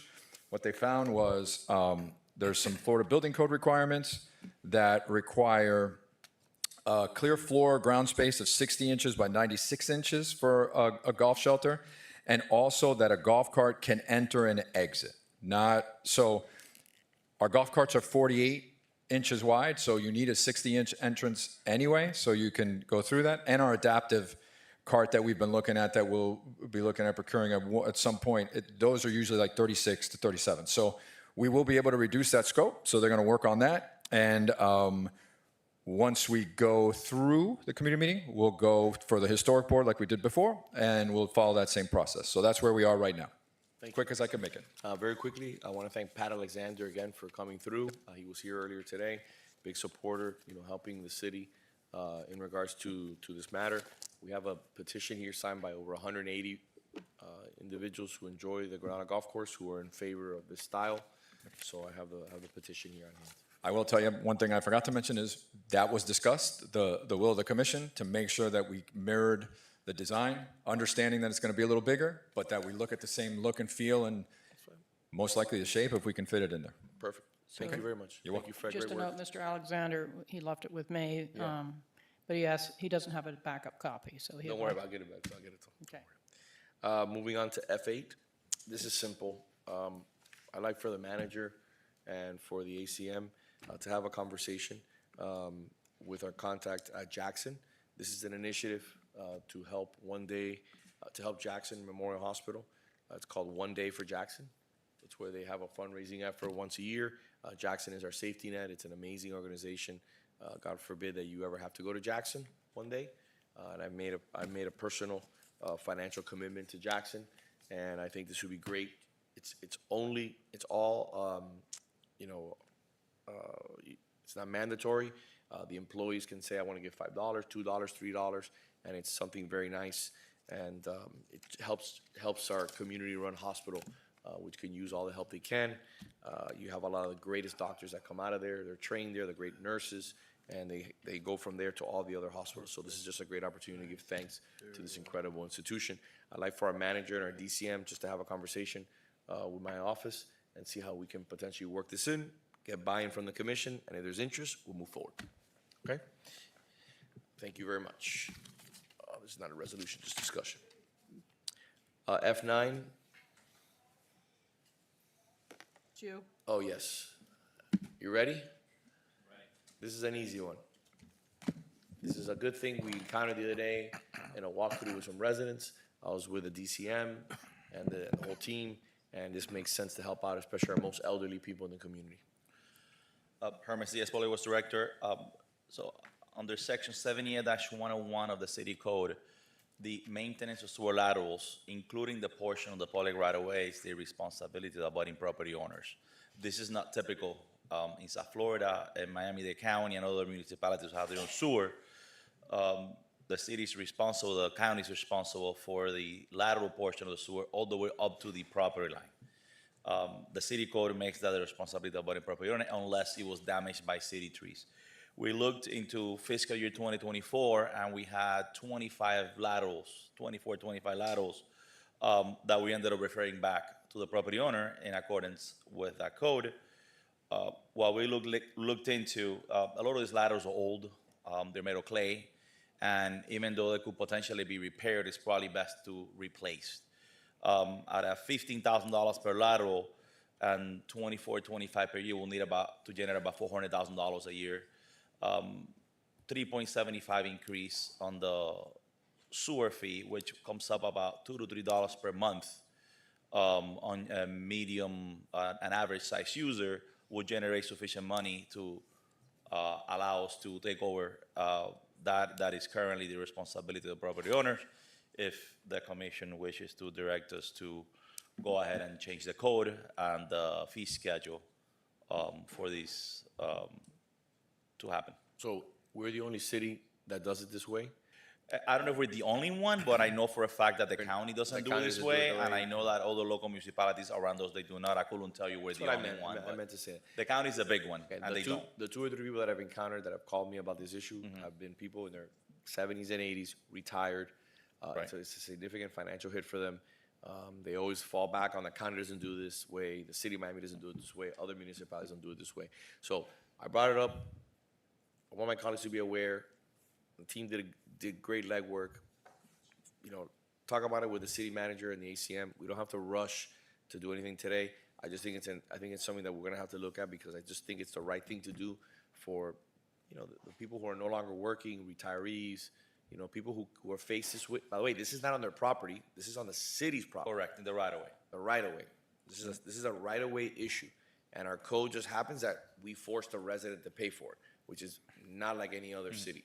So I'd like for you to consider that, think about it, because again, I think it's just a little overreaching in my opinion. It's overreaching. So through the mayor, one of the things that, you know, distinguishes the water bills from those who have sewer versus those who don't have sewer is there's additional fees for maintaining the lines.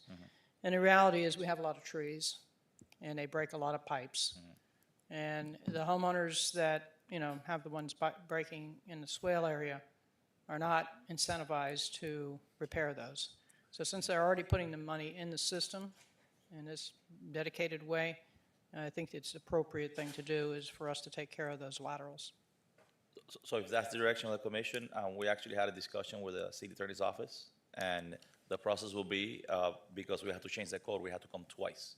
So we'll have to bring it at the next and the following commission meeting along with fee change, because that only requires one reading. So this is something that we could address over the next couple of commission meetings, if that's the desire of the commission. Again, just thinking of those in our community that are on subsidized income or that are in, you know, fixed income, better said. And this is, when I've dealt with the 2 or 3 people that have come to me, they've all been elderly, and this has all been on city property. It's not on their own property.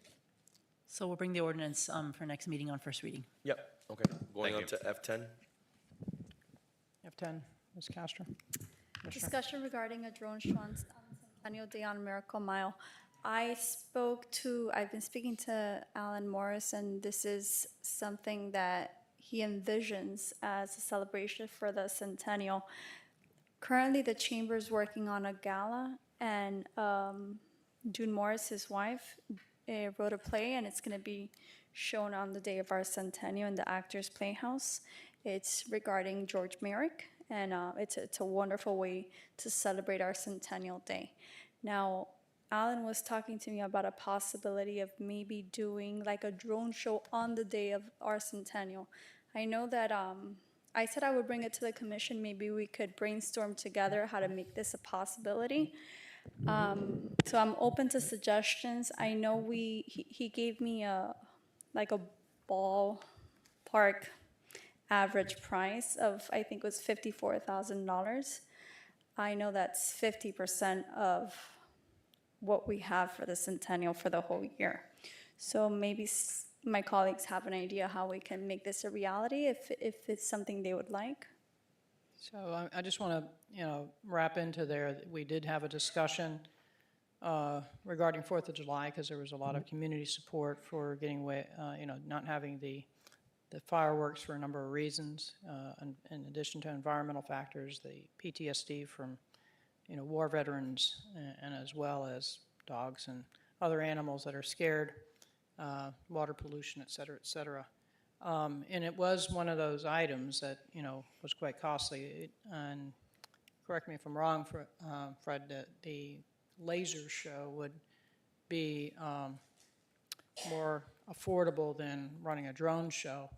And if you look back at the display at the Olympics, there was a lot of lasers on the Eiffel Tower.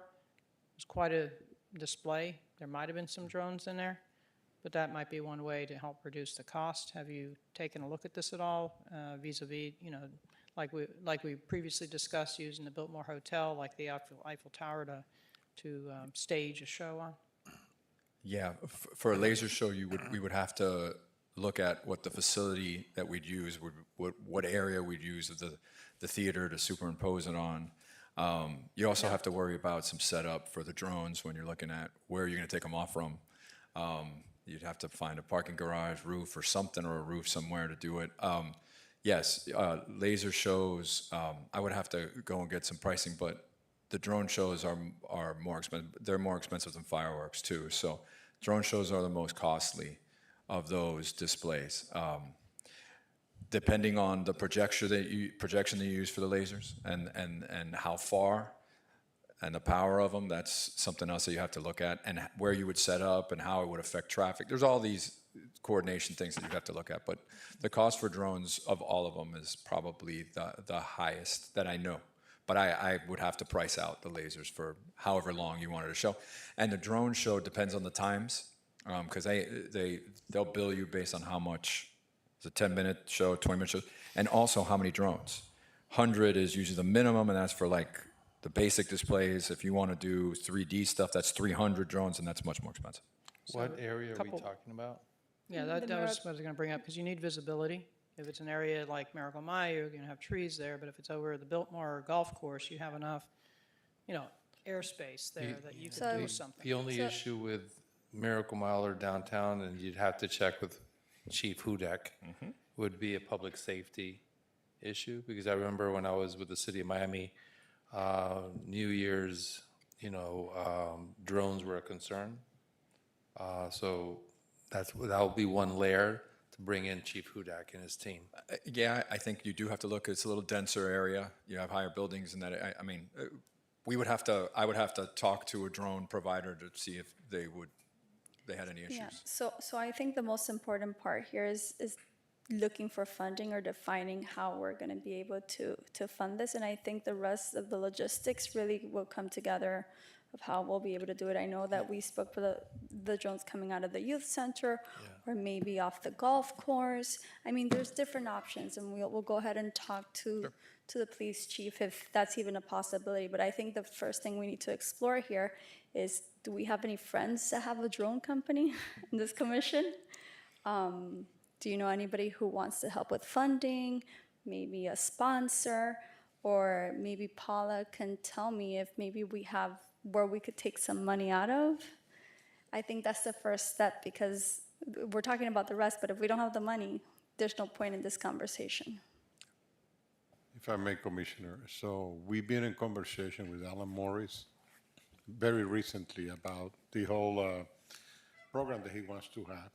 And, excuse me, and the place where he wants to have the dinner after the show is still debating, and we have talked to him regarding do it on the street or in his alternative site, which is a rotunda at the Colonnade.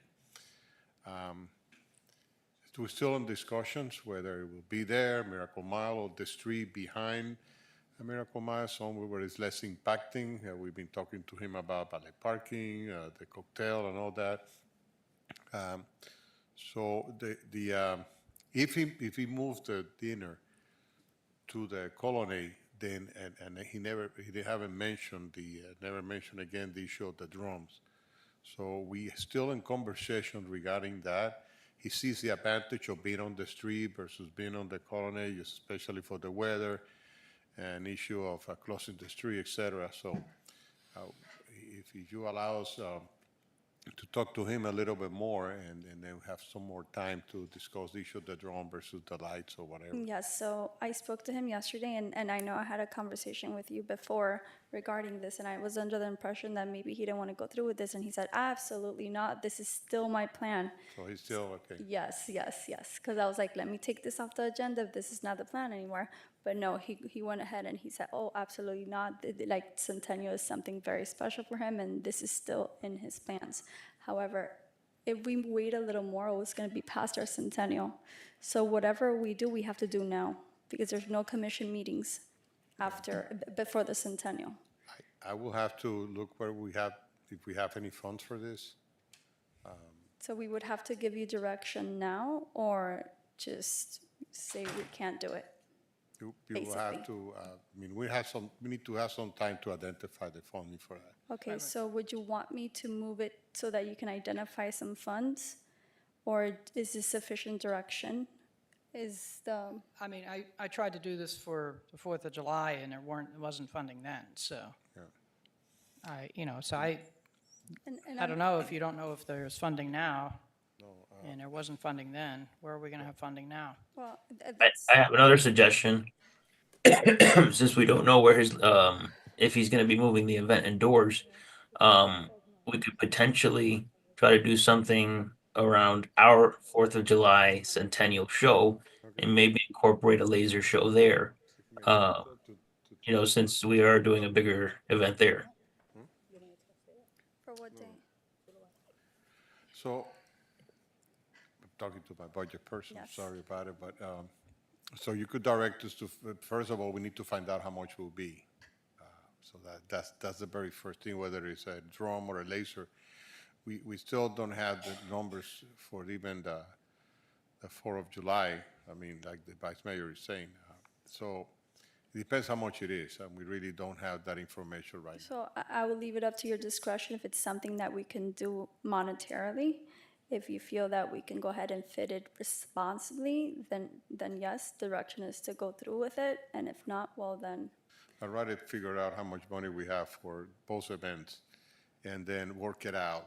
If I have X number of dollars, so instead of 50 drums, 25 drums or 30, so that's, my park director is saying that it's minimum 100 drums, so I have to work out both events, because this is the trend now.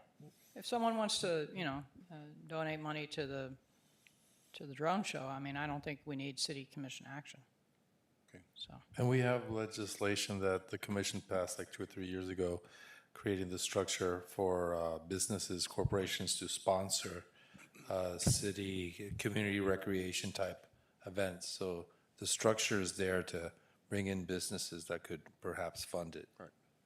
so can we go through that way? What department's responsible for that? I think that's Community Parks. recreation. park. So the legislation allows us to do it both through economic development and the parks department, so they can be done through both. It's not unheard of to do sponsorships. We are tight on time now, so I think if there is an appetite for 4th of July, this is a little bit more time, and we would have to get moving right away. Is it a possibility for the Centennial Day? I think because it's not necessarily a city event for sponsorships, I don't know if we would go through economic development and parks for that. I think it's a better appetite to do that for our city event, which is why, in conjunction with what's already planned. Okay. So then you'll look into the feasibility. I will look at it. Thank you. Thank you. Moving on to item F11. Oh, go ahead, public comment.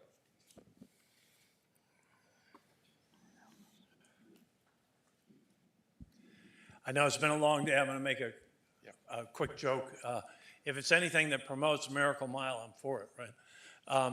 And I did happen to get the card of a drone operator who was, I said, I might want to hire you. And he said, yeah, we can commit 2 or 3 drones to it. He didn't have a minimum of 100, right? So it seems to me, I have that information. I'll forward it to you, Ms. Castro, since this was something you brought up, and the city manager, what have you. There's a drone company that I know of. I think they only use like 3 drones. Okay, thank you. Thank you, sir. All right, moving on to F11. this is very quick. I've been conversing with Martha Pantene, who had the pet waste sign. She has one with us today. It's a sample. The idea came from the city manager to reuse our election signs, the stakes, for mounting them. So, hello, Martha Pantene with Communications and Public Affairs. As directed by the commission, we came up with a sign for homeowners that would like to put this on their soil so that people do not drop pet waste bags. The signs are smaller than the election signs, so I'm not sure how that would fit in. However, we will be getting 100 signs with a stake already at the end of the week. Michael, if you could push something that we have already on the website so people can request the pet waste, and they would have to pick it up because we do not have a mechanism for delivery.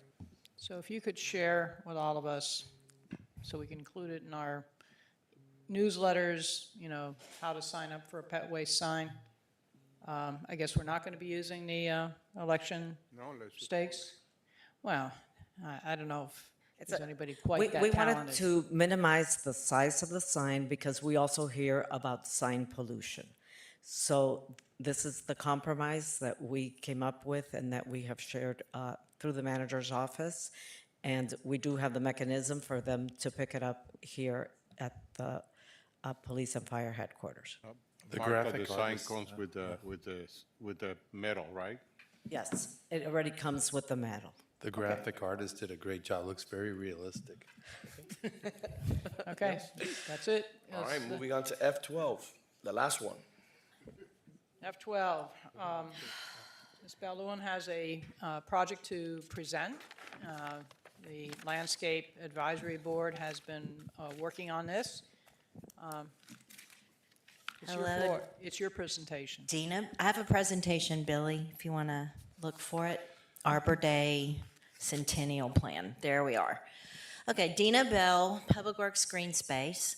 Arbor Day is Friday, April 25th. The Landscape Beautification Advisory Board and the Vice Mayor brought this forward, I want to add, have approved the idea of this location as a celebration. It's on Red Road and Coral Way, just inside our city historic signs. And the idea was brought by a resident who is involved in the National Arbor Day Foundation, I believe. Correct. To apply for a grant possibly to do a microforest. And our Arbor Day celebration will be the kickoff of this plan, not necessarily have the whole plan implemented. And it would be brought to the community as a volunteer project that could be implemented by the community in phases. We've had a lot of success teaming up with Keep Coral Gables Beautiful on other planning events. And I know there's a big community desire to get together and have tree plantings. So this was the idea for that. And as you see, we have open fields on the north and south side of Coral Way that have to be kept open as our emergency hurricane debris sites. So we would keep the tree planting gardens closer to the Red Road side, leaving the big green spaces open for our debris sites. So there's a lot of information out there now about microforests and the diversity of species that it helps support between birds, butterflies, you know, and other wonderful things that need our natural trees, our native trees.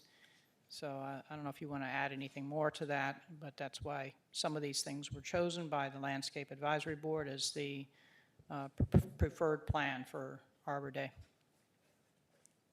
That's it. Just an update. Madam Vice Mayor, thank you very much, Tina. I appreciate you. Thank you. Madam Vice Mayor, have anything else for the good of the order? Well, just to alert you all that staff is going to be doing as part of the funding that we received on the septic to sewer conceptual plan. They're going to have a number of meetings basin by basin throughout the month of March and April. I'm going to ask the city manager to share the list of dates with you all so that you have information on when staff plans on doing it. This is just a preliminary presentation. What happens after that, as I've explained to many residents, is we will take the next phase on whether they want to move forward with going to sewer or, you know, remain and have to put in the more expensive septic tanks, OSTDs, in the future if the state mandates it or they have to do replacements. From what I've seen on the state statutes for other areas in Florida, once the sewer line is down, even if you do have the more expensive septic tank, what the state has required is that you still have to hook up to sewer. So it's typically if you have a sewer line, you're going to have to hook up. If you don't have a sewer line, you're going to have to go to the more expensive septic tank are going to be the two choices. It's going to be an expensive project. It's not going to be a sexy project, but it is not sexy to have the toxins that we do in our waterway right now because the human fecal count's there and our waterway. Yeah, I'm very excited. This was a big win for Coral Gables, the new resolution for the dog park and the registration process for parking. Thank you again, Monica Beltran. Great, great news. Pretty sure the whole community is very, very happy. Now, today is the last commission meeting we have before the election. That means that the next commission meeting would be in May, and there's a high probability that the commission, well, not high probability, let's be positive. There's a probability that that maybe we'll keep the same people, or maybe we won't, right? There's a 0 chance that. I guess there's a 0 chance. I just got corrected. Okay. I wish all of you the best of luck, and let good things come. I just have two things. I spoke earlier with Chief Hudak, and I'm asking the city manager and his team to work with Chief Hudak and reaching out to the county to get 2 stop signs added to that intersection right there. While we were talking outside, cars believe it's a 4-way, so they stop, and it creates confusion, the cross traffic. One car stops, the next car doesn't stop. It's just because of the way it was designed. People ought to, we have the same issue with North Greenway and Granada, but here, in front of our public safety building, we should have safety, at least. So he said he was having a difficult time getting the county to respond or react to our needs. The other one has to do with my movie poster. Next movie is, I think it's April, there it is, April 26th, 11 a.m. It's a free movie, free popcorn, free soda, and it's The Wizard of Oz. And why The Wizard of Oz was selected? Because former Mayor Dorothy Thompson, Dorothy, requested it. So we're bringing back a classic 1939 with Judy Garland, and it's free to everybody. Commissioner Fernandez. Just wanted to wish our residents safe Ramadan, Passover, Lent, and Easter. To those of you running for office, wish you the best of luck. Look forward to being back here on May 20th with whoever the residents of this city elect, and I look forward to hearing the will of the voters. In closing, I want to thank staff. It's been a long day. Thank you for all your hard work. It's 7 o'clock. We've been here for 10 hours. So thank you for your hard work. Thank you for the residents who were here today, the business leaders. Thank you for helping us get to the finish line today. God bless all of you. Happy Lent, Ramadan, Passover. May God illuminate your life. God bless all of you. Thank you.